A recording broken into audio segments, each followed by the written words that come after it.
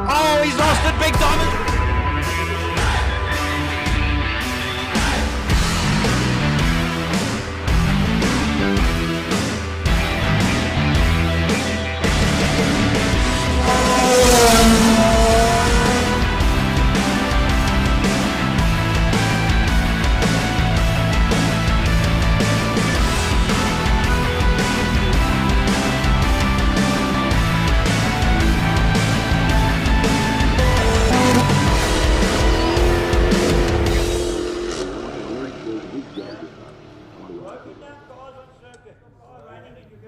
Good morning and welcome to Shootout Sunday. I'm in the pit lane.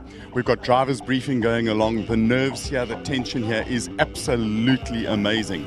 We've got drivers having brief little discussions. They're listening to the final rundown of the rules. Principally, the rules are we start with a warm-up and then we go into qualifying sessions. If you hit a pole during warm-ups and qualifying, your time gets disallowed. But during the finals, if you hit a pole, you get a 2-second penalty. We're going to take a quick walk down the pit lane and have a look at some of the exciting stories that we've got.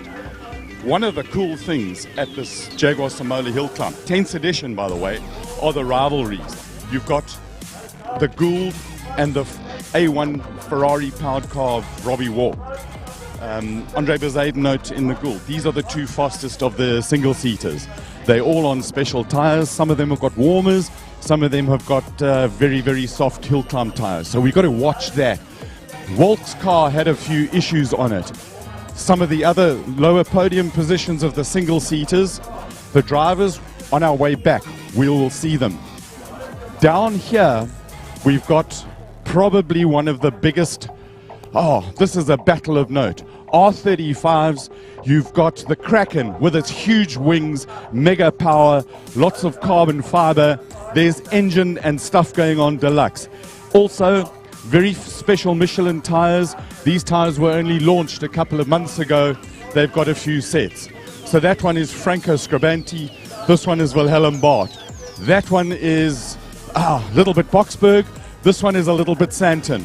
It's smoother, it's neater, completely different approaches. They've gone maximum power, maximum grip.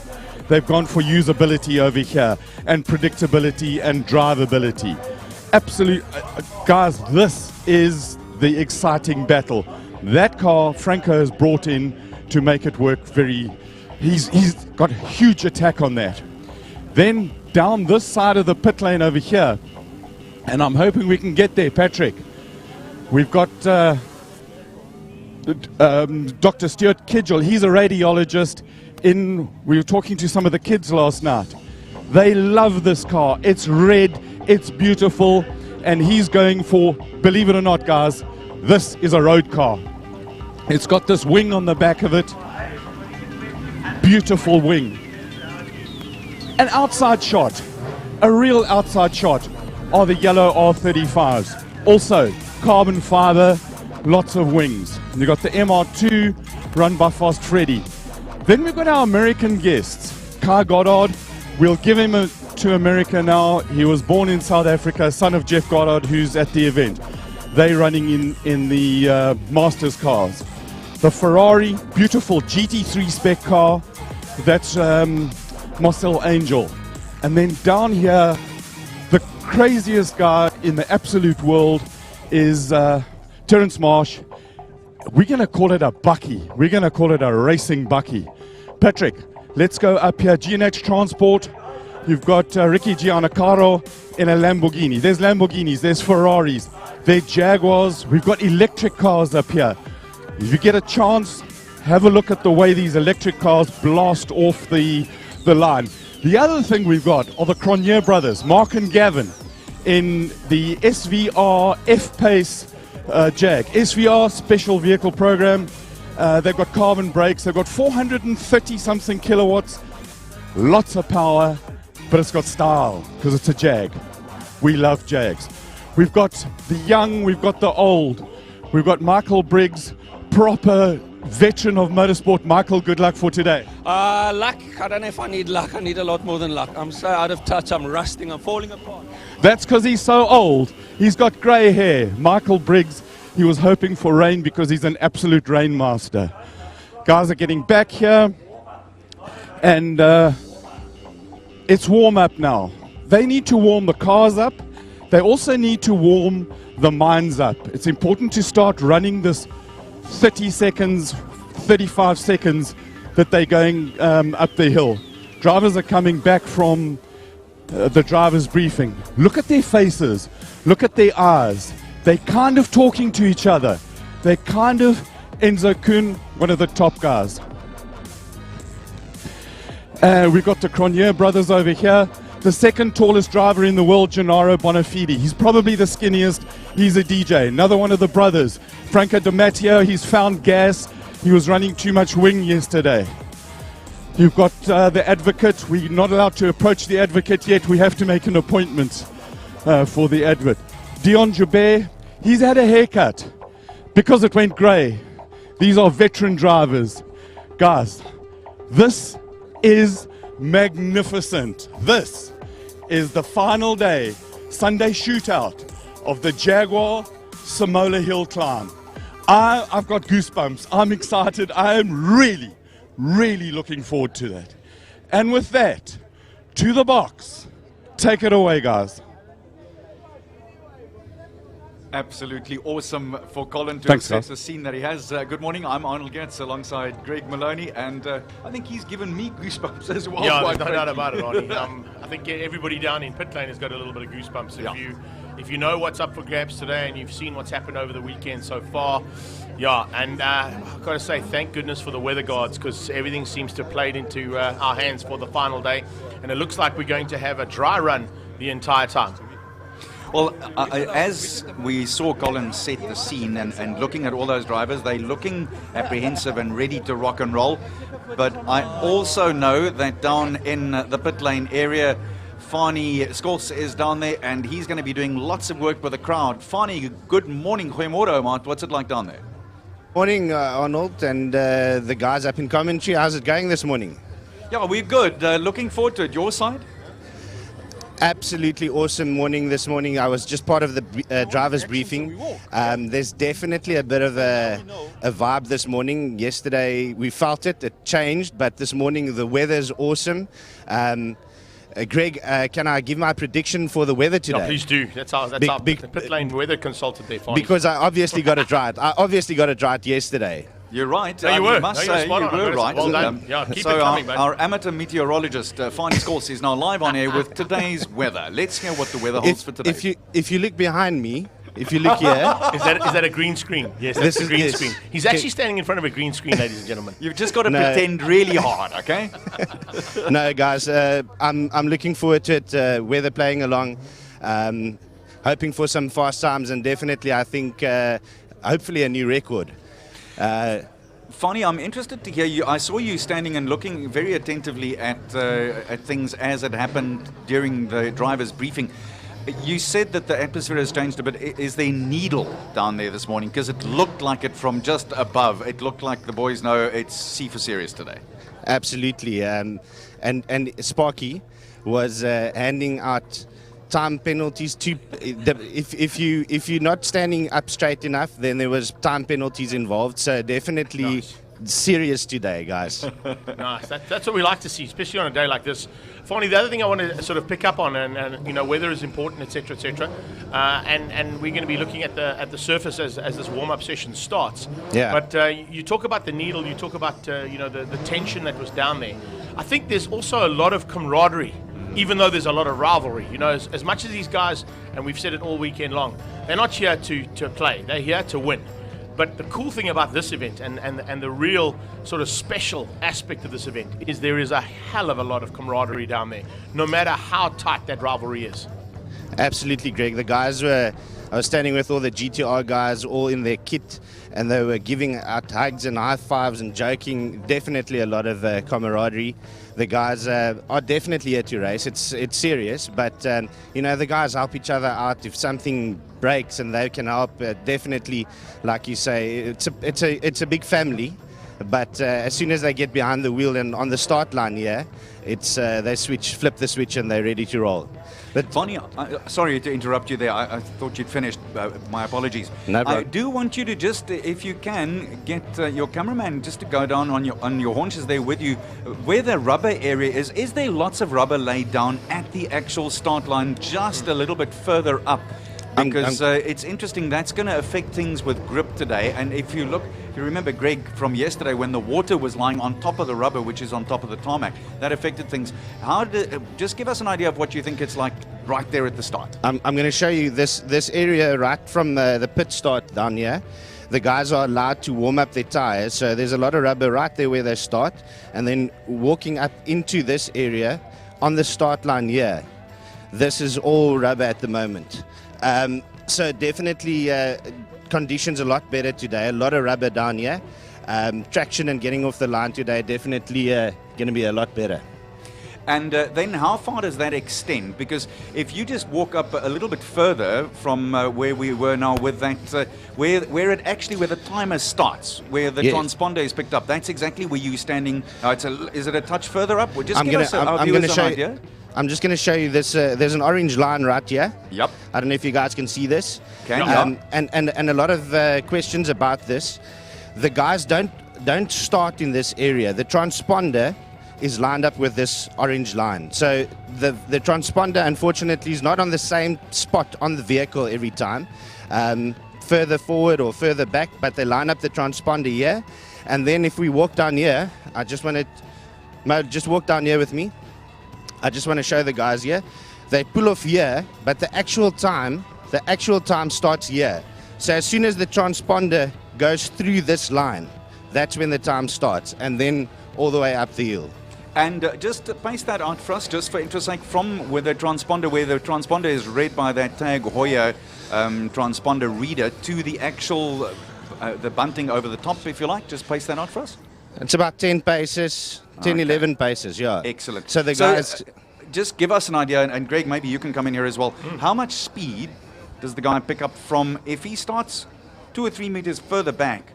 That obviously affects how quickly he gets through there, and that flying start will make a difference. Yeah, it is, and it's a lot of the guys were actually chatting about it last night at dinner. Yeah. They were saying, some of the single seaters were taking advantage of that, and maybe just taking a little bit of a leeway and moving slightly back, or moving their transponders further forward on the car so they can use that advantage. It definitely is a massive advantage to be gained, because especially yesterday in the weather conditions we had, where the tires were spinning up and trying to grab traction. By the time the tire has grip traction, you might not have even broken that beam yet. So there is an advantage to be gained by that if you do take it and you do attempt it. I know a couple of guys might give it a go today, just to get that half a second, 0.2 of a second extra on each run. What are your thoughts, Fanny? I mean, you're the man down there. What do you think? I just want to show you guys this little McGafter, if I can call it that. There's a young gentleman here. As soon as the transponder's lined up, it's called a handbrake, apparently. Yeah. So the guy puts this behind the wheel so that there's no rollback, so that the guy actually just goes forward as soon as he's ready to rock and roll. All right, so what are your thoughts on trying to gain that extra little bit of advantage by just being a bit further back from the actual start line, and then getting your speed up and making sure that when you get to the transponder, you're already flying and there's no lag and no wheel spin at all, and that you've gripped the tarmac and you're on your way? Yeah, I think again with conditions today, this is going to be absolutely a lot of better traction with the surface, with the rubber down on the road. So now I think, as you say, as soon as the guys start gripping, go through the transponder or the time start beam there from Jaguar, that's absolutely the way to go.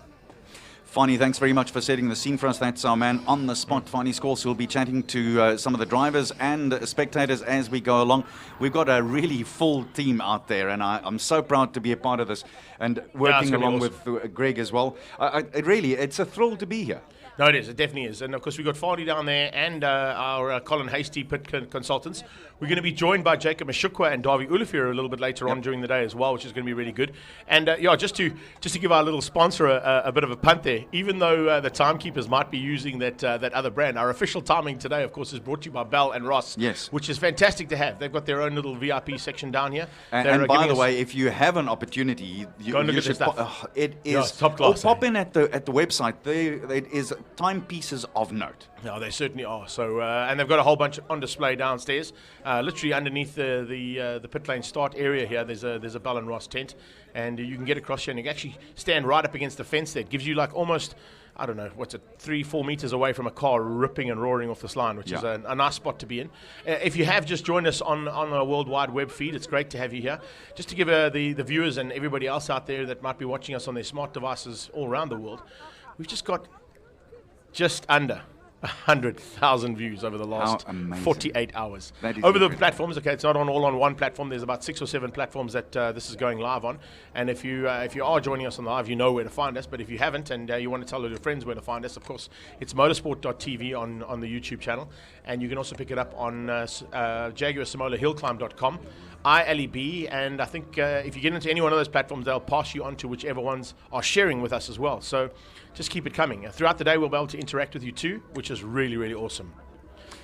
Let's now take you to my dear friend over here who did the sort of. It's a close-up look at how it really should be done. This is what the Simola Hillclimb demands of you if you are behind the wheel.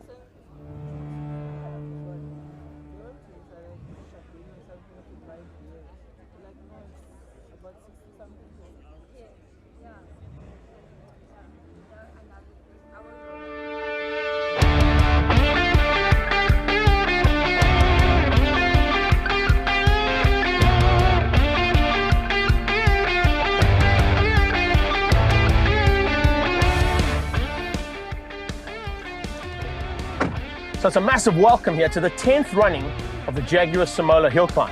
And in order to get up this hill, you need something relatively quick. Jaguar have given me this little F-Pace R Sport. Shouldn't be too much of an issue.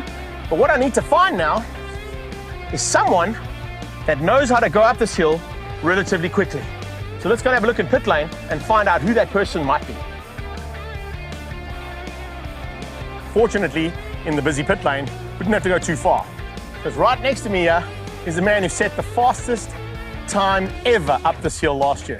Let's find out if he's available for 10 minutes and maybe he can show me a couple of things here at the Simola Hillclimb on where to park the car, where to put the car, and how to get up there as quickly as he did last year. Good to see you, bud. Good to see you, Greg. Welcome, man. Are you looking forward to this weekend? Really looking forward to it. If you don't mind, come and join me on my F-Pace and maybe just give me a few pointers on where to go and what to do to get this thing going as fast as we can. Happy to do up that. this hill. I just want to know, we're driving a top-class Jaguar. We are indeed. Thank you very much. Let's go for it. So the one cool thing about this car, sir, is the checkered flag mode. Dynamic mode. Let's put it in dynamic mode. Everything goes red. We're good to go. Go for it, man. All right, so let's take it up a hill and find out what this thing can do and where we need to go to make it go fast. You're heading into a bit of a tricky turn one. Very, very difficult corner to get right. So you need to run into the corner fast. But again, there's some surprises here. There's a serious bump right over here where we are now. Okay. And that puts you to the outside. So you'll see everybody starts on the inside. And when you hit the bump, the car just goes light and you automatically go to the outside. Okay. You're kind of running in broad daylight all day long until you sort of get into that final run.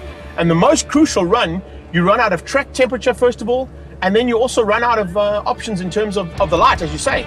You know, here the vision is good. Yes. Luckily, you can see see this very well going into the corner. So there's no obstacle here and no excuse to get this one wrong. Okay, we're coming up to the fastest part of the track now. Yeah. Probably 260 kilometers an hour. We're on the right-hand side. You can brake. The car handles beautifully. You go 2 gears down. That's the first one. This is the second one. You got it right on the apex, and Jaguar has placed a beautiful board over there where you aim at. Come out over here and you spot on the number. Okay, so that wasn't too bad for a guy who talks about racing as opposed to doing the racing himself, eh? Thanks to my day job. This is the scariest part of the track. I want to pull over here for a reason. because as you said, it is the scariest part. And one of the reasons it's the scariest part is last year, it went all wrong for Wilhelm in this corner. There were a couple of tire barriers that were in the way, but you can see they've changed things up dramatically here. Yeah. Let's go and have a look at it, all right? Thank you. Let's do it. Chatting about what we were just discussing in the car now. Last year, there were massive, well, not massive, but there were big tire barriers in the way, at least a meter high. And unfortunately, in the very last run, Wilhelm Bart had a big incident coming through here trying to catch your time and broke the whole front of his car, which of course affected him getting to the finish line in the time he wanted. This is a great innovation. Whoever thought a pool noodle was going to come into play as a policeman on the Hillclimb? Not me, that's for sure. But let me tell you something, I think that's a great initiative and it's going to work brilliantly. Yeah, absolutely. So from here, we've got a left, a right, and a left to go, and then it's to the line, sir. Well, no, it's I've never stood here. It's the first time that I've actually stopped here. And the inclination is so large. Look how we're leaning back. You're literally leaning. You're against you're leaning back. You're going to run up that hill, you're going to be tired in 50 meters. So, no, this is an amazing experience to actually see it over here. And look at the town. You know, this is why the Simola hill climb is just so famous. Yeah. I mean, when people come here, they're exposed to the beauty of this part of our country, and everybody is amazed. One more question which I've been dying to ask him. Last year you set an incredible time, sir. Have you done some development on the car? Are we going to expect something a bit quicker from you? You know, there's always a little bit in reserve, but I'm an amateur racer. My philosophy has always been don't get ahead of yourself. Nobody knows how the day is going to be. There's rain predicted for tomorrow now. Who knows what Sunday is like? If the car feels good, if I feel good, I'll have a go, and maybe, just maybe, there's a 34 there. Woo-wee! All right, ladies and gentlemen, you've heard it from the king of the hill. That's the time expected on Sunday after the final run. Let's see whether or not we can hold him to it. I hope we can. I know that he says he's a gentleman racer and he's having fun. But when that visor goes down, so does the red mist. And when racing's in your blood, you can't ask for better than that.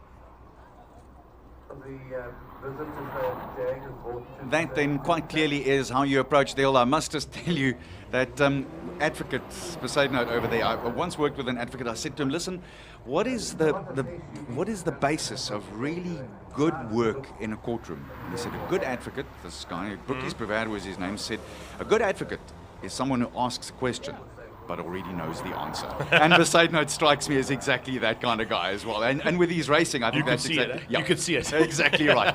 Let's update you on what is happening throughout the day before we pop down to Fani, who's found one or two of the folks out there that he wants to chat to, because it is a full schedule that we've got for you today. The morning warm-up is just about starting. Then qualifying round 3, all important at 10 o'clock. Qualifying round 4 at 11 and 5 at 12 o'clock. We'll have a break for lunch between 1 and 2, like you should normally. And then from there, class final is at 2 o'clock. The road and the supercar shootout, top 10 shootout, is at 20 to 3.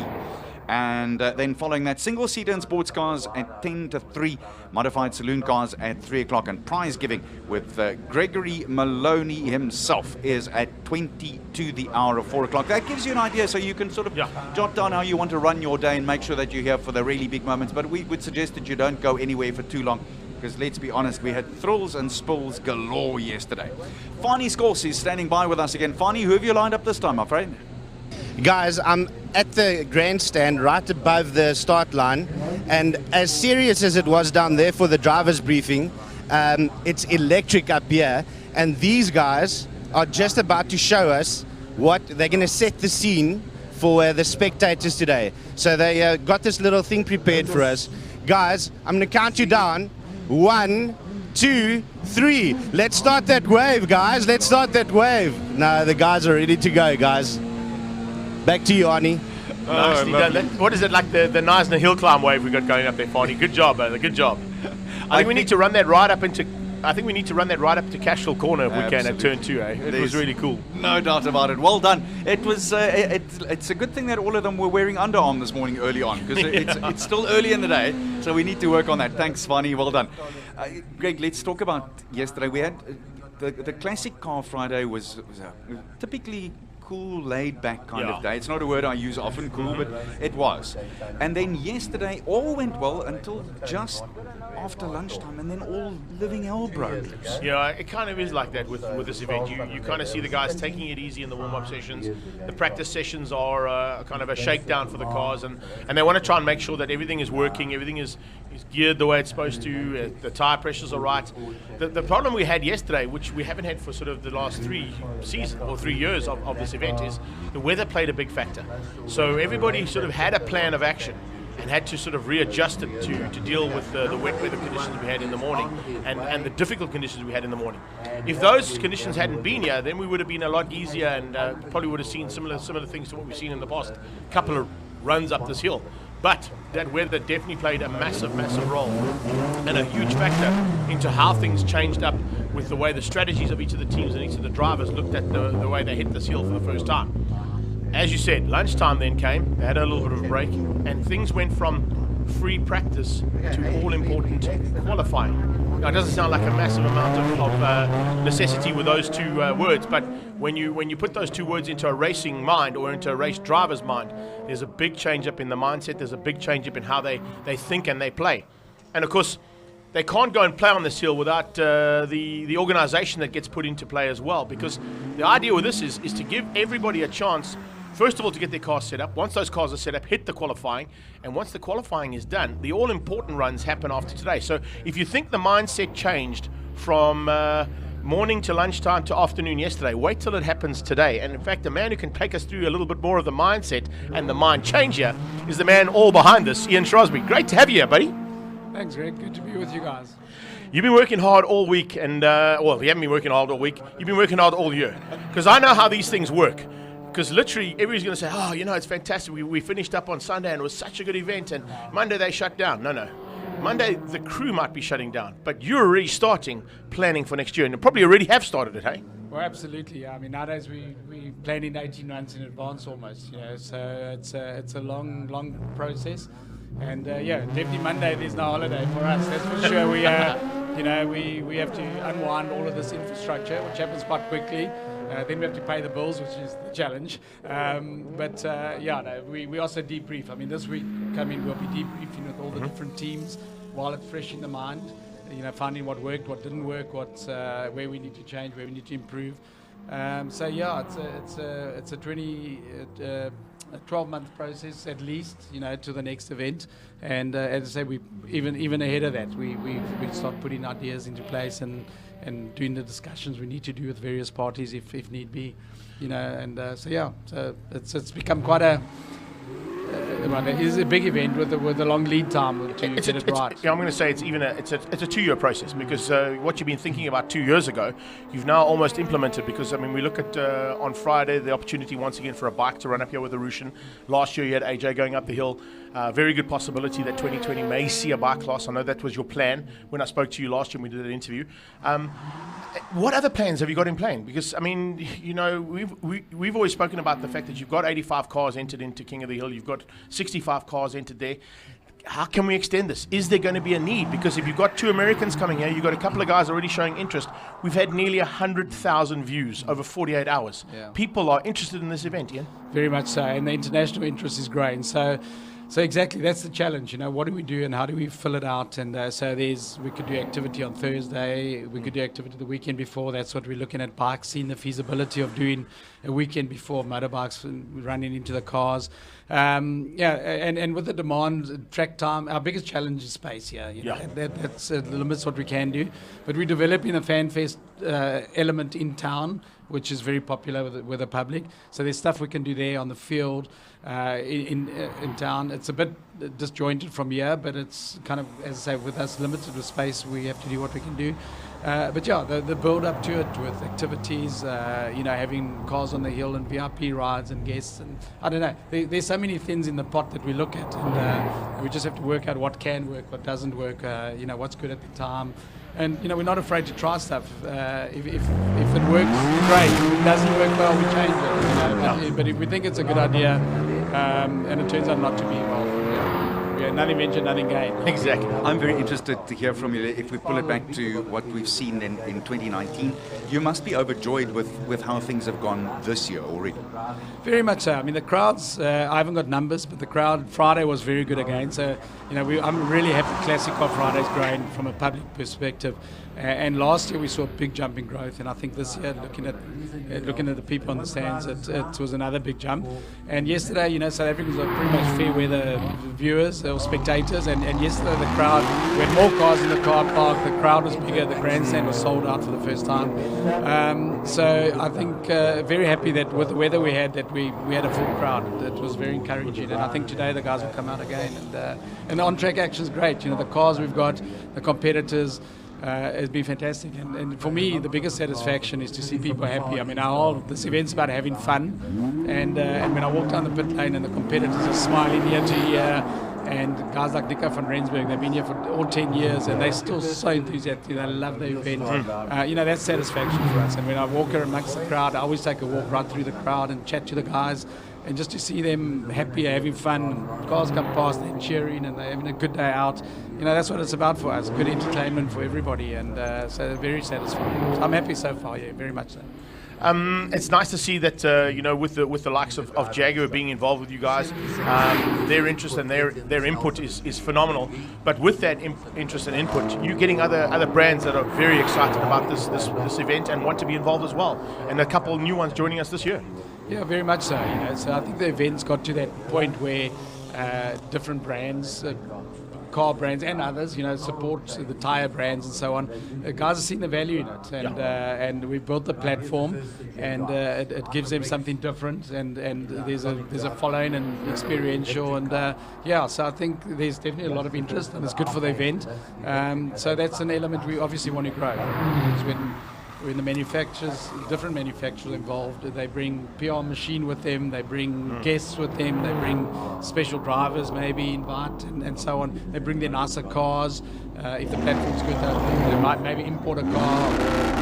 Volkswagen might import the Pikes Peak winning car, to come and compete. And that's what the crowd want to see, and that's what the enthusiasts want to see, and that's when the event really kicks into another gear. So it's great that they are coming, and often manufacturers with one brand involved as title sponsor, Jaguar, the others are a bit reluctant to get involved. But I think they've seen the value, and that's why they are starting to get involved, even with Jaguar being the title sponsor. I think it gives a bit of sorry, Oni. I think it also gives a bit of rivalry there. Even if there is a headline sponsor and it is a rival brand, you can see already there's some niggle down there in the road class, and there's a little bit of an input coming from BM, there's a little bit of input coming from Nissan, which always has been, but there's other manufacturers that are going, I think we need to have a shot at this as well. Well, absolutely. Alpha here via the dealer group, but I know the Alpha management are here, and they're very excited about it, the event. So absolutely, it's the niggles there, and it's a great showcase for all the products, and what better way? And I mean, Jaguar also very mature, is great that they want other competitors to be there. They don't want to just run up the hill and win because they're the title sponsor. They want to showcase their product against the opposition. So it works for everybody. Talking about showcasing, there is one of the Jags on the way up, and that's very nice to see that they're really putting their speed and their cars where their money is and their mouth is at the same time. Charles, from a competitor's point of view, and you've done a fair amount of really good racing in your time as well, this is a very different application of the word racing, because there's no competitor next to you or ahead of you. It's you and the clock, and there's a different kind of pressure. What are your thoughts about that? Yeah, very much so. I think in racing you always have to be focused, but on a racetrack, the track, the corner, you've got a straight, you can relax a little bit. I think this is just a complete 45-second, or 100% in this case, a 35-second, absolutely intense focus. There's no room for error on the track. So it's short and sharp, but to chatting to a number of drivers, you think, oh well, 35 seconds, easy, they get to the top, but it's so mentally draining that the guys get to the top and it almost feels like they've done an endurance race because it is so intense. So it's absolute focus. There's no room for error. You know, they have to get the start perfect, they have to get their gear changes perfect, they have to get their braking points perfect, their lines perfect. And you know, it comes down to that single shootout. You know, as I say, you have a 10-lap race or a 20-lap race, 30-lap race, you can make a mistake and recover from it. But on this hill, and especially in the finals, there is absolutely no margin for error. If you want to win it, you have to get everything perfect. And we saw that on Friday with the classic cockpit. You know, there was a 0.07, I think it was, at the end of the day. You know, that's about 30 centimeters of track.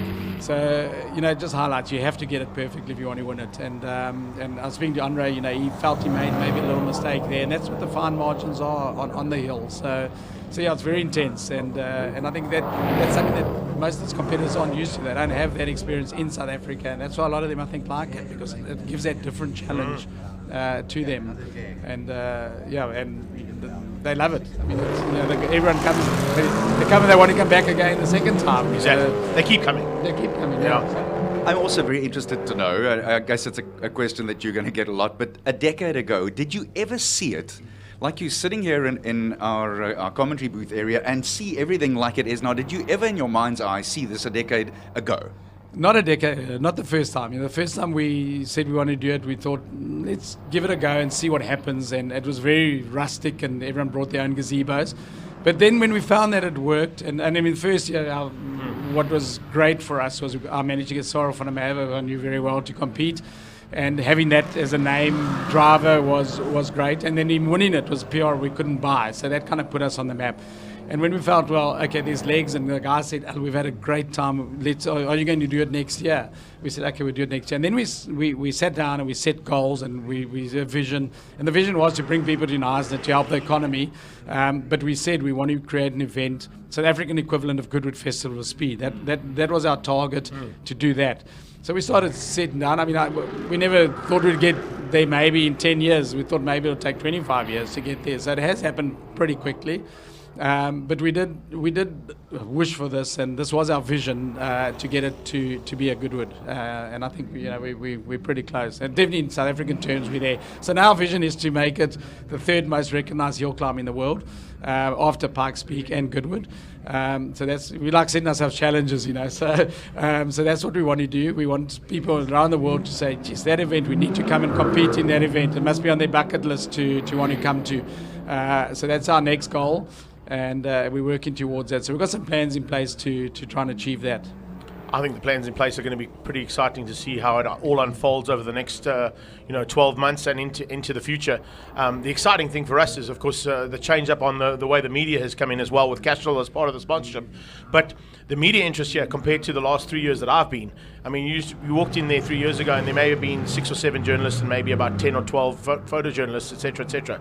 You can't walk in that room anymore. It's rammed. Yeah. So they're alike, and it's not only local journos. You know, international journalists are here first, and that's a big coup for you, because if they're here covering it and passing on the knowledge to everybody else like we're doing on our live stream, all of a sudden people start looking at and exactly what you want in terms of that goal. People are going to go, let's go. We need to be there. Absolutely. You know, we've seen the media interest grow over the years, and we had over 140 applications this year for media accreditation.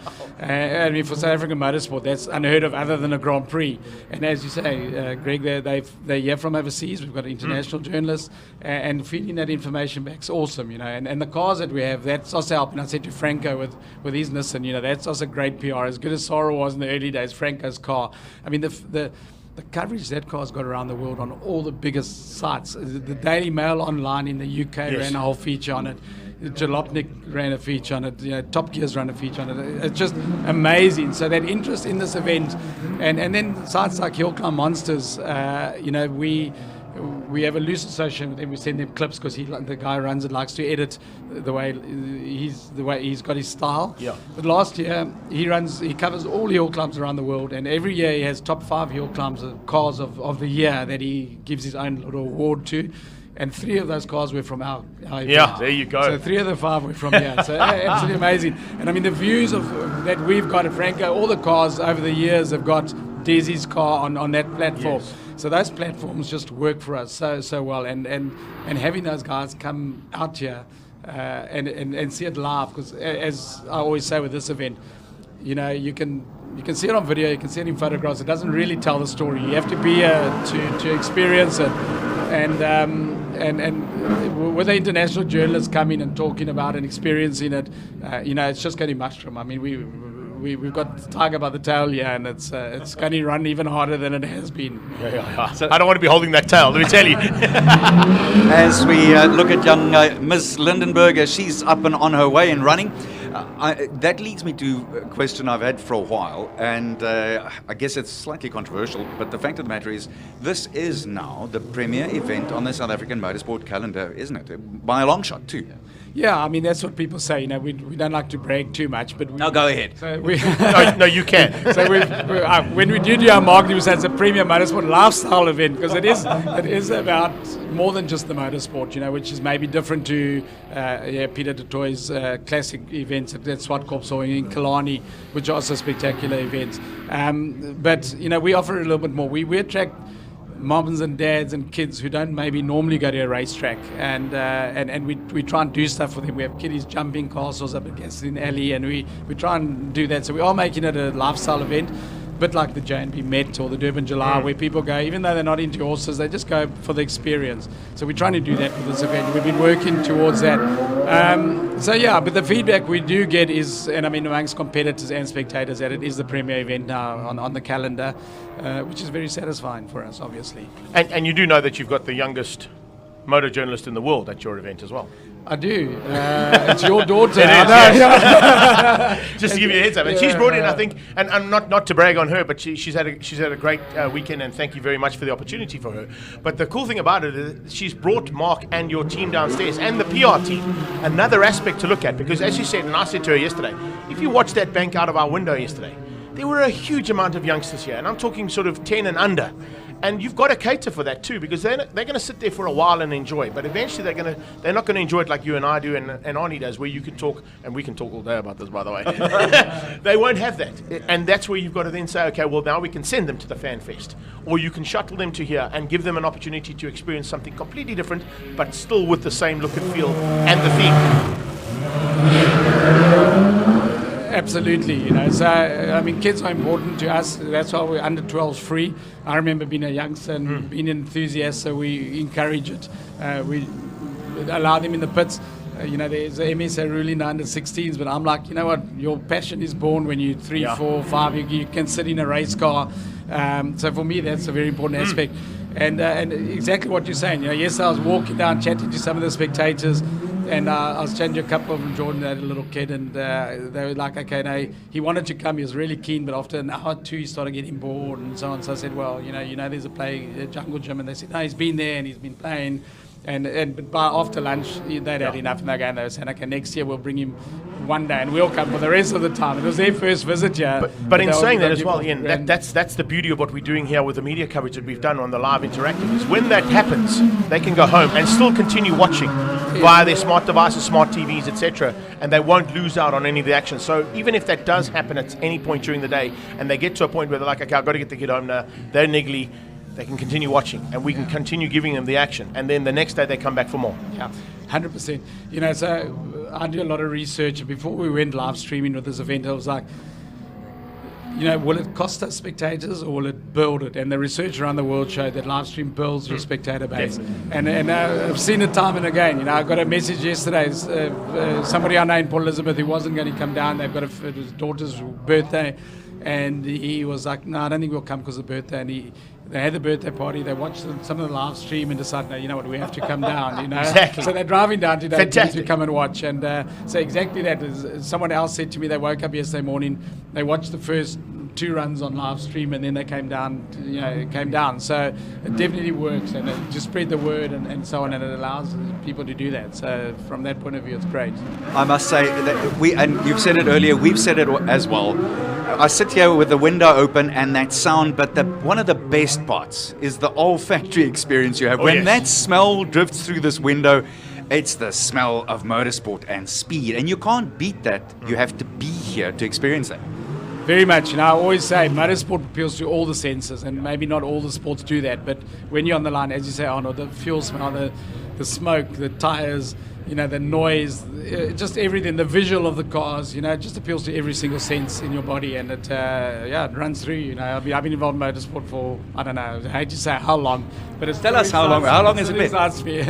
Well, my passion started in 1973, listening to the SA Grand Prix on the radio, and I was at that age I was 9 years old, I think, and I managed to persuade my father the next year to take us to the SA Grand Prix, and that was it. It was born over the radio, listening to the V8 engines, hearing the sound of the cars. And then, I grew up in Nelspruit. There's rallies in the forest, so we used to go sit in the forest all night as kids and watch these rally cars. And so it's been a long time. That was about 45 years. Yeah, 45 years. Your and my history is the same. My dad took me to my first Grand Prix in 1969. And that was me. I lived it, I breathed it, I slept it, I ate it. And that's exactly why you want the kids here, because your future viewer, watcher, buyer of vehicles starts there. Yeah, very much so. Absolutely, and so that's why I say, for me, the youngsters, having kids involved is so important. And I think also, with the kids being here and they're experiencing the fact that you've got Jaguar, you've got Castrol, you've got Bell & Ross, you've got Universal Healthcare, all of those brands are now becoming household names in their heads, and that stays with them the whole time. And as you know, my first car was a Mini. I'm always going to be a Mini lover, despite my relationship with other sponsors and brands that I'm involved in. That just stays there. And of course, the first thing that they relate to is we went to the Jaguar Hillclimb. So Jaguar is front of mind, and it stays front of mind for a long, long time, and eventually translates into a purchase of a vehicle at some point in their career and in their lives.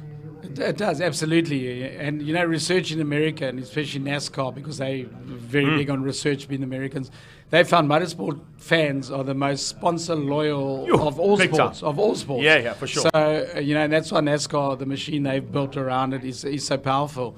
And I think exactly the same.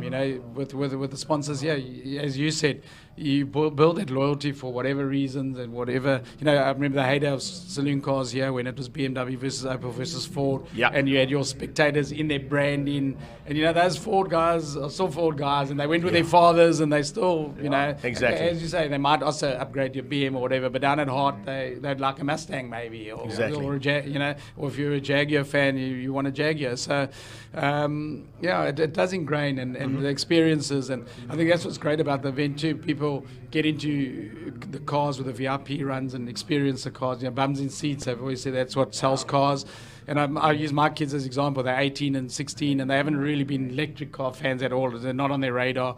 And they both went up in the I-Pace, and they got out and said, "Just Dad, electric's quite cool. It's fast and it's quite spectacular, and it's not what we thought it was." I intimate on that after yesterday's conversation between Arnie and I, talking about where this is going to go and what the future is of motorsport, and we got into the discussion about electric cars and Formula E, and the fact that last year with AJ we were at Isle of Man, and you watch those electric bikes go around the mountain, and I mean they're lapping the same times as what AJ does on a 1000cc superbike.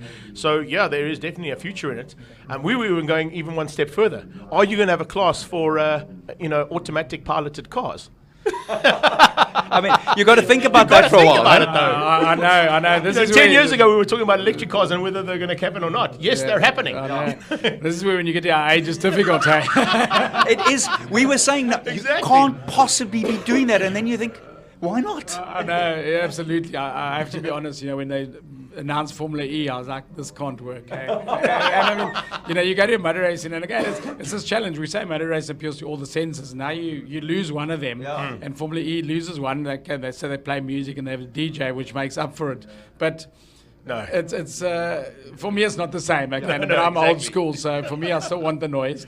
But yeah, so are we going to have driverless cars? Well, I always MSA might have a little say about that. I always say never, you know. Exactly. So. Probably with driverless cars, we won't have as much action on the track. We won't have guys having accidents, so maybe not. We'll ban them. It might be. We may have to call it the kit class. But just a funny thing about that yesterday as well is the guys were talking about the electric cars, and we were talking about the fact that those bikes are so quiet, the cars are so quiet. A big joke at TT last year was the fact that the guys were saying they need to add a little bit of extra power to the batteries so they can run a sound system. So when the bike comes past, at least it sounds like a bike. Well, exactly. But I mean, you guys, I'm sure know, that I mean, electric cars and e-bikes, bicycles have created a lot of injuries on the road because people don't hear them coming. Correct. So people walking on sidewalks and the guys on the road, they step off the sidewalk and they get hit, and they're going that much faster than a normal bicycle and so on. Correct. So there are those challenges, and I'm sure in the car scenario, those are going to become issues in future. That especially in places like South Africa where our pedestrians aren't always road wise. So I don't know how loud the hooters are on electric cars, but they're going to have to be loud. They're going to be really loud, yeah. Very much so. Shroz, it's been amazing Yeah. to chat to you, bud. And I've got to say, from both of us, and I'm sure that Arnie will follow me through here. An incredible event. Congratulations on 10 years, bud. It's been a long, hard struggle, I'm sure. I know there's been sleepless nights on lots of occasions.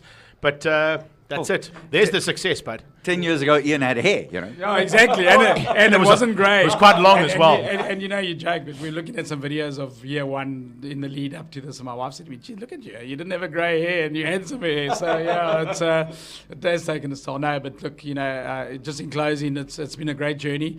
And I must say, a thing like this you can only build with support and people, and everyone who's helped us with this event. We have 90% of volunteers and people that are just enthusiasts, from the marshals in the pit lane to Jeff Carter to our staff at the office. Yeah.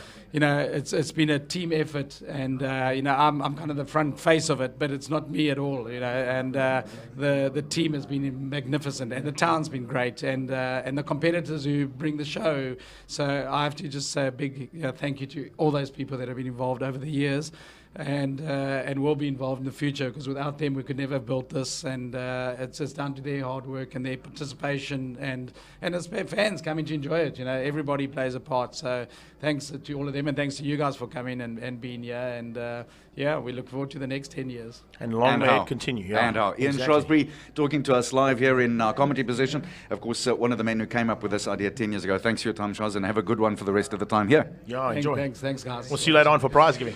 So I know that Colin down there is caught up with, I think it's Martin Roots, who's one of the engineers down there. Let's hear what he has to say. Colin. Martin, you from Motec South Africa, you're one of the probably most cleverest electronic race engineers with Motec systems. Talk to us about some of the issues that you have in this particular environment with the electronics as opposed to normal track racing.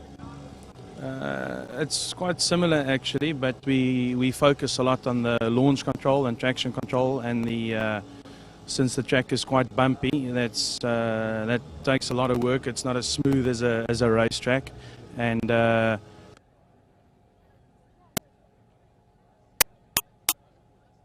looking at the speed of the wheel versus speed of the car, and you cut fuel and spark to control the power? When you launch is actually the first, let's say first gear, and then traction control takes over. So traction control is when you control the wheel speed. The launch control is actually engine speed and to make boost. Awesome. Martin, thank you very much for talking to us, and keep those ones and noughts going. I'll try, thanks. Right, back to the box, white box on top of the green box over there.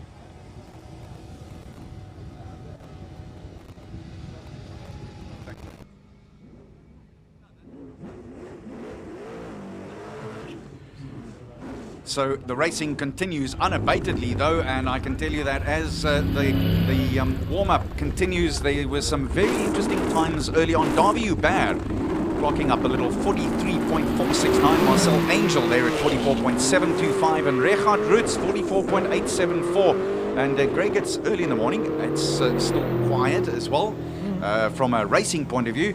And it's very interesting for me that the word around the pits this morning was that lots of guys were sandbagging over the last day or so. Look, they would have been. There's no doubt about it. They're not going to show. We spoke about showing the cards all yesterday. They're not going to show their cards. And in fact, if you look at Reggie's time, just as an example, he is already. Where are we there? Record 43.840, 43.874. So he's kind of already back onto where he was yesterday.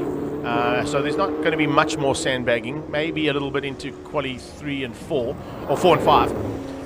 But as soon as we get into those class finals, all of that gets thrown out the window, and we then have to take into account that this is where it starts to count and where the marbles are. If you want to win the marbles, you've got to start putting the times in. You may want to be showing it about 90% by the time we get to the end of qualifying, and then giving it the full 110% by the time we get into those shootouts. Yeah, and that's what it's going to take. It's going to take 110%, not just 101%. You're going to have to throw all the horses at it and all your concentration. So this is just a warm-up run still, and we've been going for nearly 29 minutes on the warm-up run. There's about 11 minutes of warm-up left. And it'll be interesting to see if we have some of the really fast lads out there like Seinert and Scribanti and Van Zimmeren, that's Martin Van Zimmeren and Franco de Matteo, who line up and do want to do this, or if they felt like they've seen enough of it yesterday, or if they want to iron out one or two things. I am convinced that we'll see young Master Volk out there, because he had 2 runs yesterday, both qualifying runs yesterday, in which his gearbox gave him severe drama. So that'll be interesting to see whether he's going to have a go and try and sort it out this morning, or if he's going to wait for the qualies to do that. That is a great point to raise, because not having the run that he wanted on those last 2 with the gearbox issue and having to roll out of the one and not even complete in the other is a concern. You can see a couple of guys also having a little niggle there. That's Peter Zili heading up in the MR2 very slowly up the hill. Just cruising there, and in fact there's a very good possibility if Franco de Matteo keeps up the pace he's got, he might even catch Peter Zili by the time he gets to the S's. So just keep an eye on that. Good possibility of the big Jaguar catching this MR2 Toyota. I'm just watching in the background to see if that black cat comes flying through there. Maybe Zili will get away with it. There is a reason for the sort of 25 to 30 second gap between cars, so that if something like this does happen, the car behind you doesn't get hindered. If you do get hindered in any way, you of course are allowed to come and appeal it and have a second go at it. But in warm-up, it's really not going to be an issue. There we go. He's done it again. The diffusers come off the back of the car again. He's done it again. It happened yesterday. Yeah. And here it is again. That's interesting. They're going to have to do something about that. The other system, of course, is that they've got the marshals out there, and the marshals would have been able to get word to them almost immediately, so the red flag comes out, etc. It's a very good system, and it works beautifully here on the hill. We haven't had any of that sort of drama as of yet, where one car is right up the back of the other one, and it's so well controlled. By the way, while we have an opportunity to talk about that, just and Shaz mentioned it very briefly, but a great big thank you to the marshals and everyone else who give up their time free. The team, yeah. They don't get paid. They hang around here. They love it as much as the rest of us petrol heads do, and that's the big fact, is that we do have to say a big thank you to all those volunteers who do this without one single thank you, and maybe the odd Sami and a Coldrick, and that's about it. Yeah, exactly, and the job that they do, considering yesterday's conditions and Friday morning's conditions where it's wet and sticky and yucky, you don't really want to be a volunteer at that stage. You're thinking to yourself, well, if I was getting paid for this, I wouldn't have any issues. Wade Van Zimmeren, stand by, take cover, there you go. That's how it goes up the hill with Wade Van Zimmeren with a big pop and squeak and bang hitting at the top of the hill. And that is the quiet car, by the way. We've still got to wait for his dad. Glad you pointed that out. His dad Martin still has to come up the hill. So that's just you know when you put your alarm into snooze. Yeah, that's the first alarm. You just put it into snooze, and then Martin comes up and wakes you. Did you see that little off-the-road area there, that little twitch, and he scared a little bit of fauna and flora there as he went along? That Wade Van Zimmeren's car is absolutely scary. Like you say, this is just the warm-up. This is like an hors d'oeuvre. But boy, oh boy, oh, sideways. He's giving this a little bit of stick here. Got it out of shape. Don't through the S's. Don't be too scared. Don't be too worried. Remember, he is a drifting champion. Yeah, sideways is kind of the way he likes to go. And if anybody has watched any drifting action, or if you don't know what drifting is, a best example to sort of go and have a look at is possibly a young man called Ken Block, or maybe go and watch Fast and Furious 3, Tokyo Drift. That's not a bad plan. Get an idea of what those guys are going to do in cars. And of course, Wade is a double SA champion in the drift field. So getting a car sideways for him is pretty much normal. Van Zimmeren clocking a little 45.0 there, which is just about 0.03 of a second less than what he clocked yesterday. And he's going very nicely at the moment. So he gave that a little bit of stick, wanted to see how quickly he could do this warm-up run. And doing a good job of it too. So still, Davy Hubert, who has clocked that 43.46 run earlier in car number 49, and Marcel Angel still in second spot. Richard Roots. There we go. Adrian Dalton in that lovely extra shoes car of his, 44.65, straight into second spot. Nice run there from him. He had a clean run. So he just slots up in the second spot in this warm-up. This doesn't really count to anything, as we've been intimating throughout the warm-up session. It's literally that. It's getting a chance to dust off the cobwebs that may have come into the car overnight, checking tyre pressures, checking if everything is still working like it was when you walked away from the car at whatever time you did last night, and everything is still going in the right direction, and that is from the bottom to the top as fast as it can go. By the way, you talk about that. Some guys would have left the car this last night, and some of the mechanics and engineers, the Mackies, would have been working furiously throughout the whole night. And as we heard, I think the lads from, there were a few, but the Scribanti lads, they pulled an all-nighter. They did the previous night. I think last night they were pretty happy. I mean, we saw the celebrations of that 38 time that Franco was able to put in on his last run in qualifying 2. And as he hit the line and that time came up on the board, they were ecstatic. So they may have just played around with a few electronical settings. And I know when we were standing by the compound afterwards, there by the TV compound and our live stream compound, Franco walked past and I kind of sort of intimated to him, everything good to go? He said, yeah, no, we've still got a little bit in the bag. So there you go. And that's the sandbag we were talking about. Yeah, that's the one. That's the one. Still very cool temperatures out there. It is warming up and it looks like Mr. Sun wants to push through the clouds, but the clouds are nice and high. It's wispy, and I'm convinced that we're going to have a beautiful sunny day by the end of the day today. And right there round about 2 o'clock when it's the class final, that's when things will be happening. Of course, this is South African time. If you are watching anywhere else in the globe, that is about 6 odd hours from now. That's when that will be happening. It's 9:35 South African time right now.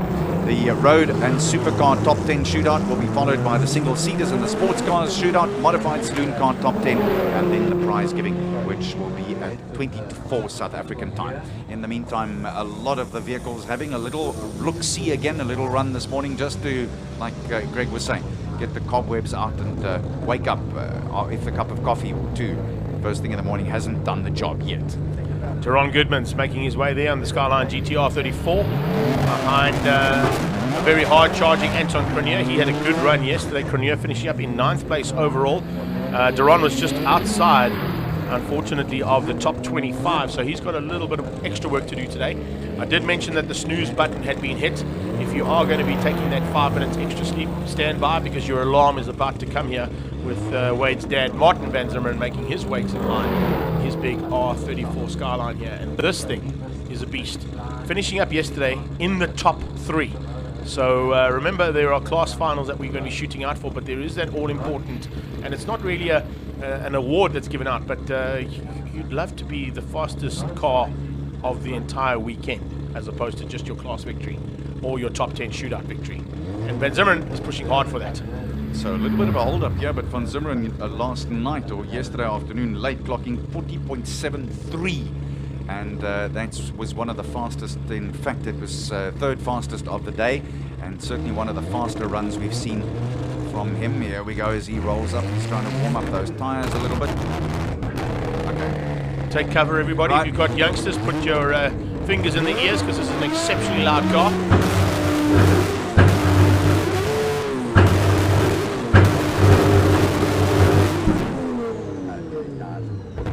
If it goes. Looks like there might have been a little bogged down on the start there for Van Zimmerman. Let him get going once again.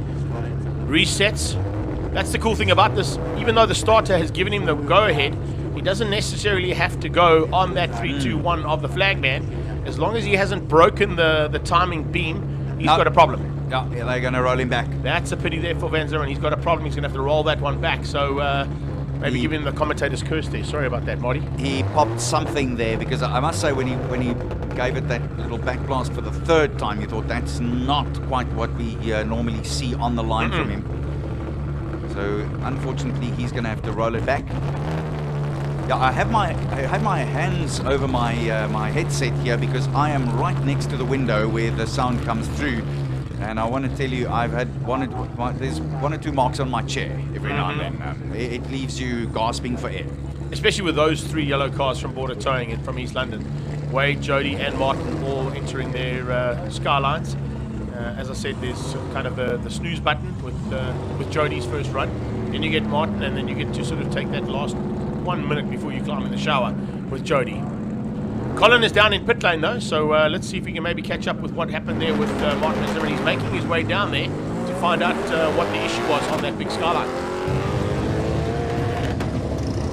Guys, he had an issue with his launch control. We're going to have a quick word with him now. I was just talking to the technicians, and because he had the issue with the launch control, had to come out of the pit lane. And I think what actually happened, it runs quite a sophisticated computer. We were talking to Martin from Motec. It runs a Motec, and you would have heard it go into popping and banging mode, which is building up boost, and he held it a little bit too long. There was a slight delay on the start line. So he's not talking to us at the moment. We've got to respect that. The guys he's really annoyed at what happened. Back to you guys in the box. Thanks very much, Colin. Appreciate it. That gives you a very good look. There's a rather stern look on Mr. V's face there. He'd be worried at the same time because today is D-Day. I mean, he's got to get it right. And having such a good run so far, that's not what you want on your warm-up run. But there is time, fortunately. We do have another 3 qualifying sessions to run through today, so whatever the issue was on that car, he'll get sorted. You can see Jody in the top of your screen making his way to the top of the hill as first of our BB Motorsport machines lines up. Wiki, he's going for a massive launch here, hey? So this is Peanut down on the line here at the bottom. Oh, someone has taken out the policeman. I would say that was Jody. Yeah. Who's the last car on track. Yeah. So the marshal is doing his fitness exercises for the morning. This is touch your toes. There we go. He's done that just, well as well. Heads up there. He's going to give it full on. All right, so we're looking down on pit lane at the moment as, of course, Helen Bart has now taken the lead here and lines up. If I'm not mistaken, he should be the car there. He apparently is going to be trying a full-on launch control now to ensure that everything works on that launch so that it is sorted, and if they have got any issues with it, then of course they can spend the 3 qualifying sessions to try and fix it completely. So expect a big launch off the line now for Valhalla Bart. Behind him, of course, will be his stablemate in another Nissan GTR, Idrik Zweers, and the two of them looking to try and fight at the front end here. Peanut is certainly up for it. Let's have a look at his right. Wow. That is impressive. I was just going to use exactly the Sorry. same word. Sorry, man. That is impressive. It's exactly what I was going to say. By the way, that A post on the right front of the driver's door says, "Drive it like you stole it." Oh, he's left a little tail out there. Let's see how he makes his way through the left-hander. Slight roll off, probably 1 gear down there as opposed to the 2 in the single-seaters, and now pushes it up the little squirt towards the S's. It's a little run and into the S's now, see if we can get the apex. It's not quite apexing completely through there. Runs a bit wide out of the second part of the S now to see if he gets here up into the top S's. Very good lines through there. Lovely. Excellent line. Staying away from the area that gave him issues last year with that big wing, and across the top should be one of the quickest times we've seen this morning. Waiting for that confirmation of the time to come up on our board. And right behind him, of course, will be Idrik Zweers. Behind Idrik Zweers, we're going to be seeing, of course, that incredible Kraken car there. Oh, Zweers has got a problem. Zweers pulls to the sideline. That's the reason why we've had to hold the Kraken there a little bit. Idrik Zweers has had a problem there and pulls to the left-hand side of Cashel Corner, turn 2 here on our Hillclimb circuit. And possibly going to need a little bit of assistance to get that car out of harm's way, because that is definitely in harm's way if you go off on turn 2 at Castrol. So Castrol Corner, I love the fact that it was branded with those tyres. Imagine that job. Could you do me a favor and could you paint 100 of them green and red and white, please, in Castrol colours? But Alan Bart, 41.9. You could tell that it was a good run. And you mentioned 1 or 2 lines that is still a little questionable. So he could still perhaps shave off another 0.9, 1 of a second there. So it's going to be interesting to watch. A massive improvement though for him. That's the important aspect there for him.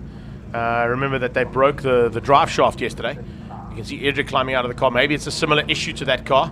He's also looking down the front right-hand side of the car to see what the issue was, and Idrik now looking underneath the machine to see what has gone wrong. Something is definitely broken in the car, otherwise he wouldn't be climbing out and having a look underneath the car himself.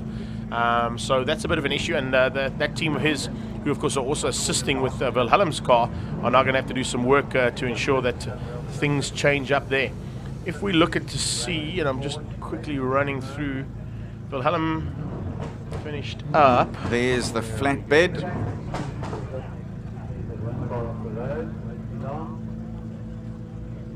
Okay, let's pop down to Colin while we've got this hold up, and he'll chat to the man in charge. What happens when you lose your starting spot? Colin, take it away. Sparky, we saw Van Zimmeren came under starter's orders. He had an issue with his launch control. What's the laws and what's the procedure from there? Once you're on starter's orders, if you do not start, you forfeit the run. In this case, it's only warm-up Sunday morning. We will give him opportunity just to warm his car up. It will be the right thing to do. But once competition starts, then he would then forfeit the run. And where's the line here that you say, this is the point, if you cross this, you are in starter's orders? Once you enter the area just before the start line, you're formed onto the start line, ready to go. That is starter's orders. So if he was behind the Kraken at the moment, he could pull out and then come back in? That's correct, yes. Awesome. Thanks a lot for talking to us, Starkey. So there you have it. If you're in starter's orders, which is around about here, you have a problem and you can't actually start, you got a problem and you're out. So the next car up here is the Kraken. We've called it that. It is what it is. It's an absolute beast. And the Wilhelm Bart has gone quickest now. We saw his launch. It was magnificent. Watch this thing's launch. Cole, Back to you guys in the box. He was actually 10 seconds quicker than his previous run yesterday, which he battled in. So Wilhelm has made a massive, massive improvement as well, which is fantastic to see. As you can see, Franco Scribanti, who was second quickest yesterday after our qualifying sessions all ended up, will be the next man in line. But that is after we get clearance of the third of those GTRs in that very tight little fight out for GTR supremacy. Edric Zweers with an issue. I beg your pardon. So you saw the clerk of the course there making absolutely sure. I love how tight the controls are. There is just no fooling around with this. That's the way it is. We stick to it, and that's finish and clear. We've got to make absolutely certain that everything is right. Yeah, and that's why when we had the two small issues we had yesterday, they were cleared up and sorted as quickly as they were. There's no room for error, as we've heard in the interview there with Schroz in terms of the driver's abilities, but there's probably even more and more importance put into the no room for error when you talk about the fact that on the side of the track and with the marshals and medics, they've got to be spot on. So they're making sure that Nissan gets a little tow up the hill. It's interesting for me that they decided not to put it on the flatbed. They're going to haul it up there like that. Probably should have towed it to the top to get it out of the way. He'll be able to then freewheel down and then get the team to assist him to get back into the pit box. But Zweers now, he won't be happy about that, I can tell you. That is not part of the plan there for Edric. Edric, yesterday afternoon, he was actually walking with Wilhelm on the back road there, just by our compound as well. And I literally said to him, he was smiling and happy, etc., where Wilhelm wasn't after that breakage. I think it may be the roles reversed here between those two. Completely, totally and utterly, because right now Bart is sitting pretty, and he would have learnt a lot out of that run of his 41.9. Shaved like 10 seconds off from his qualifying time from yesterday, because there were two qualifying runs yesterday late afternoon, and he clocked just over 51 seconds. So he's would be very pleased with that. But on the bottom side of that, Edric Zweers in that Nissan GTR 3.8 of his is he would be very worried right now as he gets hauled up to the top of the hill and then makes his way through the Simola Golf Estate and back down to the pits. Well, we're standing by there for the Kraken to make its first attempt at the run this morning, and maybe just played around with a few settings. You saw them yesterday. It's interesting to see there's no longer the bonnet being popped open and people diving in with spanners and hammers and duct tape and zip ties anymore. No, it's just a man with a laptop who plugs it in to a special port that's built in that car, and it can tell you exactly what is right and what is wrong with that car just by pulling up the program. It is amazing to think that that's how you can make an engine faster and better these days, is a computer. And my old man would be turning in his grave. I promise you now, he would exactly. He would say, "You've got to be joking, man." It doesn't work that way, does it? Yeah. Well, that's the theory anyway. There we go then, just to update you on what's happening or what's happened already so far. This is just the warm-up run. we've had 3 or 4 hold-ups already in this one, and I think, again, one could probably ascribe that to the pressure that the lads are feeling. They want to make sure that everything is right, and they want to run it hard, but they don't want to run it completely hard, so they're probably out there at about 90-odd%. Valhalla Bart, though, after having got the launch absolutely correct, 41.960, and that is ahead of Davy Hubert and Adrian Dalton. And there's 3 odd seconds to play with there between those 3 men. Then Angel, Roots, De Bruin, and Wade van Zimmeren. By the way, the 10th place is Aldo Scribanti, and he clocked 46.5 just a little while ago. Interesting to see that those times are sort of into the 41s, 43s, 45s, and 6s. In order to get into the top 10s for overall, you're definitely going to have to ensure that you are within sort of, I would say, the 38 to 40 second bracket if you want to be competitive for a race victory here today. But down in pit lane, I think, speaking of Francos, we've got the other Franco there with Colin Hasty. He's found the Italian stallion, Franco Di Matteo. Franco Di Matteo, you had your warm-up. Are you warm? I'm not warm, I'm hot today. We ran yesterday and I wasn't very happy with the car with the understeer. You know what, we made a mistake of setting the wing too high. I couldn't sleep last night and couldn't understand why the car's neutral and now suddenly I wasn't very happy with it.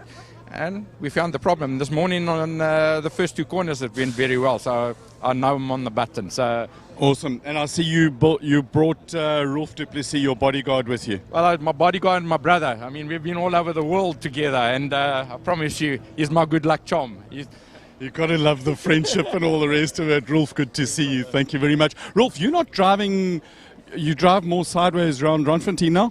Yeah, we do this practice sessions in Randfontein, so I don't know what's the fuss about all of this now here. That's normal for us. You've got to love it. Rolf du Plessis is a proper legend of racing. I saw in the background here, Wicked Willie came back in after his launch. But the Kraken is going to go shortly. Guys, if he starts going, just crash me out and then we can see. Right, Willie's in the back. He's debriefing. I'm going to ask very nicely if we can stick a microphone in his hands. He's got a shock absorber man, electronics man. Willie, that launch was awesome. Are you happy with it? Yeah, a little bit. So just getting off the line is fine. I had some personal problems after that because the lights flashed probably too many times and I changed gears too quickly there. So I went to a higher gear and so there was no acceleration after that basically. So that time there's a second in to come off it easily? No, there's lots to come off that. No. Got to love that. Lots to come off that. When he said he had some personal problems, I thought it was a little bit of a more personal nature. Willie, thanks for talking to us. The guy with him is Penske Racing Shocks guy, Justin Waddington. Are you happy with the damping? Yeah, so far so good. I think we've got quite a bit of work to do during the day, but yeah, we're good, comfortable. Got to love the speech, the political, what do you call it, the correct speech of, oh, well, you know, there's more time in it and all that sort of stuff. So here's the engine that gave Woody his personal problems. And you'll see they've got relatively new design of all the stainless steel pipes. Check out this welding. This is proper, this is art. It's not just engineering, absolute art. Right, these are wastegates. They controlled pop-off valves controlled by electronics here. There's a Motec somewhere deep in the bowels of the beast. We did have a look at the drive shaft. We know that his drive shaft issue is right. What happened yesterday was that inside the diff, it's got a splined shaft that fits into it, and there's a little circlip that sits on the end there, and it came out. It damaged the housing. So they found in the city, the great metropolis of Knysna, they found a machine shop that was open late last night, and they went to machine the housing. They sorted all of that, put it back together, and the thing with gearboxes and diffs, the oil that comes in out of there, particularly when it's been used and it's hot, stinks. It is revolting. But they did clear it up, thankfully for that. Diff oil, worst smelling stuff in the world. We've got one of the oldest race drivers in the world, a Rainmeister, a specialist, an international touring car ace And I've paid you to say in that. his day. That day was a long, long time ago. Michael Briggs, so good to see you again. I see Jaguar. You looking slim? Are you working out? I'm eating a lot. No, it's good. You can let your breath out.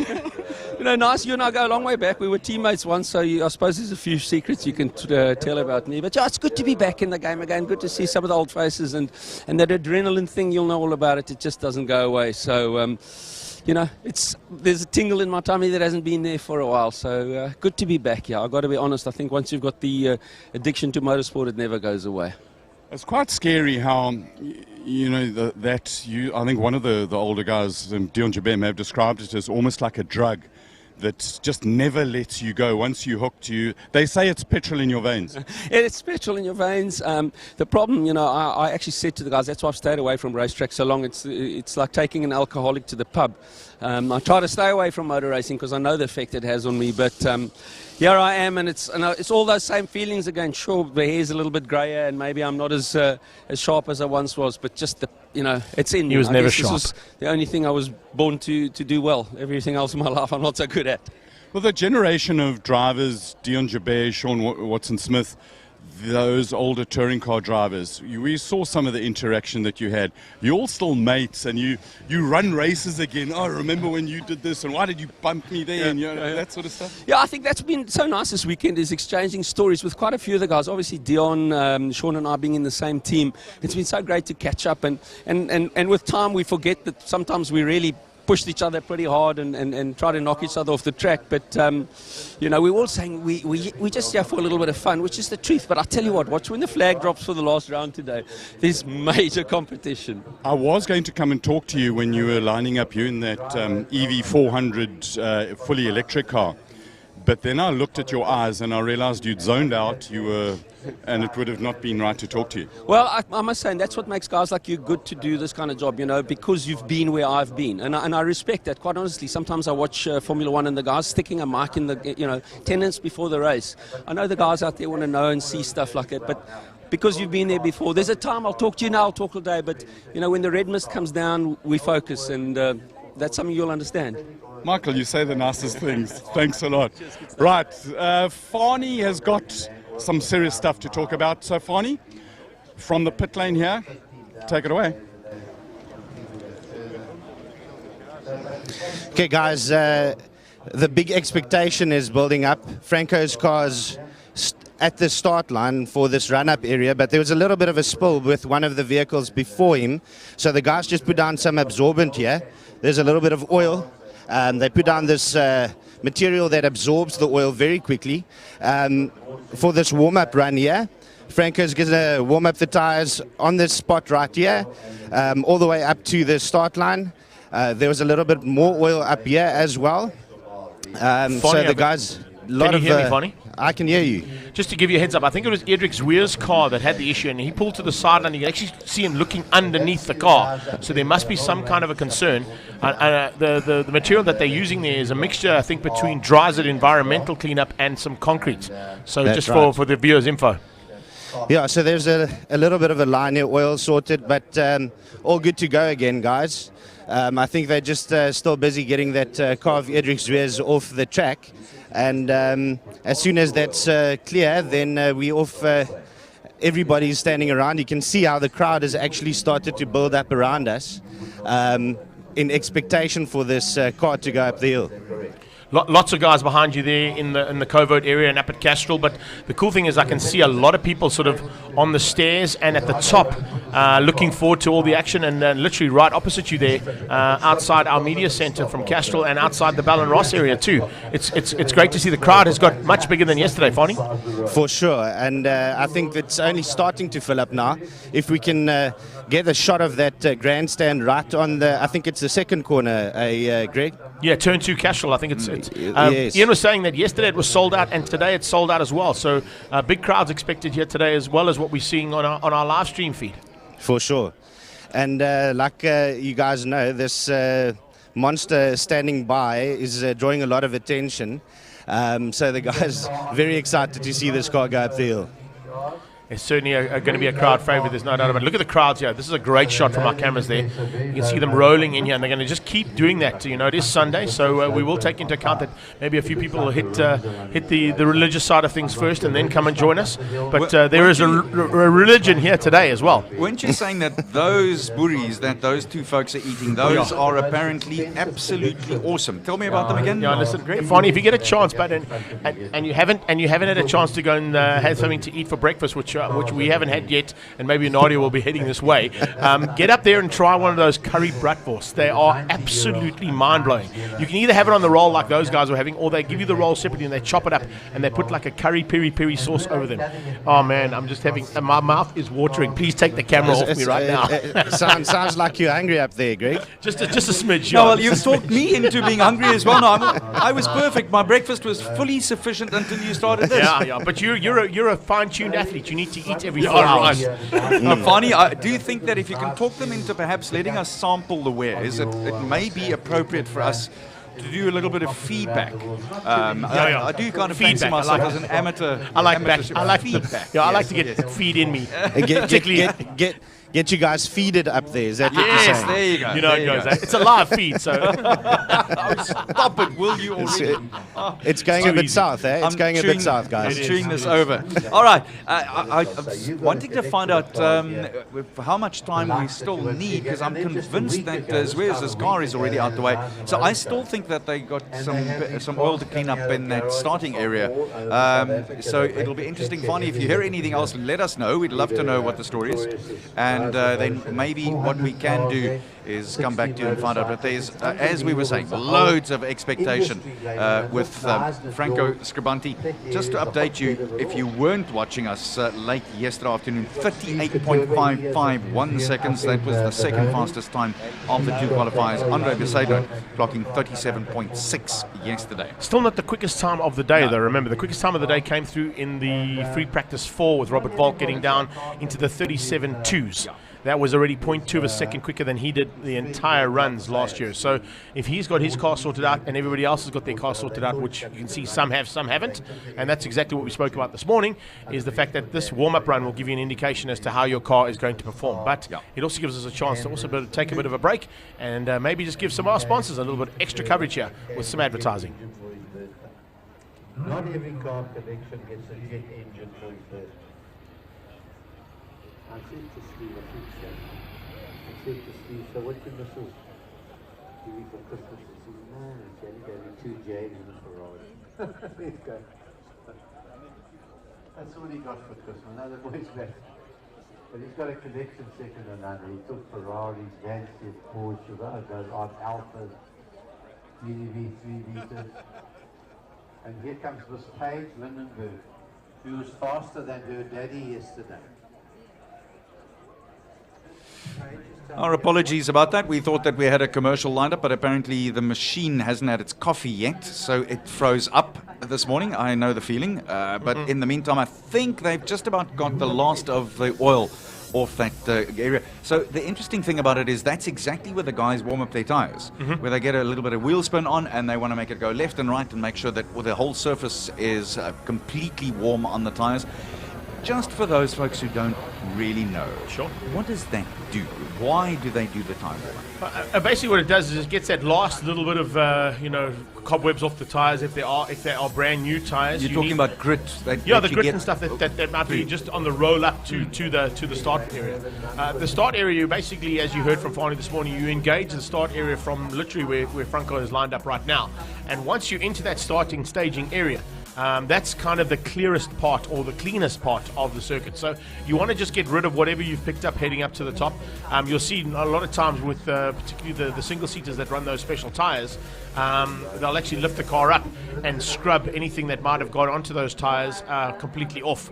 You can't do that on a saloon car, so of course what you do is you just light it up and hopefully get the drive wheels clean as possible, so that when you do engage a launch control like we saw with Wilhelm or what we're about to see now with Franco, it engages properly hopefully there's not one little stone or one little rock or one little aspect that you might have picked up coming from the pit box to the start area that may affect your ability to go in a straight line. I love the term "you light it up." It's such a descriptive term.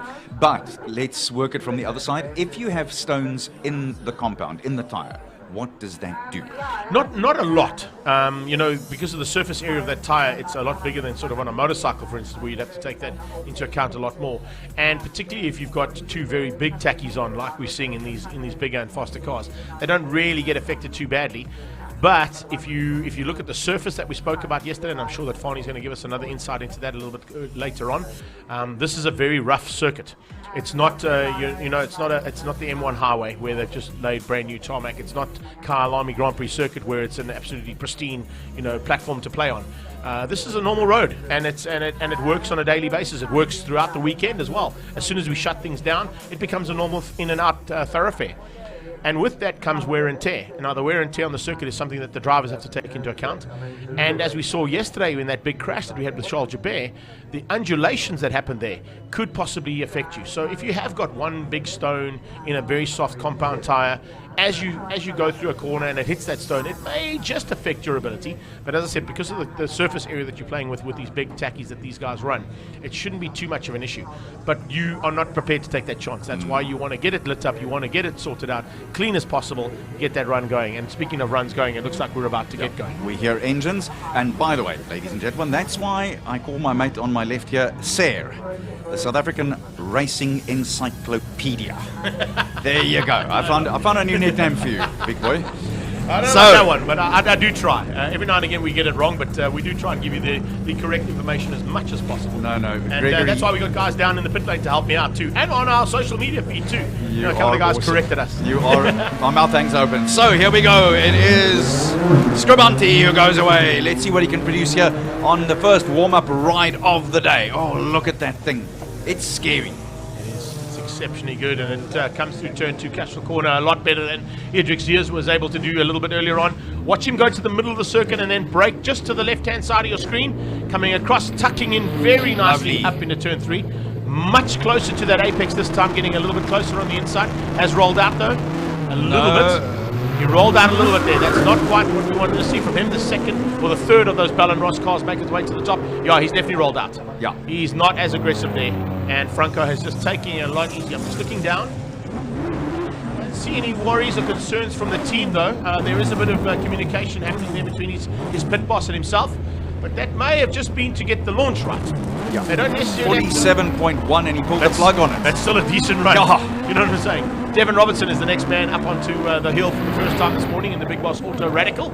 And that is a Suzuki Hayabusa powered 1300cc. And of course, power to weight ratio is the big factor here for the Big Boss man as he heads into the battle zone for the first time this morning on day 2, the final day here of the Jaguar Simola Hillclimb.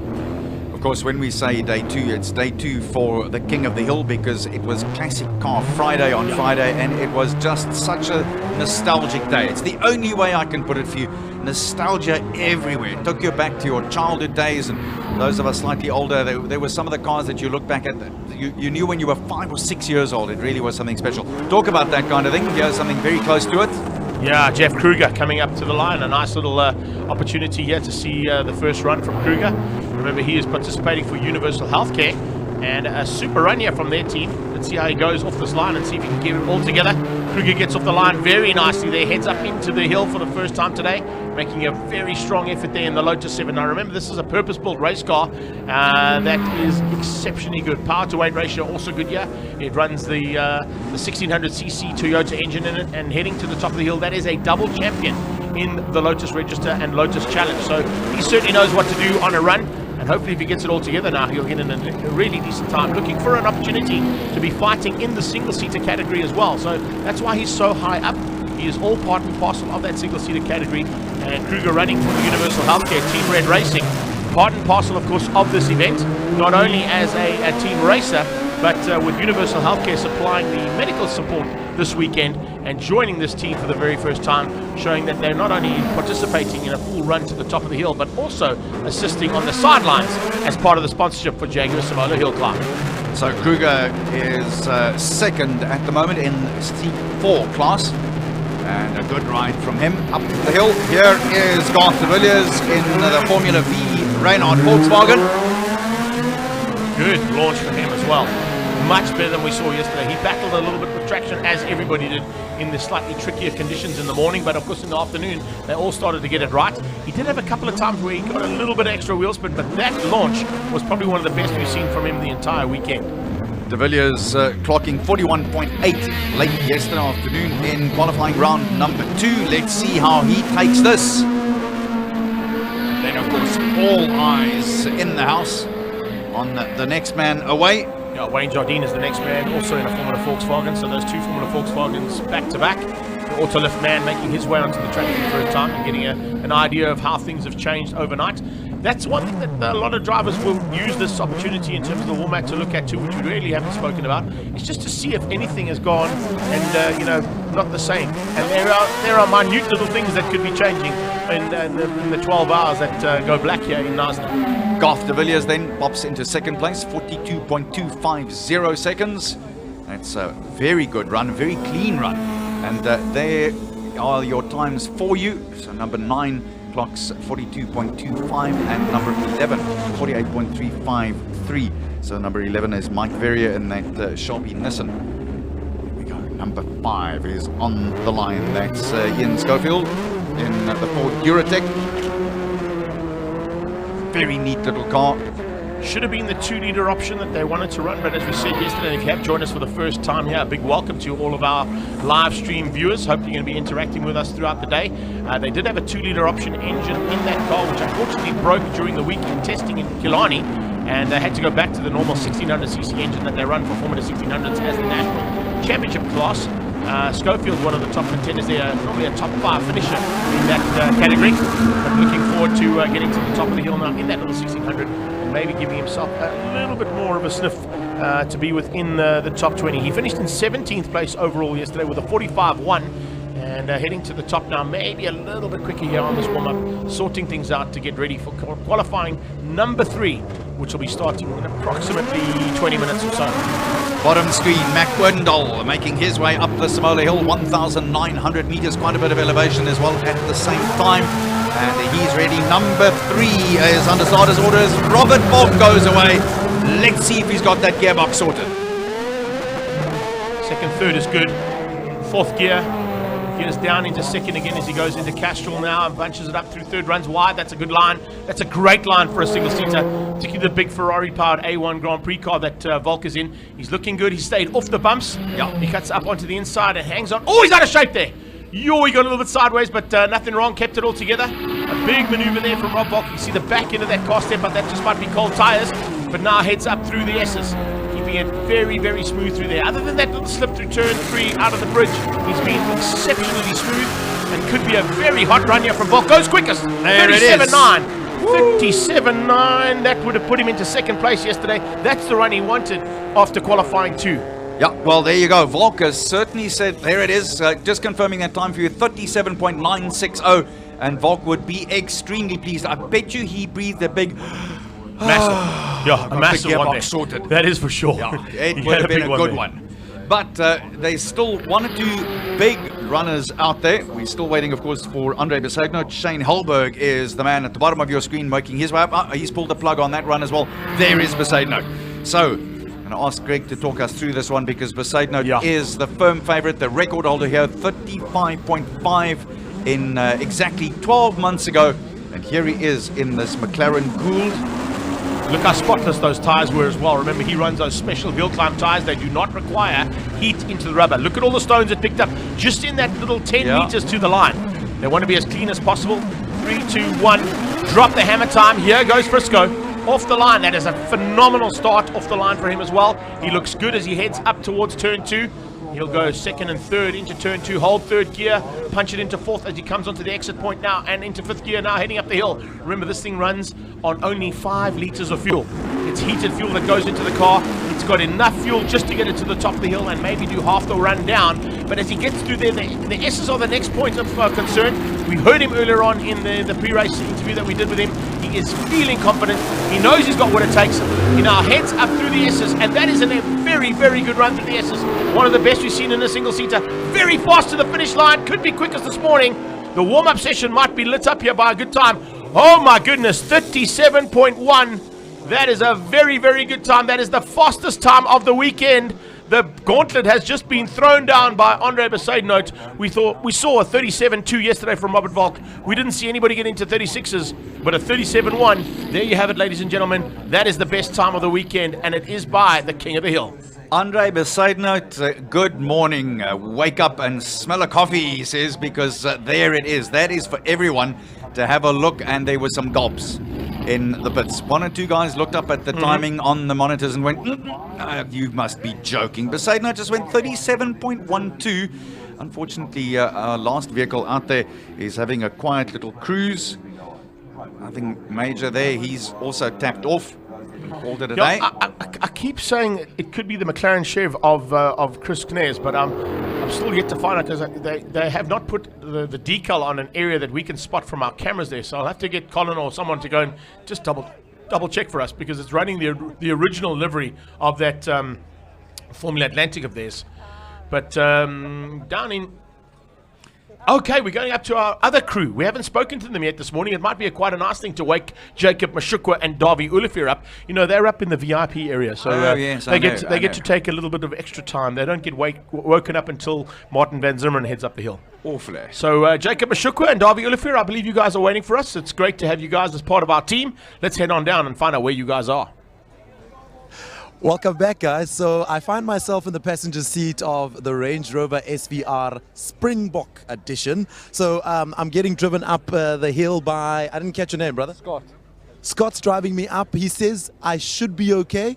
And remember when Sia Khaleesi was in this car yesterday, he said, and I looked him in the eye, he said, I am so scared. On the other hand, on the flip side, I'm nowhere near scared. It's my first time going up the hill, so I'm looking forward to seeing how this car handles. 423 odd kilowatts, so I'm ready to experience what SVR is about. In fact, if I think correctly, it may be my first time in a Range Rover SVR. How lucky am I? I'm really lucky to be experiencing this. We'll be doing this again with one of the cars behind us, and that's the Jaguar I-Pace. I'll be experiencing the I-Pace right up the Jaguar Simola Hillclimb. So from me, right here in the Range Rover, it's back to you guys. We'll chat again when I explain how awesome this experience was. Jacob Mashukwa, Jaguar Simola Hillclimb. If, in fact, you experience any shortage of breath, an oxygen mask will automatically drop from the panel above you. In case of that emergency... Fit it to the driver first, please. Okay, don't worry about Jake. Exactly right. Just make sure Scotty's all sorted before you go anywhere. Beautiful. Right. So, some fun and games there with Jacob Mashukwa, part of our commentary team and, of course, our presenting team today. He'll be joined by Davy Ulifir a bit later on up in the VIP area for Jaguar. And they'll be taking us through some of the really cool... I think Fani has gone and found our friend yesterday. Melinda Bam is down there as well. No, did Fani... No, he has. He's found her. Yeah, Fani. This is a little bit better than Jacob Mashukwa. Fani, I just want to point out to you that your wife is part of this production crew. Just mind yourself, okay? She'll be watching this. She'll be watching. Fani, come in. Check it to the lines on this thing, and I'm talking about the car, guys. Yes. Yeah, we're looking at those lines too. That's a very nice line you picked up there, buddy. No, check what we got here, guys. Melinda. You're sitting waiting to go up the hill here with the I-Pace. How are you feeling? Very nervous, actually, to say the least, because I know how fast this car actually is and how fast it pulls away. And the last time I was in the car with him, I gave him a nerve-wracking experience when I missed the brake pedal and we hit through some cones. So I'm scared that he might be back for vengeance. Oh, so you reckon that he might be actually... just check they're behind you, mate. Just check the cars behind you are coming back. Sorry. You're actually a Jaguar driver as well. Well, Jag ambassador. I am an avid Jaguar fan, and I've been in the I-Pace and the E-Pace and the F-Pace and the F-Type. And I have to admit, this one has been the most impressive one this far. So, yeah, I'm actually looking forward to it. And I'm happy that I have a helmet on this time because my head hit the back of the seat so hard the last time. So I feel like I'm a little bit better equipped. But with him in the driver's seat, I'm much more nervous. Yeah. Absolutely. You guys must enjoy the trip. Give it horns. I'm just talking to the driver here, guys. It's Ricky Hill. Ricky, please just make sure that we, have a pretty good interview when she gets back as well. Maybe we want to talk to her. Just get her back here, love. The best thing is you might not hear the car going up the hill, but you'll definitely hear us. So there might not be noise when the car gets off the hill, but we must listen for a scream or two, guys. That's what she's saying. On you guys up there. Thanks, Fani. Appreciate it. That was awesome. Yeah, Melinda Bam, of course, former Miss South Africa, and she has done a wonderful transition from her beauty days, her beauty pageant days, into the media as well. And I really actually wish we had a microphone in that vehicle all the way up the hill. I'd love to hear the screaming, because I'm sure that Ricky Hill is going to, he's going up the hill. He's got to do his surname some justice at the same time. Yeah, and being one of the top karters in this country, he certainly knows what to do in a car. I think Melinda and the people that are sitting in the back of that car are about to get a thrill of note. So this is a nice initiative, though, in terms of what we spoke about with Schroz. It's the levering opportunities that you've got as a sponsor.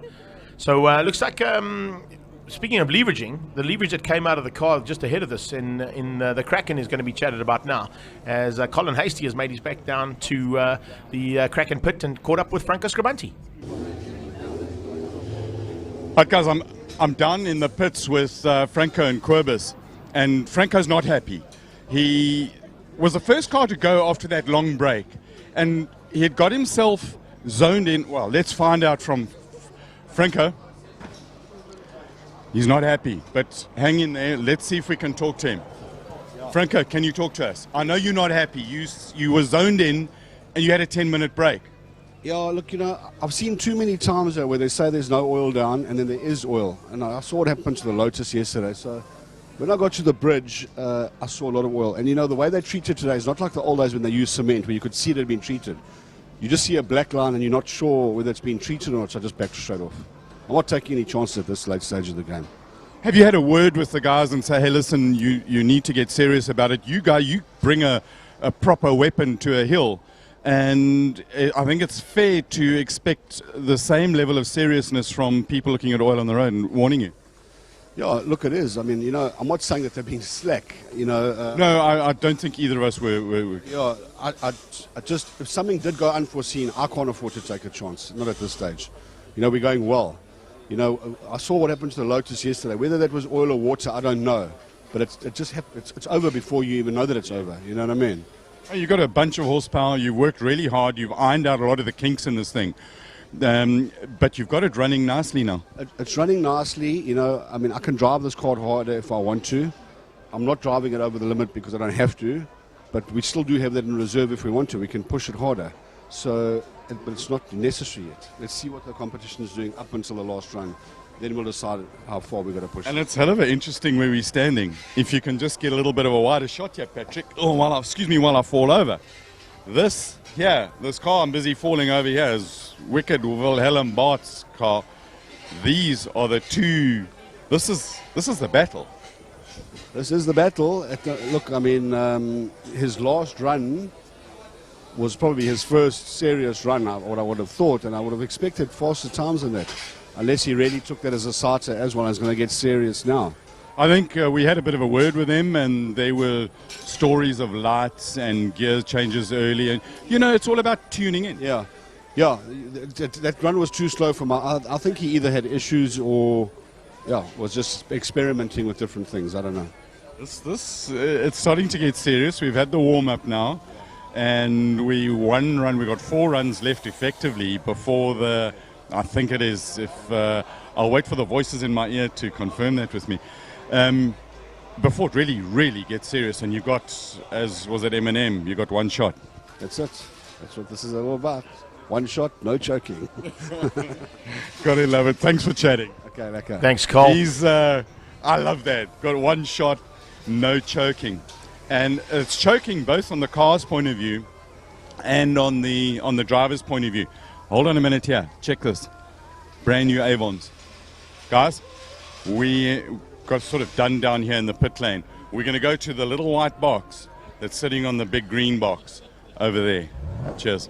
Thanks, Carl. Yeah. Yeah, good work. Interesting to hear that Franco was saying that he thought the Lotus yesterday may have been due to oil, but from the pictures that we saw in car yesterday. Yeah, I think that made a big difference to it. And actually, getting that first cup of coffee this morning, I caught up with Roy Campos, and Roy was saying to me, if you watch that, you can see a whole bunch of onboard footage. That there's an option to look at that onboard footage and say, was it an issue on the circuit? Was it a breakage on the car? And if you listen to the onboard footage that comes out of Charles' car, right at the crucial point, you actually hear the engine rev and the entire turbo whizzes into noise, which, according to what Roy gave me in terms of information, is possibly on that undulation where the car lifted. You spoke about the left-hand side of the car going down, and I think that's exactly what happened. I'm not quite sure if there was oil or water to assist it there, because we did have an incident just before, if you remember. But on that incident, and you watch it from the onboard footage, you literally see the car lift up, you hear the engine while, it picks up the engine revs, and as soon as it comes back down again and gets traction, it throws him to the right-hand side and puts him into the wall, which causes the accident. Yeah. It's pretty spectacular. I know it's already out there on social media, and I know our crew have got a copy of that. We may run it a bit later on. We'll let you know if we do. But remember that also, if you're watching us on any of the social media, particularly on YouTube, though, you've got an option to run 2 cameras. Yeah, you can so you don't necessarily have to listen to the two of us while we're talking. You can be watching something else while we are talking, and there's an option to play around with a couple of our cameras that are out there. Bottom right of your YouTube feed, you can actually make that call, so you can be your own director at home. You can choose what you want to watch, which is, again, it's just fabulous. Innovation. If you think of classic good old broadcasting, bam, there it is, and that's what you got. But there is just so much more that one can offer, and it'll get better as we go along as well at the very same time. Just to confirm for you again now, Andre Besaidon at 37.1. And we heard late yesterday afternoon in his interview with Cole that he was saying he believes there's a lot more there, and he was going to put some 1 or 2 extra little innovations in there, find 1 or 2 little seconds if he can. Robert Volk also coming through and showing us that his gearbox problems are at an end. Touch wood. 37.9 for him. Wilhelm Bart 41.9. Garth de Villiers 42.2. And Carl Mitchell is the man at 5th place in 43.3. So give me your summation of what you thought of the first warm-up. I'm happy with the first warm-up, other than, of course, my good friend Eric Zuers with a bit of an issue there. It looks like Wilhelm's got a little bit of work to do as well. So has the team down at Scribanti. But I think they're going to be concerned about the track being cleaned up as well, because having a chat there to Franco, he seemed to be concerned about a little bit of issues out there. But our track team will be on that. And while we got that opportunity, we'll give them a chance to do all that cleanup. And we'll be back in a few minutes' time with some more action coming out of qualifying 3.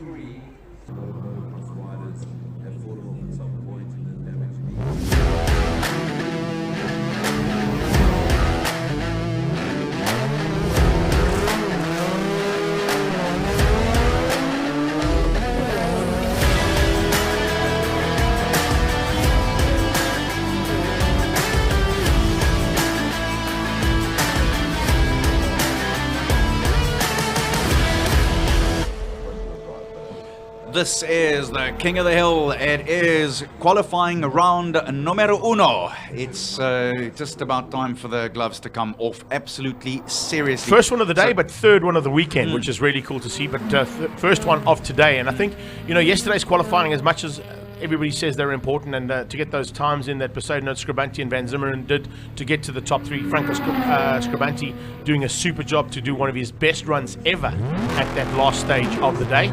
Franco de Matteo doing a super job, and Garth de Villiers throwing a little Formula Volkswagen into the mix in top 5 is crucial. But now, these are where you were talking about it earlier on in our first bit of feed that came out on our live feed for today, saying, when does that psyche change? It's starting. Yeah. The process has started, because you've already seen a couple of little niggles, a couple of little problems for some of the top contenders. Driving it like you started is not a bad is. And I think he might have had a chat to Colin overnight. Quickest. Was that the quicker row one? I'm not quite sure. That's ist. Quickest. Oh, that's an ist. So he's got a stutter in his 370. No, I'm just joking. But yeah, this is where the psyche starts to change up here, Arnie. And I think what we're going to be seeing for the rest of the day's proceedings up to lunchtime is just that little bit extra given here, a little bit extra given there, a little tweak, little touch, little play around with tire pressures, looking at ambient temperatures, looking at tire temperatures, looking at track temperatures. Is there any fluid on the circuit? And can I the line I've been looking for? Now, we spoke about it yesterday. We've spoken about it pretty much ad nauseum about how to get up this hill. We found out from Andre Raceday as well, who I got a chance to speak to at the beginning of the weekend, and got to see what he thinks is the crucial lines to set up what was the King of the Hill lap and record time last year. It's now. They're getting into those stages where you've gone, okay, I've got the start right. I've got turn 1 and the start right. I've got turn 2 and the start right. I've got up to turn 3 right now. Can I work on turn 4 and into the S's? Am I going to get those S's right? Am I going to clip those policemen? Am I going to try and avoid those policemen? Am I going to get to the top in the ideal time? And it's a matter of putting it all together. And you don't put a puzzle together, an intricate puzzle like this together, just like that. You actually need to work at it and figure it out. And it's placement of the car. You can see Gennaro Bonafide taking a little bit of advice. Maybe he watched our footage last night when he got back to his hotel, but he certainly looked at the line we spoke about at me on the very sort of limited knowledge I have as a racing driver, on the small amounts of time I've had a chance to get behind the wheel, is to find that optimum line, and you want to avoid any bumps and undulations that could cause you to lose time, to lose traction, to lose the ability to turn the car in at the point you want it to make sure that you can get across the top and then only hit the brakes, like we see in that M2 competition with Gennaro setting early pace and the top of the list ahead of a Porsche 997 GT3, ahead of Feroz Ibrahim, ahead of Bruce Mayer. So a good start to the day there for the stock standard class with both BMW, Nissan, Alfa, and the hard-charging Jaguars looking for honours there in that road category.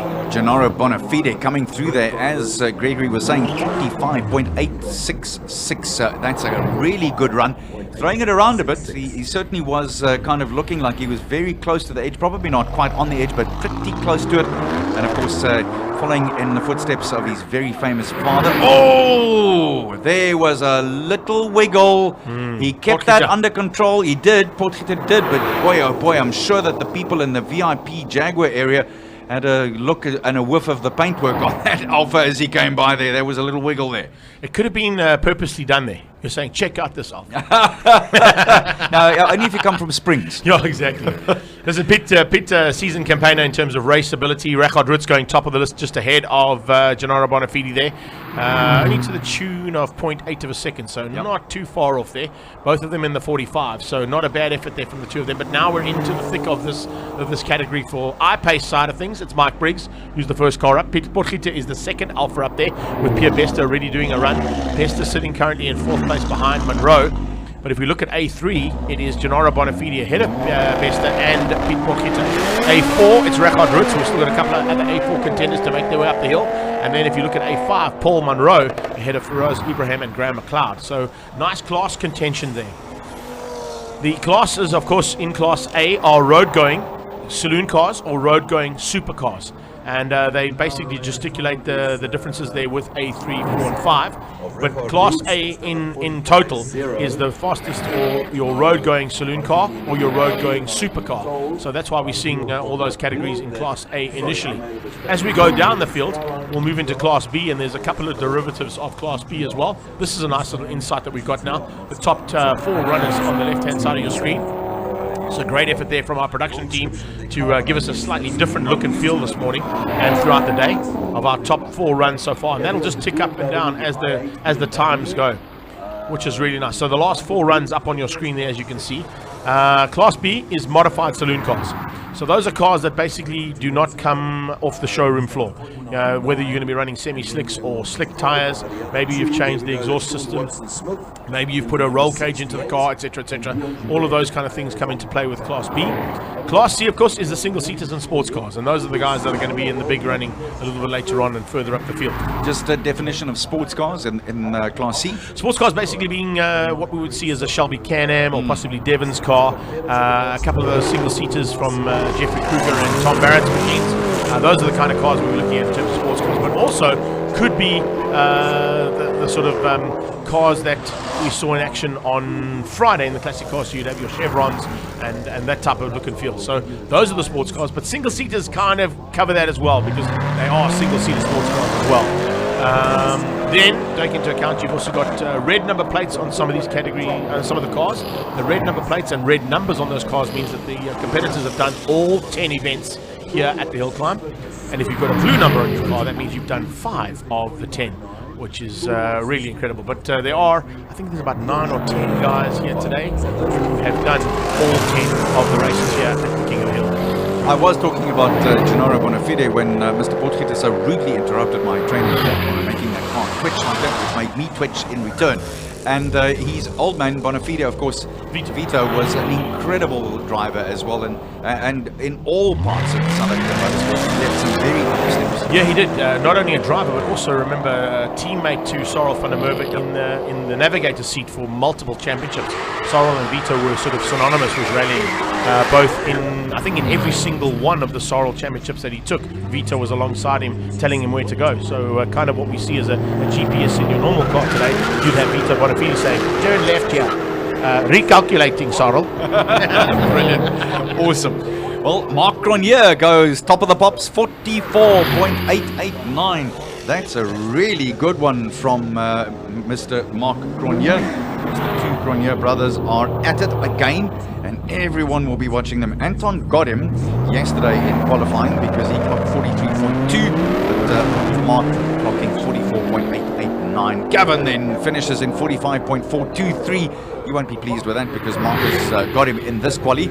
Let's see what happens next. So at the moment, as it stands, it's Marc Grenier at the top of the class in 44.889. Richard Roots second and 45.0. Gavin 45.4 and Gennaro Bonafide in 45.8 completes the 1.9 Ks of charging of the Simola. How's that mix up at the front there as well? You've got F-Type SVR, you've got Nissan GTR 35, you've got F-Type SVR, then you've got Gennaro Bonafide in the M2 competition, Ashley Oldfield and Marius Roberts in the F-Paces, Paul Monroe is a Porsche, Jean van Rensburg, a super run from van Rensburg, and certainly a man to watch out for there, pushing hard just ahead of Pierre Bester in the Alpha, and Udo de Burgess coming through in an Audi.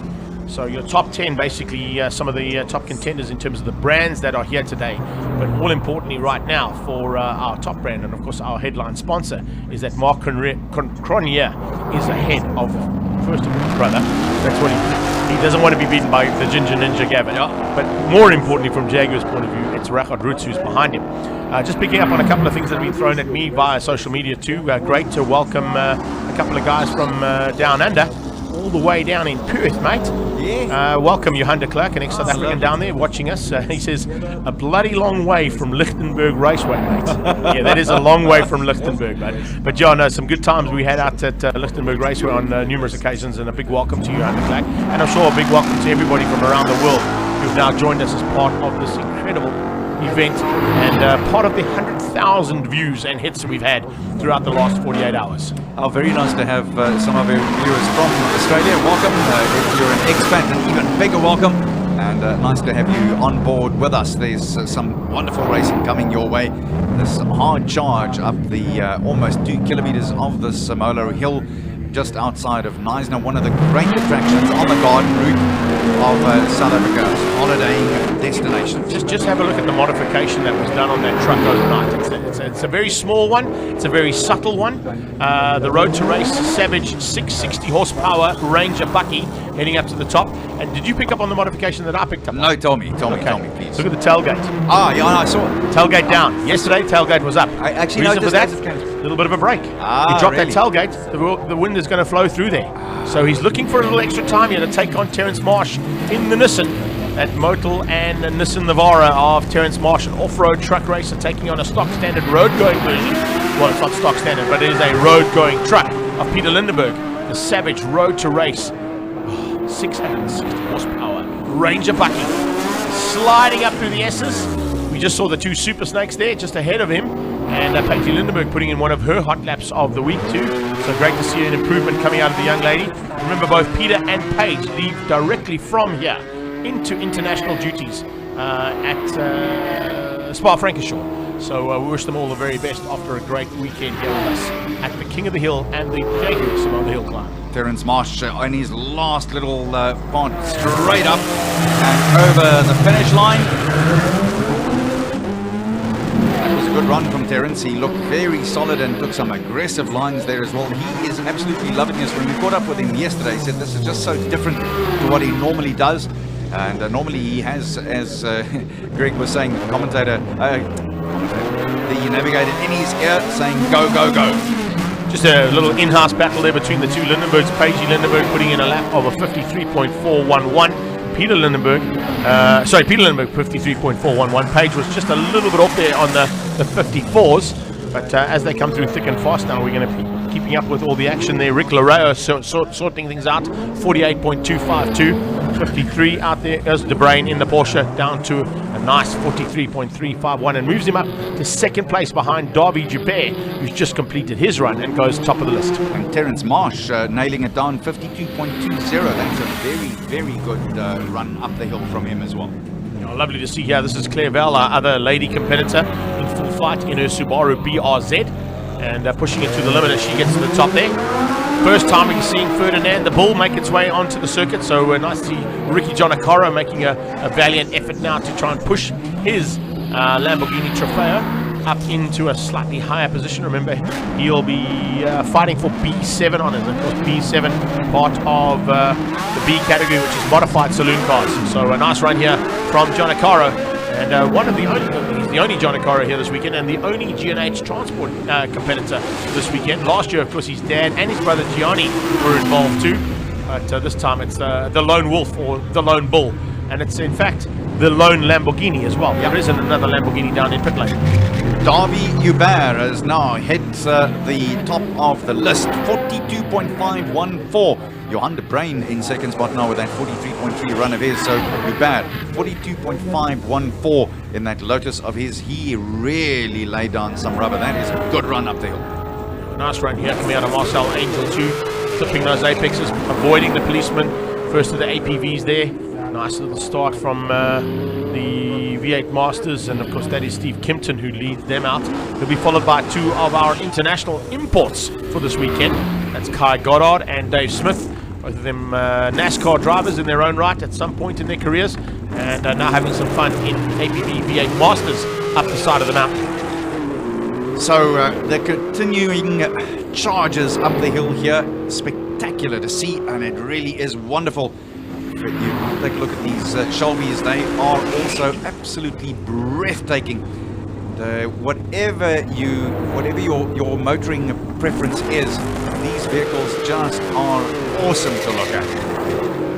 Goddard and Smith now. Top of the screen is Smith, bottom of the screen is Goddard as they come flying up the hill, trying to put in some lap times that were conducive to the times they got yesterday. Kai Goddard just outside the top 10. Dave Smith also just outside the top 10, but only by a few numbers. He was a top 10 runner almost every single time, and I expect him to sort of go close to the top of the list as they stand right now as he crosses the line. Goddard is at first, of course, and sets in a really good hot lap there, looking at 41 across the line, waiting for him to come through. In fact, he's actually just made it up there. Here comes Smith. He'll be looking for a time that will be a little bit quicker. Goddard with a 45.5, and here comes Smith. He'll be looking to go probably a little bit quicker. The two of them are ex-teammates, and now for the first time actually in a long, long time, they're now going at it head-to-head. Goddard finishes up 7th overall, and let's see if Smith goes a bit quicker as his time is about to pop up there. Dave Smith looking for a chance to beat his teammate in the 42. He does a 45.026, and he does get slightly ahead of Kai Goddard, moves himself into 6th place overall, just behind Richard Ritz and Mark Grenier. So still at the top of that leaderboard, it's Davy Joubert who leads with that 42-second clocking of his, 42.5, but it is changing all the time. David Smith into 6th place, Enzo Keen knocks into 7th, Gavin Grenier is 8th, and there's just... Colin, don't work too hard, enjoy the ice cream, don't worry about us up here, He thinks it's Days of Thunder as he goes past. Well, can I make a pit? No. Why not? Because I'm having an ice cream. Brilliant. So, Gavin Grenier in 8th, Kai Goddard, our American visitor, in 9th, and then Gennaro Bonafide in 10th place as we speak. Here we go, here's some more bouncing, bobbing, and shooting. Oh, seems to have toned it down a little bit there, has Jody Van Zimmeren. Not quite the same loud pop and bang that he had earlier on. Maybe he realizes that the car needs to try and make it to the end of the day. Doesn't want to have that full boost pushed just yet. He'll wait a little bit longer as the doctor lines up behind him. Stuart Kidgel in the Ultimate GTR powered by Alfa Romeo. It heads up the hill there behind Jody. Jody may be trying something different here in this qualifying. Toning it down a little bit. Maybe not as aggressive, but possibly looking for a slightly smoother run to the top. So let's see whether or not that pays off for Van Zimmeren. He's a very, very quick driver, a very capable driver as well. If he does get out of shape, you don't need to worry about him because he'll be able to catch that car no matter how out of shape it gets. He goes across the line at the top there. And Jody Van Zimmeren looking for Wade Van Zimmeren. It's not Jody, it's Wade in that car. I've got to try and remember all three of the Van Zimmeren family. Wade Van Zimmeren at 40.977 moves him to 6th place overall.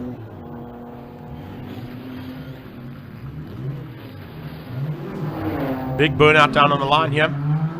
Big crowd favourite as well as he heads up the hill there in the GTR. Brent Watts delighting the crowd.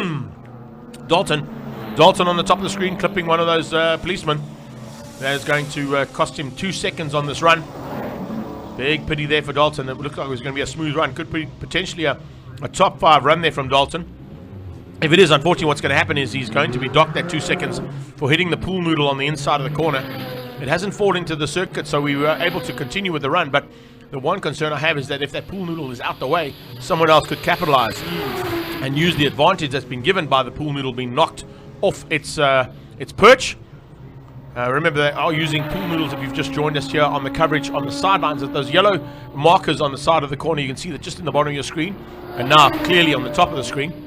Reason for that is they've taken away the tire barriers that could cause damage to the cars, and it's a nice initiative that's been put in here. Looks like a little halt to the proceedings here on the start line due to the fact that that marker is down, and the marshals are going to have to run across there.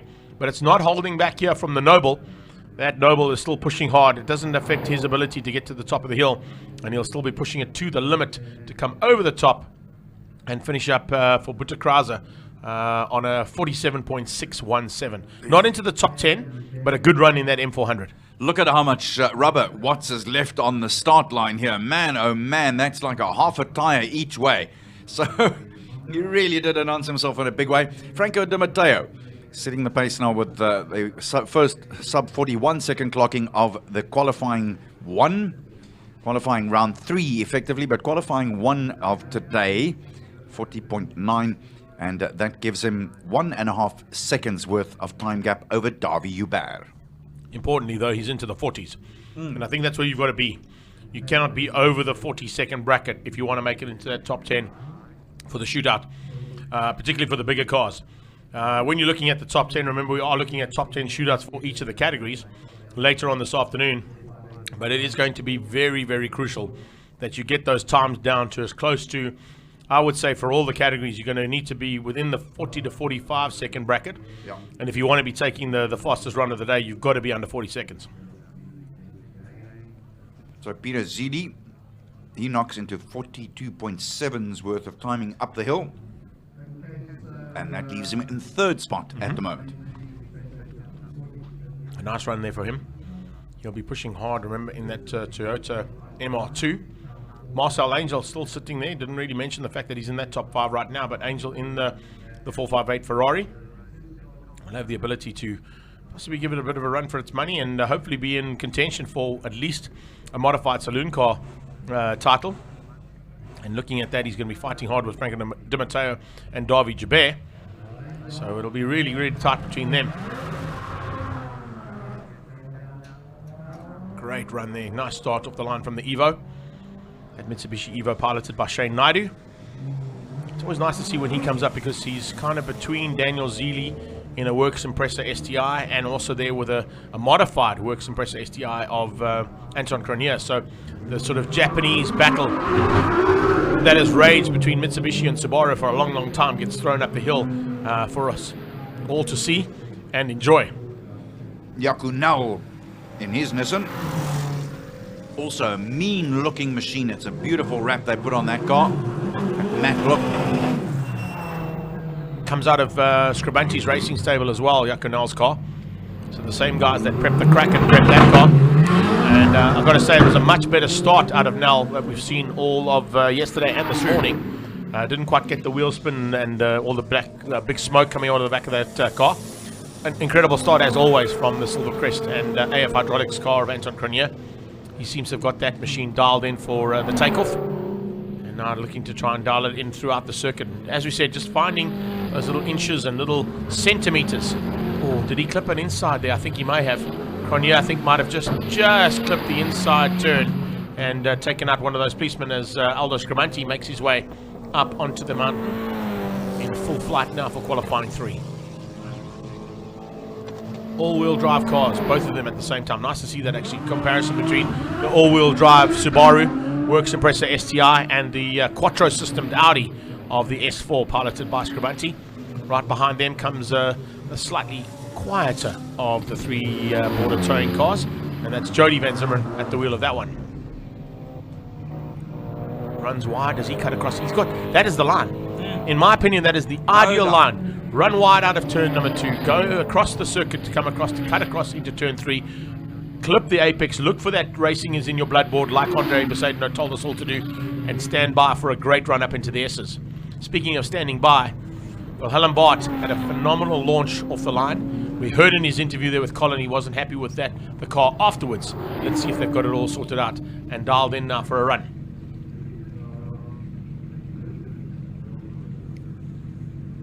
Going to hold him slightly though, it looks like it, because the start man is not really in position that he should be. Now he moves into that position, getting clearance there, saying it's all good. We stand by, the flag is out. Ready, Valhalla. 3, 2, 1. Oh, he is out of shape there. That was a big maneuver left and right, and he eventually caught it. I wonder if there may be an issue on that drive again. The drive shaft, remember, snapped on that car heading towards the wall at Jaguar. And as they go past the Jaguar VIP area, those people that were having their coffee may just require a little bit of extra sugar in that coffee, as that machine nearly clipped the apex and hit the concrete barrier. Man, he was fighting that first, right, then left, overcorrected or almost overcorrected. That was a scary moment there, straight out of the gate. Did not work according to plan there for Wilhelm Bart, that is for sure. But let's see if he gets it all together now as they head to the top of the hill. It's going to be very tight between these two cars in this category. We've already seen the battle that is raged up to the top and over the hill. Wilhelm Bart in car number 19. Let's see what he gets in terms of a lap time. Scrimanti, in the meantime, at the top of your screen, he is flying along. Let's see what the hammerhead shark can do. Across the line, it's already Wilhelm Bart that has completed his run, just waiting for that number 19 to come up on the left-hand side of your screen. Bart 43.5. There we go. That's not a bad run. Not a bad run. Not quite what he wanted. I think he wanted a little bit more out of that. You heard already from Franco that he's expecting a lot more out of Wilhelm. Scrimanti goes top, 39.5. 39.5 is a phenomenal run there from Scrimanti, but not quite as quick as what we've seen. Here comes Jeff Kruger fighting there with Tom Barrett for the Lotus side of things. The 2 Lotus boys on track. As Burke and Sevens going exceptionally well up the hill. Confirmation on the left-hand side there, 39.569 from Scrimanti. That is the fastest of qualifying round number 3 so far. And we've still got a whole bunch of single-seaters to make their way up the hill. So that gives him exactly 1.408 seconds gap over Franco Di Matteo at this stage.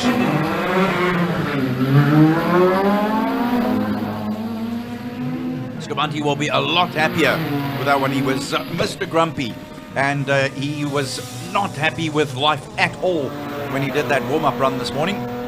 But I think he's given the mechanics a little bit of hope there. Would have been standing in the pits going, I think we've sorted it. We're kind of on top of things here. Verrier with a good run as well. Mark Verrier coming through in car 11. Should be making his way up obviously into these top 10 positions with a 44.915. Not quite there, just out of it. 44.7 is now the top 10 and on the bubble. Jody Van Zimmern hanging on to that one. Wade Van Zimmern, his brother, just ahead. Aldous Scrimanti in 8th place there. Wilhelm Bart is in 7. Johan de Bruyn in the Porsche is 6. Marcel Angel Ferrari is 5. Davy Jabert in the Lotus Elise is 4. 3. Garth de Villiers, Formula Volkswagen. 2nd place is Franco Di Matteo. That's Jaguar XKR and Franco Scrimanti, top of the list in his all-conquering, at this stage, Nissan GTR Pikes Peak Special.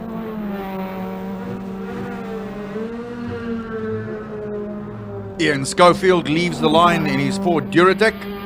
He is looking for a good run here as well. He's got that little Formula V listening to him beautifully the whole weekend long.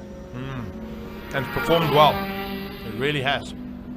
As he heads up onto the bumpier section, the single-seater guys normally know exactly where to place those cars because they do not want to feel those bumps because you are only about 4 or 5 centimeters off the ground. So you definitely don't want to be heading across those bumps, otherwise you're going to feel it through the bottom undercarriage of that car. Good line there from him as well through the S's. As he starts the first left and right, and then goes left and right again. Heading to the top of the hill, Mac Odendahl started right behind him. I actually picked up on information we didn't see yesterday on Mac Odendahl. Robert Volk has made his way to the line. Let's get him off the line and get him going. Good start from Volk, good drive from Volk. One of the best launches we've seen out of that A1 Grand Prix car. And Robert Volk now heads up into turn 2 Castrol. Going to follow Volk to the top, but watching the man on top of the screens on the split screen there, Mac Odendahl. The reason he broke to the left-hand side as he left the line yesterday in one of the runs we saw, the steering wheel disengaged. Oh, no. So he had to come off, and otherwise he was going to end up in the covert Jaguar VIP area. Nice. Didn't quite work out for him, but a nice run there from him nonetheless there. And Andrew Schofield coming through with a 44.8. Mac Odendahl 49.5. And here we go. What has Robert Volk done? He comes across the top, and where does he go to? Possibly to the top of the list, or maybe just second or third. It looked like a really good run, that. Didn't see the time come up yet there for Volk. Waiting for that timing to come through. Car 3 is the time we're waiting for. Has he popped up just yet? No, not yet. There it is. Top 37.1. Wow. Whoa.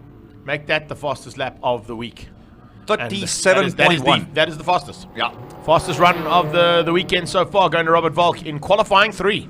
2.395 seconds ahead of Franco Scribanti. Volk has nailed it, and nailed it big time. You called it right from the word go. Best drive he's probably got out of the start line yet, but here's the man who can change all of that. Andre Besaidnout.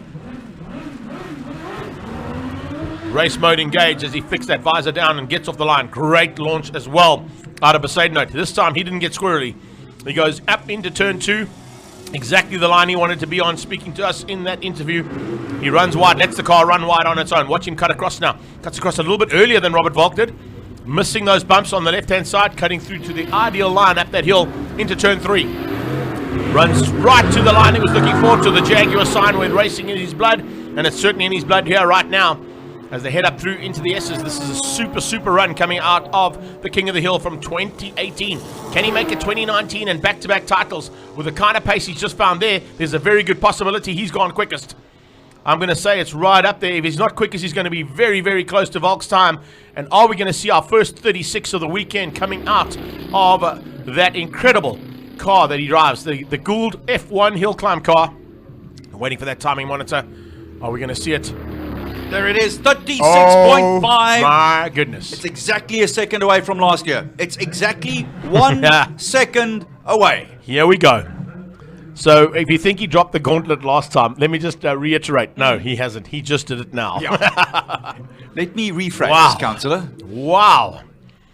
So 36.583 puts the King of the Hill to the top of the list after qualifying round number 3. We've still got 2 qualifyings to go before we even think about getting into the class finals. That is not confirmation of the top. Unfortunately, we still got the 36.583 to be sorted out. We got a little glitch in the timing there. I think they'll sort that out. Maybe they got caught out there with that time. That's probably why. It happens so fast. Yeah. So, Andre Besaidnout in the Gould McLaren, 3.8 litres, 8 cylinders, GR55. It's a 2007 model, but you wouldn't say so. That thing is as quick as ever. And in the intervening 12 years since that car first saw the daylight, it just seems to have got faster and better. His pit crew have done an incredible job as well. Speaking of pit crew, our pit crew looks like they're good to go. We're going to head down to Colin. He looks like he's ready to go with a bit of information and some background coming out of pit lane to tell us exactly what's happened with a couple of those cars. Some getting some great runs in, some getting some spectacular runs in, some with a little bit of work to do.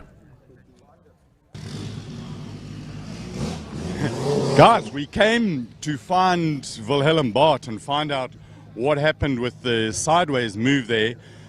He's not back yet, but we've got the fastest DJ in the world. Colin. Gennaro, how's things going? No, very, very well. We just did another qualifying time there, 45.8, so happy with that. I think this M2's surprising a lot of people.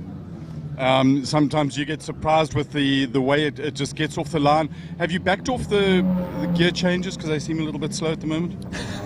Colin, you're full of it, eh? No, it's great. I mean, we do a little burnout here for the crowd, warm the rears, and then the launch control sorts itself out. So it's really good. So in terms of burnout, at the moment you guys are sort of not quite Brackpan level. You've got Benoni level. Keep it up. Love your work. So we've got Gudsite over here. So let's go down and have a look there.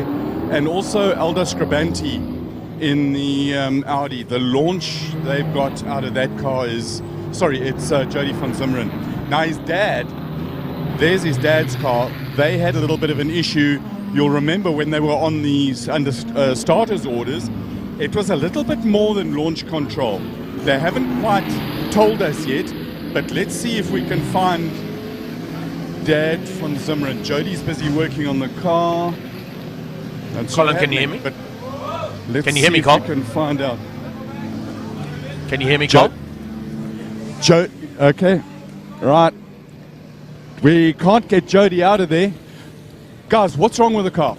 We have a little bit of a clutch problem there, but we're almost done. A clutch problem. Guys, so the bottom line is the clutch isn't clutching. So they're going to try and sort that out. This Scribanti car gets the most unbelievable launcher. And this is the car that we came to find out why he went sideways.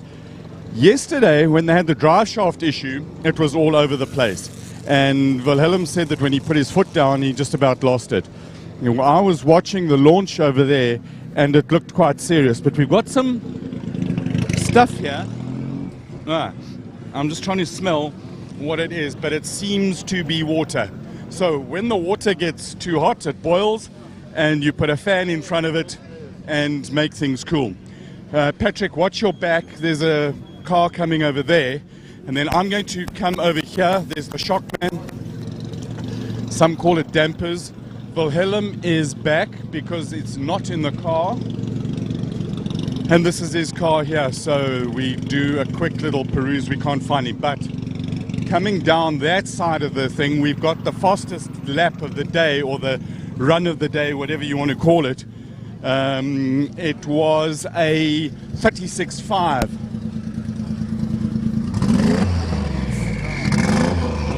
Franco, that run was nice and quick. Are you happy with it so far? Not really, eh? It's a solid run, but it wasn't great. But it's solid, you know. Right, cool. So there you got it. Not really happy, solid run, not great. There's the man that we want to talk to, Robbie Walk, and we're just going to go up here. Guys, it's getting busy down here. Aren't you feeling the chaos and the fun, and you smell the petrol and the brakes and the oil, and he's not here. How does that work? We come looking for him, and he's like the invisible man. He's gone. But while we are here, we'll come down and we'll talk to Wayne. Wayne, in your Formula VW single-seater, you having fun? I'm having a lot of fun. First time here all the way from Zimbabwe. It's great. Fantastic. That's the part, you know, we've been talking about that, and you see the happiness in people's eyes. I've seen you a couple of times over the last 2 days. You haven't stopped smiling. Yeah, I'm loving it, man. This place is the adrenaline. And so quick. You get to do so much driving. You don't even get a chance to rest. And the run up the hill, you enjoying it? Which is the most challenging corner that you're finding? Having enough guts to go foot flat. I haven't got it yet. You gotta love the honesty and enough guts to go flat. We're going to go on a mission. We've got our radiologist, Dr. Mark. Dr. Mark, the radiologist. I know you said yesterday you can see through me. Orthopedic surgeon. No, radiologist. Oh, This is the ultimate GTR. Guys, if you're got a problem at the racetrack, we've got psychologists. if I get hit by a racing car again, he can fix me up, and then the other doctor can see through us. You happy so far? Yeah, lots of fun. You know, you doctors will look all alike. Oh, nice. Thank you very much. So do you TV personalities. But I told you that if you get run over in the pit lane again, I'm not helping you. I specifically told you that, so you must be careful this time. But you guys take an oath. No. And your oath says first help the old man who gets murdered by a car. All Hippocratic oaths cease to exist the moment the race weekend starts. Right, so talking of hypocritical oaths, we've got advocate. I'll send our people to see if we can approach the advocate. Mike, thanks for the entertainment. Thanks for talking to us. Bye. He wanted to talk to Edrich Swires. Now, Edrich has got what do you call them? Voices, help. An GTR. R35. It's got a turbo. It's got a wing. And guys, it's got Musa stripes on it. It's actually very lacquer. Now, Edrich Swires is a smoothie. Along with Gennaro Bonafide, he's probably the finest groomed man, racing driver in the world. He's at the back, so we're going to try and walk through here. Maybe, Patrick, if you start losing me, we can zoom. Edrich, please come and talk to us. Now, somebody once said,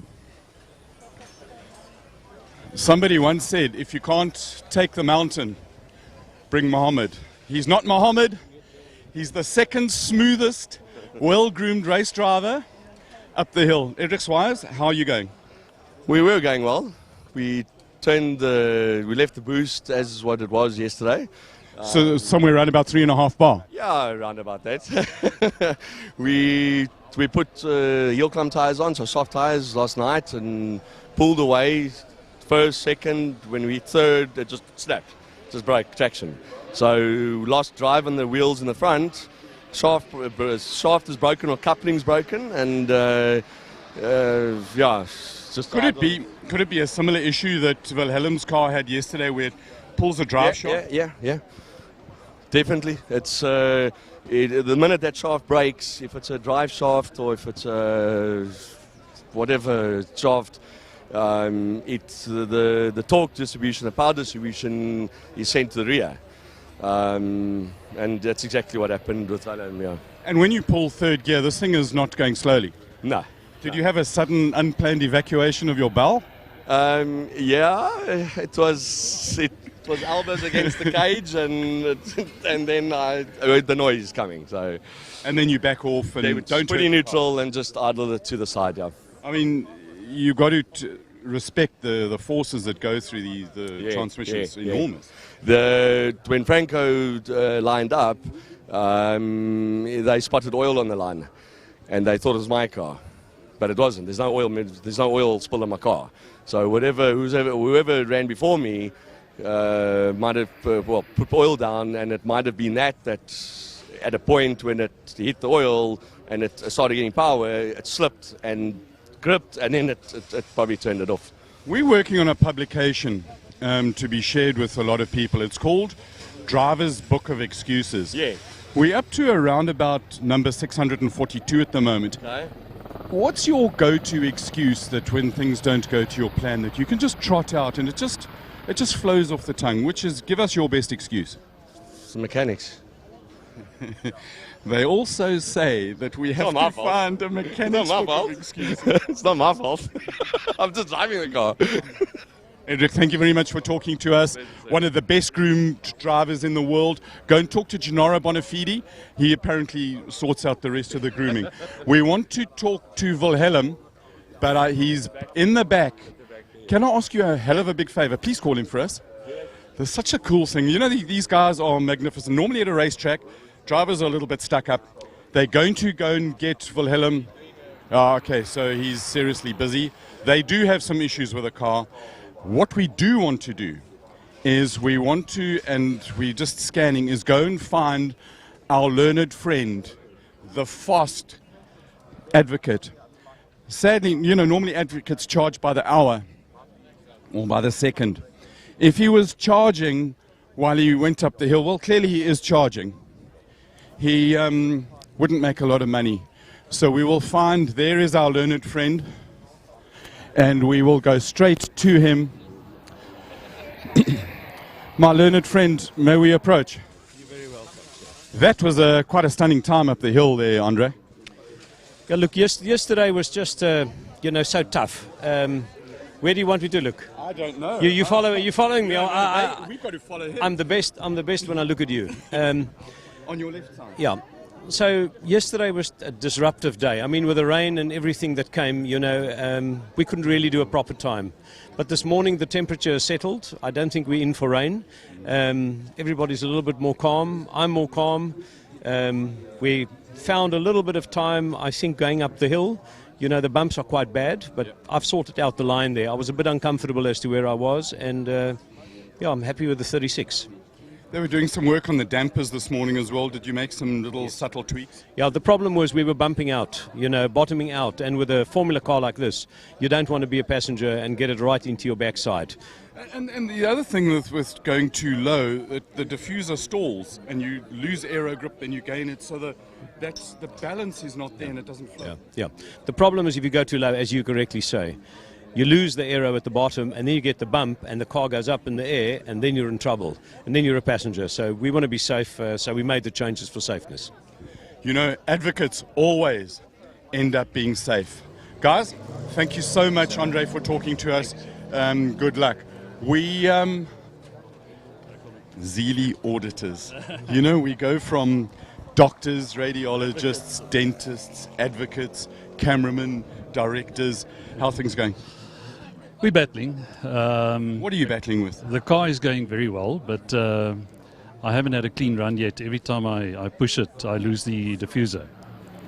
So, and that's half the downforce of the car that's gone. When you say you lose the diffuser, help our viewers understand what you mean. We made some changes to it to get more downforce, and I think we overachieved. So because of the downforce, it sucks the whole floor and the whole diffuser and everything. It sucks it down, and we don't have a proper place to mount it. So I think it sucks it down, and when you get the bumps on the uphill, we actually hit it and it kicks it back and it blows off. Have you got a solution for that you can handle before the next run? We're trying. The guys are working there. We can't, it's carbon, but we can perhaps fix it with fiberglass. It will take too long, so we'll work with aluminium now and see if we can make it. Do you think you could maybe fix it with, carbon is one of our favorite things in racing cars. And unobtainium as well. And last night, we were talking about the other methods of fixing, and duct tape, tie wraps? Hammer? Not with the forces. It's obviously taking a lot of forces, which is very good. Well, awesome. I hope you have a good, clean run. You didn't come all this way just to fix cars. And good luck, and let's have a clean run. So we may skip the next run. I think I'm in the top 10. I think I'm 5th at the point in time. So we'll get it ready. Lovely. Thanks a lot for talking to us. Robert, that was a magnificent run, and sorry to interrupt you looking at it up the hill. This race is on. Yeah, I hope so. I mean, Andre had quite a nice gap, but didn't put the lap together perfectly. We've got a couple changes to make, try to get a bit more air at the back. So we've got a small back wing compared to him. So if we can get the rear stability through the quicker corners, I think we'll find a bit. So yeah, we'll still play with it. And you solved the gearbox issue. Would you like to share with us what it was? It was just going to anti-stall, so the RPM was dropping out. Box full in neutral, so just disengaged it, and away we go. Very clever. Thanks a lot, and good luck. This race is getting fascinating now. Good luck for this afternoon. Cheers, thank you. So there it was. It was the anti-stall that was kicking in. The voices in my head are saying we need to go back to the little white box. So thanks, Colin. I will. That's very kind of you. And some really nice insights. Interesting that the cloud has lifted off Robert Volks's face. He's looking a lot more relaxed than what he was yesterday afternoon, because he had 2 runs, both qualifying runs, he had to abandon because he had that gearbox problem, and his pit crew were obviously working tirelessly to get that sorted. And Colin, thank you for a great job. I loved those interviews. Mr. Besaidnout is Mr. Cool himself. I must just say that as well. He seems so nicely in control, and he looks like he is in a mean mood right now, in literally and figuratively pole position to defend his title, which he won so handsomely in 2018 in the fastest time ever recorded on this hill at 35.523 seconds. So very impressive, and he's looking very solid at this stage. However, Volk is not too far away. I think that if he's playing around just a little bit with that wing and the downward pressures and forces that they can manage there, and do that a little better, who knows how much time he'll find, how much will Besaidnout still be able to find, because I still think too that he's doing a little bit of sandbagging as well at the same time. So all sorts of things going on at the moment as we start the next one of qualifying rounds. This is qualifying round 4, second one of the day today. Running a bit behind because there has been 1 or 2 little problems out there on the route, and they've kind of compounded the time problems. That's why the clerk of the course, Sparky, has gone straight back into the next round, the next qualifying rounds. And that's the other thing, of course. These drivers have make it 35, 40 minutes, and then they're back in the car, they're back up and racing. But it is a very intense 40 plus or less, depending on how quick you go up the hill. Massively intense bit of concentration that you have to put together. So at the moment then, Quaz going left, right and center up the hill. Paul Munro is the fastest that we've had so far. Munro in the Porsche GT3. He's clocked 47.0. Of course, these are the early starters, and you start off from slowest to fastest as you go along throughout the starting order. The Alphas are out there as well, and the Beamer is making its way up there too. You hear the voice of South African motorsport, Roger McCleary. He is the announcer here for the crowd. So the crowd announcer, one of the best out there, if not the best. Nice to have one of the legends of South African broadcasting, Roger McCleary, working right next door to us.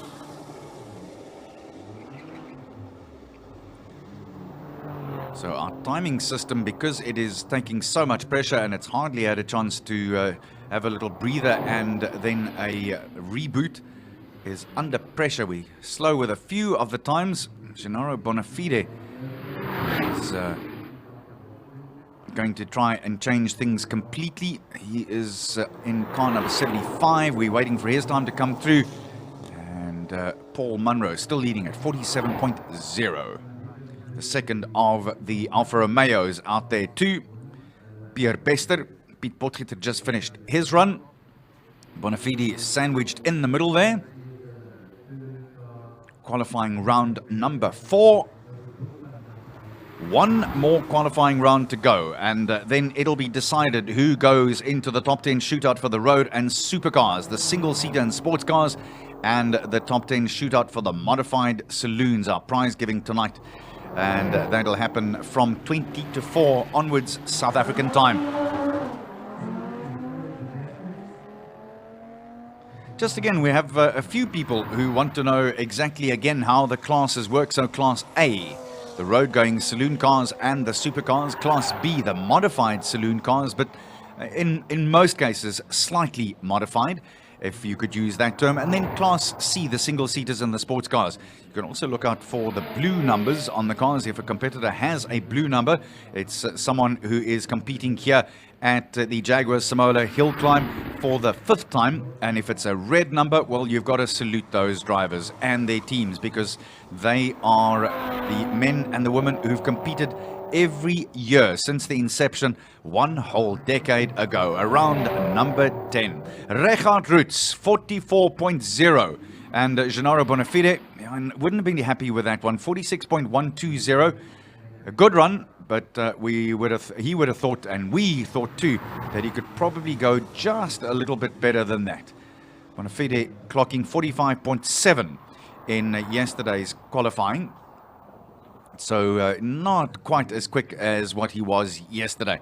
Richard Roots at 44.0 enjoys a gap of 2.08 seconds ahead of Gennaro Bonafide, and Paul Munro is in third place at the moment, 47.083, but that changes all the time. It's a dynamic and very fluid leaderboard as the faster cars start dashing up the hill as well, over 1.9 kilometers.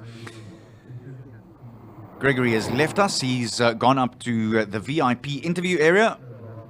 I can understand why they ask him. You only want VIPs in there. That's the way it should be. Marius Roberts on the way and away. Beautiful sound of that Jaguar. That is the F-Pace SVR, brand new, virtually out of the box. Stock standard as you can drive it off the showroom floor. And Roberts going along very nicely. Sean Watson-Smith as well. The Cronje brothers are lining it up too. They have had a furious competition between the two of them. 65 is Mark Cronje. That's the F-Type SVR. 5 liters and 8 cylinders working furiously. Look at that, hard on the brakes and gearing back down again ever so slightly. Lets the tail hang out just a little. Now through and up into what'll be that big right-hand sweep. Watch him go through. Oh, again, beautiful handling, lovely line. Oh, he had to overcorrect there a little. That was a little sharp and hard on the brakes. That's going to cost him a bit of momentum. Cronje is going well. Here we go now through the S's again, letting that butt go just a little. So Cronje, how fast can he go? This is magnificent driving from him. I think he really let it all hang out there, literally and figuratively. Gave it as good as he got. So next up there, Gavin Cronje.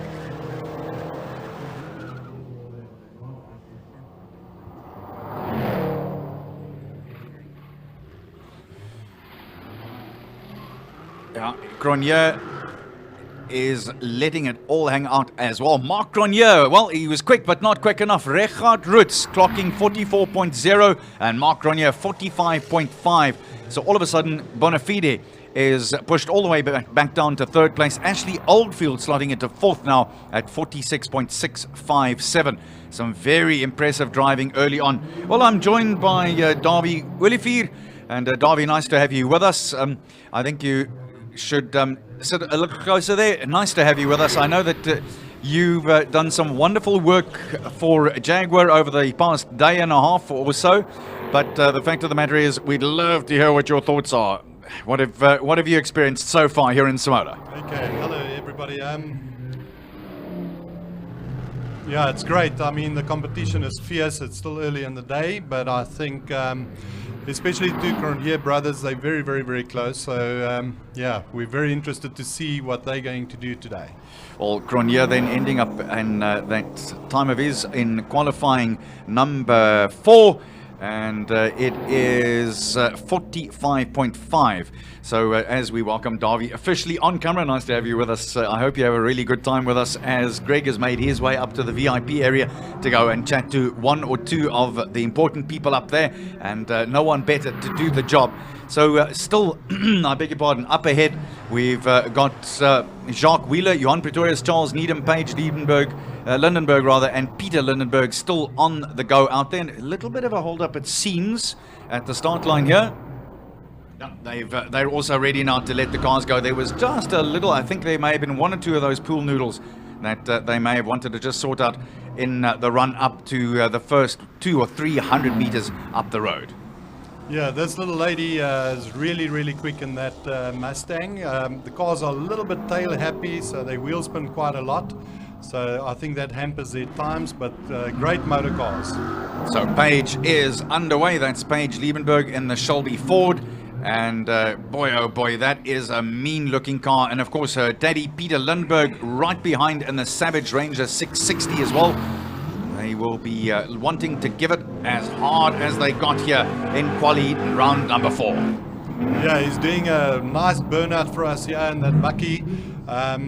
It seems to be struggling a little bit with the gears as he goes up the hill, but it's a very controversial bucky that is now available in South Africa. Listen to the grunt. Man, oh man, that thing really thrills the crowd here at the start. Just ahead of Page, it was Charles Needham in his Shelby Super Snake. So Lindenberg in the Savage Ranger is underway. Let's see how quickly he goes. Yeah, and Terence Marsh now with the Nissan Navara bucky. It's actually an off-road bucky, which competes all over the world. And I mean, the car's really blown my mind here today.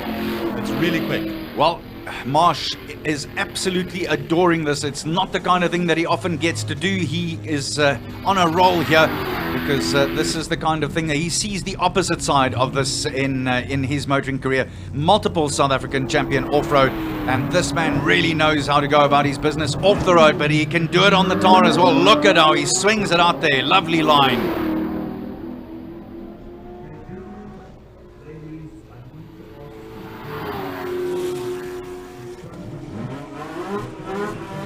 Yeah, if you look at the buckies, I mean, Terence Marsh, if you look at his lines through the corners here, it looks like he's a real tarmac specialist, although he's an off-road specialist. And the line's not that different to some of the Porsches, like the Porsche that's on the road here now. But yeah, extremely quick in that bucky. I mean, it looks like it wants to fall over, but it goes. It is really impressive. Marsh is one of those guys, I think you could put him in anything, a three-wheel tricycle, and he'll be competitive and he'll have some good lines. Rolling up to the line now, it's Davy Hubert in that Lotus Honda. He's the Exige. Listen to it. That makes an incredible racket as it leaves the line. He's got a good line through that start as well. Yep. Now, Davy Hubert, that noise you hear in the beginning is, you'll hear it on quite a few of the turbocharged cars. They do what they call launch control, and they build the boost up while standing still so that they can have the best possible. Yeah, and Claire Vale with a Subaru BRZ. It's also turbocharged, this one. She's raced many years. She was one of my teammates years ago at Subaru when we did the Hot on Car, if you can remember that. And she does drifting as well. Claire doesn't have to stand back for anyone, and she holds her own immensely well here over the roughest part of the course, because there's that very crinkly, I'd like to call it, piece of tarmac, and she's done that line very nicely indeed. Yeah, if you look at the straight, in other words, the part after the second corner where the Honda's going up now, it's very bumpy, and you tend to try and go to the left-hand side there where it's less bumpy. And you can see how the car's bouncing, and it seems like the road cars like the F-Types actually uses it a bit better because the suspension is not that hard. Yeah, that's exactly what it is. Now Ricky Giannacaro with his Lamborghini Extreme Supercars. And yeah, we actually secretly last night with a little Polo 1400 came up the hill, and I showed him a couple of lines. So I'm just going to check that he's doing exactly what I told him. What do you think? Here we go. He stayed on the left and then the right and worked his way through the left-hander. How's he going? Yeah, no, it looks all right. Now he has to come over to this side, and it looks great. It seems like he's a good student. Hard through the right-hander, and not very little space to spare there. Those are great lines he's doing at the moment, because we've been watching what the fast lads are doing as well, and he's done a great job. Through the S's now up to the finish. Yeah, and Marcel Angel with his 458 Ferrari as well. He's also an extreme supercar racer, and he's currently now doing obviously the Hillclimb. A very fast racing driver, Cape Townian boy. Giannacaro slots into fourth place, 45.2. Richard Roots, 44.0. At the top though, Davy Hubert clocks 44, sub 44. And Marcel Angel tops that by going 43.4. So Davy Hubert 43.4 as well. And believe it or not, there is 0.001 of a second. So that's 1,000th of a second difference between Angel and Hubert. So Angel at the top. I think we're finally seeing one or two of the boys letting all the horses go at the same time. Right, they've got one final bolt that they're putting into the manifold to get the whole manifold on here. We're down at the Kraken. They've changed spark plugs. They've got injector fuel rails that they've changed. They had the heart of the beast open. We've spoken about doctors and chiropractors and radiologists. This effectively was open heart surgery that they had going on with the car. The top of that beautifully CNC manifold was out, and now the injectors are going back in. So the Kraken is having some issues looked at it at its motor. Other news from Wilhelm Bart. We saw him crawling up the hill. Earlier on, they had a sensor issue in the front wheels. And what it's saying to them is that the computer is not picking up wheel speed at the front. So they made a couple of changes, and he bolted out of here to see if those changes actually solved the problem. So at the moment, that four-wheel drive is a two-wheel drive. And there's a lot of, the tension here is, guys, it's big. There's a lot at stake. We've got to be very careful around here. So the motor is going together here. Final nuts and bolts going on here. And we're going to go back to the track. Guys, please take it away from the pits. Thanks very much, Colin. Well, the news from the track is that Robbie Volk has just clocked 36.5. Ditto exactly for the same for the man who's just on the road now. And Andre Besaidnout is trying to go one better than that. There it is, 36.5 and away ahead of Franco Di Matteo. But it is Besaidnout that we want to see as he makes his way up here, the record holder, and just exactly a second faster than what it was last year. That's what he's looking for. So let's find out. He needs to go exactly a second faster to break the record. And here he is up at the top there and over. And let's see. Andre Besaidnout goes 35.7. That's 0.2 hundredths of a second less. So how's that? Volk goes 36.5. And Besaidnout says, no chance. I'm not going to let you stamp down any authority whatsoever. I'll just log 35.7. You still have to believe that there is a lot more left there as well. I still don't think that the boys have thrown everything at it that they've been able to do so far. Well, the Davy Olivier has stayed with us in our commentary position. Davy, that is just dynamite, isn't it? Yeah, it's mind-blowing. It's mind-blowing. I mean, a few years ago, we never thought that the 30s and the 38s and the 39s was ever possible. And there we've just seen a 35.778. How phenomenal is that? I spoke to Andre a little bit earlier this morning, and he says to me that car was developed. It's got a McLaren engine. It was developed specifically as a hill climb car, and it's basically got a 5-liter fuel tank. A 5-liter fuel tank, and he says he can do but 5 kilometers until the car starts overheating. So it's a specific tool, a monster, a tool for this specific event. Unbelievable what Besaidnout has just done, and I really honestly believe that he hasn't let it all hang out as of yet. So Greg and I were saying that we're convinced we're going to see a new record today. I think that confirms it. 35.778. Robert Volk in second in 36.549. Franco Di Matteo way back at 40.9. So more than 5.5 seconds further back from the time that Advocate Besaidnout just set up a little while ago. Yeah. Well, you've got to say, Davy, that's incredible. Yeah, don't take anything away from Robert Volk as well. You know, that's also an old A1 GP car with Ferrari engine. And I mean, the traction control in that car, you can hear the car the first... Okay, once we can hear ourselves, we'll go on. I mean, the traction control on that A1 car of Robert Volk, you know, you can hear it going up the hill, and it sounds like a misfire, but it's not a misfire, it's a traction control. It's the tires struggling for grip up this tarmac surface.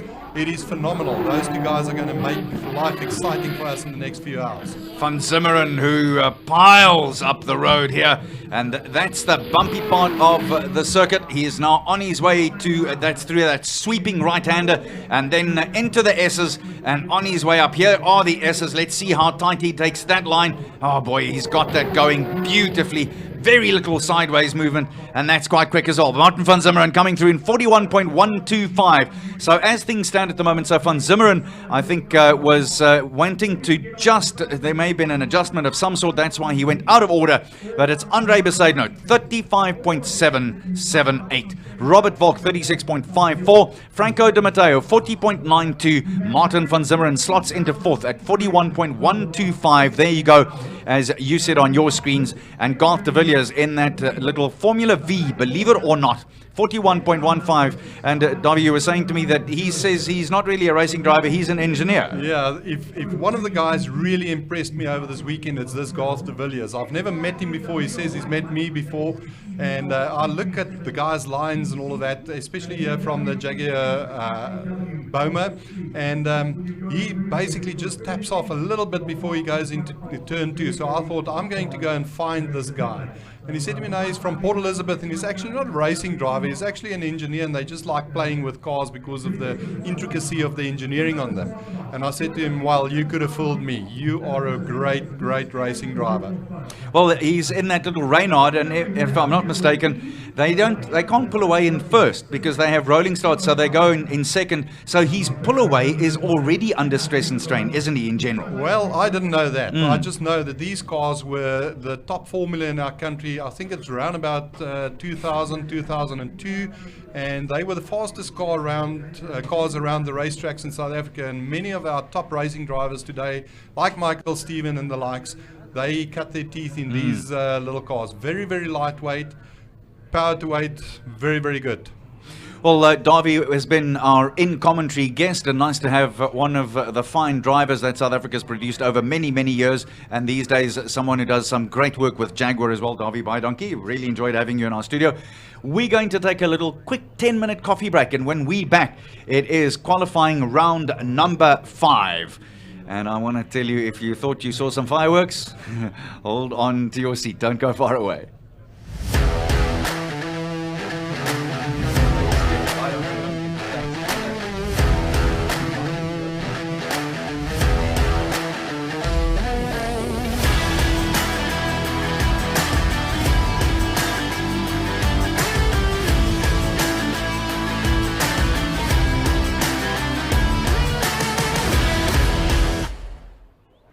Welcome back to our coverage of the 10th running of the Jaguar Simola Hillclimb here from Knysna in South Africa.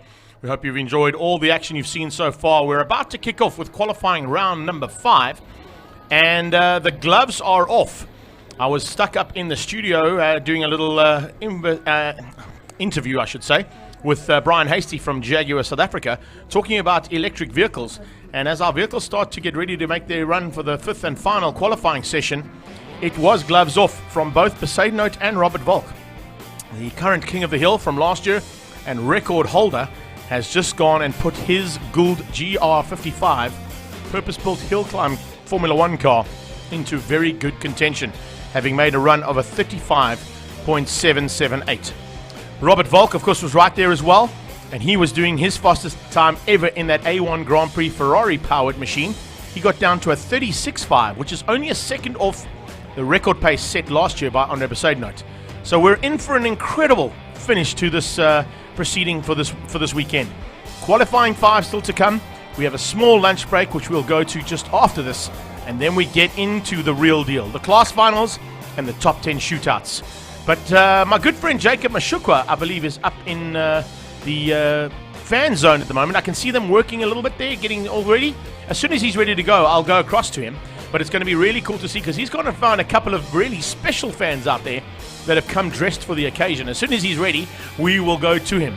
Until then, to run through the top 10 after qualifying 4, it was Franco Di Matteo in his incredible Jaguar XKR V8 supercar. He got down to a 40.9.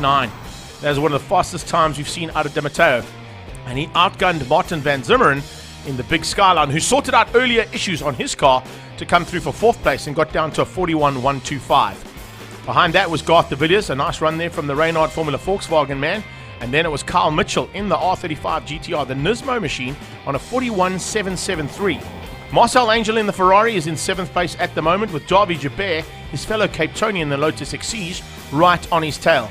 Aldo Scrivanti, all the way from PE in the Audi S4 Quattro, is right up there in the top 10, with Jody Van Zimmeren, Rekard Ritz, and Wade Van Zimmeren making up those lucky number 13s. Now, I go to 13th place due to the fact that if you are running a top 10, you need to have a couple of reserves in your mind in case something goes wrong with any of the cars on those final runs. And that will exactly be how things turn around later on this afternoon. Joining me in commentary, who's just stepped in, of course, is my good friend. And it's been an absolute honor and a privilege to be with this man throughout the weekend, Arnie Geertz. I was unfortunately not here when when things went all haywire at the front end. But before we talk about that, Jacob is standing by, and let me tell you something. If you look out your window, just up the side there, have a look on the top left of those stairs. Just to the right-hand side, you'll see a big, fluffy dog. And Jacob Mashukwa has gone to the dogs. Actually gone soft, guys. I've gone very, very soft. I spotted the dog, and I literally realized that I need to come here and find out why there's a dog here. So I bumped into Annaline, and Annaline is going to just tell me the dog's name first of all. Annaline, how are you doing? I'm good, guy. The dog's name is Kaleo. Kaleo. All right, cool. Now, are you enjoying Jaguar, Simola, Hillclimb? We are intensely. It's amazing. Yeah. Now, tell me a little more about Kaleo. Why is Kaleo here? Okay, Kaleo is part of Knysna Animal Welfare. He's our mascot. So we're here to raise funds for the animals in Knysna, yeah. Support Knysna Animal Welfare. Do you guys have any firm favorites on who will take the main title at Jaguar, Simola, Hillclimb? Well, we are actually here supporting the ladies team because they are raising funds for Knysna Animal Welfare. So Paige and the ladies and her dad, we're hoping for them to do something on the hill today. Ooh, Paige, all the pressure is on you. Paige is doing quite well, as you know. She's in the Mustang, and she's making amazing moves right here at Jaguar Simola Hillclimb. So listen, for anybody who's watching anywhere around the world right now, how do they get in touch with you, Annaline? They can go to our Facebook page, Knysna Animal Welfare, or they can go to our webpage and yeah, support us. Right, there we go. Support Knysna Animal Welfare. So from me here, Jacob Mashukwa, it's back to you, Greg. I'm having tons of fun right here hanging out with Kaleo. Kaleo, say hi to the camera and bye to the camera, please. Ciao, guys. I don't know. I'm really worried because you say he's going to the dogs, and my feeling is just, we heard it yesterday, if you're going to run with the big dogs, then, you know, you got to run You're going to need some stuff to run with him, that's for sure, yeah. I love the fact that he's jumped in there. I mean, have a look at the crowd that's here, but there's just more and more people piling into this area to ensure that they're in a good spot by the time we get into those class finals, and that's not too far away.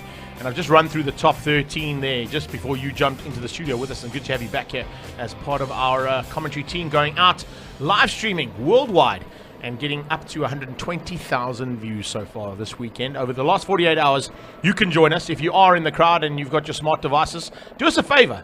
Send a photo in the comments section of the feed that you're watching on. Send a video in the comments section and tell us all about yourselves. It'll be great to interact with all of you that are out there. That's part and parcel of this interactive coverage we're doing here at Jaguar Simola Hillclimb. And if you have got any favorites, let's hear who they are. I was just talking to Uncle Roger next door, who interviewed me for his radio show, and we were reminiscing about the old days. And he's as blown away as what we are with the reaction and the reception we've had on social media, on all the platforms. It is remarkable.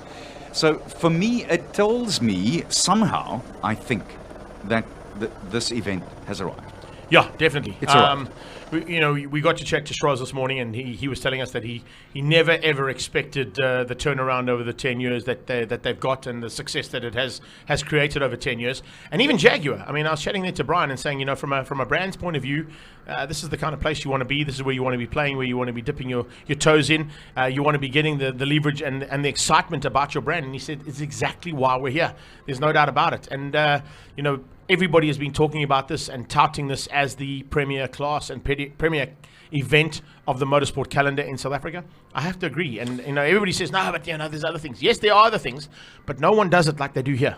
I'm very interested to hear from you. And let's be honest, the reason why big corporates do this, whether it is banks that sponsor sporting events or whatever the case may be, when those last two blinds are drawn on the balance sheets, that's where they want to see a difference. Will Jaguar sell more cars off this? No doubt about it. I mean, you're getting a first-hand knowledge to all the people that are sitting here and all the people that are watching worldwide about every hour or hour and a half of their current wears and tears and exactly what they've got as their latest in the range. And the latest in the range is on track, not only being piloted up by their VIP shuttle runs and a couple of celebrities that have been getting a chance to go in those cars, but you're seeing them in the flesh with seasoned racing drivers behind that. You've been around for a while. I was around since the 1980s, and the manufacturers at that stage had the sort of marketing strategy that what wins on Sunday sells on Monday. And that is exactly where this has gone back to. And, chatting to Brian Hasty, which was really awesome to do as well, because I haven't spoken to him for a long, long time, and seeing the way that they are devising their strategies around the future, and we've been talking about it all the way through in terms of EV vehicles, in terms of autonomous vehicles, where the future is going to lie. Yeah, they have to be. And he was saying, it's not only Jaguar that's going down this route.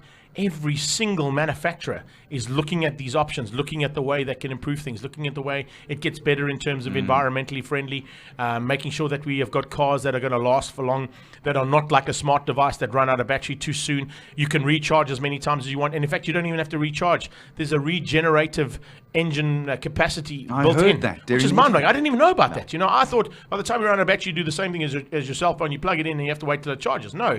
If you're in town or you're coming here and you go down Outeniqua Pass, the drop from the top of 1,891 meters to sea level gives you a regeneration of up to 60%. Unreal. I mean, you're only going from the top of the hill to the bottom of the hill. You're getting 60% back into those cars. That's brilliant. I love that thought process. How does something that has lost battery power regenerate itself? It's a beautiful thought process.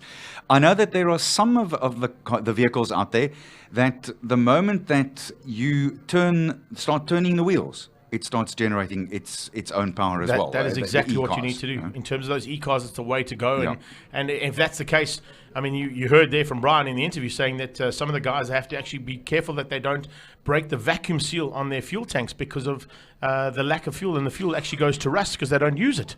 That's mind-blowing. I never even thought of that. That was not even my process. I'm thinking it works like a smart device where you got to plug it in, charge it, and use it. When it runs out of battery, you got to recharge it again. But that's not the case, and the technology has just gone ballistic. But speaking of top-notch, also making their way through bits and pieces, and hopefully our camera can pick it up at some point too, we do have some incredibly beautiful young ladies that are doing some promotional work here too. We've got the Jaguar ladies, we've got the Castrol ladies, we've got the Universal Healthcare ladies. They're working their way through the crowds there and handing out a few little... I haven't noticed any of them. Haven't you? No, haven't noticed. You notice those glasses that are affecting there you go. Bada bing, bada boom. There you go. Ask a cameraman. You talk about pretty ladies and the cameramen are right on top of it. Patrick is just the best cameraman I've ever seen in my life. Well done, Patrick. Love your work, bud. That is Universal Healthcare ladies, and of course they are our official sponsor. Now you need Universal Healthcare. The medical facility, and I may be needing to go to that medical facility very, very soon. I tell you what. Very few people know this, actually. I think it's one of the quietly kept secrets of television. That cameramen find the most gorgeous women in the crowd. They do. And then you just, it's there. They are remarkable. They've got an eye for these things. And I'm gonna then put that challenge out as well. So if you're in the crowd and you see some lovely ladies or some lovely gentlemen even, there's some ladies out there too. There you go. There's another version of it. Give us a photo. Send it up onto our Facebook page. Send it up onto our feed. Tell us where you are. Tell us that you're enjoying the 10th running of this Jaguar Simola Hillclimb, and interact with us. That's what we're doing. That's part and parcel of this deal. It's no longer just the standard live option of bringing you coverage and getting up onto your television screens. We can give it to you anywhere you are, anywhere around the world. So now that we've got that off our chests as well, literally and figuratively speaking, let's talk for a second or two about the racing. You were on your way back from the Jaguar VIP area when the two main protagonists tied one on. So Volk goes 36.5. And I mean, Andre would not have known because he was only about 20 or 30 seconds behind him. He wouldn't have known. That's the thing. And off he goes. And he's 0.2 away from the time that he set last year. Yeah, that's it. And I can tell you right now, and seeing those times at this time of the day, it means that they are just looking to say, okay, this is where we want to go. But when I give it the full welly at the end, and I put everything together, and all of those boxes are ticked, and all of those puzzle pieces fall into place, that 34 second is not going to be too far away, I don't think. I think we're going to see a low 34, to be honest with you, as opposed to a high 34. I think there's still a second in the bag there for at least the A1 Grand Prix car of Robert Volk. De Matteo could possibly even get down into the 39s. And I am very, very surprised to look down the score sheets there and not see any of the top two GTRs. But I do know that they possibly sat that one out and took it a bit easier. I know they're working frantically down at the VB Motorsport team to get Wilhelm's car sorted out. I've just saw Edric's Weers downstairs. His car is fixed, but they have had to do a modification to it. It's no longer all-wheel drive. They've changed the front end, and they've transferred all the power via the computer systems that are there to rear wheels. So he's got that massive 1,000 horsepower beast underneath him with only rear-wheel drive, which is going to be a bit of a handful, he said. But needless to say, at least he can go up the hill and try and defend his title and have some fun on this one, despite breaking that car earlier on in the day as we saw it pull to the sideline. Now, yesterday we were speculating, and we actually put it out there that we thought both of us that we are going to see a new record time today. But the interesting thing is this works out at this point right now, Andre beside note, topping out with a top speed of 191 k's an hour, 191.17. Yes. You were saying yesterday 200 is on. I think so. On. I think so. Yeah, I know for sure. If all those puzzle pieces fall into place and everything goes according to plan on the final runs, when they put everything they can into it, because that's exactly what they'll be doing. They'll start to get themselves psyched up to get onto that line and say, right, I've done this, I've done that, I've done that. All the boxes are checked. The team are happy. The tyres are good. Temperature's looking pretty good as well. We're sitting at about 18 degrees, probably about a 20 degrees Celsius real feel out there at the moment. No breeze. Track temperature is about 17 or 18 degrees Celsius as well. The track is not really going to be a factor in terms of temperature because it's so rough, so they don't really have to worry about that and too many factors there. But when that flag drops and that visor goes down and they launch off here, they know for that next 35 to 37 second run, everything is now according to what they planned from a year ago. Incredible to think that when this first started, guys were saying they're never going to get close to 40 seconds. And here we are. We're knocking mid-30s. And let's be honest, when they get even better at this, which I'm sure they still can, 30 is not out of the question. So there's this fierce competition. And the boys are really, really desperate to win this. But what I have picked up here, and we've spoken about it before, but it's worth regurgitating this part of it again. This hasn't got the same feel as what the pits would be at Kyalami when there's 15 laps or 20 laps ahead, and it's every man for himself, and we're racing neck to neck, sticker to sticker. Door to door, exactly. Yeah. There's a different kind of feel to this here. Why is that? It's because you're on your own, and you're up against the clock. You're not up against the man who's alongside you or behind you or in front of you. Whatever you've done, no matter the rivalry you've got with the driver that's in the same class and same category as you, it's all good. The problem you've got right now is you've got to beat yourself. You've got to ensure that everything in the ticker upstairs is working. You spoke about the sports psychology. This is where the psychology kicks in. Speaking of psychology, though, let's go back to Jake and see if he found a way back in again, or is he still outside? Jacob? Guys, there's no chance I'm getting out there. I'm back here with the plebs. I'm obviously not important enough. I found a friend, though. Madame, how are you? Thanks, and you? What is your name? Crishelda. So Crishelda is hanging out with me, keeping me company because I'm obviously not important enough to make it into the Lamar Lounge. Did you guys see how I just got kicked out of there? That was so crazy. Despite that, I want to know from you, Crishelda, how are you enjoying Jaguar Simola Hillclimb this year? Hey, I'm enjoying too much. This game is very important to me. Okay. Hey. Why is? Oh, I see. Why is it a special sport? You like cars? Too much. Which car? That. Which car have you seen here that you like a lot? Subaru. We got a Scooby fan in the house. Obviously, me and Crishelda are big friends because we got a love for cars. Firm favorite for me, definitely still the Range Rover Sport SVR, brought to you by the Springboks. And then I'm going to invade this guy who's sitting right next to me at the moment. Sorry for not even asking for your permission. How are you doing, sir? It's good. Yourself? Good, lekker. What is your name? Stefan. Stefan is hanging out here, enjoying Jaguar Simola Hillclimb. Looks like you're having tons of fun. Are you having fun? Yeah, trying to, waiting for the race to start. All right, cool. You got any firm favorites to win? Anything red. Oh, this guy is all about the red. This is the outside section. People are enjoying themselves on the grass. Earlier, I said I want to get something to eat. I'm seeing somebody eating a very nice boerewors roll there, munching into it. Mweti, can you give me these people eating boerewors rolls? Oh, this looks very nice. Oh, this looks yummy. This looks very yummy. I'm wondering where they got this. I'm looking for all the lunch ideas. Do you guys want to tell me where you got the food from? My husband brought it. Husband, where did you get the food from, husband? Sorry? German sausage stand. German sausage stand. And does it taste any good? Very nice. Very nice. So is this like a pre-lunch or is it like lunch? It's a whole day lunch. It's a whole day lunch. Sorry, what is your name, by the way? Danila. Danila, what do you think of Jaguar Simola Hillclimb 2019? Well, it's the 4th year we come. We've got seasoned visitors now. 4 years. 4 years, yes. But my husband will know more. Aha. All right, guys, listen, we'll be back a little later after this. Can I just go get something to eat, please? You better go and get something like this. I'm off to get a sausage. Ciao, guys. See you later. He's doing his thing out there, and we were saying those bratwursts, man, they are something else. So the Alfa Romeos are on the way, and it's Gavin Williams, Willem Bauer, Francois van Tonder, Paul Munro and Pierre Bester all on the way and climbing their way up the 1.9 kilometers worth of Simola Hill.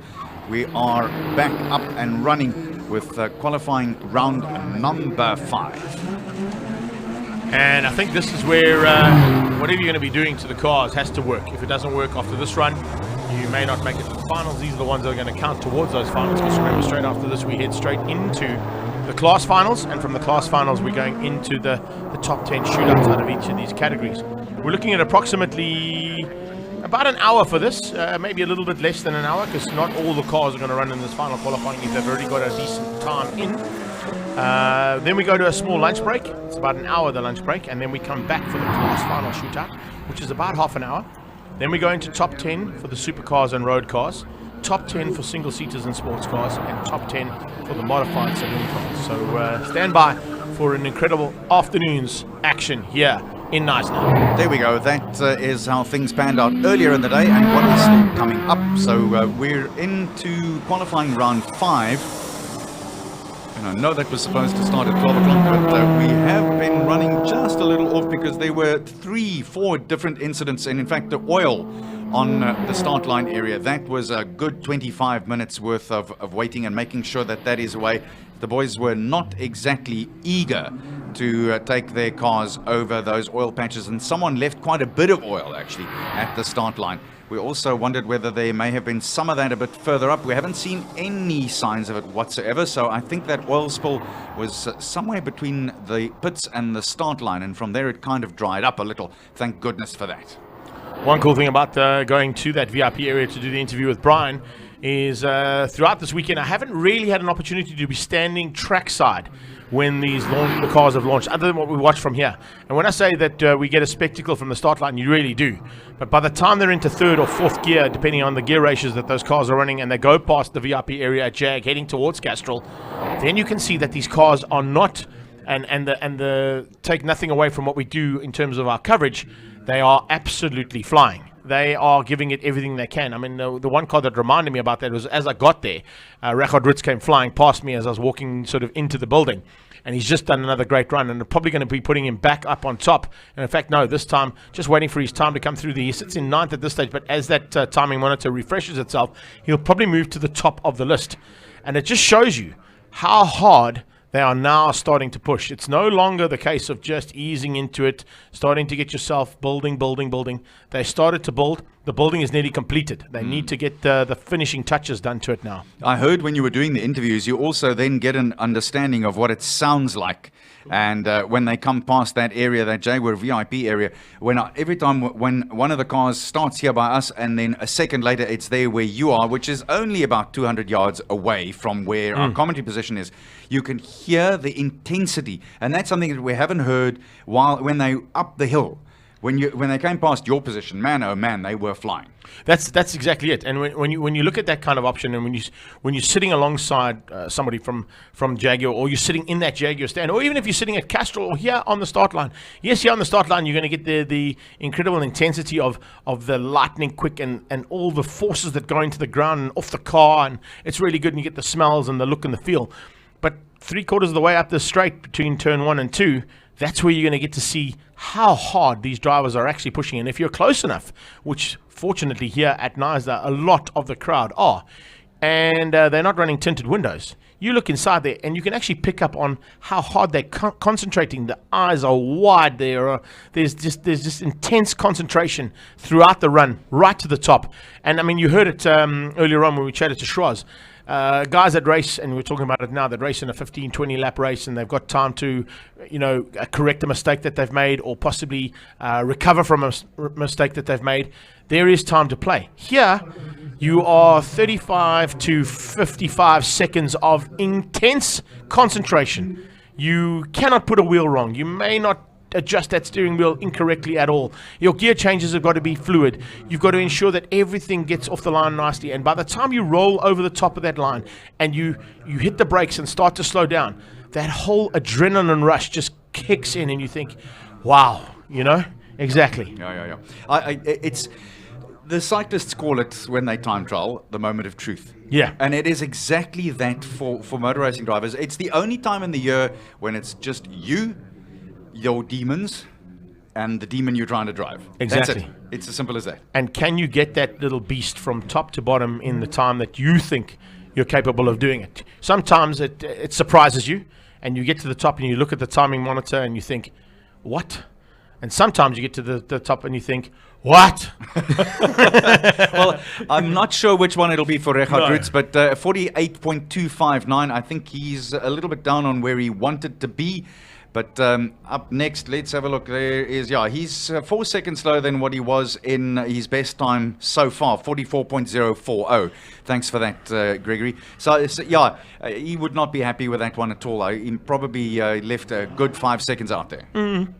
But as I said, this might also just be a confidence runner. Sometimes what you've done is you've done your time, you know what your capabilities are, and it's a case of just, it's a confidence check. I'm not going to go and push it to the limit and run it to the wire edge or to the razor's edge, but I am going to just run up there and go, okay, turn left, turn right, go through the motions, get myself out there. We spoke to Willie on Friday, Willie Hepburn, of course, who podiumed here overall on Friday in the Classic Conqueror. At the age of 73, 73 years of age, 50 years of racing. And he was saying to us, and you spoke about it yesterday with your sports psychology coming in with your cycling and your running, you've got to be, what did you say? You've got to have the shortest memory in the world. You've got to forget the mistakes that you've made instantaneously and concentrate on correcting those mistakes and forgetting that you've corrected them. Literally. Get up there and say, okay, I got that one right this time. All right, perfect. Then it's in there.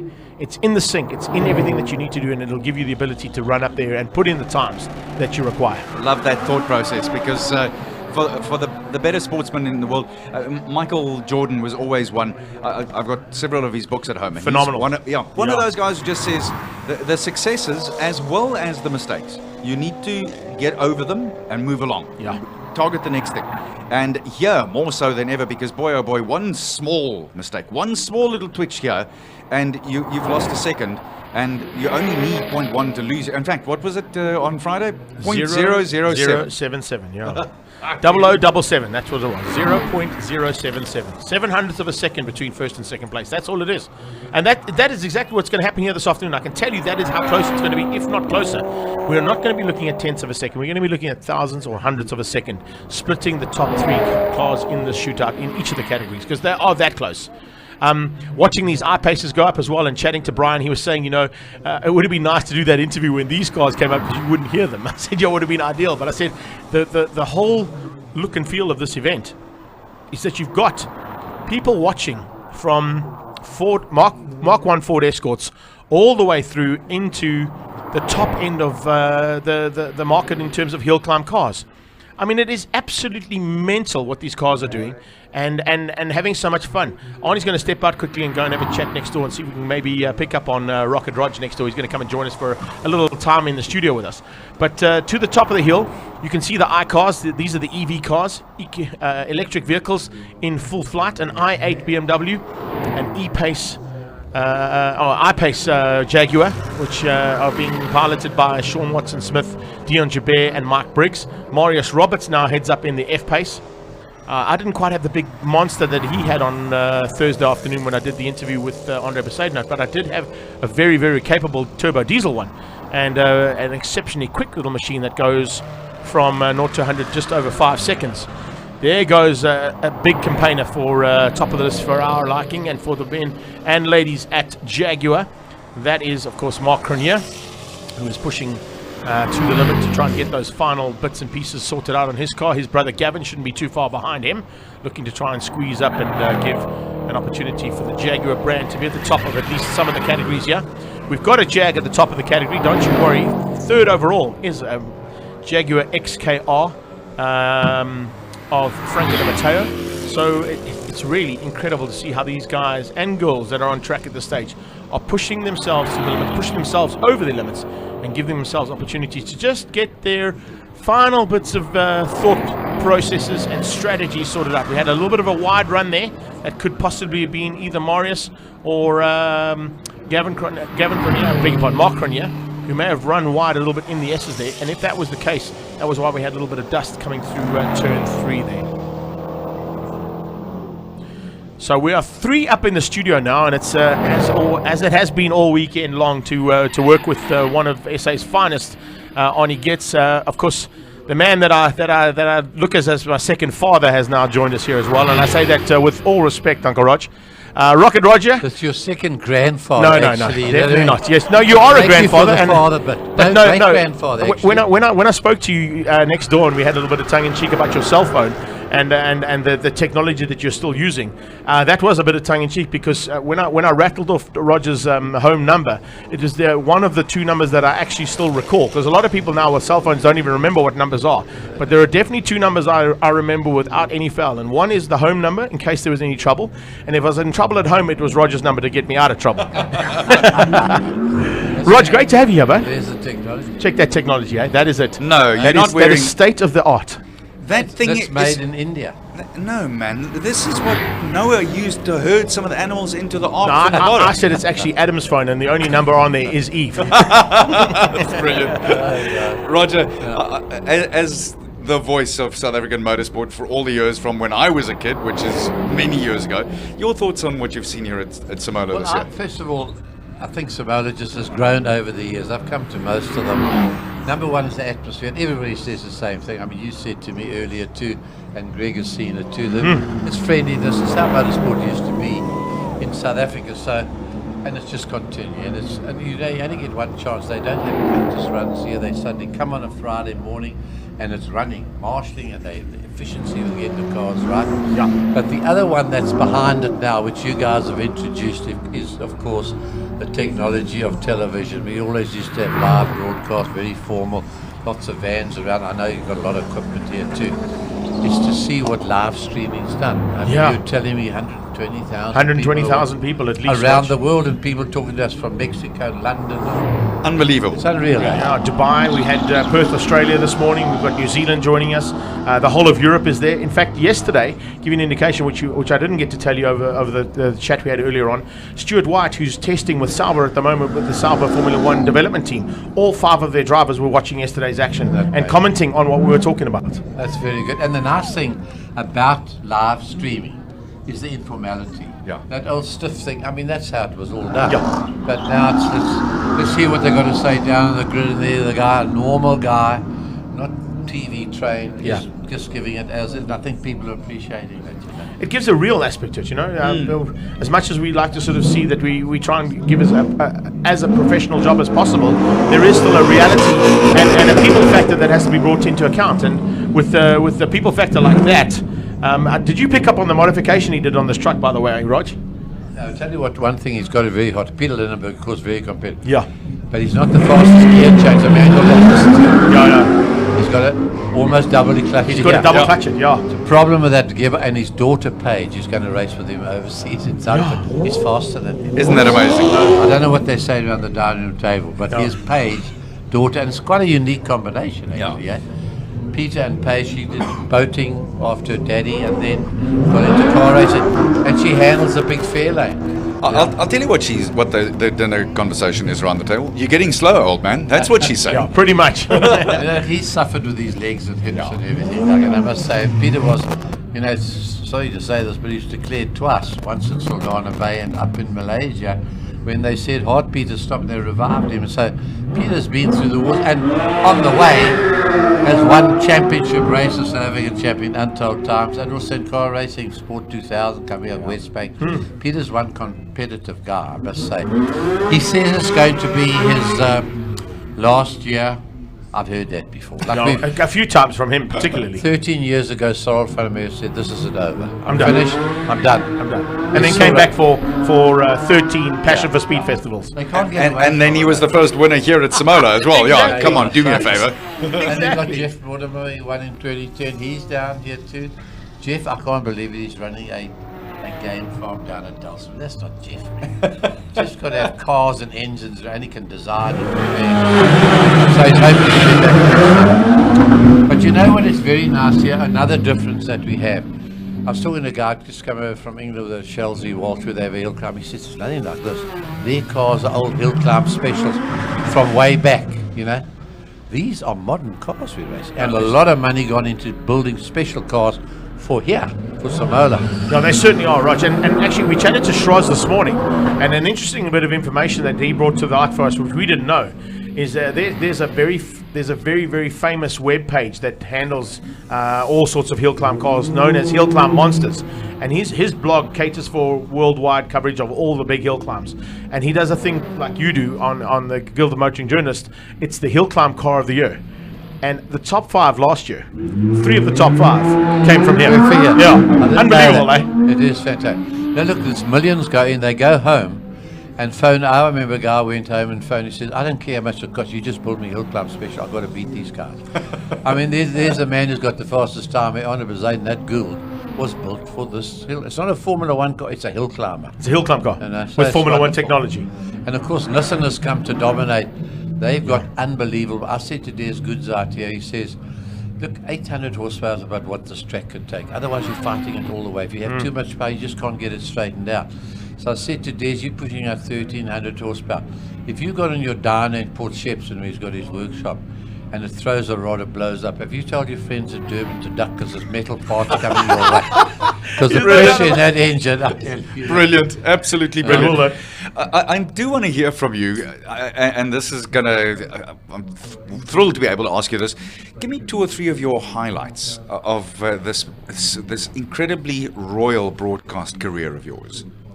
Well, it all started actually with your guys. We did the first broadcast ever. And the first race we were going to broadcast, I was into motorcycling. And the good old motorcyclists, we wrecked it ourselves. Because the team manager, Kawasaki, went in the middle of the track and said, come in, we're not riding in these oily roads, which South Africans are always ridden, because we ride with cars. And it was Jan Snyman. You remember he was the anchor? I remember Jan well. And he says, what's happening at Carlom? I said, I don't know. It was our first live broadcast. And the riders weren't going to ride. I mean, I couldn't believe it. But I mean, since those days, the producers you've had on, and you've been involved with Top Sport and Super Sport and Greg and that, those were great producers. Yeah. Have revolutionized TV because they were creative. They weren't into the old school and doing it like others did. Alan Johnson came out, you remember? And then Scotty Seward and Rob Waitman, Mark DeMaine and Richard Parker all got involved. And Roger, I'm just going to ask you to hold that for a second there, because talking about evolution or revolution, there's apparently 1 or 2 things happening out on the track. Let's go trackside. Right, so talking about revolutions, it's about big hands and small hands and revolving or timing. The delay now seems to be the revolutions are going slower and slower, because the Richard Rutz, for instance, was 4 seconds slower. But the later the cars are running, they're getting even the gap between their previous runs is getting more. So the bottom line of it is that there's a timing issue. Eric is the chief timer, the timekeeper. He's hard on it and he's getting it sorted. So when they get it solved, we're going to run again. Back to the box. Thanks, Carl. Back to us here, up here with Roger McCleary and Arnie Getz, myself, Greg Maloney, taking you through all the action here today. A little bit of action on track, which they've had to sort out there, Roger. That's why we had to break in the proceedings and just see what's happening on the circuit. Once that's all cleared up, we can get running again with the second half of our qualifying round number 5. Listen, I hate to tell you, but your live streaming actually messed up the timekeeping system. When you told them you can go live streaming, everybody went on. And suddenly the timekeeping was not registered. Okay. I don't know if you know that, but thank you. My bad. Look, we do want to have as many hits as possible, so if you are out there and you have joined us on the sidelines, big welcome to all of you. Okay. But you're joining people that are worldwide with us as well. There's about 120,000 odd people that have interacted over the last 48 hours, and I think there's probably about 8,000 or 9,000 people here today that have joined us too. It is incredible to see from our vantage point here over the pits. It's just people all the way down there. And that, of course, is the other thing. Let's be honest, South African motorsport went through a very serious lull where we just didn't have enough spectators to come. That's right. Look, I think Arnie, I don't know whether, Arnie Cray, when we came out with rugby, when we started in 76 with live broadcast, It was a saviour for us because he said we don't have live broadcasts of rugby. We couldn't believe our luck. And TV, certainly Top Sport in those days, had to find something for Saturday afternoon sport. And they chose us. We had 3 hours at Kyle Army, motocross a lot. But then it made a comeback because it doesn't really affect rugby, but you can see it affects sport these days. You can sit in front of your telly in comfort and watch the greatest sport in the world, right? You can't get it better. You know, there's cameras. Now, first days, I remember telling the guys at cricket, can't you get it? See the batsman's eyes when they're bowling. And they said, we haven't got the lenses to do it, but they've got everything now. That coverage you have now is just phenomenal, you know. And then on top of it all, you've got all the beautiful timing systems, which at this point they're now trying to sort out just as we speak about it. But again, you've got all that on-screen information. It just helps commentators and viewers just get a complete picture. I have to agree with what Rog says in terms of the coverage of the T20s and cricket in these days, and the technology that goes into it, not only from the camera's point of view, but look at how they interact with the wickets, and how they, you know, the wickets light up if the bells are removed, and if the gentleman that's batting at that stage lifts his foot up, you can see whether or not he's touching the ground or not.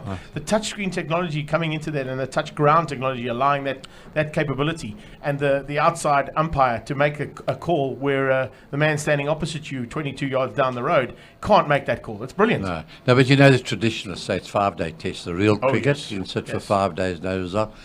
And I always feel now with, you know, but I don't want to sound cynical, but with like even Super Rugby today, the field looks almost too crowded when you've seen sevens. Sevens to me in T20, it's brilliant, it's exciting, it's short, sharp action.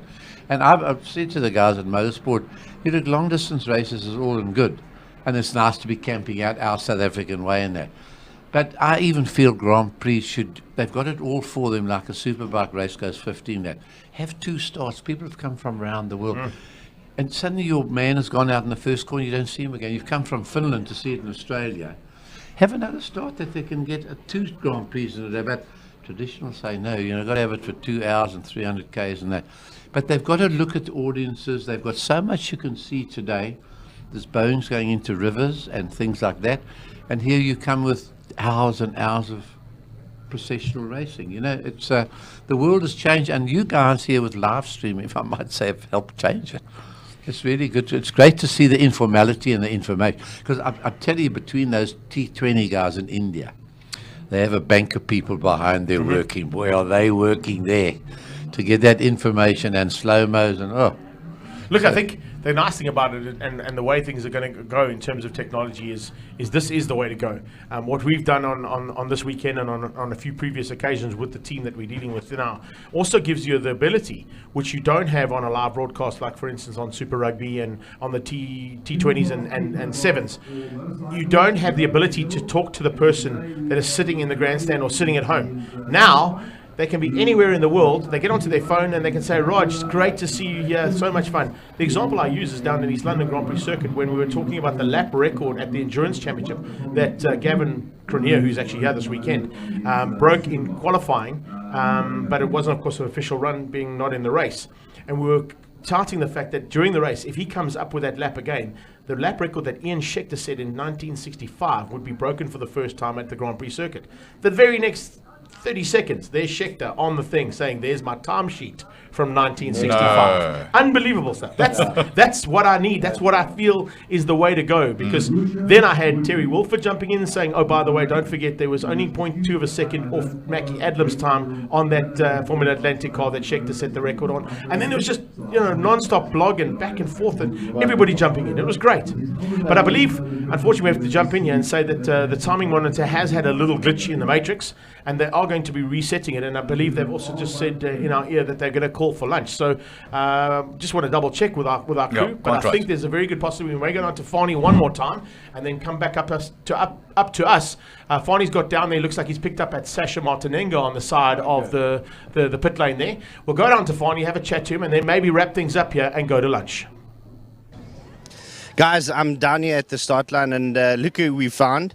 Sasha, how's it going so far? Oh, it's just brilliant, you know, just getting more and more exciting. It's been a fantastic event already, and the guys are beginning to turn up the wick now, you know, and you can see them. I was at one of the corners now, and the guys they're pushing hard. What was your favorite 5 seconds or minute up this hill so far? What stood out for you? Well, you know what? It's just such an amazing track. I've only driven it not at speed or whatever, but it's incredible. And I don't know if the guys see it on TV, but I mean the corners are all just about off camber. So it's incredibly difficult to set up a car. So you sit and think, geez, the guy should be going more full tilt through there. Yet the guys have to find an incredible compromise in their setup. I think, you know what, just watching some of the guys burning it out to the start is always fun. I mean, it gets the crowd going crazy. But I thoroughly enjoy watching through turn one where the different braking points are for the various different vehicles and the drivers who are prepared to push it a little bit harder. It's absolutely correct in the fact that the guys, you know, people don't understand it's just a public road.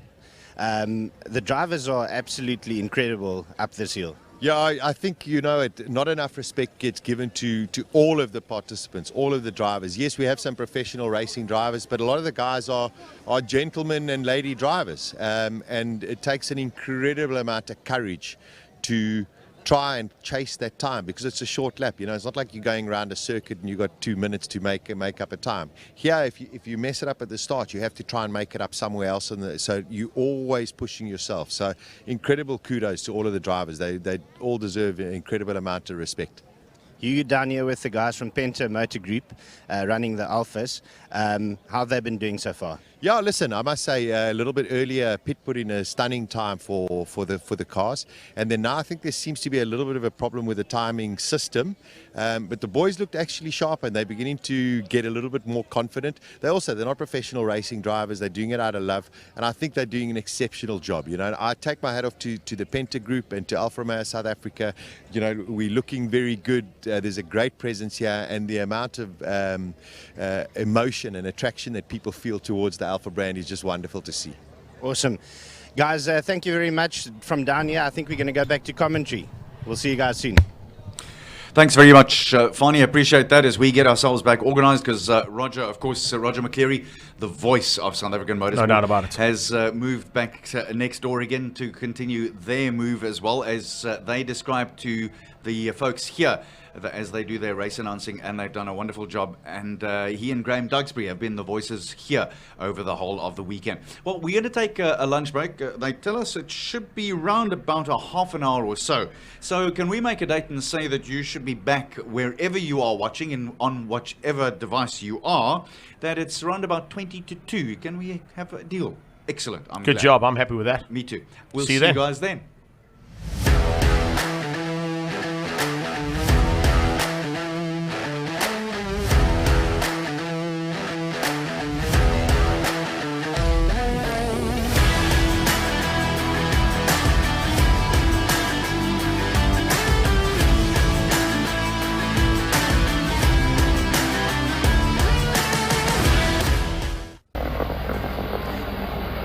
I was going to wake him up, but I can't wake him up. This is Sleeping Beauty. He is awake.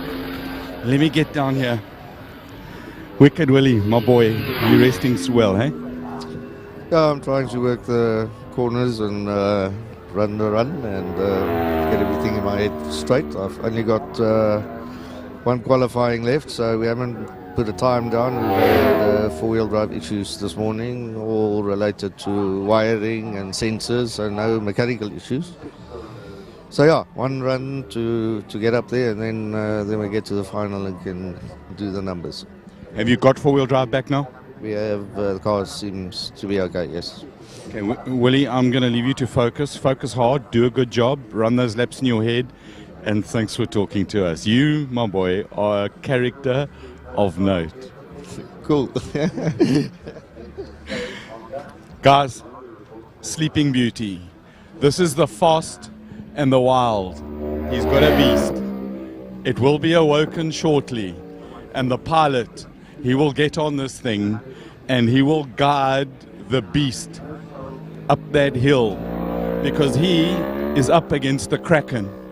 That over there is the Kraken. For those of you who are wondering, Google Kraken. It's a Scandinavian seafaring monster. That is a monster.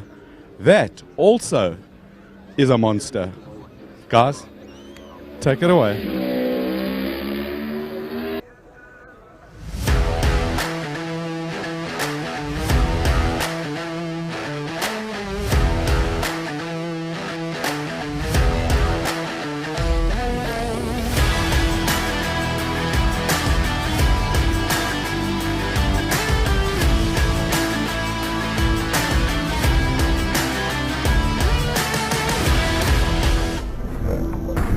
Welcome back to this kind of action. This was yesterday in one of the qualifying sessions.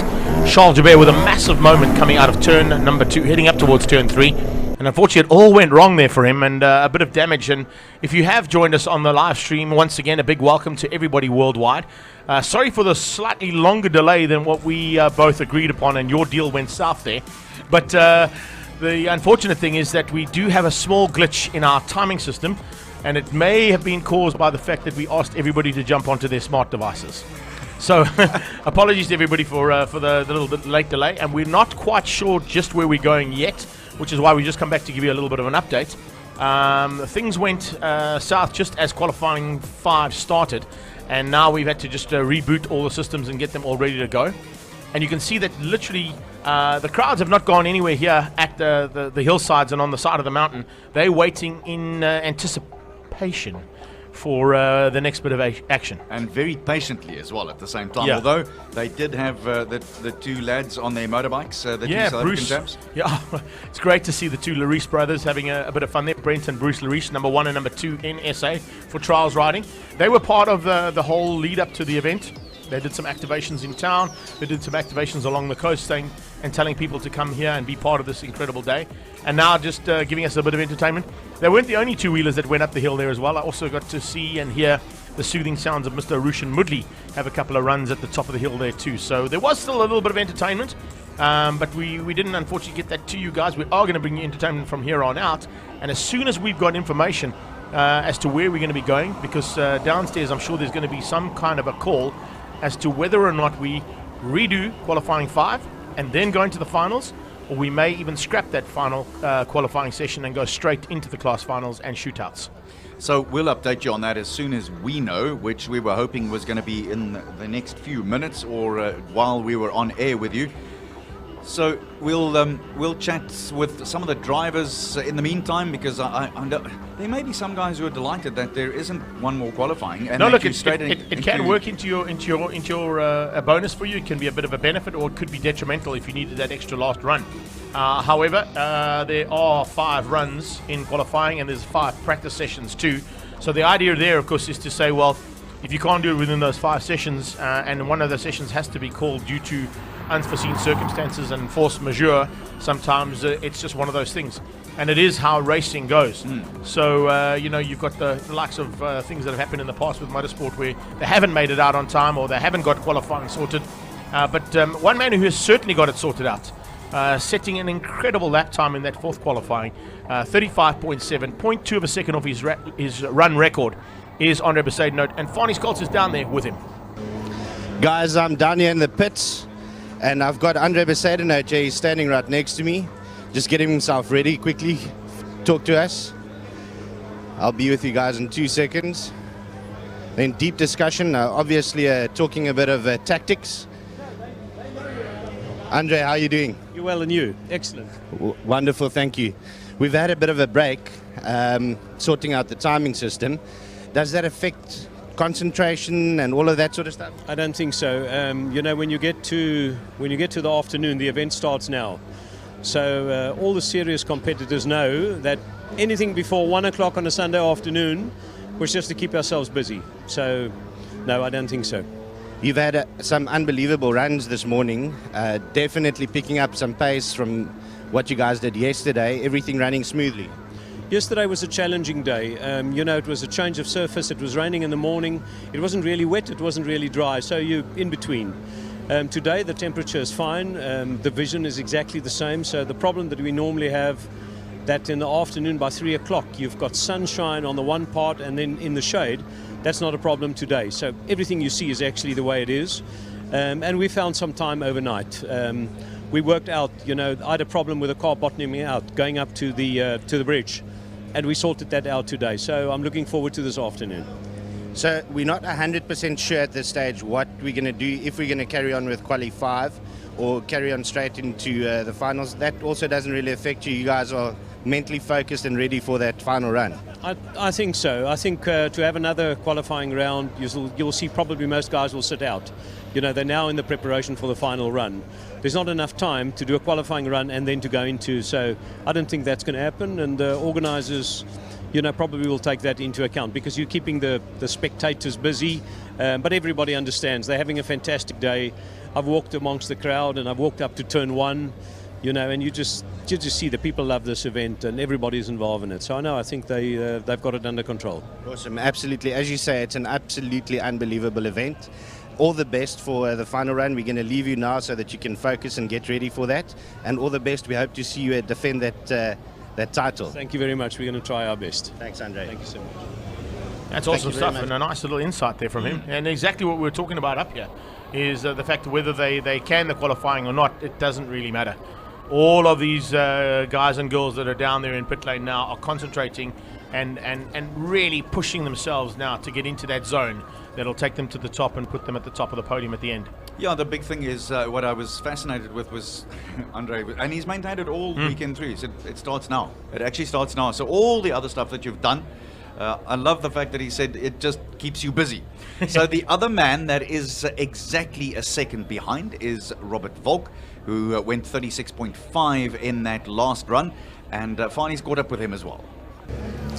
Robert, definitely a bit of a challenging time sitting out and waiting for this timing issue to be sorted out. How are you feeling so far?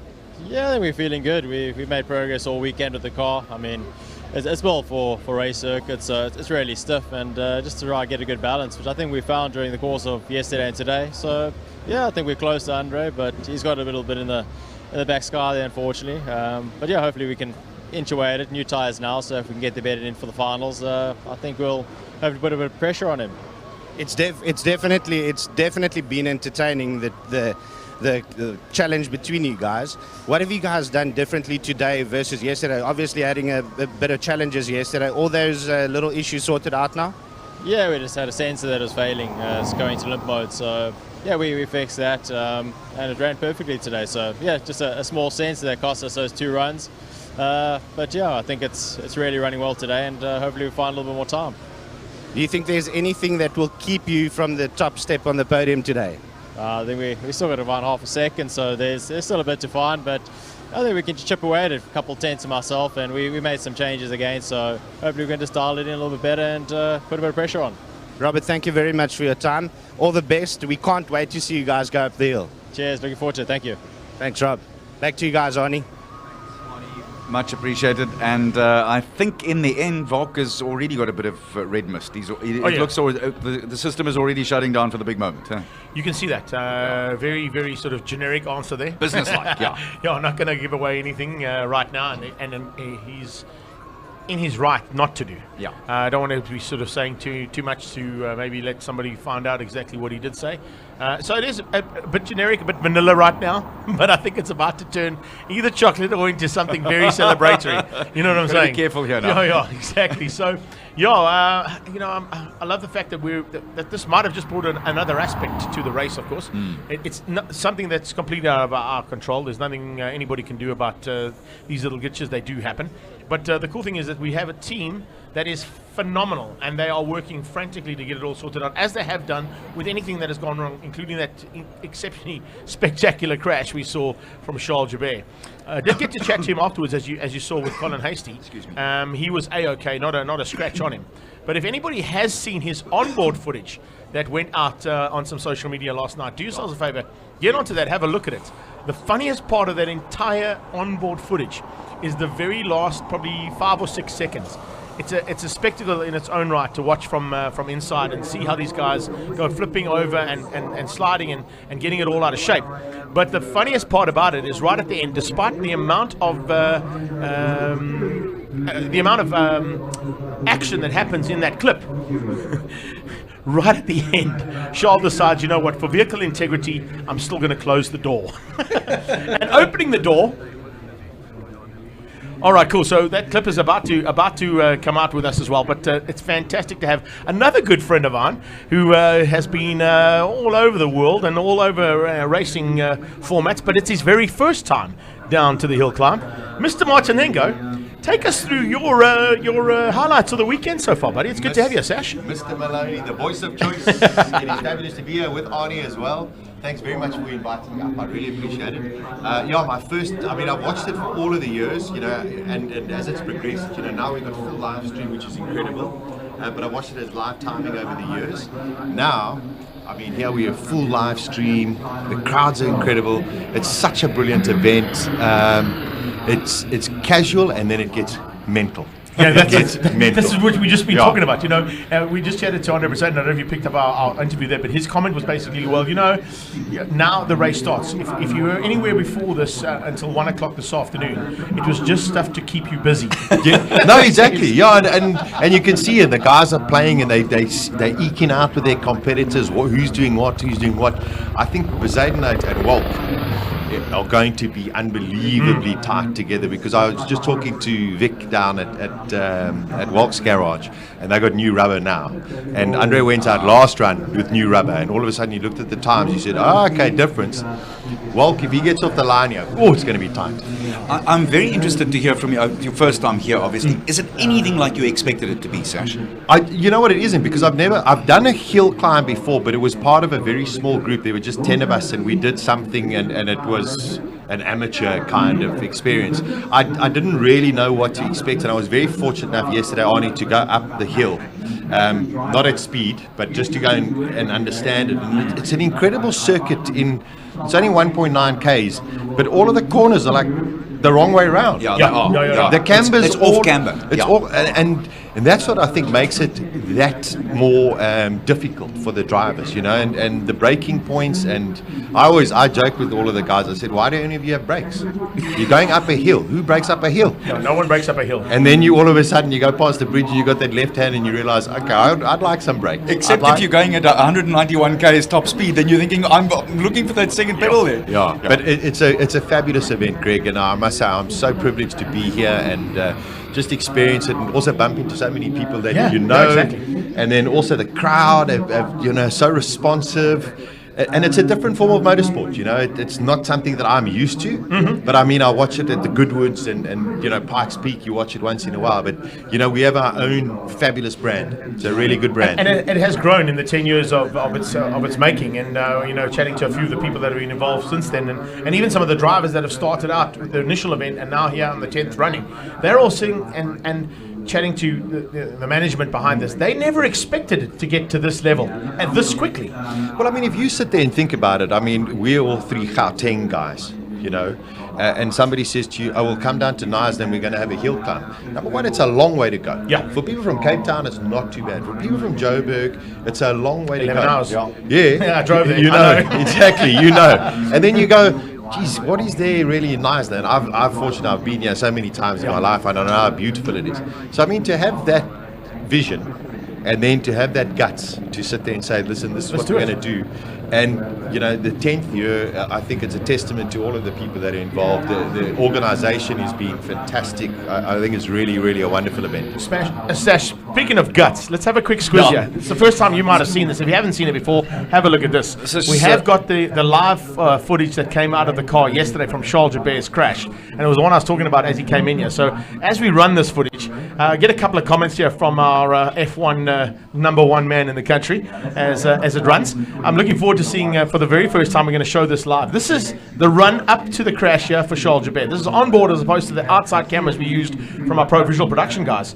But there you have the start, man. He gets on the line, 3, 2, 1. He drops the hammer. Things look good. Things look like it's all going according to plan here. He goes through turn 1, goes past the Jaguar VIP area, heads up towards turn 2. It's looking good. There's no issues here at all, as you can see. Pitches it into turn 2. Now, turn 2 basically becomes it's a triple apex right-hander. Yeah. And on the third apex, stand by. Because if you haven't seen this clip, this is what can go wrong. Hold on, and hold on. Yeah. Heading up there, just climbs on the power, a little bit of undulation, kicks the car out right, hits the side, and then it's all in the hands of no one. Yep. Ends up quite horrible, as you can see. Fortunately, just so everybody out there on live stream, the man gets out the car, he's A-OK, but that is a big moment in a race car, Sash. Yeah, I must say, it was incredible. I was actually in the media center downstairs, and all of a sudden we saw that the footage, not this in-car footage. But, a scary incident. And you know what? I noticed something yesterday. When he went out, yesterday we had this very peculiar weather. It rained, and then it was damp, and then it was dry, and then all of a sudden the sun came out. He was the first driver to go out. All of a sudden the sun was shining, and I think maybe I would have sat there and said, sun shining, must be dry. give it stick, yeah. And you know what? This is what these guys are and girls are going out and showing. This is motorsport, and these things unfortunately do happen. How funny is that? He closes the door. I mean, it's the funniest thing. Yeah. He closes the door. The door's in. The main thing is he's okay, and we've had a couple of biggies. But this is motor racing, and a lot of people sometimes forget that this is motorsport. You know, a lot of people on the banks here sit and go, "It's all going to be fine." Nobody knows if it's going to be fine. The size of these guys' brains and girls' brains sometimes has to be questioned, you know, to go and do this kind of crazy exactly. stuff. And when you're doing it at the breakneck speeds that they're doing, I mean, you look at last year's record run from him, 192 kilometer an hour average. That means it's 260 k's an hour up to turn 3. Yeah. So that is just mind-blowing. Getting in our ears has to bring you up to speed as well, Arnie. It looks like we're going to be running a full session of qualifying 5 again to give those guys a last chance to get themselves sorted out. I don't know if we're going to get, you mentioned it earlier, I don't know if everybody will come out because you already got those guys in the zone getting ready for the class finals and the shootouts. Andre also said that he thinks there's a few guys that won't come out, which makes sense. I mean, if you've got it oiled, then why worry?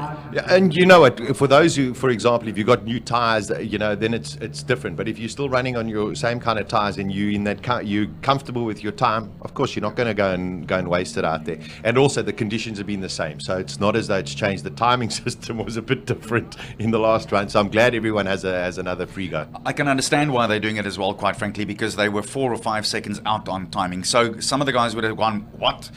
We were saying about Richard Roots, it was 48 seconds, and we didn't look like it, so you knew. Listen, on to a different tack altogether before we start commentating on what's going to happen, and I'm really chuffed that you're with us. I'm looking forward to working with you on that. Your thoughts on where F1 is right now? Yeah, well, it's 4 out of 4 for Mercedes. It's been phenomenal, just showing you what a well-oiled team they really are. And you know, everyone's putting, I'm not saying unnecessary pressure, but there's a tremendous amount of pressure on Ferrari, and of course Leclerc being there, and Bahrain, what happened there, and pre-season testing. So pre-season testing, Ferrari won the championship, but you don't get any points for that. All of a sudden you come to the racing and Mercedes turn up the wick and they know where they are, and Mercedes has been the team to beat. So I think Ferrari are pushing as hard as they can. Honda, I think, are doing an exceptional job so far, although I'd be very cautious because I think they are going to have 1 or 2 issues when it comes to engine. I hope not, but I do predict that.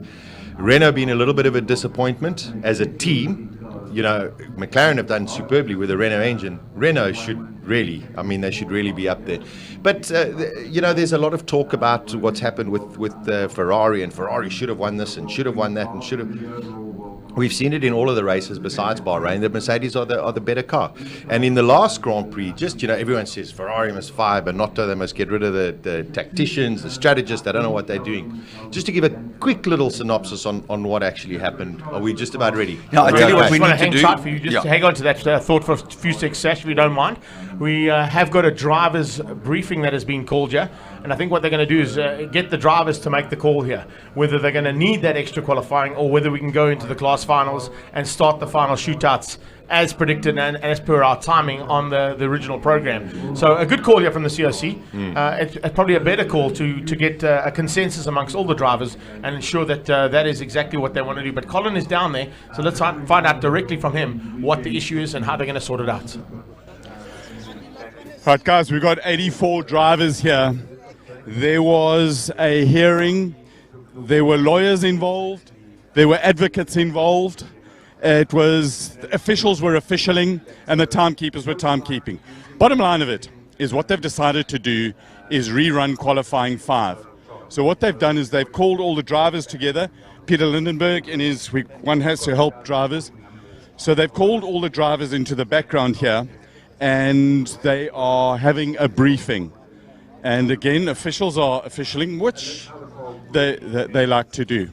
So let's go around the back here, and we'll see Sparky. Sparky he's probably the shortest of everybody. So he's standing on top of a van, and he's going to shout. So if I go quiet, I'm going to try and get to Sparky, and Patrick will work there. Let's see if we can get in deep here. Right, they're going to get going in the next 5 minutes, and they're going to run qualifying 5 from the beginning. Are you happy about that, Dion Jabeur? You're going to start with qualifying 5 over? Yeah, very happy. Awesome. I'm listening. And we've got some...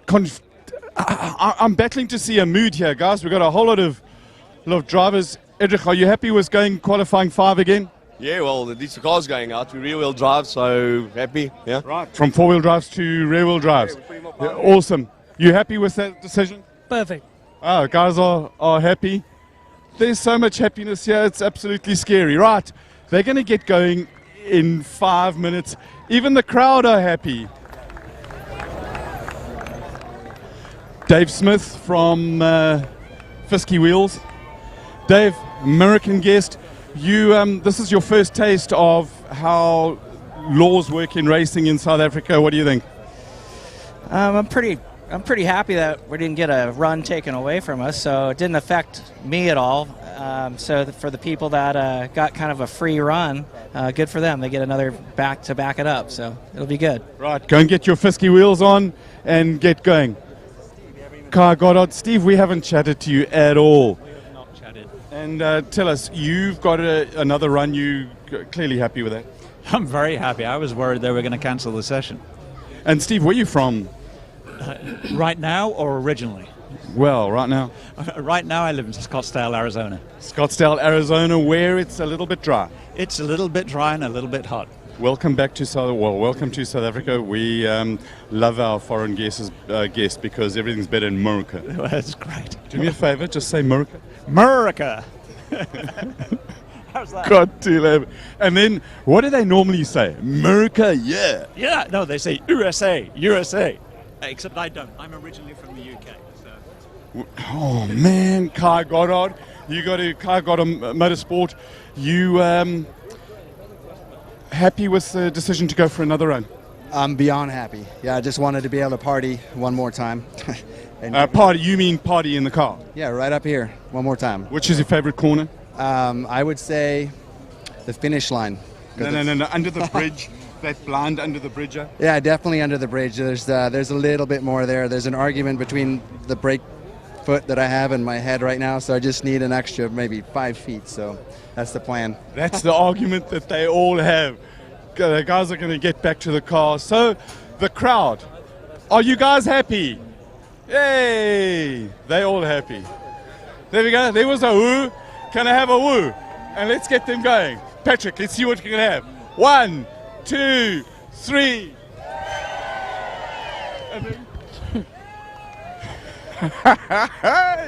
You know what? The gees here is absolutely magnificent. I want to talk to one of the marshals here. Are you, as an official, part of official is officialing, are you having fun yet? Of course. Awesome, I love the... Our 10th year. One second. Tony, as soon as you're ready, you can send. If you've got them ready, send them. We've done it for 10 years. We've even walked down from the briefing yet. So as they say in America, what you got to do is lick the stamp and send it. Absolutely. Awesome. Thank you very much. Let's find another official. Are you licking the stamp to send it? That's it. How did you guess? One of your colleagues told us. You guys for MG Club, and you having fun yet? Enjoy this immensely. There's an amazing number of people in. I think it's wonderful that all these people come. Okay. Oh, hi. Jimmy, you're from the right side of the wall. I'm from York, England. Wrong side of the wall. I want to know how, because Adrian, my man, built a wall. Okay. And, to keep, how do you keep the overall so white? I don't. Because I get washed when I go home. He outsources that function. So the other thing we're going to go down here, you see there's an official, the marshal is marshalling, he's licking the stamp. They say that's how it goes, where you just got to, what's that shoe company, just do it? Those guys. So hold on, talking about that, excuse me, can we just borrow this? You may. Can I just do it? You may. Thank you. Right, Sleeping Beauty has awoken. He's in the back there. Let's see if we can get hold of him. No, he's not. So the Kraken is about to get woken. Apparently he's got his 4 wheels back. 4 wheels on his wagon. It's sorted now. Carbon fiber is looking magnificent. Of course, it's lighter and stiffer. That's what we like. And we're going back here, Scribanti. And one of the cars we got to watch for is this thing. Its launch of this car is unbelievable. Out the left-hand side here is its exhaust. Come check this out. Here's the exhaust. It's massive. And when he puts it under launch control, this thing, it just blows. It's 2.65 turbocharged engine. The gases come out of here. It goes bang, bang, bang, bang. It is unreal. The crowd. Patrick, when we get back there, we're going to go and, should we go and stand on that side? I want you, Patrick, in the fire of the gases that are belched from this beast as it launches. It's unbelievable. Right, now we're going to come back here. The cars are getting to run. So there are people in a box, and the box is white. They are cleverer than I am. They talk more than I do. They know more about what's happening on the track. Trappies.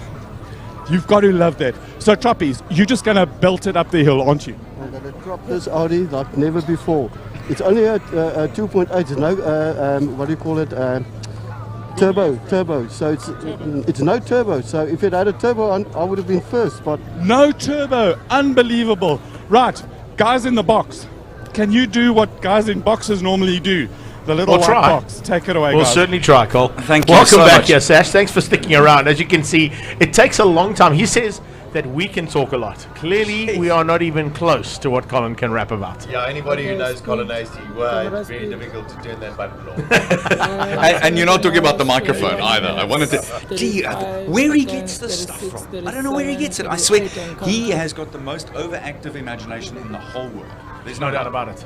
Listen, there are a couple of things. I think either on Briggs's car or Uber, they put a learner sticker on. Oh, beautiful. So watch out for that in the footage. Nice little bit of a rivalry happening. I know, there, it's hey? wonderful. And you know what, it's so nice to see some of these guys. I mean, I grew up watching them and I know them for 20, 25 years or whatever.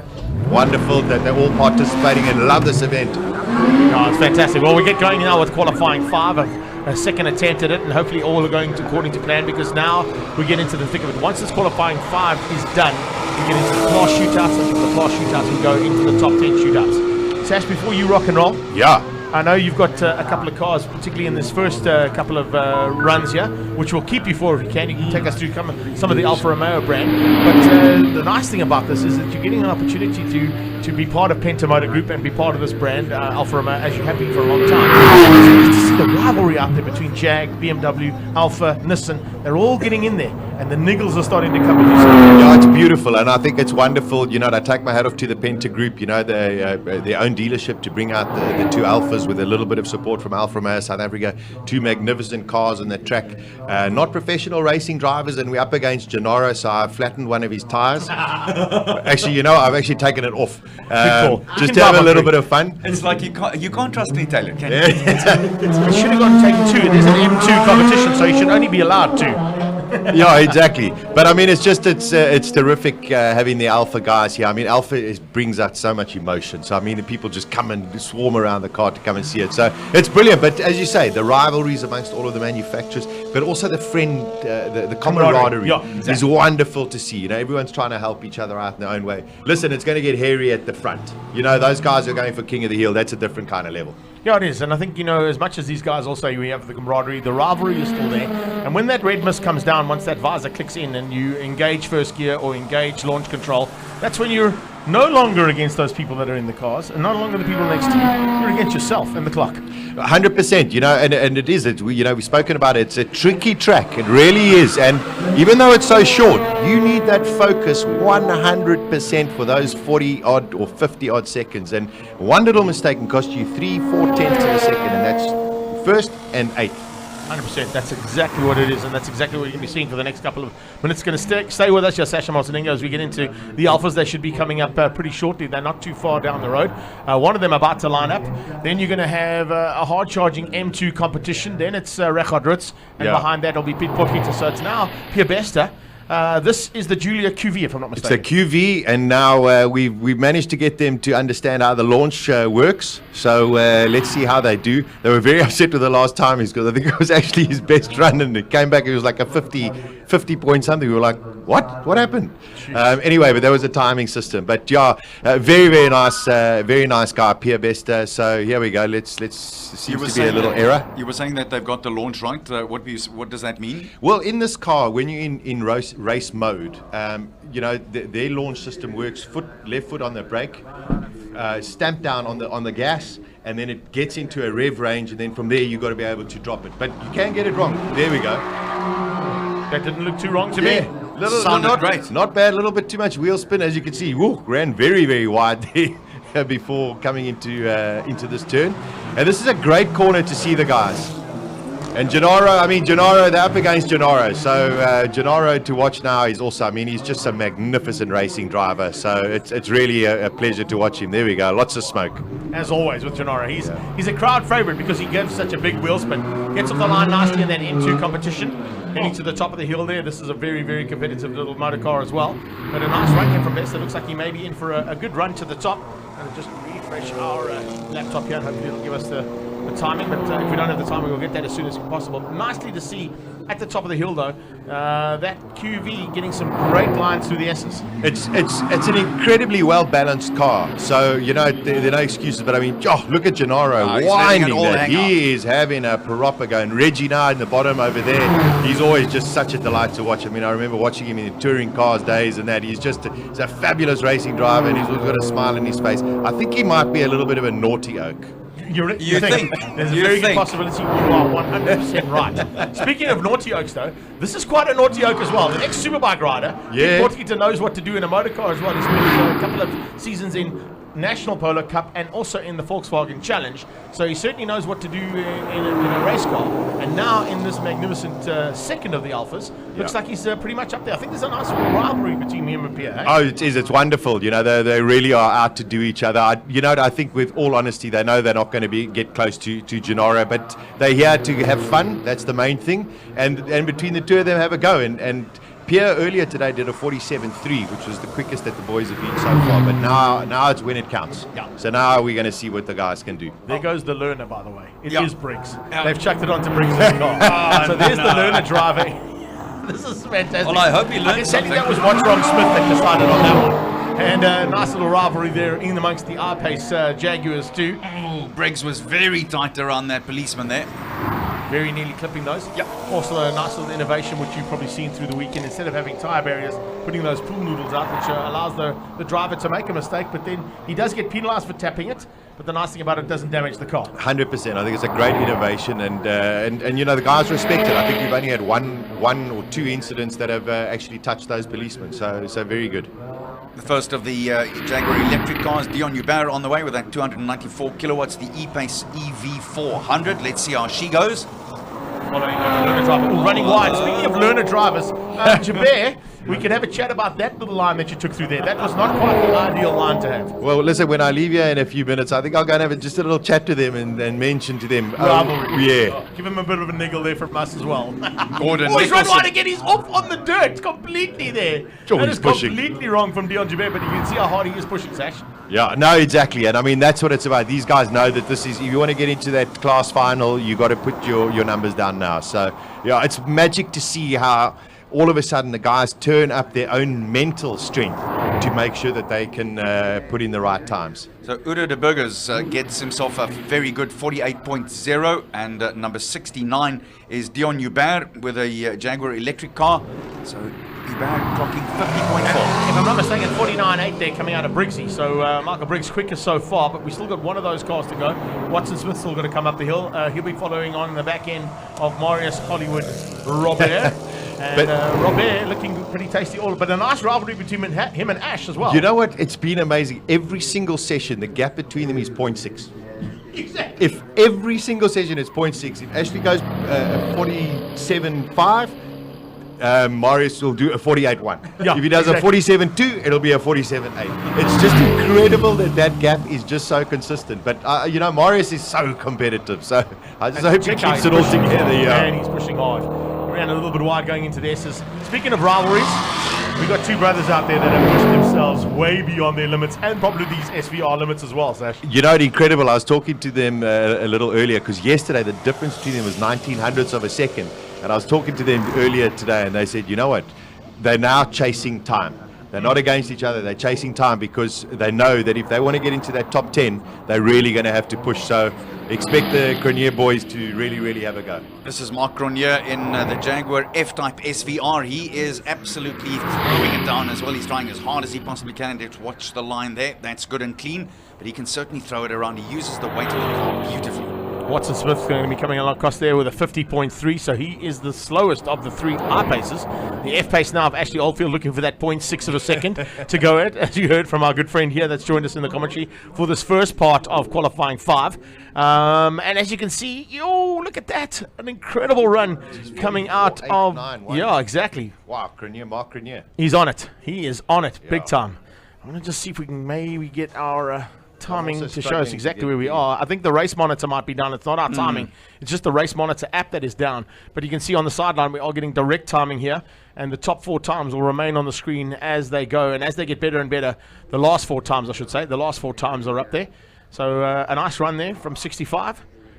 And Mark Grenier putting that lap time in. They had to fix a policeman that was knocked down. I think it might have been Watson Smith or Dion Jabert. I'm going to put my money on Jabert because he was all over the place, other than on the black stuff or the grey stuff here, as we like to call it. Yeah. So 44.8 it was for Mark Grenier. That's a good ride. That really was as good as he could probably get out of that car in himself today. And you know, that car's got so much power. It's amazing. You watch them actually going to turn 1, because I was watching it, and I was sitting and watching some of the other guys. They were braking so much later, and you get those F paces coming through, and all of a sudden they're braking much earlier because they have to balance the front and the rear, because that rear will snap. And it's amazing. They sort of feather through, and then they're on the gas, and then from there that's where they make up the rest of the time. But it's wonderful to watch. The one cool thing about Mark Grenier as opposed to Gavin, take nothing away from Gavin's driving ability. He's probably arguably one of the best drivers in the country that we have at this stage, having been our reserve driver at A1 Grand Prix for a long, long time. But Mark comes from a sport where undulation and unpredictability of surface is pretty much right there all the time in rallying and World Rallycross, when he spent a couple of seasons with that. And what you found yesterday was, in those conditions, he was not even worried whatsoever. He was just chucking it in there like there was nothing wrong. I think you hit the nail on the head. If you've got that kind of experience, because it's very bumpy going up here, and that car gets unsettled. It's not like a racetrack where you slide off and you got kitty litter or whatever. Yeah, it's not fun. That's one of the hardest things I think about this run, is there is nowhere to make a serious mistake. If you make a serious mistake, it is serious. Yeah, you're gonna pay for it in just some ask kind of Vessel way. in the Golf R that ended up on the 14th tee. Yeah. I thought it was actually on the beach. Listen, thank goodness he was also okay. Yeah, but I also mean, good that there. was also, wow, and the Escort as well. The big one there. Yeah, and one's there. that's it. It is motor racing, and you got to respect these guys. But it's just wonderful to see, like there, you looked at Mark's time, and you know he's learned from his last run, and he's now sitting and saying, okay, this is where I lost, this is where I can make, and bang. I mean, that's a very impressive time. As you can see, that little bit of Mr. Plod repairs at the top there. But while they're doing those repairs, a final thought from our side to you, Sash, is to say, first of all, at this point on the day, we've heard from all the drivers and what they're going to be doing. If you were out there right now, what would we be thinking? Yeah, if I was going out there now, I would ensure that you make sure that you get off the line. The start is so critical in these. They're such short events, and if you get that start messed up, you've lost 3 tenths, 4 tenths already, and from there, that loses your momentum into turn 1. Now you're trying to push, so you try and brake later. So I would be focusing on my start, and then from there, then just try and be as smooth as possible. Okay, and then your favourite. Who do you think is? Well, listen, you know what? If I look at what Franco Scribante has done to this Nissan, which looks ridiculously brilliant. Mental, eh? Yeah. Just the fact that he's raised the bar so much. As an overall, I don't think he can come close to the single seaters. I hope he does, but I think what he's done for it, I think improves everybody, and everybody has to now raise their game, and they want to make their cars more stylish, more beautiful, and the cars are brilliantly presented. I think that is a great attribute to have this year, and I'd like to see him win just for that, because those pictures of that crazy monster car will go all over the world. Fantastic. And I think that's great for the Jaguar Simola Hillclimb. Sash, from one radio man, we're going to go to another man. He's down in pit lane. It's Jacob Mashukwa. He's picked up on a couple of fans. Once again from our side, thank you so much for joining us. And back down to Jacob. Thanks, guys. Hey, how are you guys? I'm back online. Just had a really great lunch, and now I bumped into some really cool guys here. I noticed them with their Castrol caps. They're hanging out here with me, and one of their names is Jacob. What's your name, young man? Nathan. So Jacob and Nathan are hanging out with me, and it looks like they're having fun because you guys are all about front row seats, guys. So tell me, why are you guys hanging out right here in the front? Yeah, we just want to check the cars, see how they roll. Cool, yeah.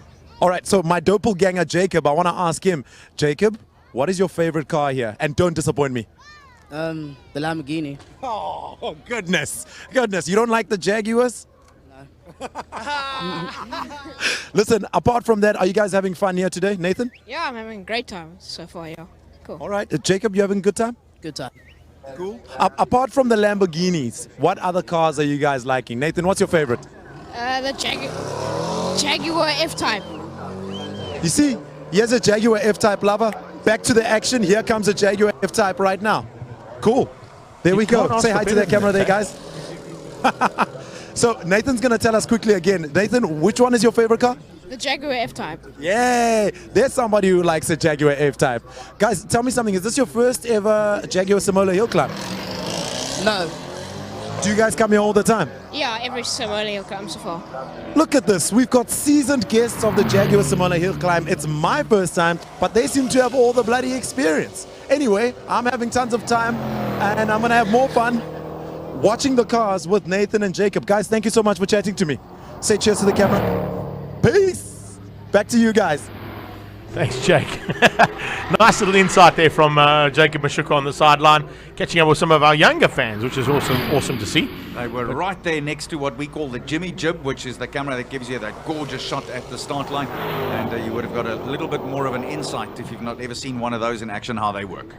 So 65 is quickest so far. That is Mark Cronier with a 44.891. And looking pretty tasty at the top end of the field, but we're now getting into the thick of some of the quicker cars. We've got some super snakes out there. One of them is piloted by Paige Lindenberg, and as you heard from another interaction with Jacob Mashukwa, being part and parcel of the Knysna Animal Welfare and doing a little bit of fundraising with the ladies team for this weekend. Looks like our timing is now back up and running and in full swing, so congratulations and well done to our timekeepers down there, working hand in hand with Bell and Ross to ensure that we've got the timing back up. Rakard Ritz is quickest though on a 44.818, but how's that? Mark Cronier 44.891. We're talking about those 0.6s with Sash. What is that, 0.7 there? Yeah, it's 0.07. That's the difference between the two of them. Then Gavin Cronier also right there with his 45.392, and Ashley Oldfield, he clocked 47.116. 116 and a 47.2, so there's a little bit less than 0.6 there between Oldfield and Roberts. Yeah, just. I think that's because they're now deciding it's time to go. Well, let's get this sorted out. It's 0.145 this time. Yo. Okay. We mentioned the fact that it's going to get closer and closer. Gordon Nicholson in the i8, just to give that BMW i8 and another of the EV vehicles there in 10th place. And not a bad run there on a 48.895. Here's a man I've been looking forward to seeing. We haven't actually seen him launch off the line at all today. Johan Pretorius from Universal Healthcare is in his incredible AMG GTR. And looking forward to seeing if we get a full run from him. There's a slight break in the proceedings here, so we'll wait and see what that issue is. It may be something up top with a couple of policemen that have been knocked down. And if you are joining us here on our live stream, remember, it is not an actual policeman. They are little pool noodles that are put on the side of the circuit, and they're being given an opportunity. It looks like we got a couple of guys coming up as well. Eden Thompson from Cape Town has joined us up at the Piston Club, so a big welcome to you. Johan de Klerk has also come through there. Willie de Klerk working as Uncle Roger with Uncle Roger at Lichtenberg as one of the commentators, but he's enjoying all of the coverage and back again from Perth, Australia. So non-stop interaction here with us throughout the day, and that is exactly what we require and what we want to be doing all the time here for the 10th running of this incredible event. Every time I say that incredible actually doesn't do it justice. No. Because when you look at what has been put in terms of infrastructure, time, money, sponsorship, the drivers, the amount of time they've put in, all the spectators that have come out, and look at either side of that pit lane, you do not get busier than that right now. And as we get into these class finals, we are in for an epic run. Looks like Jacob Mashukwa might be down there with a couple more fans as we're waiting for the runs to take place. So, Jakes, where are you, buddy? Take us through and I'm find out who still you hanging found. out with the crowd, guys. I'm having tons of fun. I found new friends. You know what? Ever since I got kicked out of that one VIP tent, I think this is where I belong, hanging out with the people. And I found new friends. Who are my new friends? What's your name? Anotando. Notando? Minentle. Minentle? Oindano. Olindano. Oh yeah, guys, how you doing? And what are you guys doing at Jaguar Simola Hillclimb? I have no idea. Are you here to have fun? Yes. Are you having a lot of fun? Yes. And you, are you having a lot of fun? Yes, I do have a lot of fun. Okay. Do you have a favorite car that you've seen here that you really, really like? I don't think so. You have? I don't think so. You don't need to. Do you have a favorite car, young lady? Which one's your favorite car here? Number 59. Number 59. What is it? Is it a Jaguar? Is it a... You're not sure? You're not sure? AMG. Guys, AMG GTR. Sorry, are you going to tell me what's number 59, guys? Do you know which one is number 59? Oh, the AMG. Ooh, this girl got style, girl. You got a lot of style. Is this your first time you coming to Jaguar Simola Hillclimb? No, it's second time. Second time.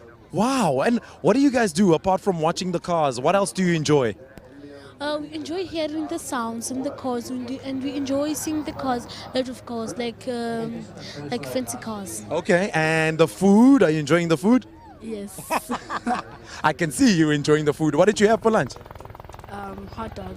Hot dogs for lunch. You see, this is it. This is the life. This is how it is here at Jaguar Simola Hillclimb. If you're not here, you're missing out completely. And you're watching on the live stream, right? Or you're watching on Twitter, Facebook, wherever. Remember to use the hashtag JaguarSHC. That's the hashtag that we've been running with. It's my first ever time at Jaguar Simola Hillclimb. And you know what? This will never be my last. I'm definitely coming back to have all types of fun here. Now it's back to the action, if anything, and I'm really wondering where would I go next? And I think where I need to go is actually to the action to see a lot more cars moving up and down right here. A firm favorite of mine, again, I have to say, is Ashley Oldfield. I can't wait to see what he's going to do for us. He's driving the Jaguar F-Pace, of course, the SVR. We're seeing that SVR for the very first time right here at Jaguar Simola Hillclimb. And the funny thing as well is that F-Pace was launched initially right here back in 2016. Can you believe it? So many years and so much history right here at Jaguar Simola Hillclimb. And I know for a fact I'm coming here for the next 10 years, maybe even the next 20 years. So from me right now, let's get back to the action. Well, he will be very pleased to hear, Jacob Will, that Ashley Oldfield is in 6th place at the moment with a time of 47.116 seconds. And now it is this beautiful looking Merc. It is absolutely awesome sounding as well. AMG GTR with Johan Pretorius behind the wheel, dropping that launch control, getting it perfect off the line, and heading up for the last time in qualifying here for the dock as he heads up to the top of the hill. Now he'll be looking to get the AMG a little bit higher up in the standings in terms of the road class. So just looking to try and push this limit of the car maybe one more time and potentially get himself up into the running for a class shootout at least. Here we go to the top, the McLaren MP4. If I'm not mistaken. I've got to try and remember all the derivatives that we've got to play with here. But if I'm not mistaken, that is... That's Jacques Wheeler. Yeah, Jacques Wheeler. Aptly named Jacques Wheeler. And it happens to be the McLaren MP4 12C. Yeah, that's the one. I'm just trying to remember the derivative. MP4. Nice little run here from the McLaren. And I know there's a little bit of rivalry between the two of them. The Doc definitely wanting to outgun the McLaren here on the final stages. Here comes the Super Snake again. This is Paige Lindenberg at the wheel of this machine. She heads up into Castrol Corner, and a nice relationship there between Lindenberg Racing, Road to Race, and the Castrol brand, as we heard from Shane yesterday in our interview with him. Indeed, Castrol doing a wonderful amount of work back again into South African motor racing, as it should be, one of the iconic brands in South African motor racing. And 120 years they've been in existence, hard to believe. Yeah, very cool that that brand sticks around and coming back into motorsport in a big way here with co-sponsorship of the event and assistant sponsor. It's Charles Needham now in the second of the Super Snakes, but coming to the line I can hear something big, something black, and something out of Road to Race SA. It's the Savage 660 Ranger Bucky with Peter Lindenberg behind the wheel. And he just lights that thing up coming out of the start gates. Great to see good traction control. Look, a little bit of roll on the bucky, but it is a race truck. Of course, it's not going to be your stock standard suspension on that. It has got slightly better suspension than what would come out on a stock machine. But this thing has got complete race suspension. How's the control there off the line from Terrence Marsh? He made that thing hop. Terrence Marsh made this thing absolutely hop. So multiple South African off-road champion Terrence Marsh, and that's lighter by one body because there's no nav necessary there either. And Terrence is... Oh, Lindenberg's got trouble. Lindenberg's got a problem. Lindenberg has got trouble, He's so that pulled to the means Marsh sideline. has got trouble as well. Means we're going to have to bring them both back down again and give them another run at this. This is the concern I had about giving another run to this proceeding, is that the timing factor, if something goes wrong, is going to put us into a little bit of a tight fit. But remember, we do have some time to play. We did finish up at about 5:45 last night. So even with a little bit of a delay here on the road to race truck, that Savage 660 horsepower Ranger looks like it might have had a little problem, and it doesn't look like it's going to be making it to the top. And while he's going to try and push it to the top, but not at the pace he'd like to be doing that at. 59, of course, was Johan Pretorius, and that's a nice run from him on a 47.6. I'm just looking to see where Jacques Wheeler ended up on the 60. That's a 50. So, wow, nearly 3.5 seconds quicker than the McLaren in that AMG GTR, and that is kind of what the doc wanted to do. He wanted to just beat the McLaren and maybe get himself into contention for a class final. I'm sure that Terrence Marsh will be just a little upset about this because he got himself one great start. He had that thing chomping at the bit as he let it go, the Nissan, and he had a really good start. And then he came around turn 3, and there was Peter Lindenberg limping along. Of course, none of this is deliberate. Lindenberg has obviously got a rather serious problem in there if he's nursing it like this. And he's going to try and just get over the top. No, is he? No, yeah, maybe. He's going to try and just nurse it all the way to the top and then do free it down the other side through the Simola Golf Estate and try and get it to the pits and see what the lads can do for him. But that looks like it's a funeral procession at the moment. It's not looking pretty for Peter Lindenberg. No, definitely. I think probably going into limp mode, and he can't reset the car to get it going again, which is a bit of a pity there because it was incredible off the line. Very good start from him. I don't know if it's actually going to make it to the top because from here on out it actually gets a lot steeper. Yeah. And the weight of that vehicle might be a concern. I would say that the COC will probably send up a recovery vehicle to assist him to get to the top. We'll wait and see if that's the case. But expect a flatbed to making a maneuver up the hill. While we got some time to kill and getting vehicles recovered, let's go back down to Jacob, who's found some more fans out there and is having an absolute blast. Hey guys, I'm back on the other side of the starting grid and I got new friends. Hello new friends, what's your names? I'm Simone. I'm Kia. Okay, so these two are actually seasoned visitors. They've been here for a number of years at the Jaguar Simola Hillclimb. So guys, quick question. What is like the survival guide for a Jaguar Simola Hillclimb attendee like me who's attending for the first time? Good shoes. Yes, definitely good shoes, comfortable clothing. Yeah. Yes. So what shoes are you guys wearing? Pretty much. Look at us rocking our Converse sneakers. Hey, cameraman, you need to see our sneakers, man. We're all rocking the same shoes. So I got the shoes right. Okay, yes, cool. Yes. And then in terms of staying hydrated and stuff, I got to stay hydrated, right? He's our water carrier. Yeah. All about water. And then, I mean, coffee, drinks, Monster. Okay. Pretty much, yeah. Let's get through the days. All right. And let's wrap it up quickly. What are your favorite cars here? Yes. I like the McLaren. McLaren lover, and yourself? McLaren. Oh, is it? Yeah. Oh, excuse us. These guys are very, very fancy. So how many years has it been that you've been here? Like how many? Can you count? I think 6. Wow. This is my 4th one, I think. Yeah. So she's more experienced than you? No, I'm more experienced. No. You look older. I am. Oh, okay. Yeah, I thought I got my bearing right. So it is amazing here at Jaguar Simola Hillclimb with my new friends. Guys, thank you for chatting to me. Thank you. Cool stuff. Well, that's it from my new friends. Let me find more friends. I'll be back after this, guys. Thanks, Jakes. He's out there having an absolute blast. I don't think he's even worried about what's happening out on the grey stuff right now. No. He doesn't give anything. No. He's just out there going, yeah, I got some new friends, going to make new friends and more new friends. And that's exactly what he's doing. But let's have a look and see how it goes. You can see the fans actually jumping across there trying to get interaction. I don't know if our cameraman picked that up, but they were certainly trying to get up on camera and show each other up. That's the cool thing about this, is that when you've got people that are live and you've got the opportunity to interact with cameras, particularly when we've got a little break in proceedings, the crowds normally go wild, and maybe our cameras need to sort of do a little bit of crowd searching there, and let's get some reactions from the crowds out there too. Lindenberg is still limping along. He really is. He's going, I think I can run faster, which is really saying something. And he's just trying to nurse this thing over the brow of the hill and then to get her down the other side. But that looks like it's very serious. I hope that it is not. But at this stage, that doesn't look very good for the big busting bucky. I have to agree with you there. Unfortunately, it hasn't gone according to plan for the Big Savage. But we did hear as well, I can remember, as I mentioned with commentary throughout the weekend, both him and Paige making their way off first, of course, to Zandvoort. I forgot about that circuit. Zandvoort first, then to Brands, and off to Spa-Francorchamps. Belgium. Yeah, to go and have some fun. Again. To go and have some fun in their original Daytona Shelbys. The Daytona Coupe Shelbys that they run in the historic series and classic racing, and now going to be going international with those two cars and showing that they've got the ability. We heard from Rog and, of course, also from Peter on a numerous occasion that this will be his swan song year. He's going to be hanging up the helmet at the end of this one after his international duties. He may come out one more time at the end of the year to be part of that international that will be happening at Kyalami. But other than that, I think he's going to be handing over the racing stable reins to Paige. Yeah, and Lindenberg, of course, one of the legends. Let's go back out to Jacob Mashokwe, who I believe has found more friends. It doesn't take him long to make new mates, that's for sure.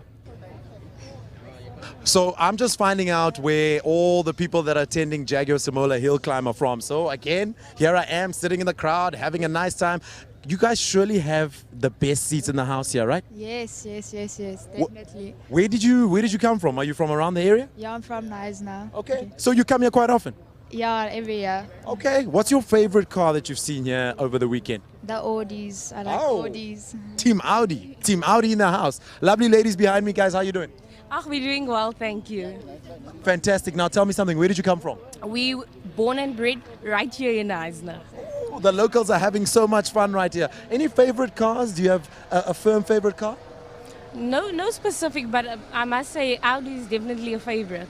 Okay. Do you come often to the Jaguar Simola Hillclimb? As a matter of fact, it is my first time here, yes. Hey, another first time attendee.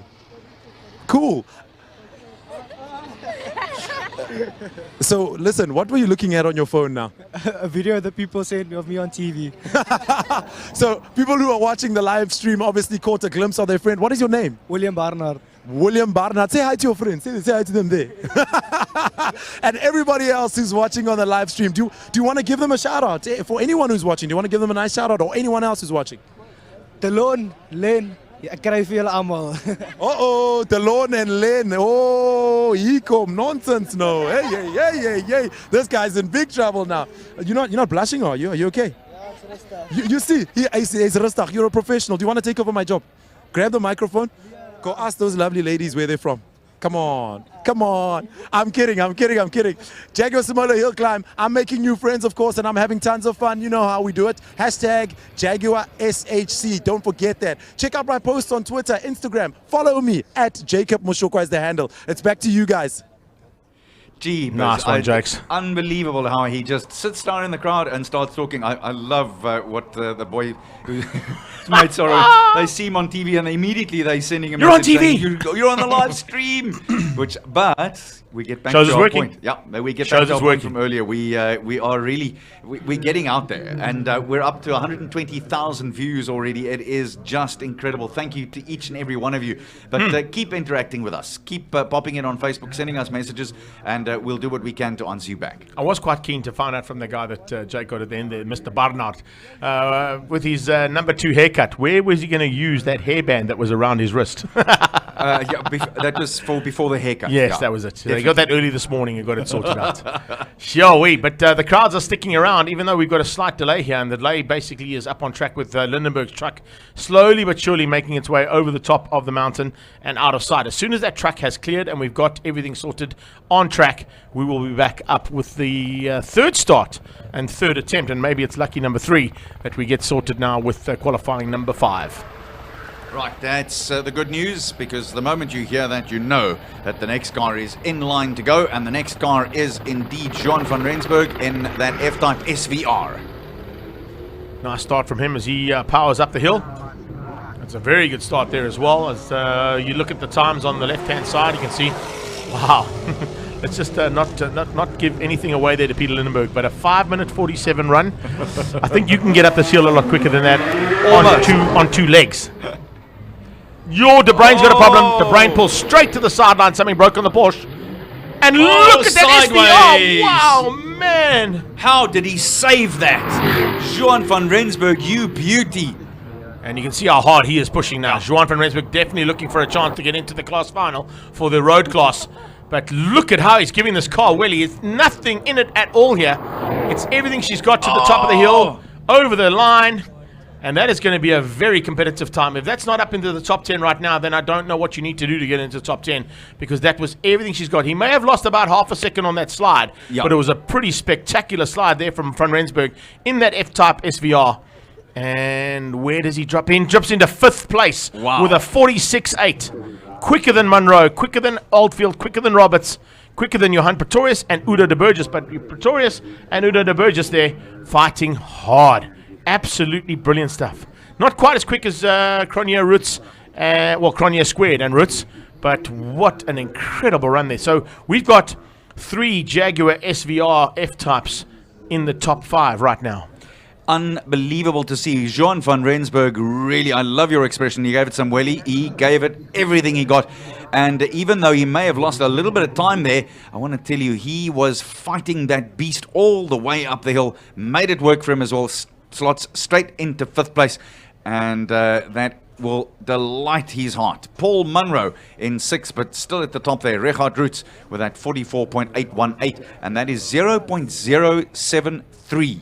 Of a second ahead of Mark Cronier, and Gavin Cronier was another 5 and 0.5 of a second further back. Now, I'm going back to my point that I raised about the additional qualifying and making the call to have the additional qualifying. 2 things can go wrong and 2 things can go right. The 2 things that can go wrong are exactly what we're seeing right now. With the guys getting that extra opportunity, if they hadn't been given it, this would be happening, of course, in our class finals and in our shootout finals. So we're getting a chance here for the guys to just get those final bits of niggles all sorted out. The second thing that can go wrong, unfortunately, is exactly what this is. It's a delay. And the delay means that we're running into time that we could have used earlier on. Not that we can't make it up, because as I said, we finished up at about 5:45 last night, so there is still lots of time to sort things out. But De Bruyn is going to have to stay there, possibly up until we can get... Oh, no, they are going to clear the pit lane for him, and you can see lots of people just peeling off there to allow Johan De Bruyn to take that 997 back again. Rick Leroux lines up in the 325 IS, getting ready to go. And it looks like, speaking of getting ready to go, I can see on the left-hand side there, it looks like Colin might be setting things up for us as well. We may go down to him in a few minutes' time or a few seconds' time as Rick Leroux comes to take up his launch control one more time in that 325 IS. And Colin is now waiting and standing by to bring us up to speed with what's down on the pit road. Greg, that thing, I've got some grease on my finger. It was the CV joint. The CV joint definitely got broken. That's him. He's out of it. Right. Back to you guys up there. Sure. Thanks very much. That is immediate insight as we look at the Beamer leave the line in a great big hurry. He is really flying along. It's a very, very solid start by Rick Leroux in the BMW E3325 IS. Look at that. There's pieces of car all over the show, Colin shows us. Yeah, that was a big break there for the Porsche. Leroux makes his way onto the top, followed very closely there by that very, very fast Audi. Exceptional car to watch as well, and the Audi fans out there will be probably pleasure to see a car flying up there. Terence Marsh makes another run at it. Of course, he got hindered. That's why he's back into the queue. Yep. He got hindered by Lindenberg's car, bucket braking in front of him, so Marsh gets another run and pushes that Motul-sponsored Nissan Navara off-road truck. Remember, this is a completely different scenario for an off-road truck to be playing in. And you can see just how hard he is pushing to get that truck up the hill now to make up the ground that he might have lost there behind Peter Lindenberg. This vehicle of his is 5.6 litres, 8-cylinder Navara. And I've been wanting to say this all along. You would know this as well. The boys that do the off-roading, I love. When I did the interviews with them, often when I covered the off-roading, they would say, well, I went into a corner too quickly. Okay, can tell you right now, that sound is not the same sound we saw at Derby Jaguar earlier on. Reason for that is he's turned the boost up. Hopefully it maintains that boost all the way to the top, which means he's going to be running a little bit close to the edge of the car's ability and the engine's ability under that turbocharger. It's a twin turbo in this, remember, as he heads to the top with that Lotus Honda-powered Exige. Oh, and look how hard he is pushing. That is a lot more aggressive coming out of Juba than we've seen all weekend long. And behind him comes the magnificent G&H Transport Lamborghini Trofeo, Ferdinand as his nickname, with Ricky Jonakaro at the helm. Ricky also with a very good start off the line. Very, very powerful and a tight line there past the Jaguar VIP area. Let's continue watching his lines as well. I'm expecting to see Jaguar go to the top there because that was a very, very hot run. And just waiting for it to come up on our timing. There's a good start there from Marcel Angel. Little slide there onto the gear change. Didn't quite get the gear change right. A little slip and slide as he went into second. But now gets it all sorted into third gear. Fourth gear coming out of turn 2. Up onto the little very bumpy straight that leads up to turn 3 at the top of the hill and under the bridge. So we go down. 49 is Derby Jaguar. And Derby Jaguar with a 41.969. That's not quite as quick as the top 2, but it is quicker than Jonakaro. And Jonakaro, I'm not sure how that worked. Jonakaro now moving up into 4th. We've got 3rd place gone missing, which I think should be either Jaguar or one of the Cronier and Roots cars. There comes the top of the hill for Marcel Angel on his final qualifier. There we go. Goes quickest. Angel goes quickest on a 43.227. So Marcel Angel 43.227. Derby Jaguar goes top of the class with a 41.9. There it is. That is a great run. You called it. And there he is. Immediately, number 49. And Jaguar clocks 41.969, just under the 42-second barrier. Derby Jaguar going to be fighting hard here for honours in B2. B2, of course, is with Nico Roots. He hasn't come out in that Toyota Conquest at all today, so there must have been an issue on that Conquistador of his. You've got Owen Bridger in the Honda, who's also backed a little bit there too. Jaguar was quickest yesterday. Bridger hasn't come out very much today. Clairval has been out about 3 or 4 times. Bruce Mayer, of course, is no longer with us there in the Polo. And Nico Roots not available too. So Jaguar basically has got that class wrapped up with that kind of time. That looks like he's done a great job here. Here come our Masters, the V8 Masters, the APV V8 Masters, all the way from Cape Town. All 4 cars, 3 of them piloted by American drivers. Murica, as you heard from Colin. Murica. Yeah, from Murica. But Kai Goddard and Dave Smith, and of course Steve Witten, wishing hard now. But nice to see at Phoenix, Arizona. We had California. Witten was where? Scottsdale, Arizona. Yeah, Scottsdale, Arizona. Yeah. So we got 2 from Arizona out there, man. Phoenix and Scottsdale, taking on the likes of the man from California. And that's out of the US of A. Ah, you've got to love it. Italian Stallion, here we go.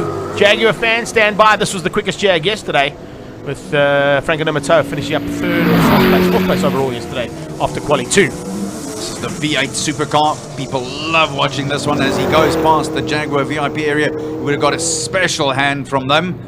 Look at how nicely he stayed out of the whoop-de-doos there, and then that hard line into the left-hander. We heard from our esteemed Mr. Zealy. He's been doing a little bit of accury, he's doing a little bit of counting, and he's been doing a little bit of auditing to ensure that that diffuser remains on the car this time. Well, it'll be nice if it does. It's come off no less than twice, and roundabout here is where it normally comes off, so let's hope it stays put. It has. Well done, Mr. Z and the team. Everybody with kids, stand by. Oh no, it's quiet. He's toned it down again. I'm not quite sure. Oh, there it is. There you go. There it is. I spoke too soon. Way too soon. Wade Van Zimmeren. Wade Sideways Van Zimmeren. Slideways Van Zimmeren is what he likes to be known as. He's getting it slideways up there, of course, and getting that big GTR of his a little bit sideways on occasions too. But he has definitely toned that engine blast and boost down a bit. It doesn't crack and popple as much as it did earlier on throughout the week. Dr. Stuart Kidgel leaves the line. He's looking for a good run here in the Alfa Romeo, the GTR Ultima. Dates back to the year 2000, but you'd never say so. That is still a futuristic-looking car. And interesting enough, and as Colin said, it's a road-going car too. as it is right there, you can drive it on the road. It was homologated to be driven on the road. He's just turned it into a race beast. But would you? It's something completely different. It kind of appeals to me. I don't drive a normal looking car, and all the cars I've had in the past have always had something special about them. So to drive that around, you know what it would remind me of? I'll get to it now as we get into times. Let's rather do the times first.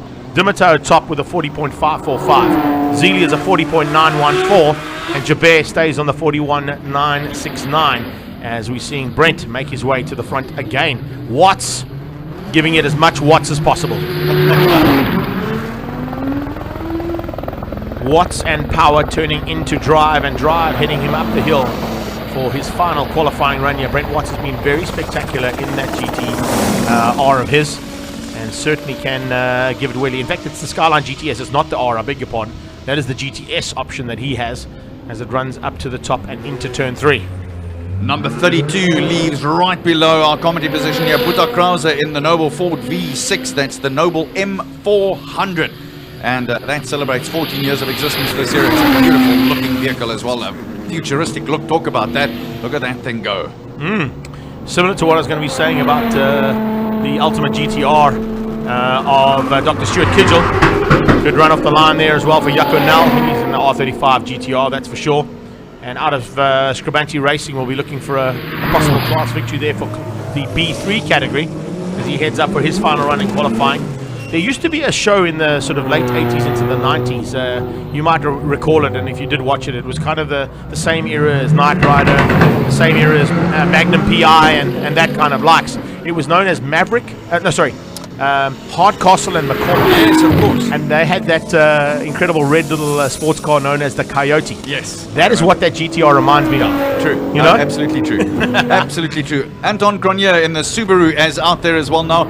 He was the one that was in his run when they called it, when there was a problem with the timing. Here we go. Here's more of the Von Zimmeren sound. Oh! There's just nothing like that, I'm sorry. He fitted in like 4 or 5 of them that time.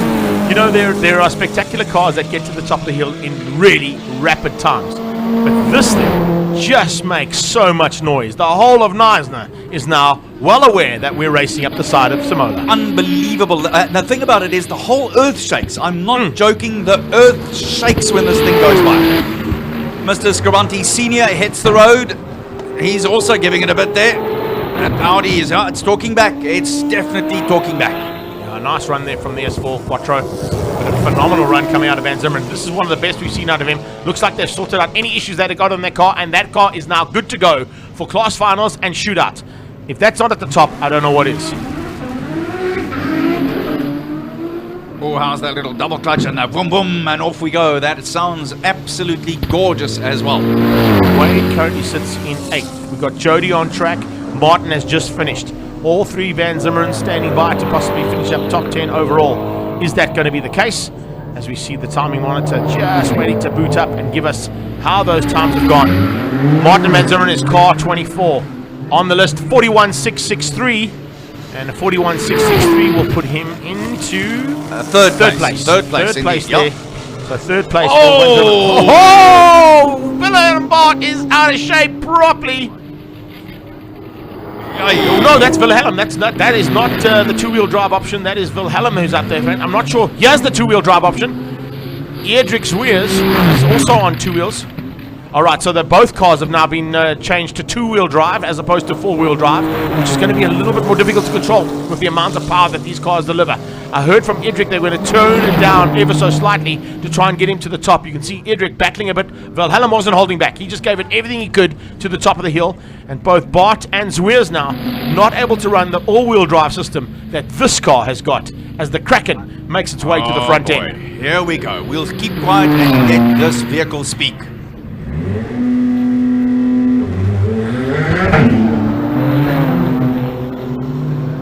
That doesn't speak. It roars. Not quite as spectacular in terms of the roar coming out of Van Zimmeren's car, but if you're going to be spectacular, you also need to put it into practice on the road, and that's exactly what this car does. Look at the line here now. He's staying on the right-hand side. Now he'll take it hard left. Yeah, that's as long as anyone has taken it up to the right-hand side. and then hard left into the right-hander, and now all the way up. This is where the car's probably going at its quickest, into that sweep, and now into the S's for the last time. What can Scribante do? He's doing well. I can tell you something. He's going to be very, very fast at the top over the line, finish line, and we're going to wait and see. 38.997 it is for Scribante. Wow! No ways!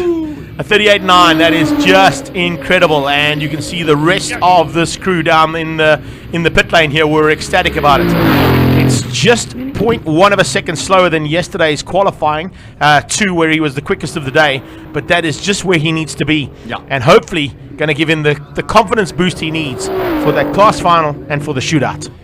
Franco Scribante clocking 38.997. That gives him 1.5 seconds, 1.5 seconds over Franco Di Matteo.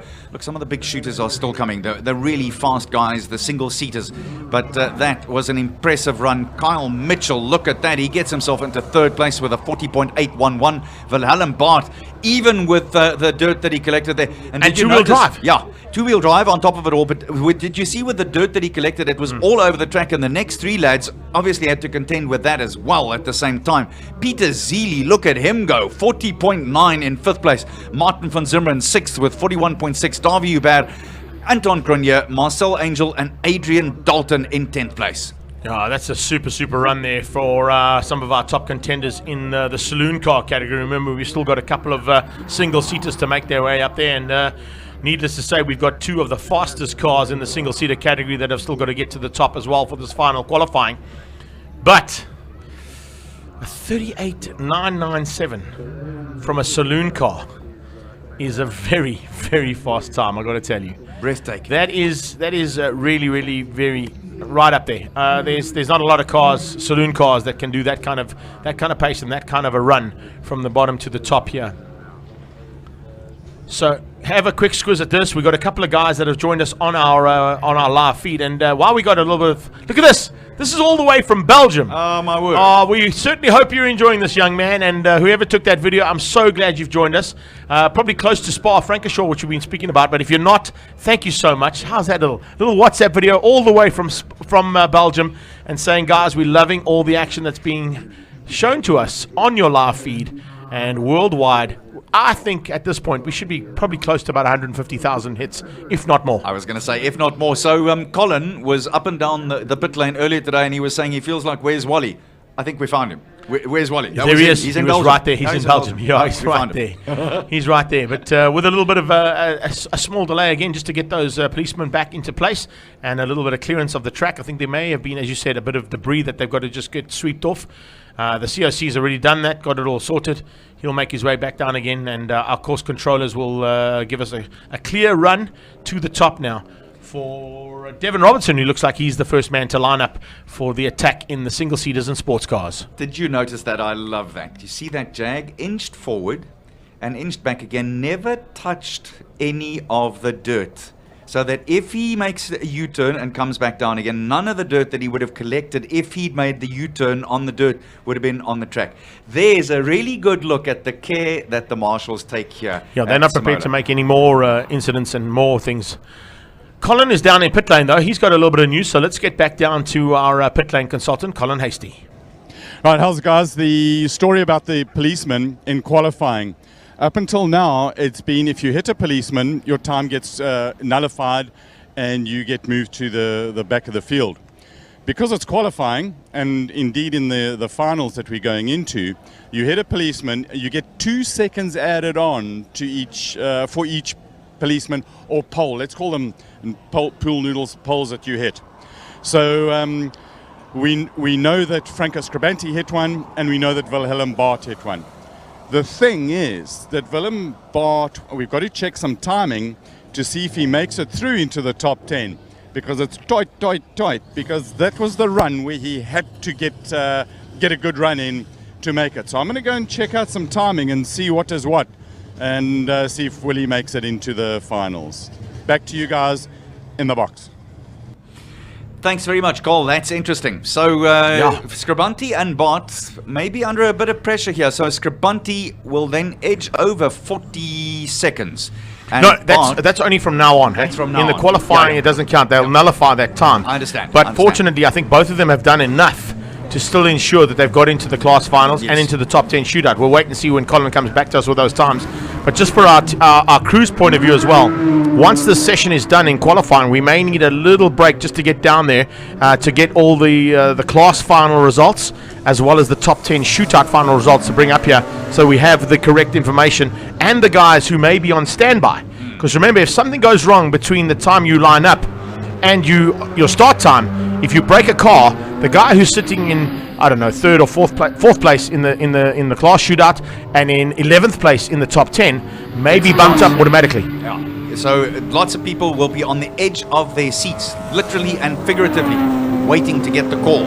In the meantime, that beautiful turned out Lotus with a Toyota engine is going beautifully. That's Tom Barrett. He's going very nicely at the moment.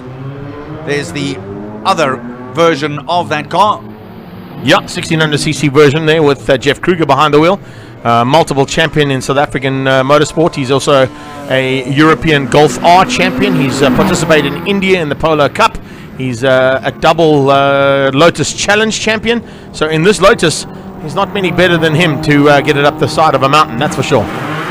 Devon Robertson clocks 42.035 in the number 15 car in the Radical Suzuki. That is a good one. Good run for him as well. Heads up at this stage, the C4 class. So remember, with the C category, it's single seaters and sports cars.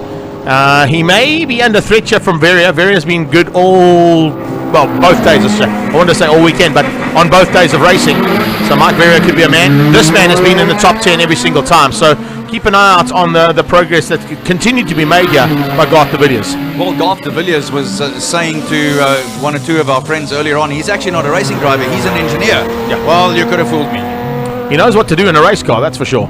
And you can see him hugging the right-hand side of the track as he heads up to the top of the hill to avoid all the bumps on the left-hand side. Cuts across a little slide there through turn 3. Got a little bit tail happy through that. But he'll be followed, of course, by Winston Wayne Jardine. All the way from Zimbabwe, remember. I forgot to mention that. That's the first time I recognized it when we did the interview with him earlier on with Colin as coming away from driver's briefing. The Zimbabwe badge on his overalls. Here comes Mac Odendaal. No, beg your pardon, that's not Mac Odendaal. That will be Cornell Smith in the Suzuki-powered Formula M. That's the ARO Mark 1. So 3 Formula Vs or 2 Formula Vs and then this little baby out there in a car with the livery as a tribute to Ayrton Senna, who last Wednesday we were celebrating 25 years since he left his mark in motor racing in so many different ways. No doubt about it. And still a lot of people's favorite driver ever. I had a big rivalry against him, unfortunately, but I always respect the driver of that caliber. It's kind of the same scenario I have with that certain number 93 rider that races in MotoGP. I don't have any affiliation to him other than the respect I have as a rider to him. But it is each to their own. Who was your favorite? I'm a big Valley fan, but I'm a massive Alex Rins fan, because the progress he's made on a motorcycle that's probably not as competitive as the factory Yamahas, Ducatis and Hondas just shows you that he's got talent. And a lot of times that is always sort of seen in the background as opposed to the foreground. And to get his first victory at the last MotoGP just showed us that there's a man to watch out for in the future. Mac Odendaal is now on the road. That's him at the bottom. Here we go. There is Volk. Let's see what he can do. Okay, that's not the start he wanted. No. Definitely didn't get off the line like he wanted to, that's for sure. Lost some time. You could see when he engaged the first gear and wanted to take the launch. He nearly went completely off track there. That was a big moment for Robert Volk. Nearly off the track. The back tires, both back tires were off the circuit. That's 2 seconds gone there straight away. At least, if not more. Because he had to back out off the line as well. Remember, this is not the ideal run. Maybe this is just the way he goes and says, okay, well, look, let me throw this away and start it all again. But that's not an easy thing to do. No, Volk with under pressure from the word go, and exactly as we said it, Sasha actually called it. If you make a mistake at the start.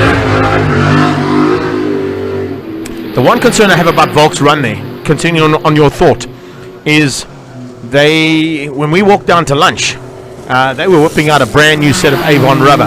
Now, we heard that yesterday that when guys are putting new rubber on, they actually get caught out by the amount of grip that is automatically available to them. And I think that is where Rob went wrong.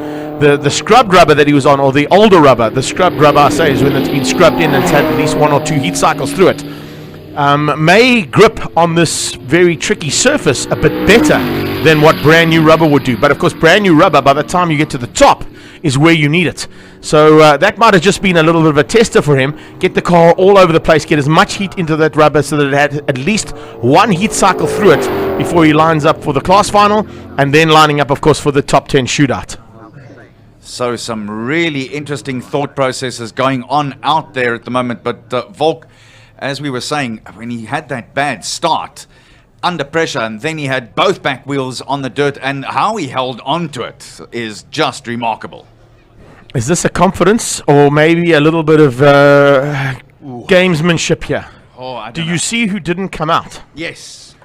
Poseidon is in the pit lane, and we have now just closed down round 5 of qualifying, which means that's either a bit of showmanship, a little bit of confidence, which he is more than happy to have, and has earned the right to do that.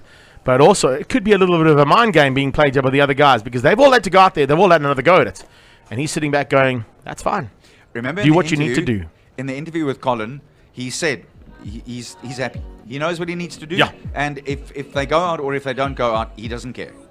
The difference between that, of course, is it's not arrogance, it's certainly confidence. Yeah. And I've got to say, that is something we are looking forward to in a massive way now as we round off qualifying. Free practice is all done. Qualifying is done. I'm going to head downstairs now and go and pick up those vital pieces of paper that will tell us who's in the class finals and who is not, who is in the top 10 shootouts and who is not. Until then, in about 5 or 6 minutes' time, we'll be back here in Raceday in South Africa for the top 10 shootout and the class finals of the 2019 Simola Jaguar Hillclimb. Unbelievable. I can't wait. And you can only see it live if you stay tuned right where you are. In a nutshell, the timing went haywire. It had a bit of a glitch and it was throwing up some seriously spurious times. Sparky, our clerk of the course, in his absolute wisdom, made a decision that those cars that are affected, the ones where there's a bit of spurious time, in order to keep things fair, needed a rerun. This is the time that the top 10 qualifiers who need to go into the shootout are determined. So it's actually vitally important. Ignore what I said earlier about cars hitting policemen and pylons. So the facts are, what we know is that cars number 2 to 9 and car number 11 and 19. Remember that number 19? That is an important number. That's Wilhelm Bart in the Nissan. He hasn't qualified for the final yet. A whole lot of the others have, based on their times. But 2 to 9, which in the terms of some of the, let's say, more officious of the people here, these are the single-seaters and the cars with very low ride height. They call them flatties. You gotta love that. Rather like, yeah, they're flat. And they flat. So, Barbie comes to mind. Anyway, 2 to 19, I'll just run those numbers for you so you've got it. Chris Nez in the McLaren. That's that yellow McLaren Formula 5000. Beautiful car. Robbie Walk in the black. This is the genuine John McNichol McLaren. It's got a 5-litre Chevy engine in the back with IDA Weavers in it, and these sieves here are meant to stop the rocks going in there. There's one missing. Anyway, that's Chris Nez, check at this. This car is so thin, and his shoulders are so wide, they can hardly fit in there. Check there. The oak's too big for the car. But it's lovely. He's in the car and he's running. Robbie Walk in the A1. They've been having gearbox issues, but I think they've got it solved. Let's come here, Patrick. Let's go and check it out here. We've got Shane Hellberg in the Formula Super V. So it's a Super V, runs a Golf engine, Weber side drafts, and check carbon. You've got to love carbon. I'm just going to see if there's a tie wrap and some duct tape, and then my day will be made. But anyway, we haven't got time for that. So there's duct tape on the wing, apparently. Yes, there we go. We've got some duct tape. Haven't found tie wraps. Robbie Walt's going to have another run in there. You'll see Vic. He's from Life Engineering, furiously typing away, programming stuff in the car. They found that the reason this car stopped was that it went into the anti-stall kicked in. So we've said for many, many months that maths and science is important. And it's the slope of the graph as the engine speed comes down. If it comes down too quickly, the car thinks the driver's messed up and it's going to stall. So it goes into limp mode, into anti-stall, and puts it into neutral. So they disabled, took out that alarm, and Vic from Life Engineering is sorting it out. Right, next car we're going to talk about, spoken about Shane Helberg, Ian Andrew Schofield. Here is Ian Schofield, a true character. This oak has raced against, proper racing drivers. He has a history of dominating Formula Ford in the UK, comes out to South Africa because he absolutely loves it. Investchem are a true supporter of motorsport in South Africa. This guy is a hero. He is mega. He has launched careers of racing drivers. What a man. Right, number 7, for those of you who favoured, Winston Wayne Jardine, a Reynard Formula Ford. A bit of a tribute because he's got guys to sign it. Freaking awesome. And then down here you've got just check out the double wing, Patrick. So you've got the top flap, and then the air goes through the gap over here, gets energized as it comes through this gap and comes out of here. And as it lifts up, it sucks the air out through the diffuser, helps get some downforce. Right, the next flatty that we've got is number 6, Mac Woodendahl. It's a DAW. DAW Matador. Where's the DAW guys? They're around here somewhere. Awesome car. It's got a space frame. And when we say space frame, basically there's lots of space and it's a bit of a frame. The guys are getting going. You can see the tubes over here. I'm interfering with him. He's going to get focused. The cars have started. This is the rerun. Guys in the box, take it away.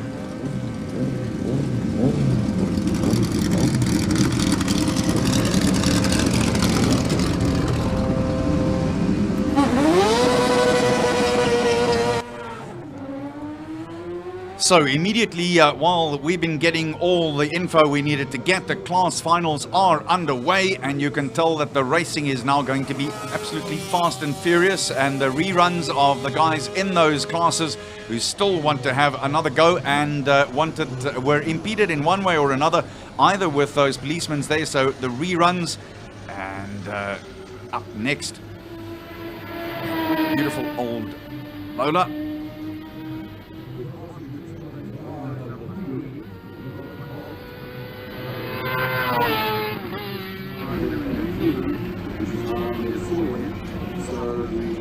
All of these reruns with the clock still going. There's an interesting sight as well. Look, there's a little bit of mist rolling in now from the seaside. Cool down the ambient temperature a little bit more. It has already cooled down quite a bit, which is going to be interesting as far as tire heat is concerned for the riders, the drivers out there. So the King of the Hill, the Shootout Sunday it is.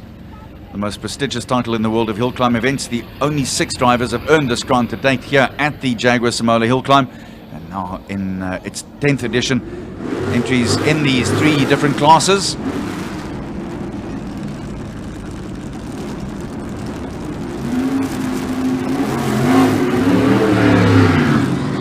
It looks like all of these runs, these teams will be allowed to do the run all by themselves without any other vehicles on the road to make sure that there are no other holdups for them. So the reruns continue.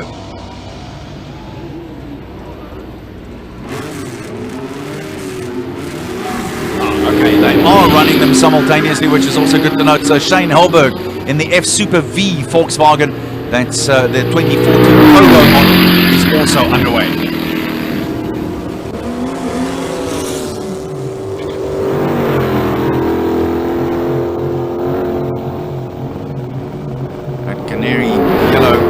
Almost at the top now. Number 7 is Winston Wayne Jardine. That's the Reynard Volkswagen Formula V. Very solid start. Up with Helberg. How's he going? That's a lovely line. Not too tight.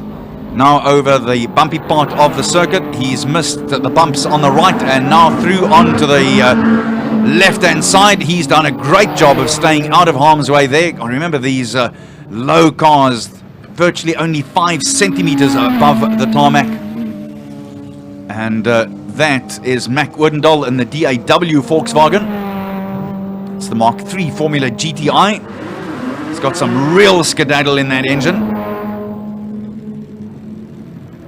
Odendaal going well.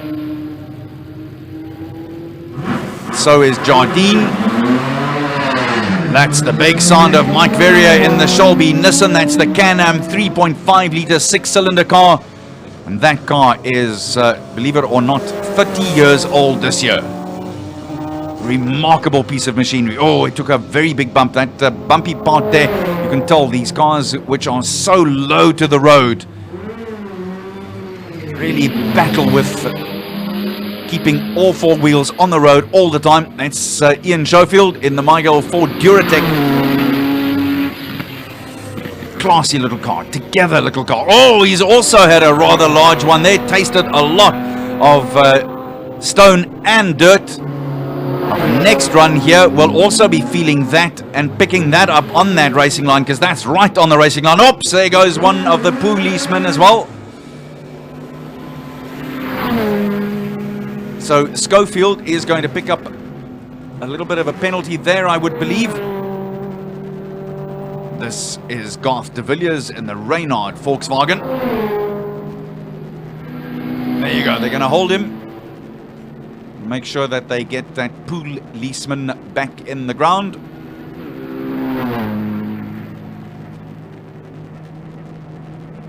So this is the Lotus Birkin. Very solid. Lovely lines through the S's and up to the finish line. That's a good run as well. So this is qualifying round 5. Some of the last reruns to be done.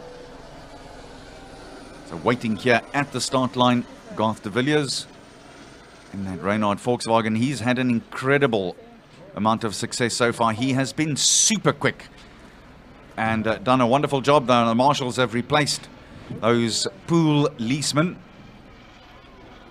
Lovely system, and it's so much better than what we had previously with the tires in various areas. And Greg has done a little run here, I think. A little run here because I saw guys running and I thought, why are we going into this class shootout so quickly? This shouldn't be the first one. The reason for these cars, just if you didn't know, and if you did just hit the brakes and tell me to bail out the front door. Yeah. These are the guys that got hindered in the first qualifying run. Yeah. So we've got the rerun going. So, yeah. But I'm glad that you still sprint. Okay, it's very impressive. No, I can get up here quickly if I need to. No, that was very impressive. Not bad for a big guy. So qualifying round 5, the reruns. We're just waiting for those, the markers, if you like, the course markers. It's just... Francois Jordan, who's one of our best off-road navigators of all time and finished 7th at the Dakar, standing outside. He's one of the officials here. He's moved on to this part of the world, and he says this is one of the best systems he's ever come across because it doesn't damage anything, yet you can keep check on things. Yeah, I think take the hats off to the organisers for looking at it. It even goes one better than the ones that they use at motocross, which are those very, very short and breakable pieces of wood.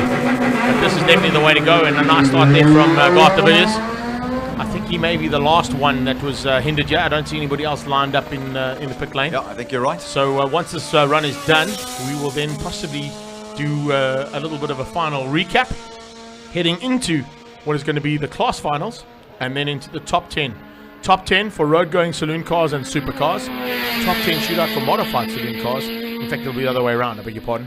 It'll be the top 10 shootout for single-seaters and sports cars, and then possibly the modified saloon cars. De Villiers is really going nicely here. He slid that into that left-right, and here he is now through the S's. He's doing a wonderful job there. And through that last big right-hander up to the finish line. That's a great run. Very clean run. Absolutely immaculate, actually. He's been quick all weekend. Yeah, he has. And remember, he's finished top 10 every single day at the end. And he finishes, where do we go? Top! Wow. How is 38.7. A 38.752 from Garth de Villiers. That is the first time we've seen the smaller single-seaters into the 38s. And there you go. Wow. Anybody from C2 that are out there, that will include it'll include Shane Halberg, Ian Schofield, Mac Udendahl, Wayne Jardine, Cornell Smith, and Mike Verriers in C6. There you have it. There's our C2 contenders. De Villiers is top anyway, and he was top by a long, long way. But it's the first time that we've seen him drop out of the 40s into the 30s. And by 2.5 or 1.9 second-ish, that's a massive drop down from the 41 we saw from him yesterday. So well done. Great job, Garth de Villiers. And unfortunately, it looks like Schofield. I think if Schofield had the 2-liter, which he wanted, he may have been a little bit closer to de Villiers. Slightly more competitive. He's just going to have to fight for second and third place. If Garth gets it all right, he should have it plain sailing to the top for the class victory at least. But he could be in contention there as well for a top 10 overall time. I know we don't give an overall time anymore because of the classes and the way we run things in terms of each of the categories, doing the shootout for the road and supercars, the shootout for single-seaters, and the shootout for modified saloons. But there is always that timesheet speculation at the end going, wow, we would have been 7th overall had there been an overall title. Yeah, well, the drivers can't help themselves, quite No, frankly. you got That's to why they do look at this. it. You got to look at that. And it will be, if they're within that top 5, there will definitely be a couple of posts about it saying, well, I won the class, but I was actually 5th overall in amongst the big beasts, you know? So they've come down the hill. That was the rerun because of the glitch of the timing. My favorite John McNichol McLaren, proper old car with, it really evokes memories. Where we are now is the next runs. We're waiting for the official confirmation of what is happening, and I'm reversing, so I sound like a truck. We are waiting for official confirmation of what cars are going to run and run further. They've just brought this A1 GP car out to get the Shane Helberg car in, and these are carbon brakes. So if you can come and have a look here, the disc itself, it's manufactured out of carbon, and these are the holes to let air come out, and these are the pads over there that grip it so that it slows down, transfers the energy. Wheel nut, and these knurls on the nut is for the gun that goes into it. Anyway, they've got to take that car away and do what they do to cars, and they go into intensive care. They get loving care. So far, we do know that our advocate is the quickest in this beautiful Gould. We did have a look yesterday on the other side pod, but we're going to have a quick look in this side pod with a tiny little radiator.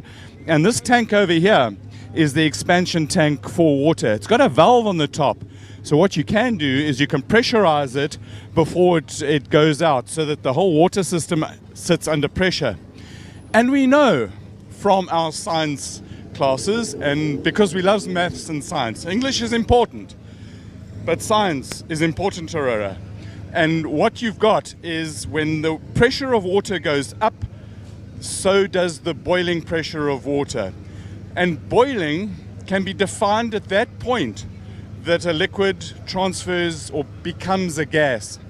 And in order for a liquid to become a gas, it needs a bucket load of more energy. The water in a race car is designed to take heat out of the engine and put it into the atmosphere through the radiator. So if you keep the water as water and not gas when it boils, you have a better chance of the heat transfer. That's why you run deionized water and you pressurize it to raise the boiling temperature.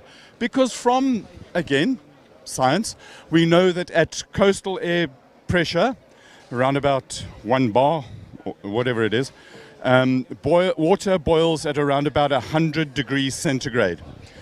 In these racing cars, when you pressurize them, you can take that boiling point of water up to about 120 to 130 degrees centigrade.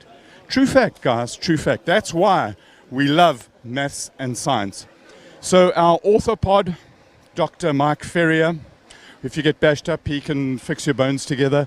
He looks like he's going to run into the final.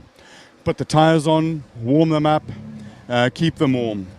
There is a story, and I'm waiting for confirmation on it. There seems to be a little bit of disappointment that might be around here. All I do know is that they've put brand new Avon tires, super sticky. Oh, check at this. If you press your finger into them, it leaves marks. These things are soft, soft, soft, soft. This is on the Wilhelm Bart car. On the Kraken, on the other hand, they're still warm. They'll put the warmers back on here.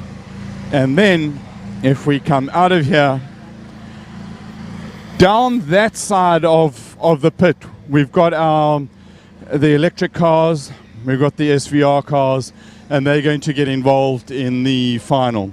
So, guys, at the top, under the white box, which therefore makes it the green box, is where the chief timekeeper sits.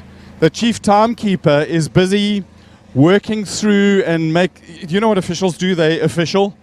So he's officialing the timekeeping, and then they will print out a list. And once that list is printed, we'll know who are in the class finals and who is in the top 10 shootout. This top 10 shootout, I am super, super excited about. Let's take you back to yesterday as we're still waiting for the results to come through in the different classes, so we know exactly who's running in the top 5 and the top 10 and who's going to be racing against whom for class honours in the 10th edition of the Jaguar Simola Hillclimb here in beautiful Knysna in the Eastern Cape. This is what yesterday looked like.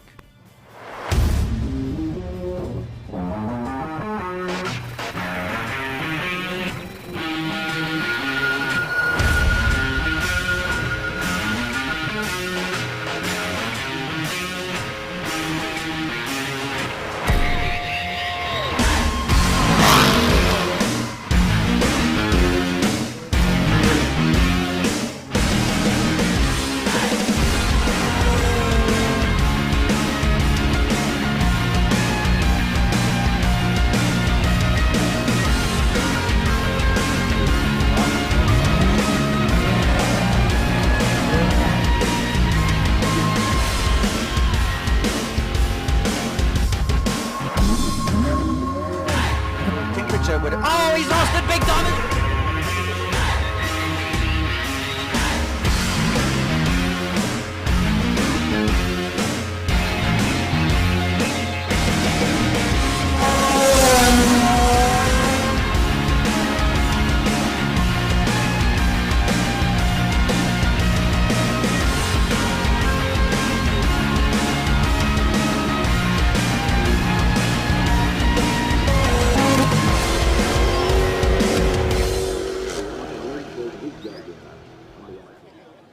Right, some drama, some action, and lists. Lists and lists of what has happened.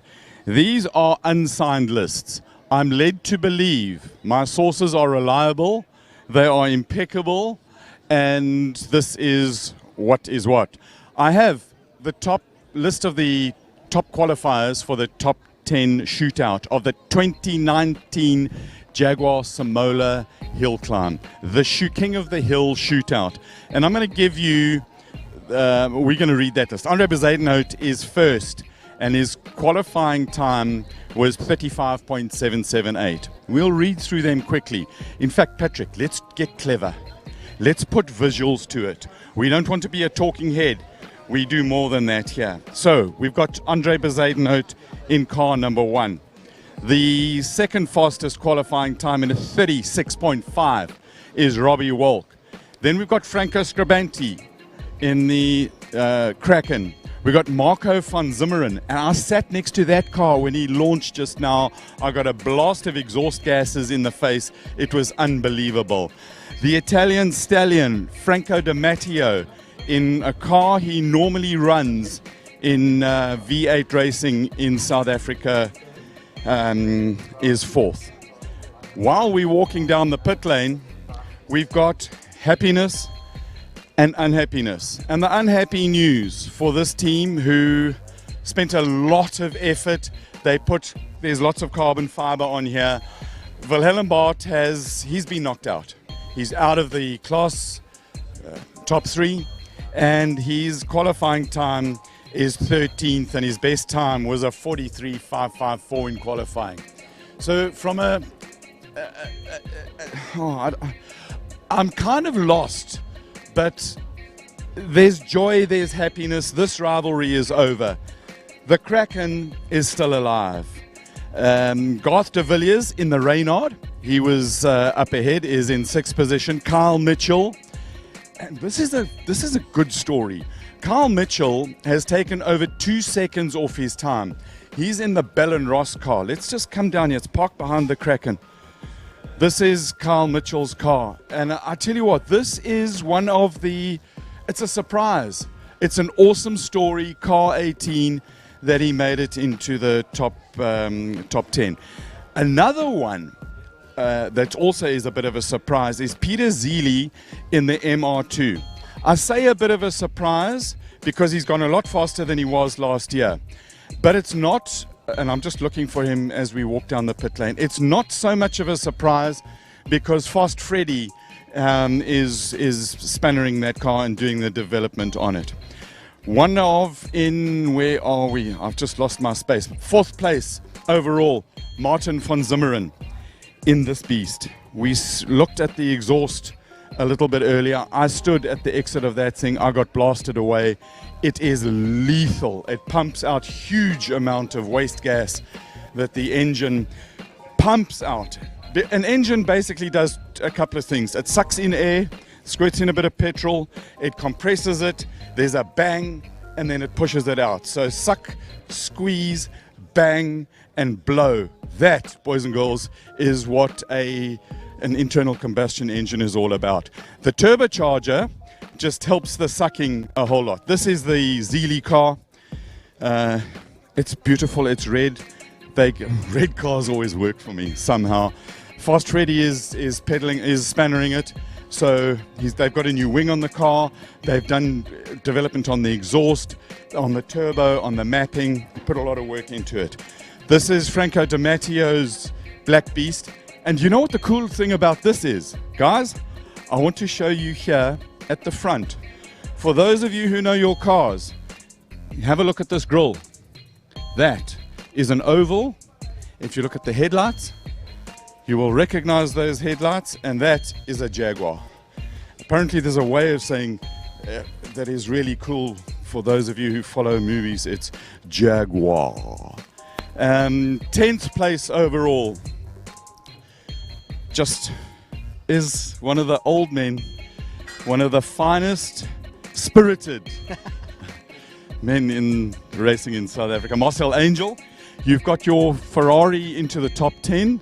It's going to be a good shootout, according to my list. Well, they put you at 10th. I have a list. Oh, really? That is apparently... I didn't know that, so that's quite... My sources say... Oh, that's quite cool. Are you smiling? Yes. And what do you do when you smile? You've got kids, haven't you? I have. Do you work with me? I do. I have got kids, yeah. From 9 till 25. So you know how it goes, I know exactly how it goes. Well experienced. If you're happy and you know it... Clap your hands. Marcel, thank you very much. You truly are happy. Great sport. Absolutely great sport. Right, we've got the 49. The 49 has made it into his class final. Somebody else who's made it into a class final. Terence Marsh, are you going to run again in your class? Are you happy? Yeah. Looking forward to this. This is the one. We've got a tradition here. We're going to see if you've got kids, haven't you? That I have, eh? Well, the one I'm aware of, yes. So, and the song goes, we're just doing it with those people. If you're happy and you know it. Clap your hands. Yeah, so if you're happy and you know it, clap your hands. They are, oh man, thank you very much. Right, the Mercedes didn't make it. And then we come down to a unique, this is unique. Another Jag, it's an F-Type. We've seen at the sharp end of the field their version of tire warmers. So I want you to have a look here. This is not a fan heater, it's a cardboard box. Rather like, it's a cardboard box. And one of the reason they've got the cardboard box here is temperature is vital. They want to keep the engine cool. So you've got the bonnet open, and let's just open it further and check out this engine. There you go. You can see not a lot because it's got beautiful covers on it. So what they've done is they've put cardboard box over there. Our link is giving us some issues, but we'll get it back because that's how we roll. Next to Terence Marsh's off-road racing bucky, and we can have a good look down inside the beast here. Engine sits very, very far back, get the weight distribution back. It's got these Mahusive shock absorbers. You can see the springs dual, and the tubes are all big. This thing is designed to go through. This vehicle actually, it's a Dakar vehicle. It's a veteran, almost as old as Terence Marsh. We've got the 50 also made it through to the final. And when they talk about tire blankets, some guys take it literally, so they put blankets on it. This car's not a dog. The blanket's for dogs, but it's nice and warm underneath here. Temperature is starting to drop, so it's going to change things a little. Going to be very interesting. We've got our American contingent over here, where this actually tall rally driver, super fast. We've spoken about the Zeely car. We've got the other Van Zimmeren car. For the first time ever, this family, father and two sons, are racing against each other. We're going to talk to them a little bit later. They are so happy and excited to be working with each other. We've got track marshals having a meeting over here. Let's see if we can interrupt them. Guys, as marshals, we just want to say thank you very much. Without marshals, it's very difficult to have a race meeting. Have we got a spokesman? They appointed me, which is not fair, 'cause I'm not really the spokesman, but we've had a very good meeting. I thought the marshals have been fantastic. The pit control has been good. The crowds have been polite and nice. We've had no incidents that I can think of. And even the competitors have been pliable. Competitors pliable. So, just one thing for me. Will you indulge me? We look very happy. And as grandfathers, you will all know there's this song. I'm going to do it one more time. Last time, I promise you guys.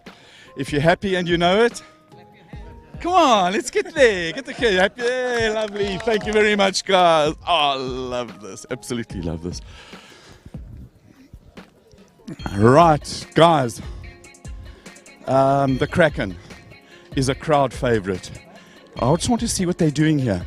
Franco, your boys are throwing spanners at the beast. What are they doing at the front here? We're just doing a little few aero changes, minor, because it got a little bit airborne going up the hill. So it starts flying? It wanted to take off. Is that because you hit a bump or you're going so fast? Going so fast. Right answer, you got that in one. So you're adding angle of flap, so there's more dangle. Something like that. Now they say that this thing scampered up the hill like a rabbit. We love that sort of thing. This is now, you've got one shot. This is it. This is it. If we've got one shot, because I don't see this timing system getting repaired. So I don't actually know what will happen there. What happens if they can't repair the timing system? Franco, I'm the one who asks the questions. You're supposed to answer. Okay, carry on. See you before. I know nothing. Anyway, thanks a lot for playing, and thanks for the entertainment. The brightest car in the whole history of the world. Ian Schofield, you've been around racing a long, long time. You've done a lot of things. First of all, Jaguar Simola Hillclimb. You brought a Formula Ford. You're having fun up here in your Margal? Yeah, having a great time. Thank you very much. It's real fun. For such a small car and small horsepower, only 155 horsepower, to be able to go up the hill and do the times that it's doing is absolutely amazing. Just shows how quick these small cars. Power isn't absolutely everything. It's all about the chassis, the handling, the tyres, and yeah, Formula Ford has always been a great proving ground and a great learning area for drivers. I mean, we go back to the likes of Ayrton Senna and Mark Webber and various other Grand Prix drivers that have come through the Formula Ford ranks and learned their craft there. And it's still just the same these days. The same rules still apply. And yeah, the cars look now a little more modern. They've got little wings on them just to make them so you can put them on Instagram and Facebook and it looks like a small F1 car. But quite frankly, the principles are still the same. The wings are pretty cosmetic. It's all about mechanical grip, about tyres, and about your damper settings and your springs and your roll bars. And about driving. And learning to set the car up. And of course that is the great grounding that drivers get from the formula. Then when you add aero to it afterwards, it's like building a house. If you haven't got the foundations there, the house falls down. And it's the same with motor racing. Formula Ford gives you those foundations with your mechanical grip that then when you get to the aero situation afterwards, you can then build on your basic foundations. Wow. Talking about foundations, you started in Formula Ford in the UK a long time ago in a world far away, and you've raced against some pretty good drivers and beaten some pretty good drivers. Who was the craftiest and who was the quickest you raced against? Oh, it's got to be my friend Rick Morris.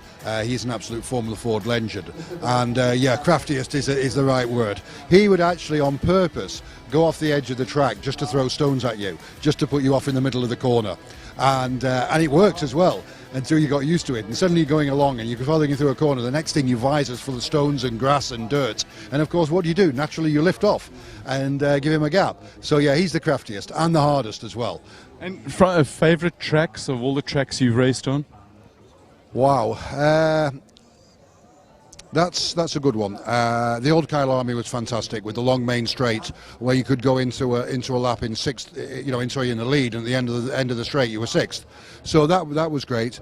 But a lot of craft in learning to see the air and the holes that it made. And of course East London here. In the UK I'd say Alton Park. I absolutely love Alton Park. Quick and great flowing circuit, and I raced there actually a few weeks ago and won my class. I'm not good enough to run with the front guys anymore, but I managed to win my class there a few weeks ago. You, in your years, you've picked up a lot of tips, and you've got kids here. They're loving racing. Give us a tip or two for youngsters to get ahead in racing. Well, unfortunately, you've got to have money, and that's the biggest problem. What I can say though is, if you can get a budget together, you've got to start in karting. That's got to be the starting point. But you don't need to spend fortunes. And also, just be honest with yourself. I think that's the biggest tip you can give to any racing driver. Be honest with yourself. Be prepared to look in the mirror. And I always say that to drivers, and often when I've been running people, I've actually had a mirror inside my truck, and when they've come and complained about the car, I've said, please go and look in the mirror. And quite often it works, but it does. You've got to be honest with yourself, and that's what makes a good racing driver. Yeah, and thank you very much for sharing time and knowledge. Go and focus for this last run. It's going to be a biggie. I will do. Thank you very much for the opportunity. Ian Schofield, he's launched careers. He's absolutely fantastic. We've got proper action that's happening here, and we're going to come down to the start line where our man Handbrake, he's ready to stop the cars rolling back. It's the class top 3 runs that start. So we're basically looking for the winners of each of the classes. So we're going to have 3 guys who are running. The first one is the Mitsubishi Lancer 4-wheel drive.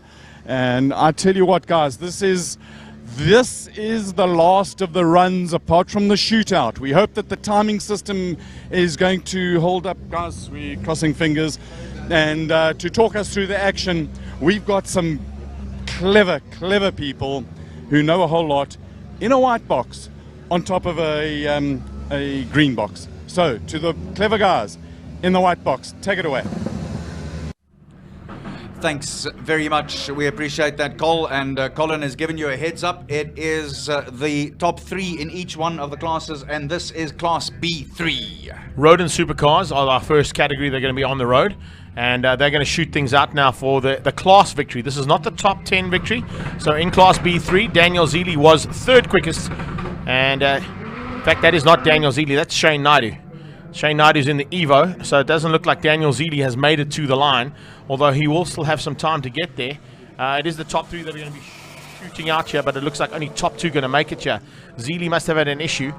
If there was a car behind him in 4th place, and there isn't in B3, that 4th place car would automatically be a reserve and get in there. So unfortunately for Zeely, he will eventually probably finish up in 3rd place, and there'll be no changes for his position, but there may be a change between Naidu and Cronje.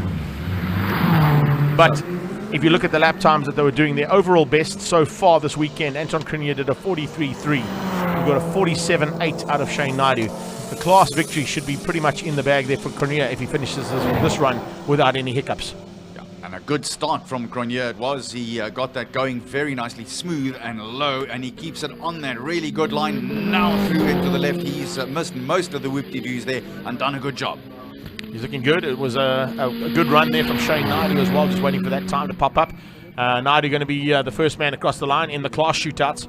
Cronje going to be the second one as he makes his way through the S's and up to the hill one more time. This is probably the last time we're going to be seeing him, because if I look down into... Oh, no, I lie. He has kind of made it into that top 10 shootout for Class B. So Cronje will be back in action in a few minutes' time as well. As the B4s now roll up to the line, this is Adrian Dalton who gets ready in the extra shoes BMW. Can he give it some extra shoes? That's the question. Hopefully he's got a couple of extra shoes, because they're going to need a little bit of extra traction now on that extra shoes BMW.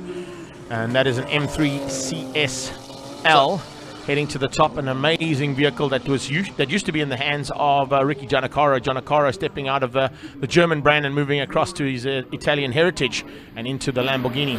And since that car has gone across to Adrian Dalton, he's won numerous occasions in the Extreme Supercars in his own category. Cronje takes the win in Class B3 ahead of Shane Naidu, a 44.012.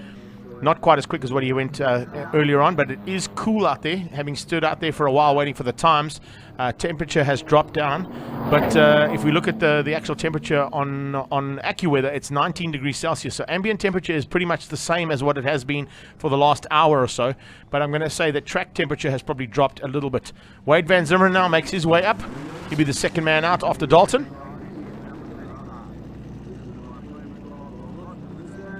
And stand by, because I'm sure the boost is up for this one. I can hear you holding your ears because of that. Here we go. Skyline lining it up. Let's see how tight he takes it up to the right, past the Jaguar VIP area, and 1, 2, 3, and off she goes. The boost is definitely up on that one. It was a little bit toned down a bit earlier on because he wanted to try and get as smooth as possible. Running wide onto that line. It's a good line to have, cutting the apex very, very late out of turn 2 and Cashel corner. Oh. He gets a little bit of a bump there and nearly goes through the bottom gate of Simola. And then decides, no, let me get across. Oh, he's sideways and a little bit of understeer as well. Coming out of that GTR, it's not quite gripping up like it should. So Wade Van Zimmer has not got this run ideally set. Zeely's got to just keep it all together, and he could potentially take the win away here. But Van Zimmer was pushing so hard to try and beat him. He's got to try and find at least 2 seconds. And I don't know if Wade Van Zimmer has been able to do that. Peter Zeely away with the Toyota MR2 Super GT. And Van Zimmer is absolutely going at it. Yeah, he was lit through the finish line. In fact, he was sideways through the finish line. That's how hard he was pushing. Will Zeely's car hold together here? So Van Zimmeren clocking 44.23, but Zeely has already laid down a 42.02, so one needs to check that out. Dalton will then remain in 3rd place. No change for him. He hasn't been able to beat Van Zimmeren or Zeely now, and it's up to Zeely to see if he can try and beat Van Zimmeren. Van Zimmeren now pushing hard. Remember, the previous times don't count. These times count. This is the final run they've got in the classes to sort out who's going to be the best of B4. And as Zeely crosses the line, he didn't look so comfortable at the end, though. Through the midsection of the track, he was very quick.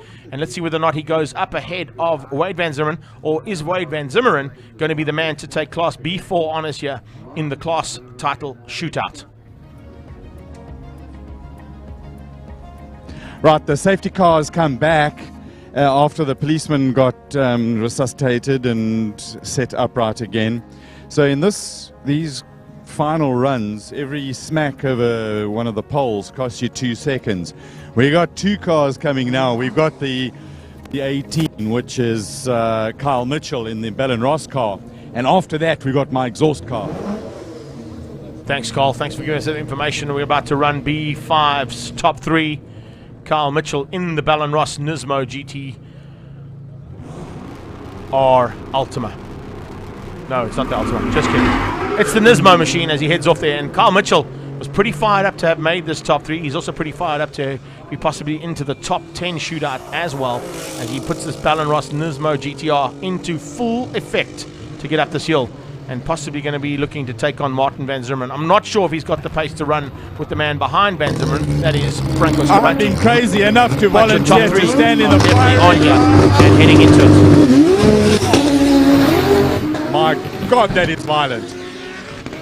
Colin right in the firing line of the exhaust pipe coming out of Martin van Zimmerman's car as he kicked off the line in the border towing Skyline R34 as it hits to the top here. This car is absolutely hauling, but a great run from Kyle Mitchell. Mitchell should be heading to the top. No, let's have a look and see what he does. Mitchell is off the line, so is Van Zimmerman. And here comes the crack into the line now with Franco Scabanti behind the wheel of that machine. So we're going to be seeing a hard-fought shootout here for B5. One of the most competitive categories we've had all day long.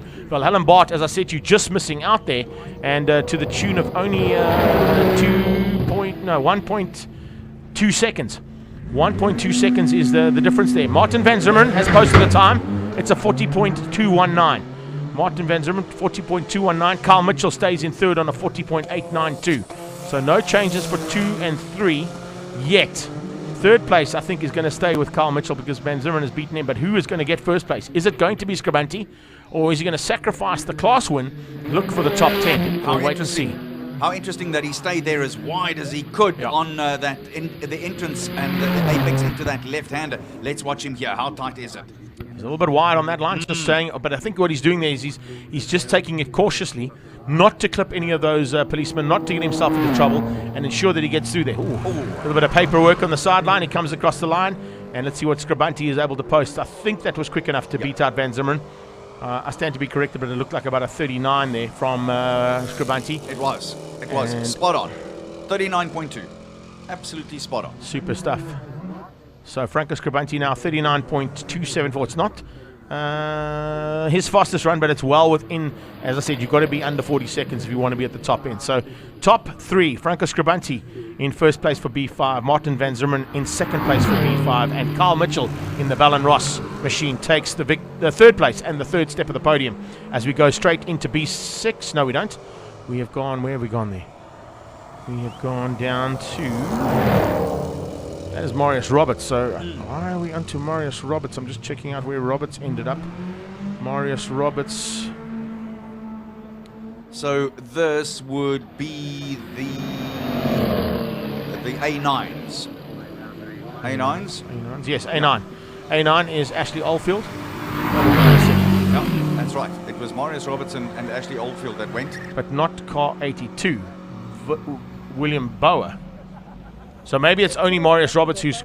No, but hang on a second. Ashley Oldfield was definitely still around. I'm not quite sure what's going on here, ladies and gents, so we'll just try and get confirmation of that. There's definitely something completely different here because that's Jacques Bower. Oh, no, Gavin Williams. So Gavin Williams in the Europa. So maybe it is only... only those 2 lads. Yeah, I think maybe only Marius Roberts is qualified. Ashley Oldfield must have had a problem in the F-pace, which means Roberts is probably going to take the victory there in Class A9. Here comes the 2 competing. It's the Toyota Conquest of William Bower. Oh, we missed Oldfield. Yeah, he was there. No, sorry, I didn't see him. I didn't see him go off the line. Maybe we just missed that while we were watching the rest of the... There's quite a bit to watch here all the time, unfortunately. So 6.9, he went. Marius Roberts behind him, 47.3. There you go. Oldfield takes it over Roberts. Second. Gavin Williams now fighting hard here with Bower. Of course, Jacques Bower's escort not making it out today after that big crash yesterday, but definitely still a chance there for some class honours between those two. I don't think we're going to see that because we only get the top 10 on our timing board here. But let's have a look and see what's going to happen behind that as Pierre Bester, Pete Portgieter and Gennaro Bonafide go looking for the top end of Class A3. So this is Bonafide, Bester and Portgieter tying one on. Just the 3 entrants in A3. And that big truck, let's see if Lindenberg can keep it going all the way up the hill this time. Remember, he had that big drama, had to shut it down. And here's the man who wants to get line honours if he can, Terence Marsh. Terence Marsh going to be taking on the Ranger 660 horsepower road to race car. That's not as fast as what we've seen from Lindenberg in the past. Lindenberg just taking it very easy, maybe just trying to get it to the top and ensure that he finishes the day's racing. He did have a bit of an issue though. So problems there for Lindenberg and for Terence Marsh. Terence Marsh and Lindenberg, I think, on their own in their own categories there, so having to go at it just between the two of them. B9 they're racing in, so Terence Marsh in that Nissan Navara. Off goes one of the most fearless men in South African motorsport. I've seen this guy do the most ridiculous things off-road at the most incredible speeds as well. He is hauling along there and going at a great clip. So Lindenberg with a 1:05.4. Let's see what Terence Marsh is able to do. Looking at the confirmation of the previous class that was out there, that's A1. It's William Bower who finishes up behind Gavin Williams. So 1 and 2 in that class will be Williams and Bower. I've scrolled down slightly because we're going to have the slightly slower cars. Take nothing away, they're not exceptionally slow cars. These are very quick cars.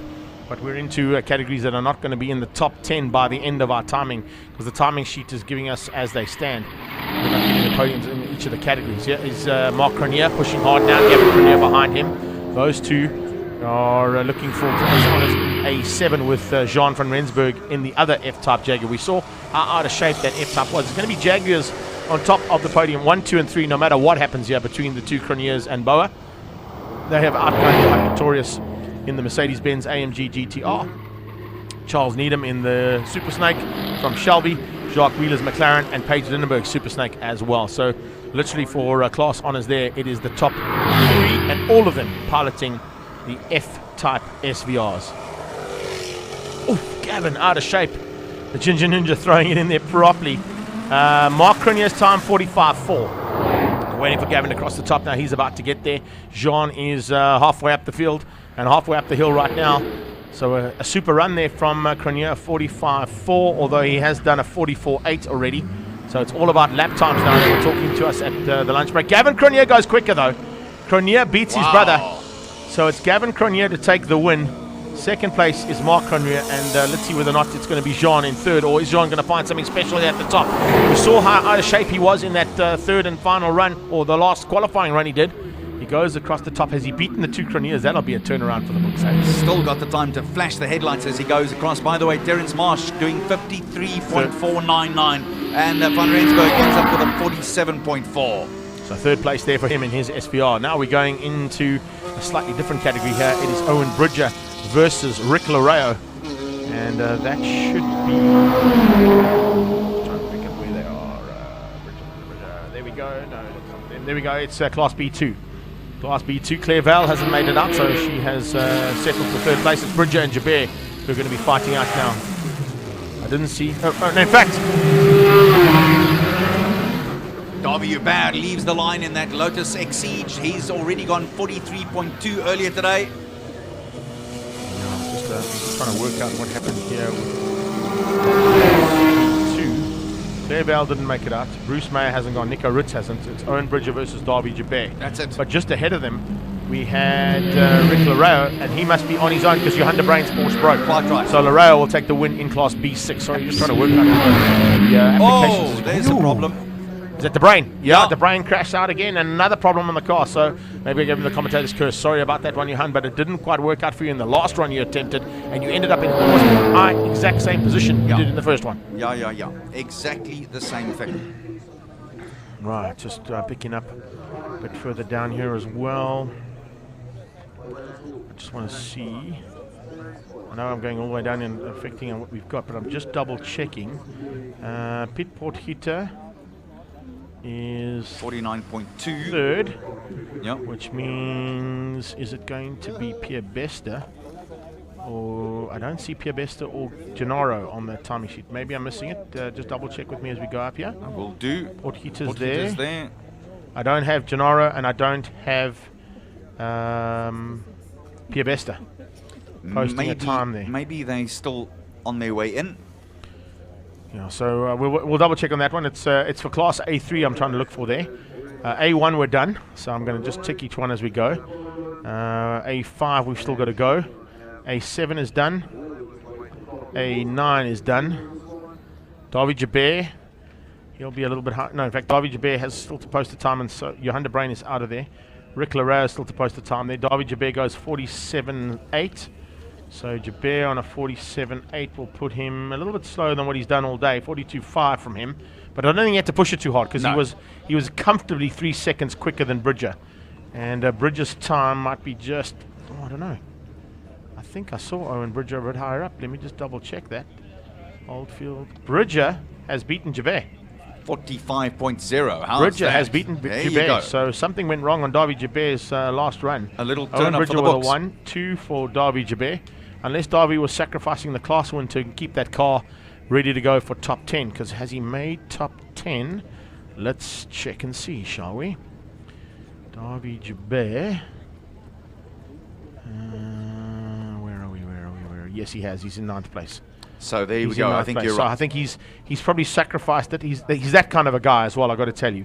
He'd probably given Owen Bridger a little bit of a chance at a bit of Guys, bit of we've silverware. got an issue here with the Porsche. The same Porker, and we've got bits and pieces of it lying over here that shred its CV joint.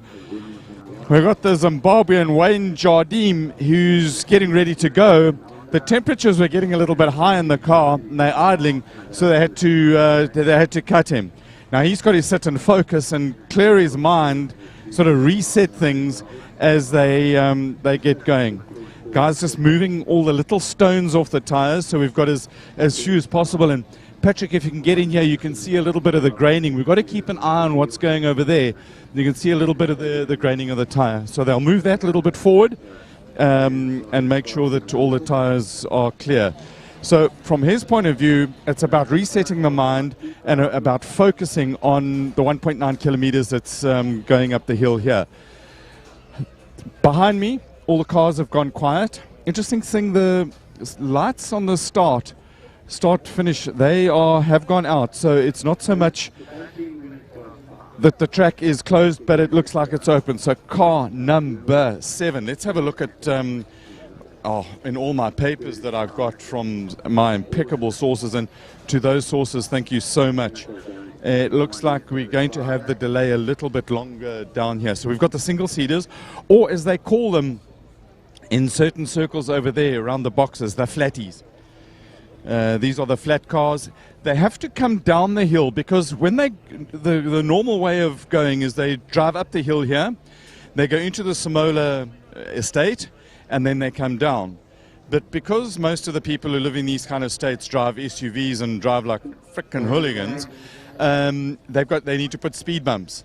These flatties can't go over the speed bumps. Right, we've got action happening now, so the flatties have to come down the hill the same way they go up. That's the bottom line of the story. Right, action starts again to the white box. Welcome back, and Wayne Jardim pulling up there in the Formula Volkswagen, looking for a class win here for himself. Just been trying to work out on all the class wins that we missed out on. Definitely Wade Van Zimmerman clipping one of the bumps there. Thanks Yuri Swart Sr. for sending us that pic from the social media feed that we're sending out there. He actually got a still shot of it and sent it to me on Messenger. And I got to pick up that he definitely was the man who clipped that inside curb. So Wade Van Zimmerman going to be docked 2 seconds off that one. So he's not going to be sitting up there at the top. Or Martin Van Zimmerman is there, I should say. Wade might be docked.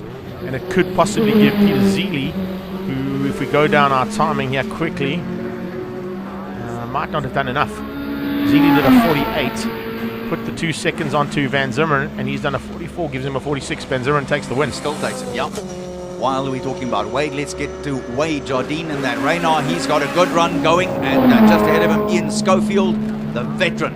Clocked 45.150 earlier today, and here we are now. Fastest man out there. Garth de Villiers is on the way with the Reynard PVW 2002. Let's see what he can produce. De Villiers going to be fighting out there with Schofield and Wayne Jardim. So all three of them are on track. In fact, one has already completed its run. So we should be seeing Wayne Jardim probably just outside of that top 10 time. Let's go there because his best time is 49. The 49 going to be about there. Jardim goes quicker. He does a wow, a 45.9 out of Wayne Jardim. Wow, that's impressive. That could possibly change things up there in Class C2 as we're about to let rip Robert Volk in the A1 GP Ferrari. So Volk is away. Volk and Bez are the only two that are going to fight this. So Poseidon and Volk are fighting for class honors, and later on are going to be fighting for the top 10 shootout in single-seaters. As they head to the top of the hill, let's have a look and see if anything's changed up there between our slightly smaller single-seaters. Jardine on a 45, which means I may need to go a little bit higher up and Scove. Scove is second, and De Villiers is first. So no change there in the top three. They remain exactly as they finished in their classes after qualifying. So 1 to Garth De Villiers, 2 to Schofield, and 3 to Winston Wayne Jardine. 39.7 I just heard from Rog next door. From Rob Volk, 37.5 make that from Robert Volk, and a 39.7 from Franco Scribanti. So both of those cars in the 30s. That's very interesting to see. So far, it's going to be up to Frisco now to see if he can better it. Besaidnout leaves the line. He's looking to top 37.567. Can he do it? More importantly, he's looking to beat 35.7 or 35.5. That is the record, the outright record for the run to the top of the hill. Will it come now, or is he going to hold it back until we get into that top 10 shootout? Very important question. It is going to get colder later on, and that may affect his thinking right now. He's probably going to want to get there as quickly as he possibly can. Who knows? What he has to do, though, is get 37.5 for starters. That's the departure point. 37.5. This is 2.8 to be exact. Just wanted to double check on those on. So 35.528. Besaidnout goes 36.5. That is quicker than Volk. He's taken the class win. That's one box ticked for the day.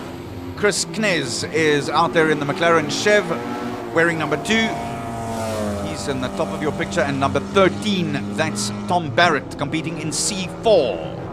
C4 is between Barrett, Jeff Kruger for Team Red Racing and the Universal Healthcare team, and of course Devin Robertson in the Big Boss Auto Radical. There's a GSX R1300cc Hayabusa engine in the green machine about to line up, and he's going at it with 2 of the very capable Lotus 7 race cars.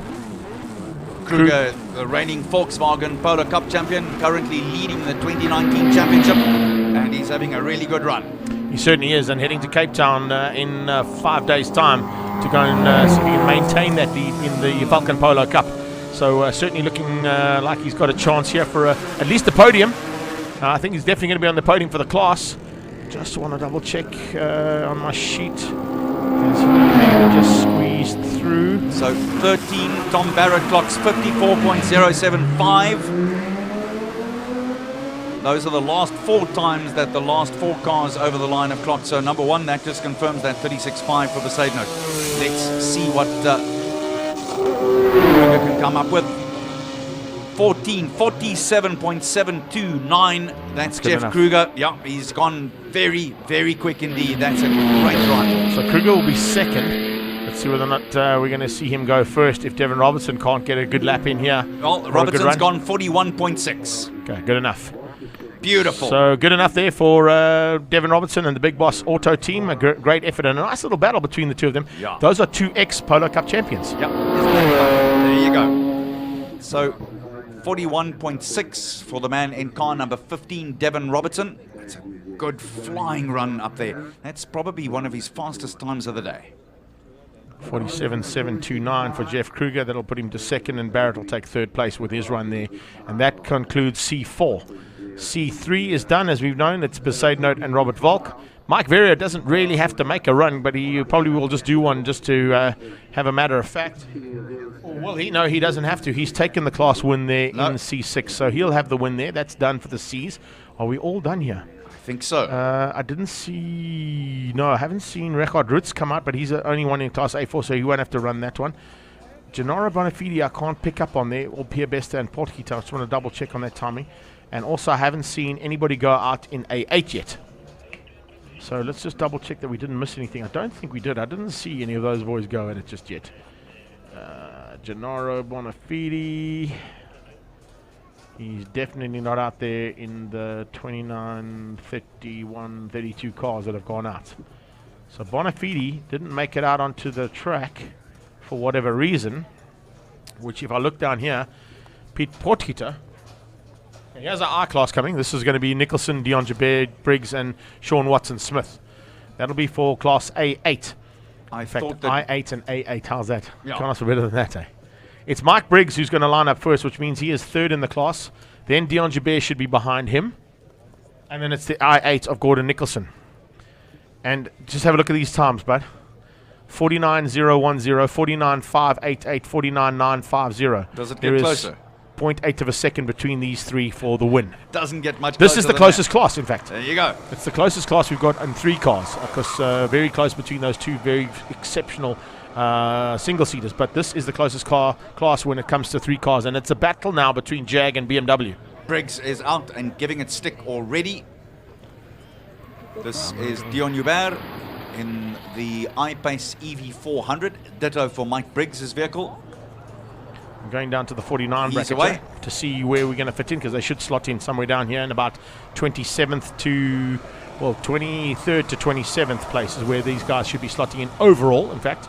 But we've got to just have a look at our overall timing that's in front of us. That's why we're going up and down the timing monitor as we're playing around here and giving this final bit of action. But it is Briggs who crosses the line first and posts a time of, there we go.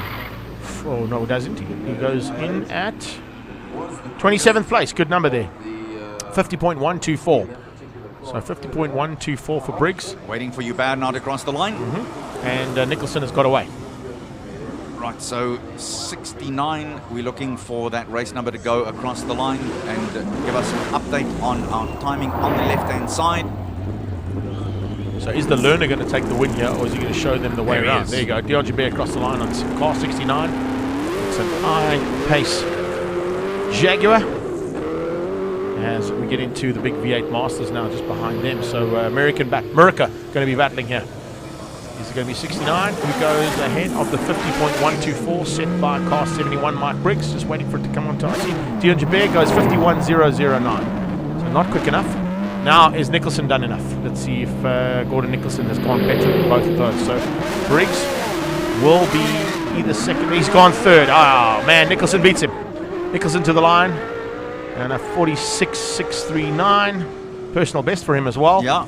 Beating out Mike Briggs and Dion Jaguar. They stay the same as what they qualified. So nice run there from our EV vehicles.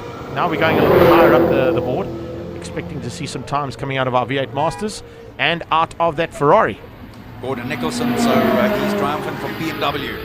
Here we go. Here's the Alpha. This is what we were looking for a little earlier. Number 74 is lining up. I'm not quite sure why they've gone out of order here. I don't know if they're allowed to go out of order, but anyway, I let's think take it away. Pierre Bester is coming onto the scene. They were caught right behind the Jags and the cars that were already lined up. As I can see the Beamer also lining up at the bottom there. Just trying to pick up. Missed the class if we did. So this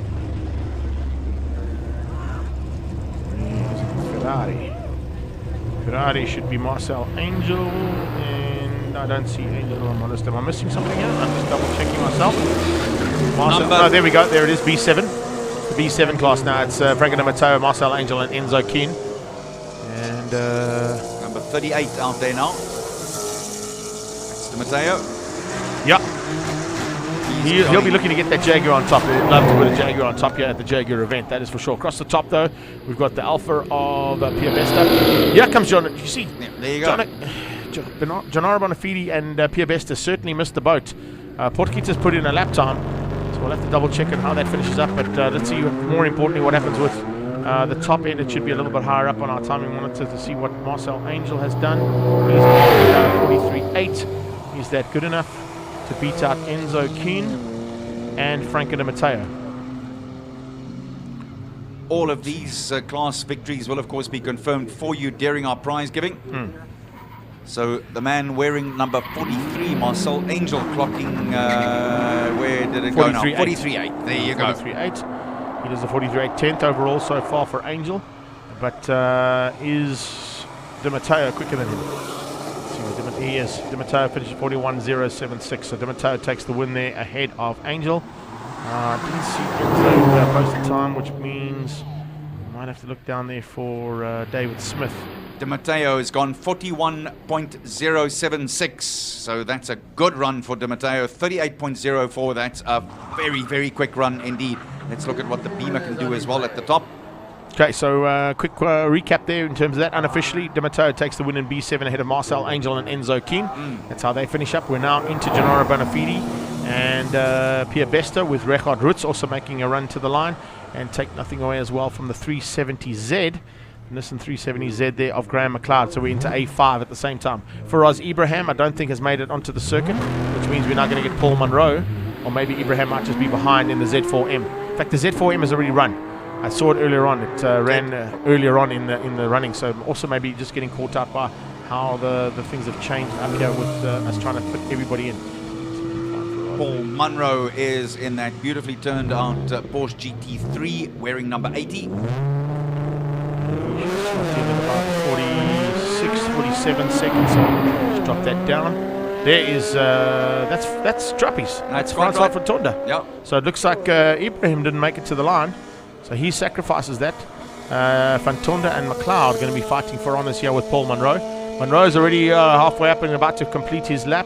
Where did McLeod finish in that 370Z? Let's just go a little bit further down on timing monitor and try and pick him up if we can. McLeod is 38th overall on a 55.4. Munro goes. And here's Fantonda now. Number 80. He'd probably be a little bit higher up. 55.4 is what we're watching for here between Trappies. And Munro does a 48.01, so that'll be quick enough. Munro will take this win. McLeod will be second, and Trappies, I think, will be third because he was only 4 seconds slower throughout the day. I don't think he's going to make up any ground here as much as he's pushing that little Audi of his. And he's a very seasoned campaigner when it comes to saloon cars. A very good driver down in the Cape Town region, and particularly at Killarney, and driving also for Universal Healthcare and Team Red Racing in that Audi.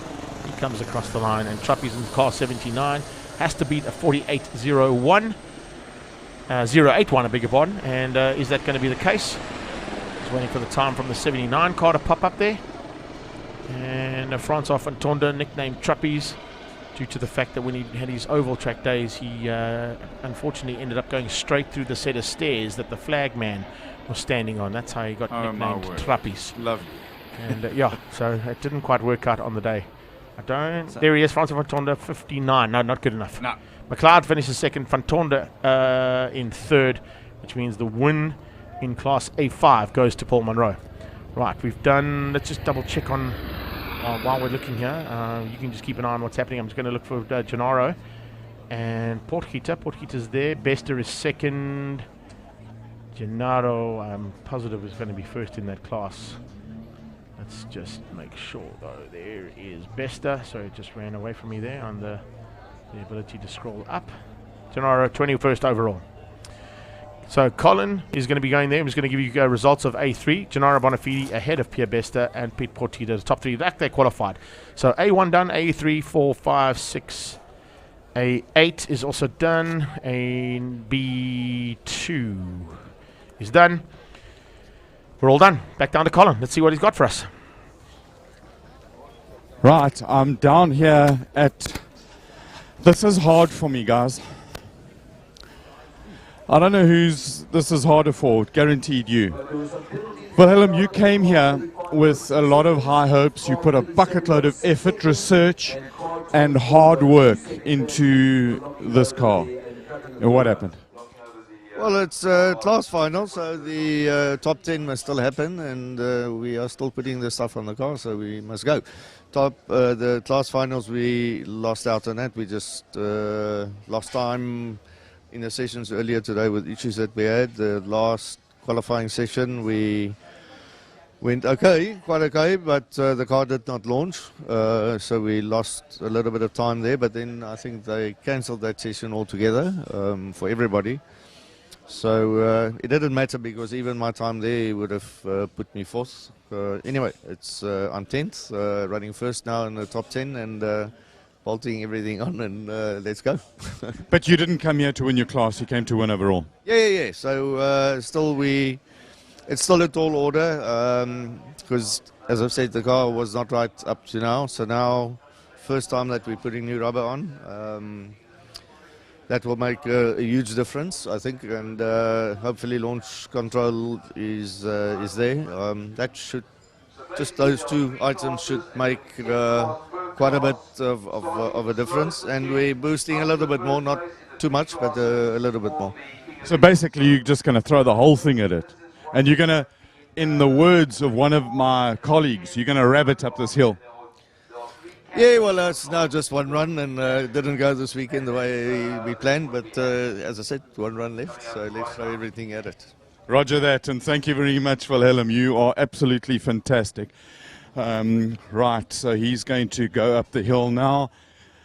I'm wondering whether I should lay a complaint of assault against this car, because I sat next to this exhaust pipe and I got a face full of abuse from it.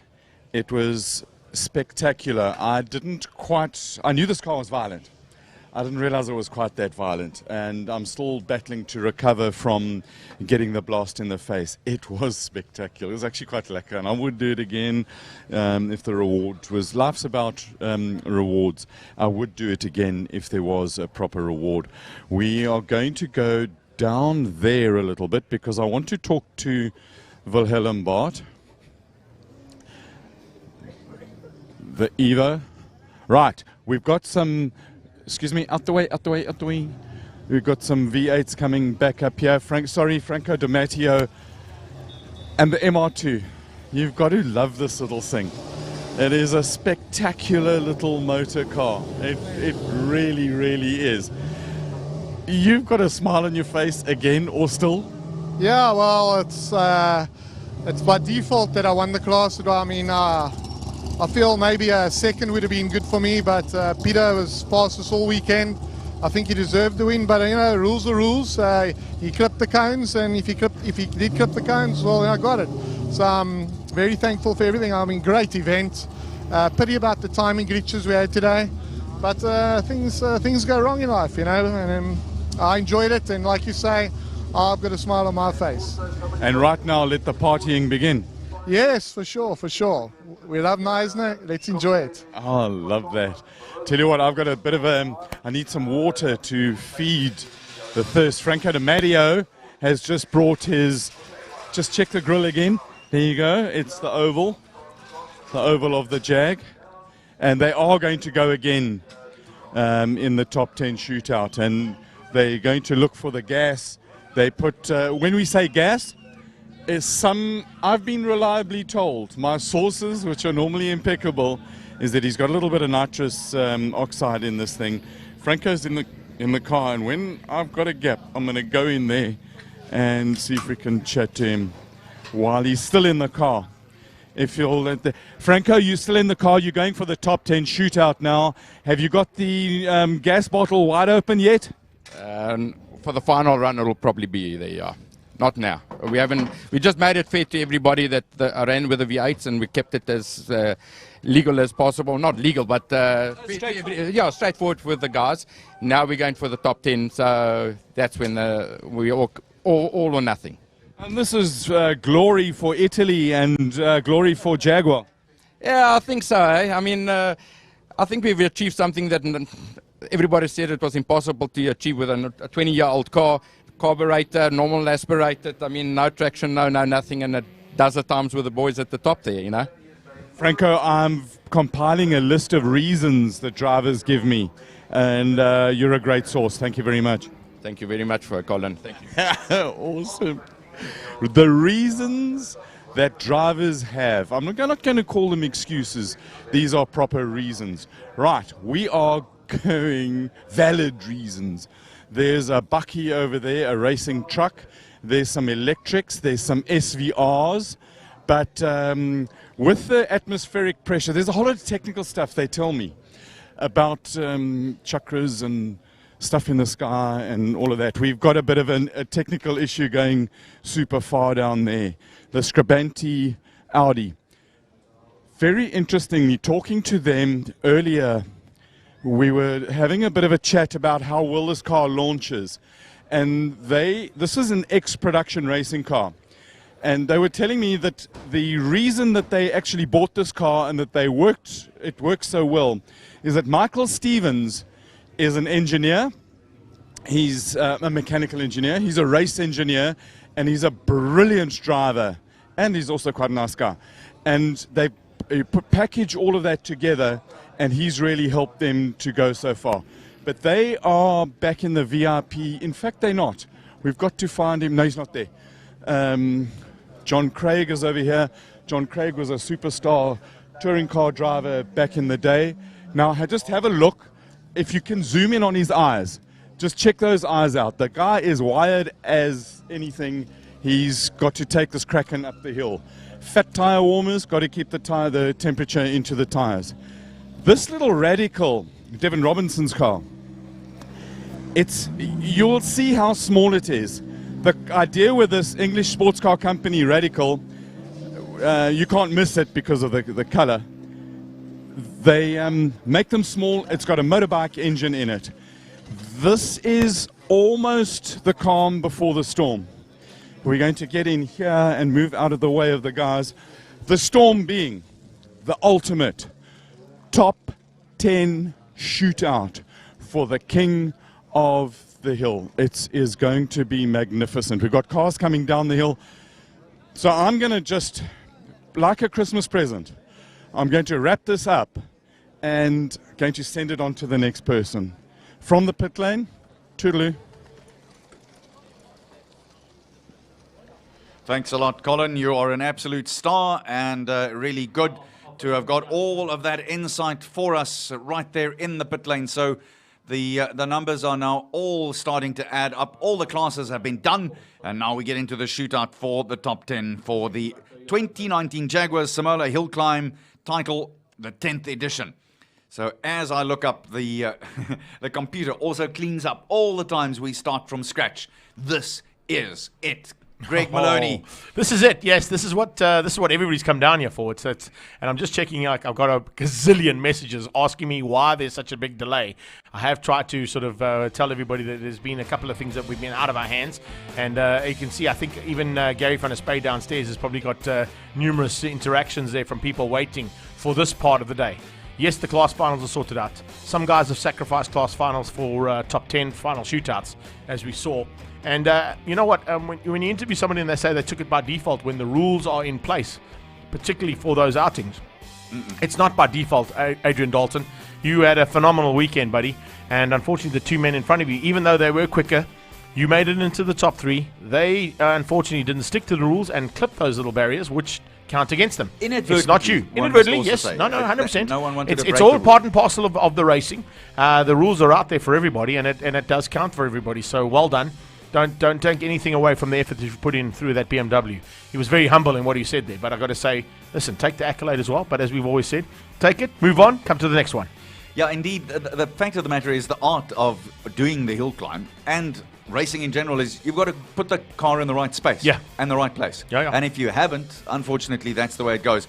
Taking nothing away from Van Zimmeren or Zili either at the same time. They raced it as hard as possible. So we're going to take a very quick break. This is going to be very quick because they're lining the cars up already for the top 10.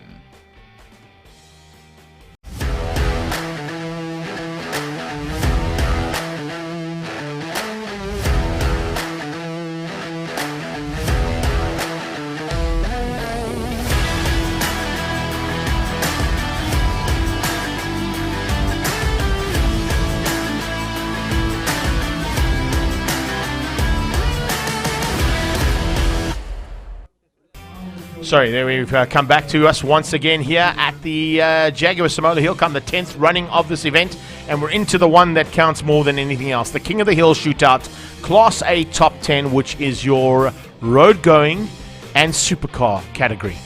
We have got Pete Potgieter lined up first. Behind him should be Pierre Bester, his teammate, both of them in Alfa Romeo Giulia QVs. Jean van Rensburg in the Jaguar F-Type SVR. Looking down the road, he is there. Paul Monroe, look out for a yellow and black Porsche. That is there. Marius Roberts. What? Has Hollywood made the top 10? What would the top 10 be without Marius Hollywood Roberts in a Jaguar F-Pace? No, he's not. Yes, that's a fantastic SVR that he's in. Ashley Oldfield is there as well in the second of those SVRs. And is it 0.6? It's 0.4 of a second. Okay, so they've broken the sequence. They've broken the sequence there. That should change up a little bit. We must just tell you that it was the whole weekend long. The difference between the two was always 0.6. Didn't matter what happened, but luckily they've broken that sequence now. Correct.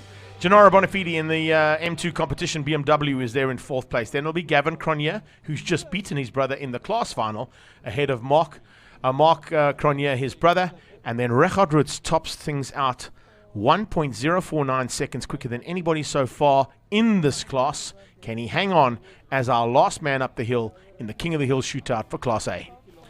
So they've got them all lined up and ready to rock and roll. Waiting for... And I hope they're going to get everybody lined up suitably quickly, because we are running out of light here big time. Rapidly. The one thing we can fortunately say is our incredible television and live stream crew have the ability to draw that light out of the air with the cameras that we're using. But if you are live here on the ground and you're watching from the sidelines, it is getting very dark and very misty very quickly here. Here we go. So it's the first of the cars on the way. Bester goes away, and let's see how he goes.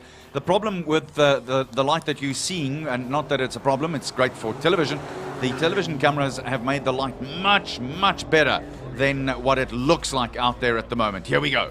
Let's take a look at the times as it goes. Yeah. Well, they're heading up to the top now. This is the top 10. This is what's going to count. And I just had a little a message come in from Mo Dango in Klerksdorp. It's great to have Mo. He's a multiple champion in his own right. His dad, Farouk, also spent lots of times in saloon cars. It is a saloon car shootout that we're looking at, but these are road cars.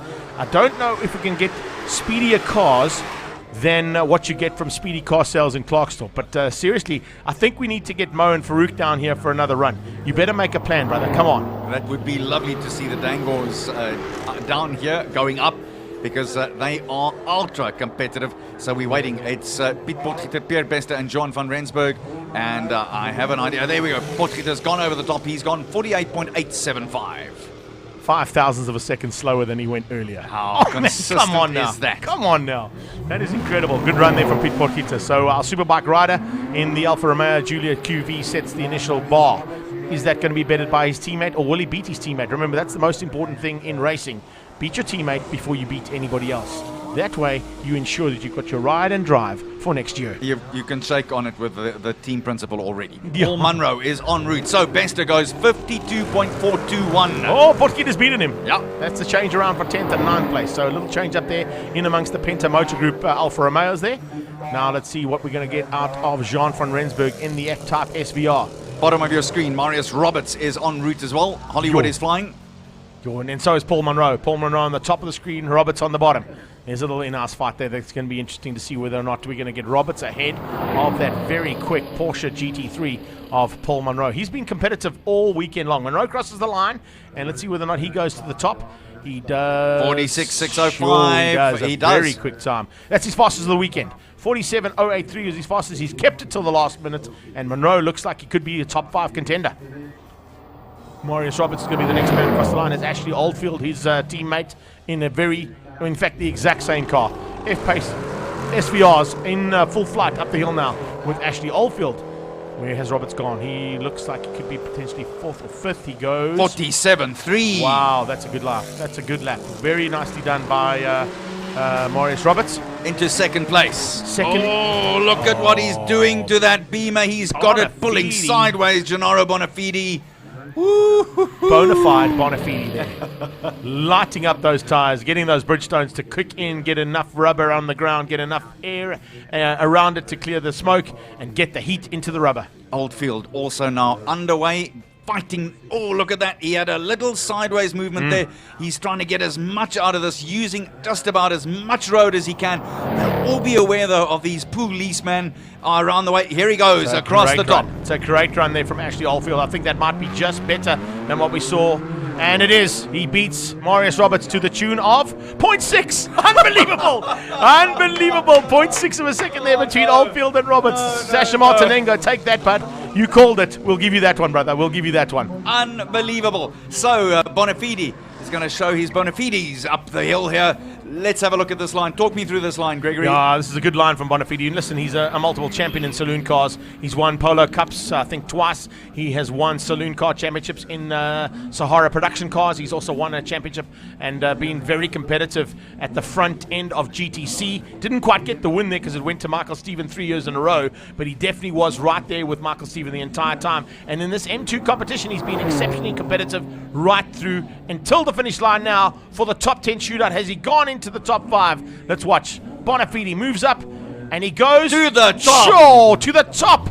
Guaranteed top 5 now for Gennaro Bonafide. So that is a phenomenal effort. A 45.938. Not as quick as he did earlier on. He did a 45.7. But Bonafide has done enough to put himself and that BMW into the top 5. Gavin Cronje is now going for gold in that Jaguar of his. Can he make it to the top? He's got to beat 45.938. Have we seen everything from Cronje or not yet? No, I don't think so. Out of both the Cronjes as well as Roots, those three are the last 3 cars up the hill for this shootout in the supercars and road final. And I can tell you right now, both Cronjes have held something very special for this last run. So has Richard Roots. The battle is going to be between Jaguar, our headline sponsor, and Nissan, fighting hard for a 4th title in a row, if I'm not mistaken, for Richard Roots. Can he do it again? Cronje on the way to the line now. Oh, man, can you give it any more up there? I don't think so. Let's wait for the time. Brother Mark is now underway in car number 65. Where does Cronje go? 45.040. That is a good ride. That's top. And it's gone to the top. So Gavin Cronje hangs on for now with 2 cars behind him. He is on the hot seat. His brother is right on his tail, and Richard Roots is just engaging everything he can, locking and loading that Nissan GTR of his. The R35, it has done a 43.8 so far this weekend. He's going to need a 43 or a 44 to beat out the 45.040 that Gavin Cronje has just put onto the track. That F-Type SVR, he's bending it this way and that way. It's got like a noodle effect around those corners. Look at this through the Hopefully S's. not a pool noodle one, though. Up to the line, and we see him crossing right there right now. Waiting for Mark Cronje's time. Has he gone better than his brother? In-house fight there between the 2 bros. No! Cronje with a problem of 40. Where did he finish up? 46. Oh, it didn't work out there for Mark Cronje. Wow. 46.940. That puts him down in 4th place. So this is the only man who can beat Gavin Cronje. Are we going to see Richard Roots take another victory in the road category and become king of the hill for another time? Or are we going to be seeing Gavin Cronje put the Jaguar on top at the Jaguar Simola Hillclimb? Oh, Richard Roots was sideways coming out of turn 3. That was incredibly quick. He pushed it right to the limit, just missing out on Look at how that car is rolling left and right. Richard Roots is holding on for dear life here. He's run a little bit wide. That's going to cost him a little bit of margin here. Is there enough time here? Are we going to see Roots at the top? He comes to the line, crosses it. We wait for the time to tell us who's going to be. Is it Cronje or Roots? We stand by. Here we go, ladies and gentlemen. Is it going to be Richard Roots for another time to be king of the hill? It is! Whoa, Richard Roots. What a dice. 44.0, and if I'm not mistaken, that's 3 in a row. That's 3 in a row on the hill up Simola Drive. What an unbelievable 3 years. Amazing stuff there. Paul Munro, though, what a drive. Gennaro Bonafide, an incredible run from him. Bonafide stepping it up, and how's that? Exactly what we wanted in terms of this road class category. We have all 3 of the biggest manufacturers fighting hard the entire weekend, and they come onto the podium together. It's Roots for Nissan, it's Cronje for Jaguar, and it's Bonafide coming through there for BMW. Oh, what? Cronje. Man, it's just getting better and better. Swearing back there. He'll be unhappy. But it was incredible. 44.094, and now we're into a very competitive part of the road as well. Yeah, I can tell you right now, the Neisner Hillclimb is putting on a show here, and everybody that's stuck around, everybody out there on social media land. I've got guys from Clarkstorp, from Perth, from Australia, from New Zealand. We've got guys who've just jumped in from the United States of America, and now the entire bits and pieces coming out of Europe too. Stuart White and all of his Sauber Formula One boys obviously watching this final shootout for single-seaters, and they've timed it to perfection as Mac Odendahl kicks us off for Class C honours in King of the Hill. Odendahl in the DAW Volkswagen is en route. Up next, Chris Knez, and Knez wearing number 2. That's that McLaren Chevrolet. It sounds absolutely raw as it leaves here. It does. Remember, that's an older vehicle. That Formula Atlantic is probably going to be having to do double time and as much work, probably more than any other single-seater out there. Odendahl has crossed the line. Jeff Kruger now lines up for his final run. Kruger incredibly has got himself into 8th place in this top 10 shootout. I didn't expect that from him. Unreal. I really didn't. It's a proper good effort there from the Team Red Racing and Universal man. And remember, he has got duties to do for this final run. He'll then climb on a plane and head straight to Cape Town to get ready for Falcon Polo Cup. Jeez, this kid has got a great career ahead of him. And from my side to Mel Spur and everybody at Swartkorps, remember, he did start where? In Super Hatch. There you go. So he's off and running as he starts here now And Chris Knez, 47.207 in a car that dates back all the way to 1968. Yes, it does. And how is that? That is almost a second and a half quicker than he's gone all weekend long. So Knez is held back as well. There's no worries here. I can tell you right now, take any of these top 10 boys and girls, and they have kept the best until last. Gloves are off. The gloves are off now, and we've known all along that it is going to be like this, but they call it a shootout for a reason. The bullets are flying everywhere. I like that. I'm going to use that. Write that down, everybody. You can. Write that down. Racing is in our blood, and it is certainly, the blood is flowing here incredibly through the veins, and the adrenaline is pumping just as much as they head up through the S's. This is a hard charge coming out of a Polo Cup champion, a Golf R champion, a Polo Cup R champion as well, and this time hopefully looking for a championship at the King of the Hill. Has he got the better? 48.3, so Knez is ahead of him. Kruger goes into second spot. Kruger goes to second for now. Can he hang on to that? I don't think so. There's a couple of very fast cars still to make their way back up the hill, including this man all the way from Zimbabwe. Winston Wayne Jardine it is. Is that double W? Yes. It is double W. Double W Jardine coming up the hill. Reynard is in the house. My good friend Wayne Waterson, unfortunately, has left the country and gone down to Australia. He's an ex-superbike rider, one of the biggest superbike riders you've ever seen. I think he ran the number 27 only because it took 27 kangaroos to make his leathers. That's how big he was. But now this could be the new double W for my liking. And double W Jardine is now going to try and get up ahead of Jeff Kruger and Chris Knez. Formula VW. There's another W for you, so you can make it triple W. The World Wide Web. We're on the World Wide Web. Web. It's all the same. There you go. And as he makes his way through up the S's and over the line, where does Jardine end up? 45.6, hello, and top of the class. Top of the list for now, but here comes Devin Robertson. Robertson in the Radical SR1 Club Sport, running a GSXR 1000cc, 1300cc Hayabusa engine in that machine as it heads to the top. It runs a chain guide, a chain-driven engine, as it would on a motorcycle, and the power-to-weight ratio, we've spoken about this thing all weekend long. Devin Robertson, multiple saloon car champion. He participated and won the Polo Cup. He was a top contender in Class T and production cars. He's won a world championship at NX Legend level and now looking to be King of the Hill here today. Can he do something special and put himself on the podium for the big boss team? Robertson with that Suzuki-powered car of his, wearing race number 15. He is flying up the hill. He's taking some tight lines as well. Over the line he goes. 42.3, wow. Hello. He's found 3 seconds. He's found 3 seconds Where? quicker. Where that is did he amazing. find them? 42 is going to probably put him into contention for a top 5 here. There's no doubt about it. Unless these guys that are coming just behind him there, including Andrew Schofield, could possibly go and do something special as well. So Schofield is now in the house and he's working his way up. Let's take a look at these lines. Greg, just talk me through this line again, because he's been very good with the lines over the bumpies here. Staying out of the bumps and coming across into the right-hand side, left of your screen Now if you're left. watching there. Comes across, gets on the inside, gets it very tight through there. Nicely done, looks for the Jaguar sign, sees it, spots it, and gets through turn 3 perfectly. Now up into the S's. Watch for the inside line. He stays away from those policemen on the left-hand side. Runs onto the grass. There's no policeman there, so he's lucky. He runs onto the grass. They're using a little bit extra of the track. It might have cost him about maybe a 0.2 or 0.3 of a second, that little line. But over the top, does he go quicker than Devin Robertson? 44.65. He does not. He goes into second place, though. But Devin Robertson, where did he find the time there? 42.345.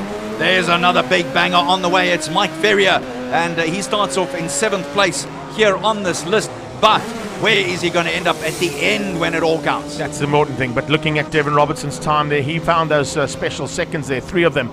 But unfortunately, Ian Schofield, Andrew Schofield, that's Andrew Schofield, 44.6. It's quicker than what he went earlier on, but it's not quick enough to get him higher up. That's the problem. Ferrier is going nicely. Let's check him out as well as he makes his way up to this big sweeping right-hander. Very clean, doesn't even go anywhere near those policemen. And now through the S's up to the finish line. He's looking to try and beat 42.345 seconds. Can he do it? 42.345 seconds is what he's looking for. There it comes now. No, he doesn't either. 44.4. Now, let me tell you something. What I've seen in the history of racing here, and particularly in Devin Robertson's career, he is exceptionally good at keeping the best for last. And it looks like that's exactly what his dad and him have done. Wayne and Devin have been working on that car frantically. They have ticked the numbers one by one. They have moved themselves up very slowly, getting into 6th place overall for the top 10 shootout. He now is guaranteed a top 5 overall, possibly even a podium. This man can spoil his fun though, because Garth de Villiers has got quicker and quicker as the whole weekend has got along in that Formula VVs. It's beautifully turned out, car number 9, and that turquoise and white marriage has got better and better all the way long. No, he's pulled it up. He's pulled it up. There's a problem. De Villiers has got a problem. Well. De Villiers has got a problem, and he is rolling very slowly up the hill. Something has gone wrong for the very first time on that car for the entire weekend. It has been pitch perfect on every single run. And at some stages, he was up in the top 10 in the free practices as well as in the qualifying. Oh, what a pity. It's all gone wrong there, and the engineering works has gone to, unless there was a red flag that we didn't see, but there is a car on the sideline there which has not been there all day long. I don't know if the COC has seen that one, but that's definitely an issue. And I think it may have been a situation. We don't see whether red flags were going out there or not. There's definitely a red light on at the start line now. And I wonder if de Villiers' run may have been hindered by something, and possibly they may have to give him another one. Well, that's interesting. And on top of it all now, our next class, which is the really fast big boys and the big bangers, unfortunately are going to have even less light. There we go. Red lights are out. My word, have you ever? Well, de Villiers looked like he was really onto a good run and then pulled out. So it may not have been a mechanical problem. It may have been one or two of the marshals. A flag situation might have been out there. We'll wait and see and try and get confirmation of that. Find out Right, what's so happening the down story there. that we've got at the moment is a spectator car came onto the track. How? Nobody knows. But it's about managing temperatures. It's about managing temperament. So temperature of the tires, temperature of the car, and temperature of the brain. We've got Robbie Walk in the Ferrari-powered Ferrari chassis by Ferrari. It's a carbon chassis. It's an XA1 GP car. They've got the tire warmers back on the car. You've got to try and the air temperature, and more importantly, the track is cool. So as all the temperatures come down, atmosphere and the tar, you've got to try and keep the heat inside the tires. So you'll see that they've got the blankets on the car over here. They're still nice and warm. You've got to keep the temperature in the tires and get the temperature out of the radiators.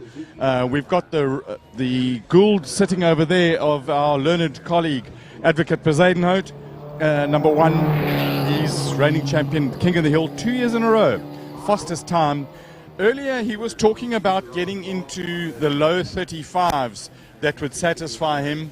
It's cool. The race cars love cool air. In terms of the air slightly denser, the aerodynamics work better, so it gets sucked down onto the road a little bit better. The tires he's using are specialized Hillclimb tires that don't need external heat. They're very, very soft. There's lots of mechanical grip as they scrabble over this rough tar. And Patrick, you'll be able to see over here where they've been testing. All of this stuff over here is bare tar. And that's not it's quite slippery compared to this area here where there's a whole lot of rubber laid down. So you've got rubber on the tires getting smacked down onto rubber of that the cars have laid down, and it's able to bite very well and launch out of here. So we've got the Formula VW. It's a 2002 car. It's got a 2-liter Volkswagen engine. He gets his run again because it was external circumstances that got him into this position, so he had to abort. They got the idiot who came onto the track. Admittedly, we are running a little bit late, and anyway, there was a car on the track, but because weight is so critical on this car, what they've also got to do here is check there. He's got a 5-liter can. They're going to refuel him as well. Whether they have to wait, whether the car's all going to wait, I think they are. And Robbie Volk has now got a couple of minutes to focus and get his ducks in a row and the chakras all aligned. So it looks like, yes, they are. And just have a look at how little fuel they're going to dump into this car. I don't want to get too close, so I'm not wearing fireproof material. But it's about 3 liters. You can see over there's 3 liters of fuel. It comes in a Mickey Mouse little can. How many liters are you putting in? They're putting in 2 liters. So it's 2 liters that they put in there. It's blue jungle juice, and they're going to get going. I hope that the guys in the box are getting ready to take this away. We because are. when We he are ready starts to go, rocking Cole. and rolling, I'm going to throw it back to the box. Tell you what, guys, Volk is focused. The Advocate is focused. The GTR is ready to go. There's tension here. Guys in the box, for you. Thank you, Cole. One bit of tension we need to take out of the equation completely. I don't think it affected Verrier.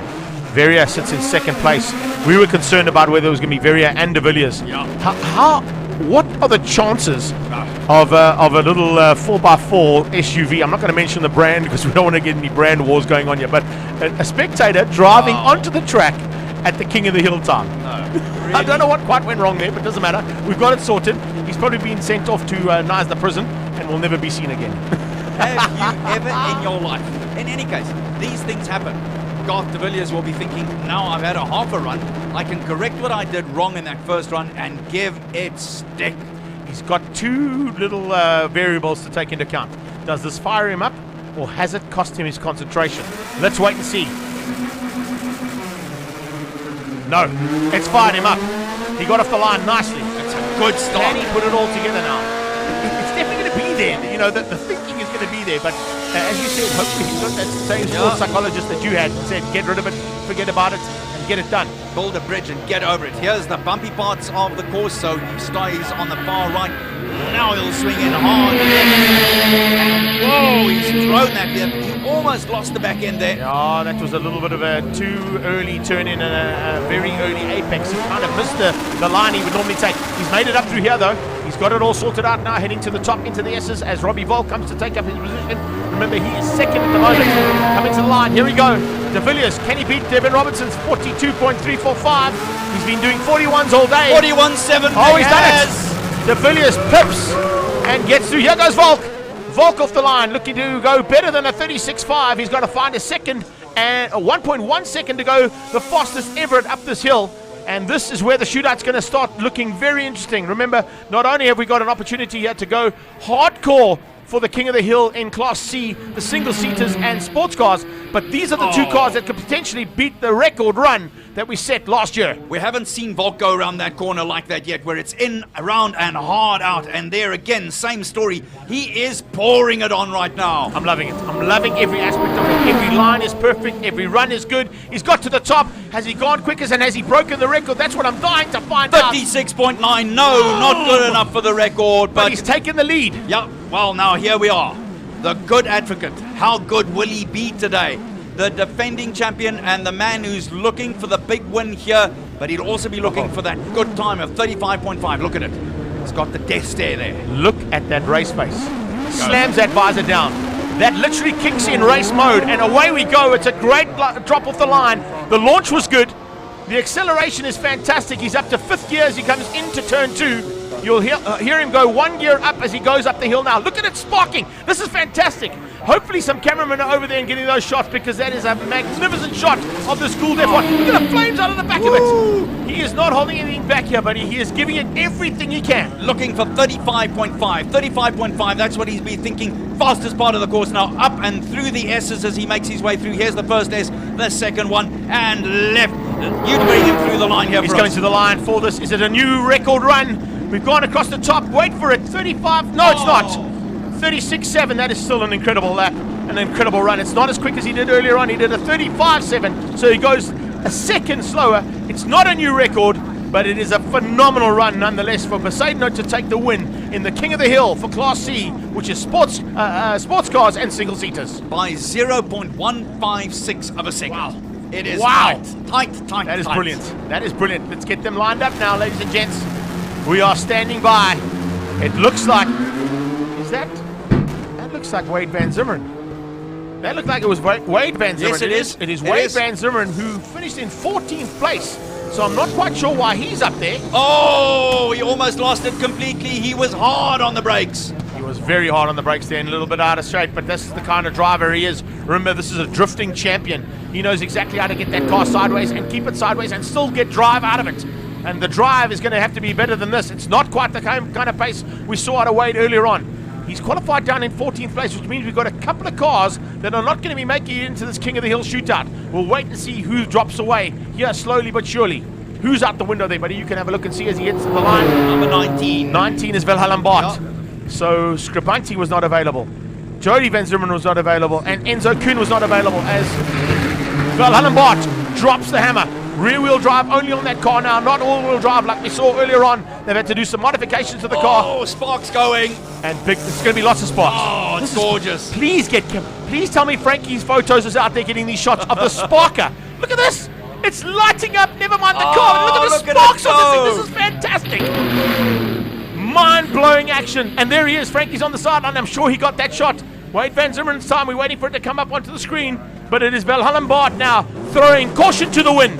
44.49 is what Van Zimmeren clocked. What is Bart going to give us here, man? He is throwing everything, including the kitchen sink, up to the line and over.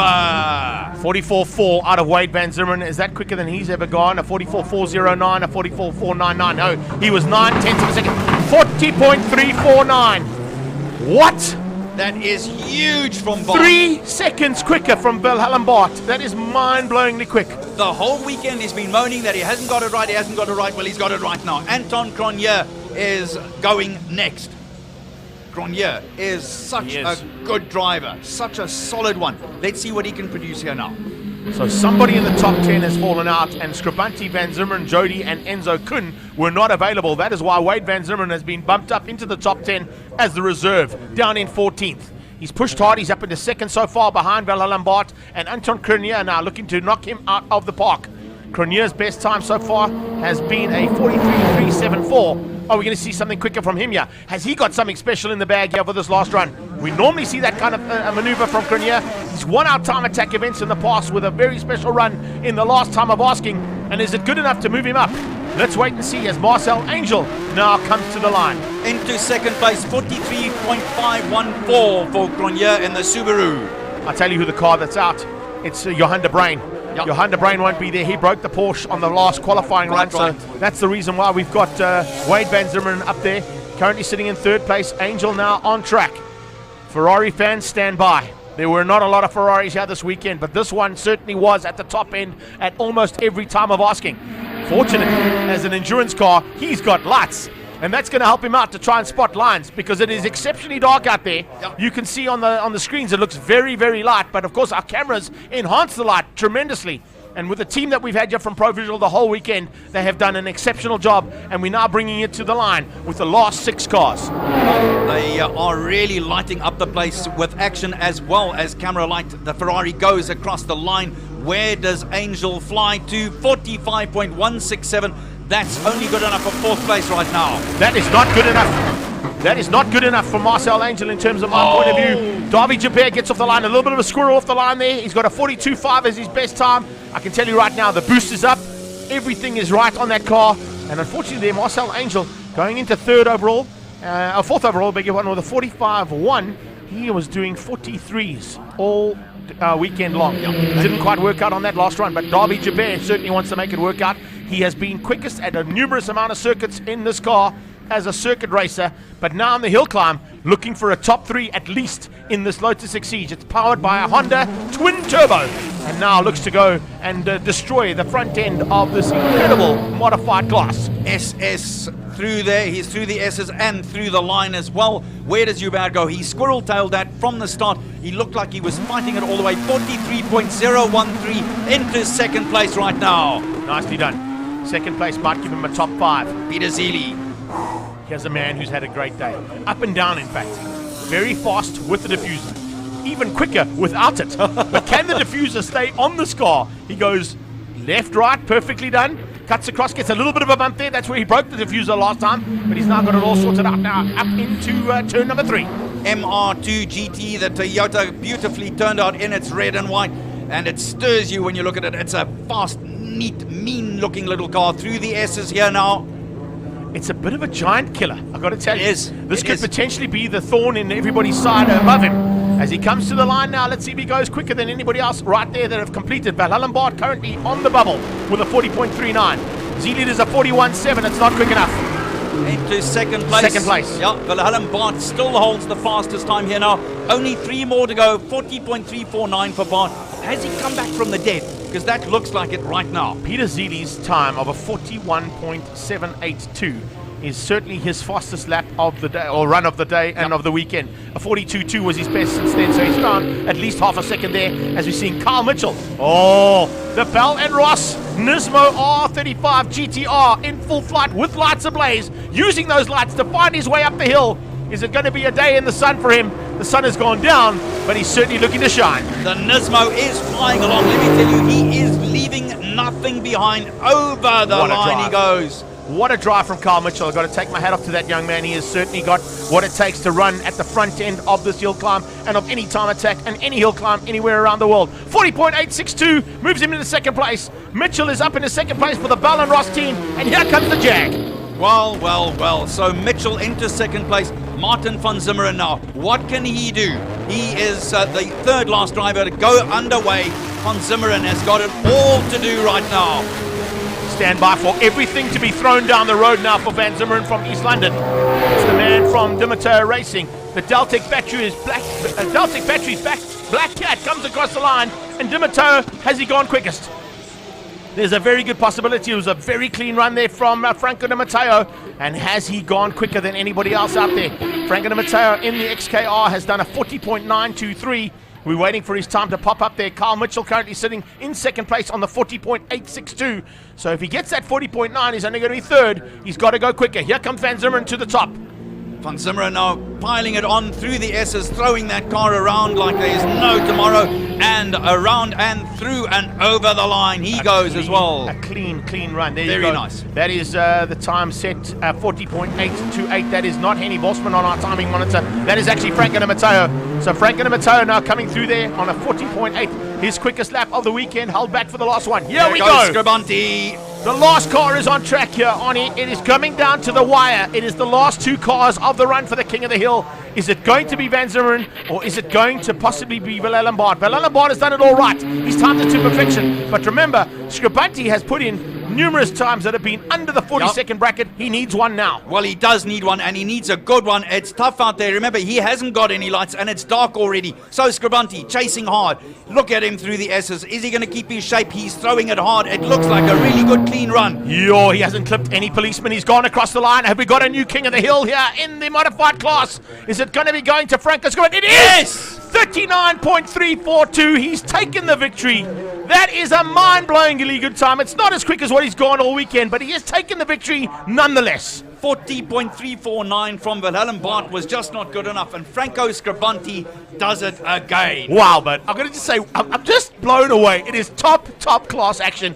You don't get better than this on a hill climb. Franco Scribante, 39.342. That is just a mind-blowingly good time. Remember, he's gone down into the 38s through the weekend, but there is massive celebrations down there at Scuderia Scribante, and well may they continue into the night here tonight. We have got a new King of the Mountains in the modifieds. It's Franco Scribante. King of the Hill remains in the hands of Record Roots, and Andre Besaidnout stays King of the Hill in the single-seaters. Unbelievable. So Scribante comes through caution to the wind, you must say. 39.342, and then Willem Bart in second. He was the pole sitter there right up until the very last run at 40.349, and then Carl Mitchell, 40.862, takes the last step on the podium. Also, one must say, Martin van Zimmeren, Peter Zeele, Dave Hubert, Anton Cronje, great work. Really, really great work. Yeah, no, take nothing away from anybody else down there. And, of course, got to give a shout-out as well to everybody else in this class, because they have all fought hard to be there.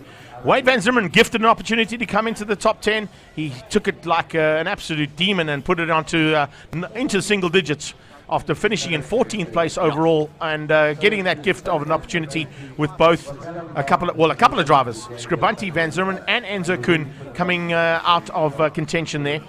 Colin is down there, and he must be losing his mind like we were a few seconds ago. Cole, what you got? Right, guys, this is the happiest team in Knysna at the moment. Corvus, guys, you've just won you did it. We did it, Colin. We did it. We were scared that it was getting dark, and we actually spoke to Sparky, and Sparky said we have to go. So Franco said, "Win it or win it." So we did. He did his job. We're very, very happy. I just want to thank the whole team for all their hard work, all their stresses, all the fights. I just want to thank everybody for everything. Did you guys have your torches ready to duct tape onto the car in case you needed them? Which torches? The ones you used to burn the midnight oil. Oh, that's not being nice, eh? No, you worked. Oh, I mean, those it ones is, are but you broken. worked so hard to get the car here. Yes, 100%. And by the way, he did that with a misfire. Awesome. So with a misfire, you win, guys. You got to be the happiest team. Thank you for the entertainment. Well done on getting a brand new car here into Victory Lane. Thank you very much, Colin. Now, go party. Right, guys, there are some happy people here. We also need to see if we can get the guys from the Reynard. Robbie Walk came really, really close. And yes, he is... Yeah, I'll tell you what. There's Alan McLean from BB Motorsport. Fani. We're going to go. Guys, we're down here with Alan McLean from BB Motorsport. Alan, that was an unbelievably tense final session. You guys ending up in the second spot there. Tell me, how did you guys go? You said it was a very challenging weekend. This one has been the most challenging one since 2016. 2017 was tough, 2018 was also tough. This was our most challenging, with the rain, with all the issues that go with it. But in the end, we pulled out all the stops and got it done. Alan, well done for the performance this weekend. All the best, and we'll hope to see you guys next year and trying to get it back, eh? Thank you. We'll be here. Cheers, guys. From myself, Fonnie Skulls, we're going to cross over to Colin, I think. Let's hear what he's got to say. Gennaro Bonafide, you brought an untested car. You got a smile on your face. You were saying to me, podium. Well done. Yeah. Top 3 in the production cars. So with a little baby M2 competition, full out with M Performance parts. What a car. I mean, we got the launch control right every single lap. It was phenomenal. We were in the 45s the whole day. And what exhaust did you have in it? Because it just sounded magnificent. Yeah, so we put a Kropovich exhaust on. So as BMW South Africa, we're busy in talks with them. So as a warranty option. So the car we raced was as you can buy it on the showroom floor. What a car, honestly. Awesome, well done. DJ Gennaro, are you spinning the disc tonight? We might see. Maybe there's an after party. I'm not too sure, but we'll see how it goes. But yeah, really, really happy for everybody and great work by the BMW Driving Experience team. Yeah, awesome, and thanks for sharing with us, and have a good one off now. Thank you, Colin. Right, now, we need to find Richard Rutz, who's down the bottom there, because shall we go there? Pat, let's go. We're on a mission. We're going to go down the pit lane. The irises, they tell me in tech speak, are wide open to let in the light. So some of the pictures that you're going to be seeing are, it's dark, guys, are not so dark, but the pictures, they exaggerate, or they make cameras do stuff. You know what cameras do, and we're just going to try and find the Flying Dutchman, Richard Rutz, who will be down here. And then we're going to go back up to the top there and watch the podium ceremony. Here's Wade van Zimmeren. I've got to see, this car assaulted me. Where is Wade? No, he's not here, so we carry on down there, Patrick. We're going to find Richard Rutz, who managed to pull it out. We also want to, here he is. See if he can talk to us. Reggie, you did it, my boy. We did it, Uncle Colin, we did it. Who's your uncle? You. Faster and faster and smarter. Reggie, you were fasterest. That's magnificent. That smile says it all. No, I'm very tough to that. I thought I overcooked it a little bit going in at the end, and it started getting very loose through there, but it was a duck or no dinner run, and yeah, we got duck. Well done. Right, let's go back up there, because the fasterest cars up this hill, 1.9 kilometers, are coming up there, guys. So we've got the Stuart Kedgel, Dr. Stuart Kedgel, never forget that. That car, it's a road car, so he's getting ready to stick the number plates on and drive it back. Jeff Mortimer, you won this event a couple of years ago. It must have been nice and not so nice being here as a spectator. Well, I enjoyed the event, but it would have been nicer to be standing right here, or to be driving on this track rather than standing on it. But you didn't retire, you just have a temporary pause in your winning career. That's about it. Well said. Awesome, Jeff. You looking for a car for next year already? Absolutely, yes. Good man. Jeff Mortimer, a racer extraordinary. He's got petrol in his blood. He is brilliant. absolutely brilliant. And we've got to have another one of our doctors, Mark Verrier. You won your class. You've got to be happy. I'm very happy. I mean, unfortunately, the other guys in the class broke, so they never came anywhere. But you got to be in it to win it, and you got to finish to win it. So yeah, I'm very happy, and 5th overall, which is awesome. Very happy. For a relatively oldish car, you drove the wheels off. Thanks very much. I appreciate that. I mean, it is older technology, and I'm going to be doing some upgrades. But I've spoken to some of the other Shelby drivers out there, and a couple of them have actually have given a handshake commitment for next year as well. Lovely stuff. Good class. We look forward to seeing you next year. Thanks, Colin. Thanks for everything you do for the motorsport. So, Dr. Mark Verrier, and here we have Willem Baard, one of the most relieved men in motorsport in this country. Willie, that was close. Yeah, but it was still not perfect. Yeah, we made some small errors in the run. I was not 100% sure about the grip some places, and it bottomed out at some other places. But yeah, it was okay. But you gave it everything, didn't you? Yeah, the only negative was that we never tried brand new rubber all weekend. This was the first time to do that, and yeah, as I say, not knowing exactly where the limit was a bit tricky. So yeah, it was a bit more time in there. I don't think I would have made Franco's time tonight, but yeah, cool. Awesome, Willie. We'll see you a little bit later. And don't forget, we've got to see on this car, Willie did it for Peanut. Not Peanuts. Peanut, his dog, who died on the morning of the shootout a couple of years. This is a surprise. Henry Zeely. And the fastest Ferrari man, the guy who's got the fewest hairs in Ferraris in the world. You've got to be very, very happy with that run. No, actually I'm not. It wasn't a good run at all. The car got stuck in first gear, so there was a bit of a hesitation going to second. And then after that, it kind of spoiled the run for us. And your lights must have been a huge advantage. Yeah, I think the lights helped me a hell of a lot. Unfortunately, we were 2 seconds of what we normally do in a run, so it was a bit disappointing, I say, for the final run. Marcel, it sounded spectacular. It looked spectacular. Yeah, look, I mean, I enjoyed myself tremendously today. You know, we didn't come here thinking that we were going to win anything, and I think to finish second in the class was a great achievement, and even to get into the top 10 with a normally aspirated car was a great achievement. So I'm very happy. Right, I can see you very thirsty. You need a vitamin drink. Go and get that, and we'll see you in the podium later. Thanks a lot. Thank you very much. Awesome, Marcel Angel. What a star. Enzo Kin, you're the second tallest racing driver in the world. Down to you. Yeah, no, I'll stand on my toes. You drove a V8 Masters car. I did. And you've got a smile on your face.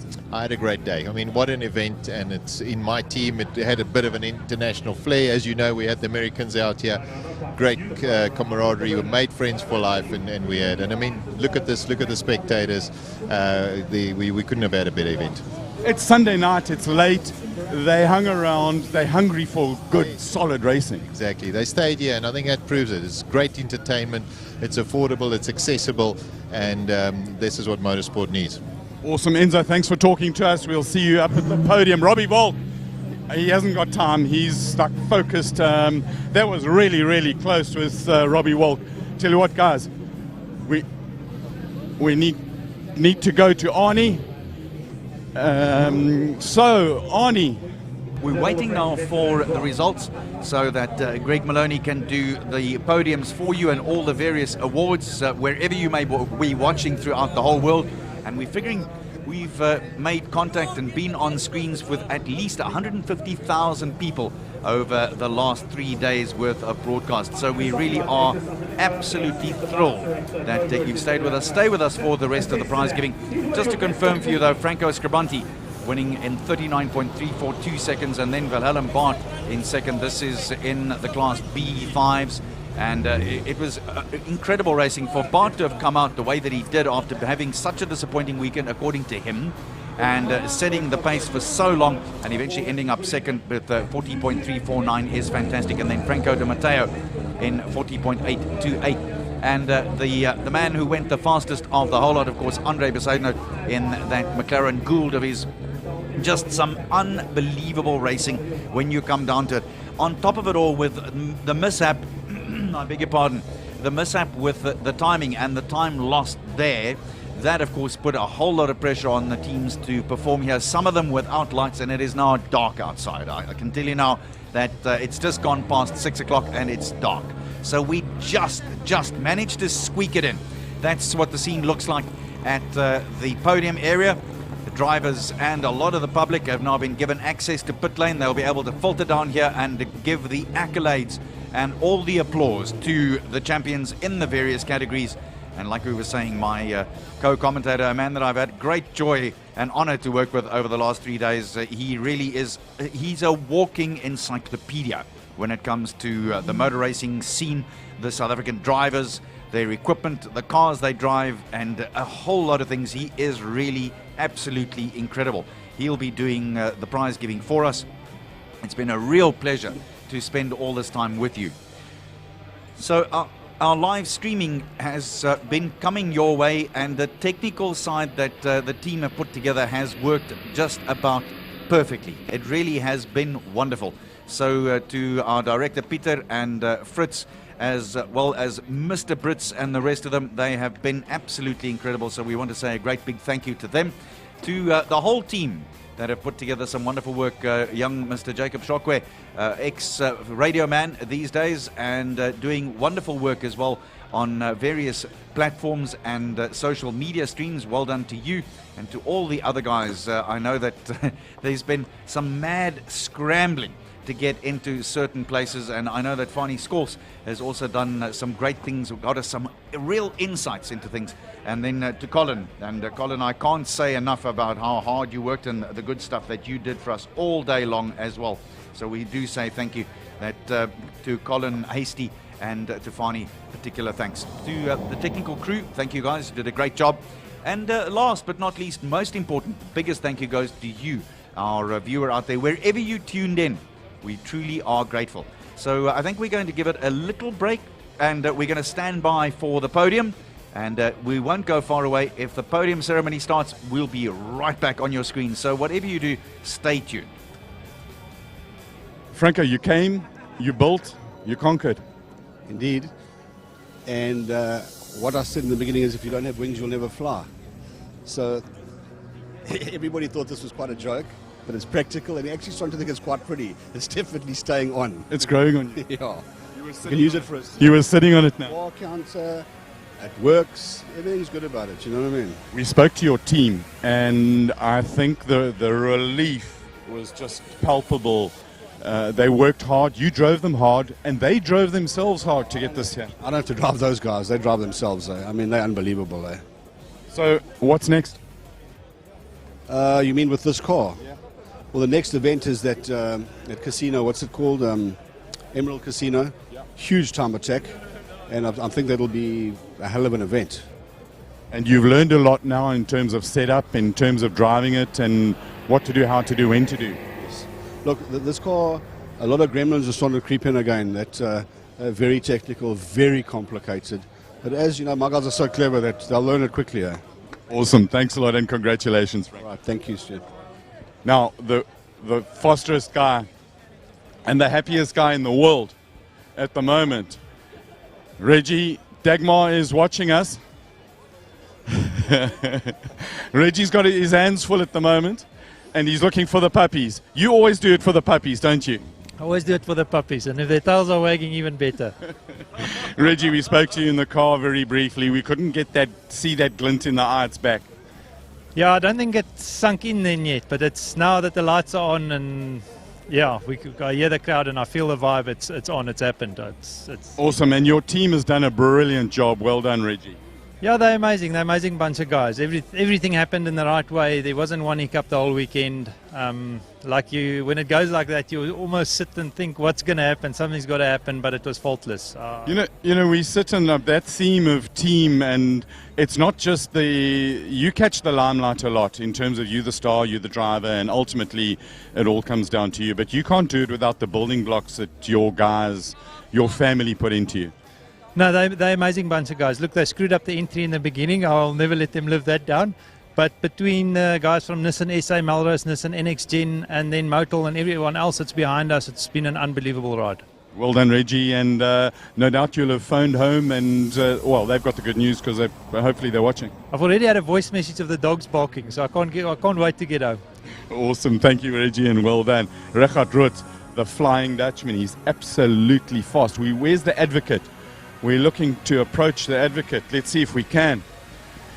He's got orange glasses on, and Richard, very quickly, CEO of Jaguar South Africa. That smile says it all as a sponsor. Brilliant, absolute fabulous weekend, and what an amazing end.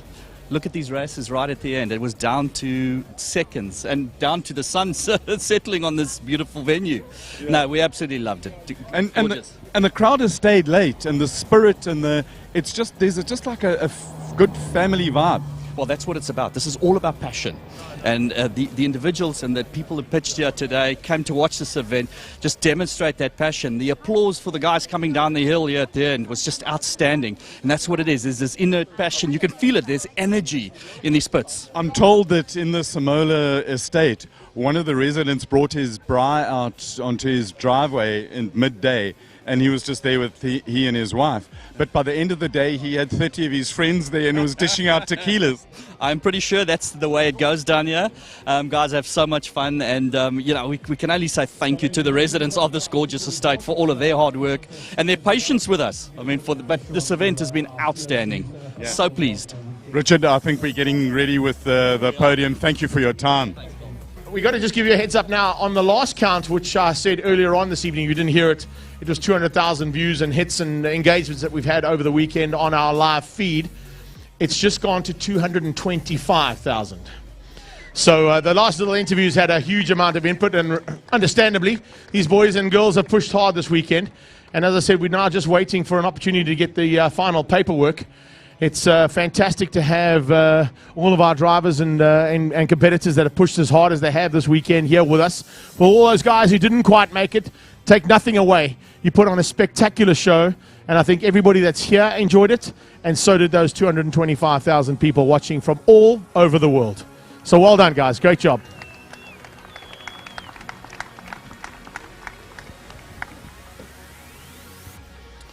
Just staying with the live feed here, of course, so we're just waiting for our final results to be coming. And when the final results get here, we're going to kick straight into prize giving. We've got the big boss here. Richard is dying to hand out some trophies. Graham's going to help me out again. He's going to be helping us out, hand out all the certificates for our 5-year runners and, of course, our 10-year runners. And then we're going to be giving that magnificent Dave Charlton trophy as well for the spirit of the event. So stick around. We'll be with you shortly. And when we come back here, we're going live straight into our podium ceremony for the classes, our certificates, and then King of the Hill. Well, the big guy is just waiting for the last of the paperwork, and you know what they say, a job isn't done until the paperwork has been completed.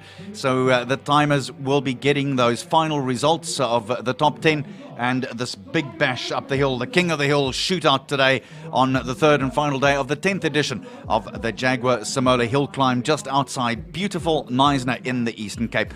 Well, I trust that you've had an incredible time. Again, we'll say to you, don't go away, because I can hear that Gregory is already lining up those results. I've had an incredible time. I trust you have too. So I'm Arnold Gert saying thanks for watching. Just getting a heads up there, if there are 4 or more or 6 or more in the class, then the top 3 are going to be getting awards. If you are only 2 or 3 in the class, only the top competitor gets the trophy. So starting with Class A1. Class A1 was fought hard, and we had a Lotus Europa and a Toyota Conquest. We also had a Ford Escort Mark II, which had a spectacular off yesterday. Unfortunately, not making it back today.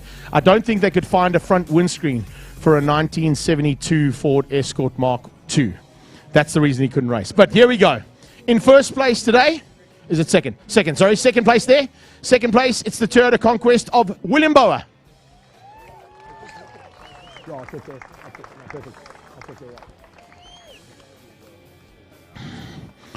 I know he's going to be making his way through slowly but surely.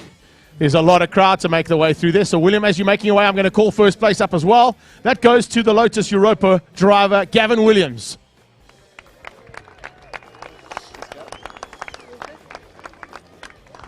That's Gav. Oh, well done, Gav. You get the champers as well. Is William here? If he is, just make some... Here he comes. No, that's not him. Where's William? Is he making some noise? Just make some noise so we know you're on the way. Up on the podium quickly, yeah. I don't know if William's going to make it up top here. I think we'll get there. Right on to the next one now. As we take the photos there, let's get up Class A3. In third place, driving in the Alfa Romeo Giulia QV for Penta Motor Group, it's Piet Potgieter.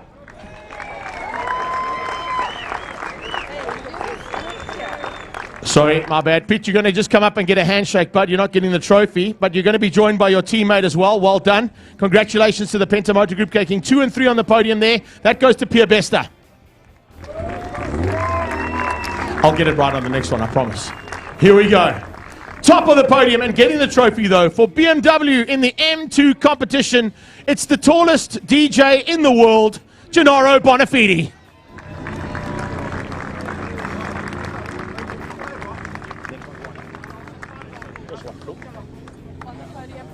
Up you go.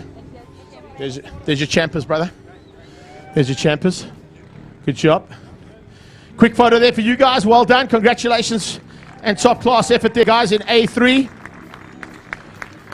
There's only one in Class A4. That means it's pretty simple to get him up here in the GTR R35. Well done, Rechard Roots.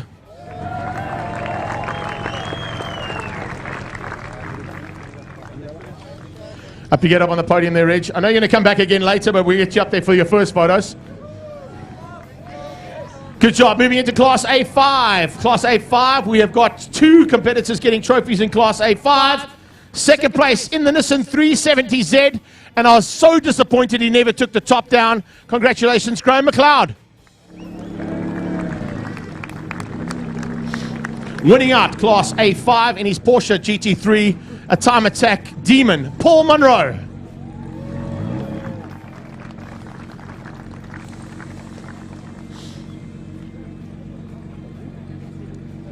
That's much easier. Well done, Paulie. Well done, Graham. Good stuff, guys. As you get your photos done, we're going to move on to a very competitive category. That was, of course, Class A7. And I know that the man is handing the trophies out is going to be exceptionally happy about Class A7 because all 3 are Jaguar F-Type SVRs.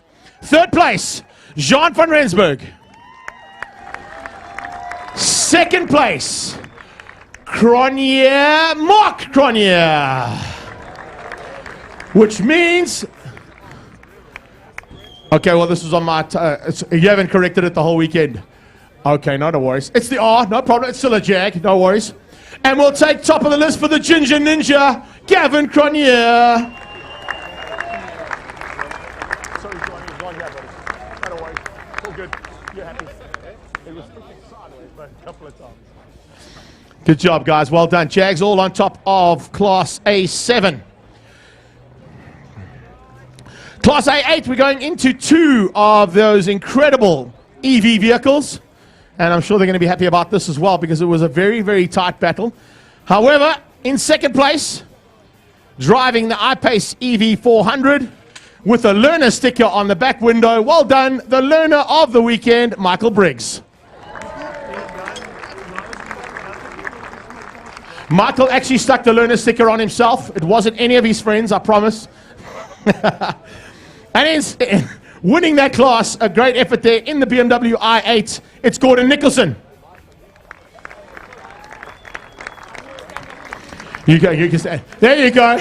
That's, see, it's not the middle finger, it's the L. It's the L. No, he's there, don't worry. Get up there, Michael. You need photos with him as well, buddy.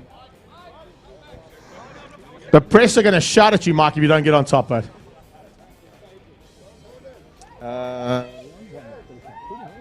Cool. Oh, I really, really wanted to see if this was going to be fought out. Sasha Martinengo has been with us in the commentary booth on a few occasions and chatting to him throughout the weekend. He spoke about these 2 guys fighting in Class A9. Both of them in F-Pace SVRs. I'm not quite sure why Richard gave the second place man one of these because he's very dangerous in cars. I've seen him go haywire a few times. He didn't win out though. And guess what? Sash, you were spot on, bud. There was 0.6 of a second between them again. Winning out Class A9 in the F-Pace SVR, Ashley Oldfield.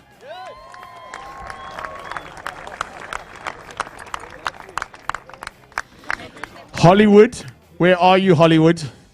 You need to step up your game, brother. We need to be working on that driving skill. But well done once again, Marius Roberts And I'm sure we're going to see you back again next year. You've done an incredible job for the Jaguar brand this weekend in those cars. Well done, guys. Moving on to class. Oi, that was a good reverse there, hey?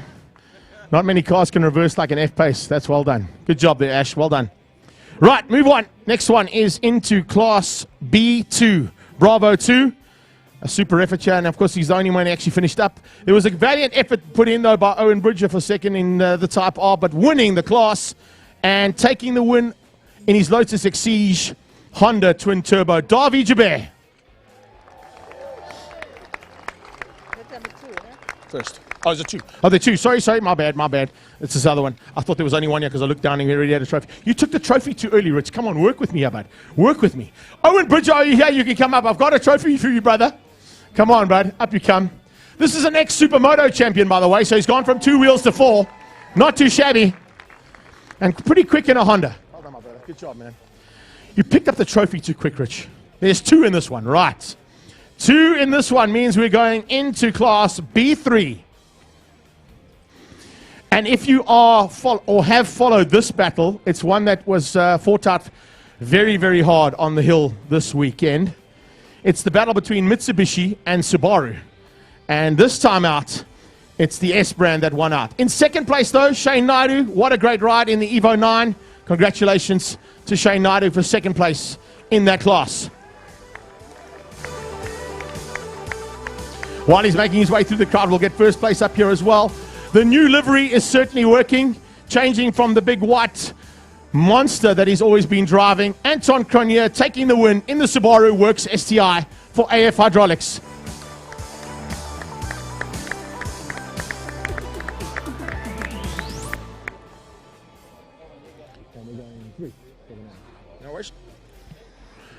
Oh, this is also a really cool class. And yeah. I heard the interview with the man who won out, and I got to take it all back from you, Mr. D. There was a big battle between the 3 of you. You've got to stay within the markers. You've got to stay within the rules. Unfortunately, the 2 guys that finished second and third were caught out by those rules on their last runs.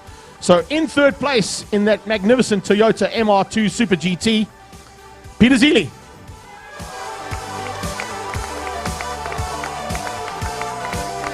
Third. In second, the loudest car in the world. Because if you didn't wake up this morning and come to the hill, by the time Martin Van Zimmerman ran up the hill, everybody in Neisner knew we were doing something on this hill at Simola. Congratulations, Martin. Beg your pardon, to Wade, not Martin, Wade Van Zimmerman, for coming through there and waking this entire crowd up every single time. There were people diving and fearing for their lives every time he went up this hill. So congratulations there. And coming up to get second place in this category. Great job. Hello, Waddy. If you did catch any of the action at the top of the hill, because he's a drifter, he didn't go in a straight line through any corner. He was literally lit every time he went into a bend. Unfortunately, he couldn't catch the man who eventually won this class in the extra shoes, BMW. It's Adrian Dalton.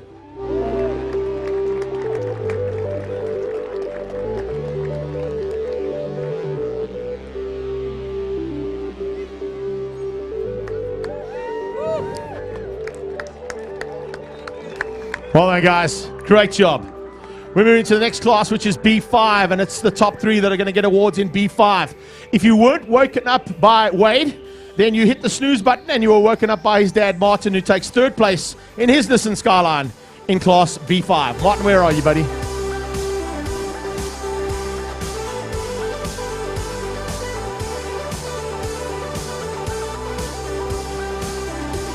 An amazing run there. Congratulations.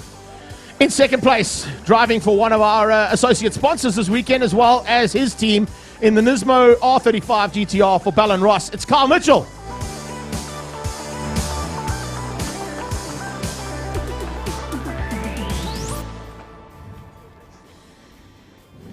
Please note the timepiece on Carl as he gets up there. Hey, check it out. He's going to give you the bling there. There you go. Well done, Carl. That's the way to do it, buddy. Keep the sponsors happy. Keeping the sponsors happy at the front end of this category, though. A super run and getting down to 39.2 for the class win. It's Franco Scribanti.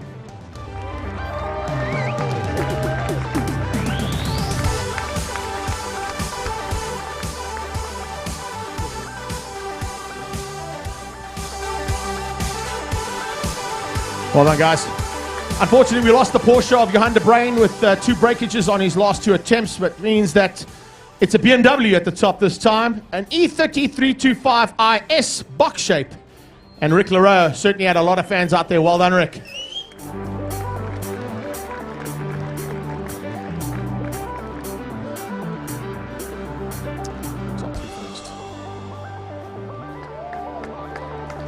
Good job, man.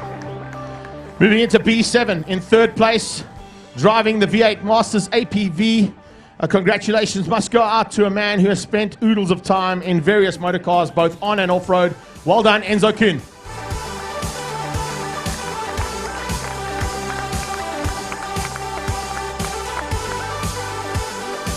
The 2nd tallest man in the building. The tallest has been there already. Thanks, G. Right. Also from a hard charge from Cape Town, bringing one of the only prancing horses for the weekend here. Great to see that 458 GT3, and definitely a man who timed it to perfection, because he's probably one of the only ones who had lights going up the hill on those last runs. Well done, my good friend Marcel Angel.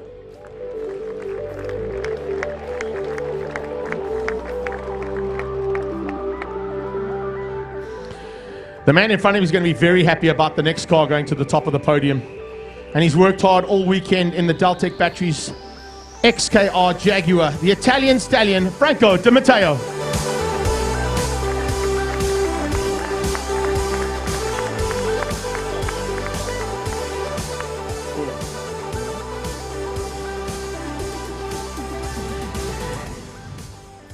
Yeah, good job, guys.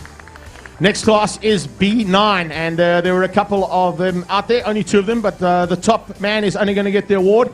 But it was fantastic to once again have a little truck battle. And it wasn't a little truck, because both of these are very, very powerful. Peter Lindenberg unfortunately finished in 2nd place, but winning the class and getting the award in that Nissan Navara, proudly sponsored by Motul. It's Terence Marsh.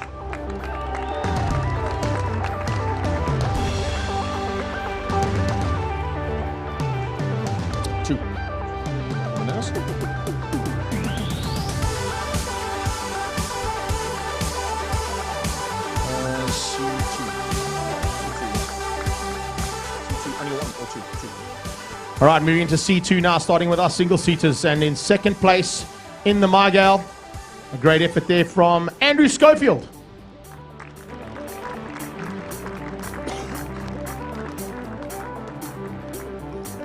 While Andy's making his way through this crowd. Oh, there's Ian. That's Ian who came out there. That's a little bit of a change-up for the look of things, eh? Was it you or Andy in the car? Okay, well, that's completely different to what we had. That's Andrew Ian Schofield. Just double-checking. He's known as Ian in every other category I commentate on, so I don't know why he doesn't have that on his front, but well done, Ian. Great job, bud. Love your work, eh? And thanks so much for all the input you put into all the cars as well. We do appreciate it, buddy. Top of this one, though, goes to a Reynard Formula Volkswagen, piloted by an engineer who clearly knows what he's doing in a racing car. And on a few occasions had us really concerned about the times he was putting in, but he put in a valiant time at the end with a 41.153. It's Garth de Villiers.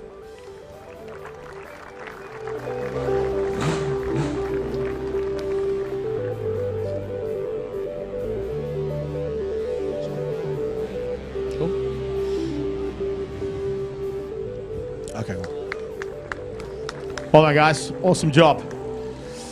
Our next group is Class Charlie 3, C3.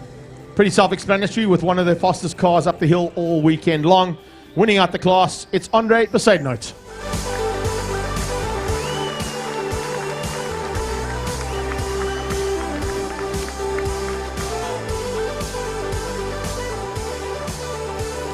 Good job, Frisco. Awesome job, buddy. Top of C4. And this is really, really awesome to get this man up here. He is, as we mentioned all weekend long, a Polo Cup champion, a saloon car champion, NX Legend World champion, and now champion of Class S4, powered by Mom, Devin Robertson.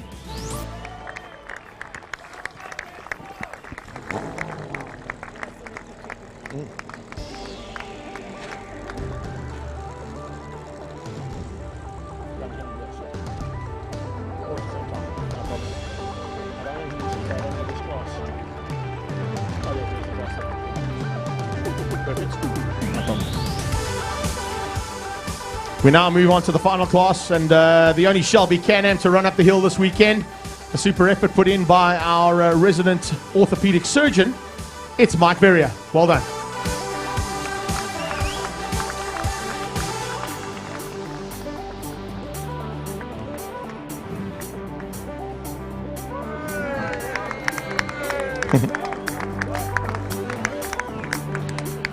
Okay, I'm going to ask my good friend Graham Duxbury to come and help me out now. We're going to be handing out the certificates. We're going to be doing our 10-year and 5-year certificates and the Dave Charlton Award. So we're going to be calling you if you have competed in the top for 10 years and for 5 years all together. So you can run through them as rapidly as what I did there. Away you go, Graham. Okay, I'm going to call these out. These are guys who have all participated for at least 5 years in the series over the 10-year period. The first one, Martin van Zimmeren. You can come and collect it. I'm going to do them all in one time. In one go, yeah. Okay. The second is Brent Watts. Then after that, Owen Bridger. I should have sorted these out better when I try to get them out there. Right. Davy Joubert is another one. Paige Lindenberg, who got faster and faster the whole weekend. Jacques Wheeler. Chris Giles Missing. Gordon Nicholson. Pierre Besta. Those are all the people that have done 5 years. You want to keep this in the order, do you know, everybody? You're going to put that up. Thank you very much indeed. And then, incredibly special, the event has been going on. Sorry. Oh, sorry. Hang tight there for just 1 sec. We're going to get our 5-year certificate winners there. They're 5-year certificates. Thank you so much, guys. Please keep coming. Tell all your friends about us. And bring some more with you next year. Hopefully we can squeeze a couple more in here. That's the idea. There are 3 for the 10 years. And okay. There's 3 10-year certificates, and we're going to do those all separately. So starting with the number 1 there. Who is it? Shane Naidu. Is Shane Naidu here, please?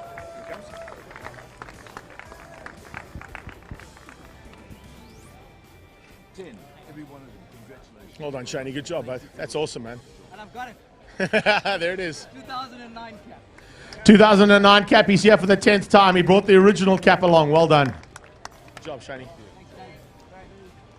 And the second person to get a certificate for being here 10 times is Willem Bauer. Willem Bauer, up you come. And I think we can actually call Jacques up with him because they're same family. Right, okay. Well, then Jacques can come at the same time. Maybe we can take some pictures of Willem and Jacques Bauer. Hold on, guys. Good job. Excellent stuff, guys.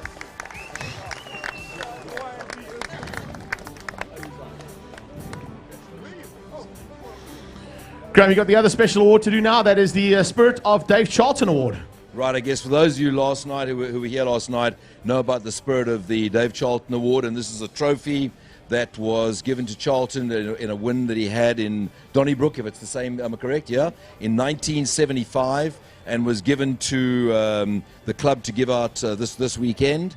And basically, it's awarded to the driver. Sorry, this is quite important. If you ever knew Dave Charlton, you'll understand this. Awarded to the driver and/or team member who most reflects the Dave Charlton spirit of attention to detail and meticulous persistence across the full spectrum of car and team preparation, leading to produce and deliver commendable performance in competition, or to the competitor or team member showing exceptional spirit and sportsmanship.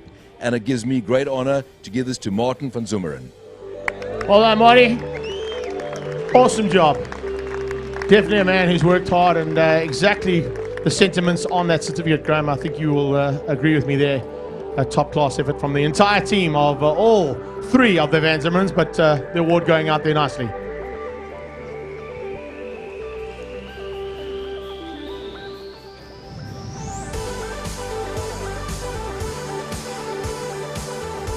Ducks, don't go too far away. Mr. Schroz, over to you, sir. So everyone should know that Graham's our Grand Marshal for the weekend. Graham, thank you for your time, effort, and being a part of the event. It's really been super having you here. And just as a little memento, we give a certificate, so Grand Marshal for 2019. Thank you very much. Well, I seem to have done very little. When I consider how much work everybody's put in over the past 3 days, changing clutches, doing everything else, for me to get an award for just being here and talking, I think it's a bit unfair. I'm not sure I deserve it. But thank you very much indeed. Thank you. Waldo, will you take a picture? There you go. Somebody take a photo of Graham. He's not going to remember this one. But well done. No, I've got to disagree with you there, Mr. Duxbury. Both you and Rocket Raj did a phenomenal job upstairs doing all the live commentary, and I think everybody out there that listened to the commentary from both Roger McCleary and Graham Duxbury, top class as always. So congrats, and thanks so much for being a Graham and being the Grand Marshal. Right, I need a top 3 here. Where are our King of the Hill results? Let's just grab those quickly. Road car shootout. That's those ones, I think they are. That's the ones. There we go. Just going to double check that we've got the right ones at the top here, just in case. We're going to start with the road and supercar shootout. And exactly what the manufacturers wanted was to get at least one of each of the brands onto the podium. And that's exactly what they delivered here in the road and supercar shootout. In third place for BMW, it's Gennaro Bonafide.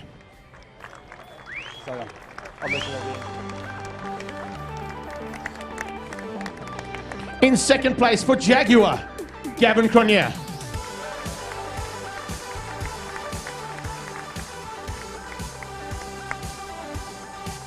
And incredibly, for the third time in a row, driving the Nissan GTR R35, it's Reggie Roots, King of the Hill.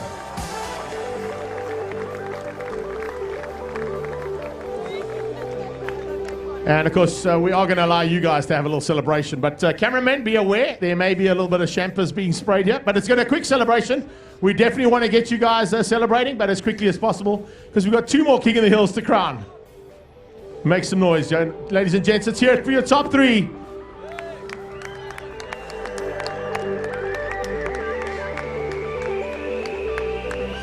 Just be nice, Reg. Be nice.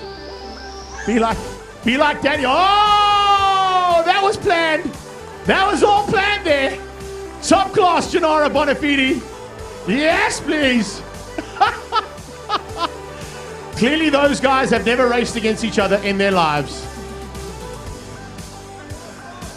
Looks like Reggie's got a little bit of premature something elation. There you go. Celebration time, yeah!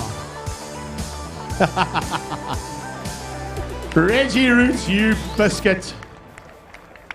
Hold on, my man. Well done. Lovely, lovely, lovely, lovely. It is how you do it. Gennaro Bonafide, you planned that from like 5 hours ago.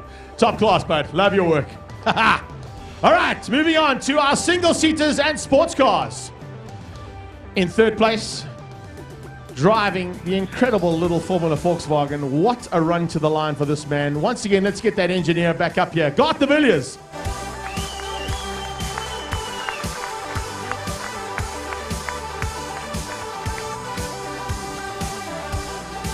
At the end of the shootout for the top 10 in single-seaters and sports cars, there was only 0.156 seconds between the top 2. In second place for A1GP Ferrari, it's Robert Volk.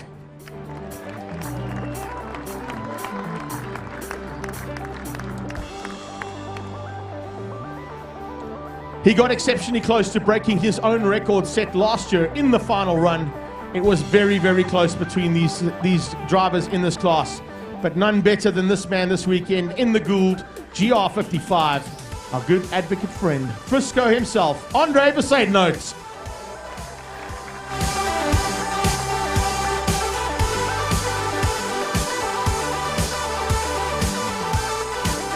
Make some noise for your single-seaters and sports car. Top 3, ladies and gentlemen.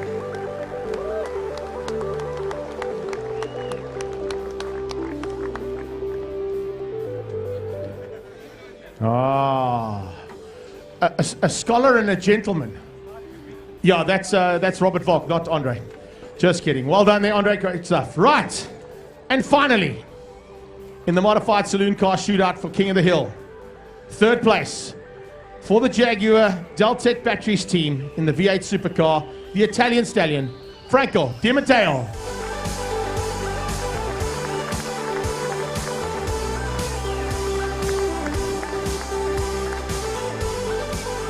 In second place. And man, did he wait until the very last second to get second place. A great effort though from the team all weekend long. And once again on the podium, congratulations, Wilhelm Bart.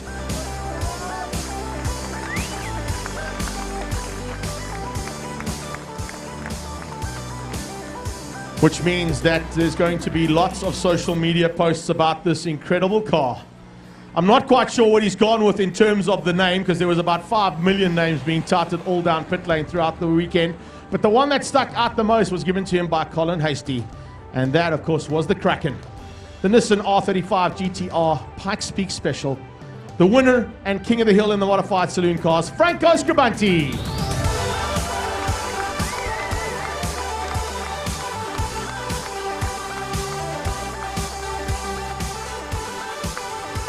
I'm sitting up there going, what are these Italians talking about now? I got no idea. There's just pregos and all sorts of things going there. Congratulations, ladies and gentlemen. There's the king of the hill for the modifieds.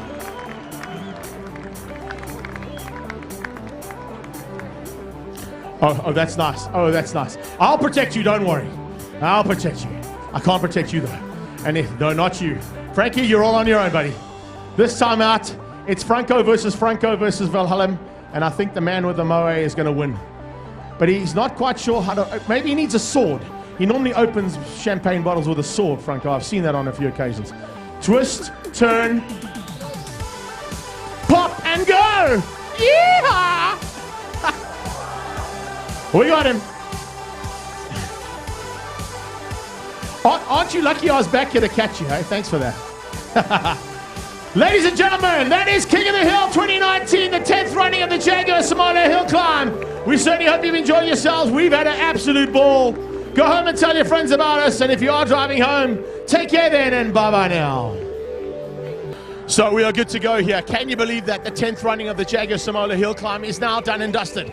We are in darkness completely, but fortunately we had enough light to get it all sorted out. It has been an absolutely amazing weekend. We have seen thrills and spills unlike any before. We haven't seen a record this year, but it came very, very close. And an incredible effort put in by the Pro Visual team. On behalf of my entire team here at the Jaguar Simola Hillclimb, Arnie Geertz and myself, Greg Maloney. Down in pit lane, we had Fani Scholz, we had Jacob Ashukwa, we had Colin Hasty, we had Darby Ulafir, and of course all the cameramen and our back-end office crew who have done this incredible effort to bring us over 225,000 hits on the social media feed. We hope you've enjoyed it. Please tell your friends about us, like, share, keep on watching, and we'll see you all next year for the 2020 version and the 11th running of the Simola Hillclimb. From myself, Greg Maloney, take care then. Bye-bye now.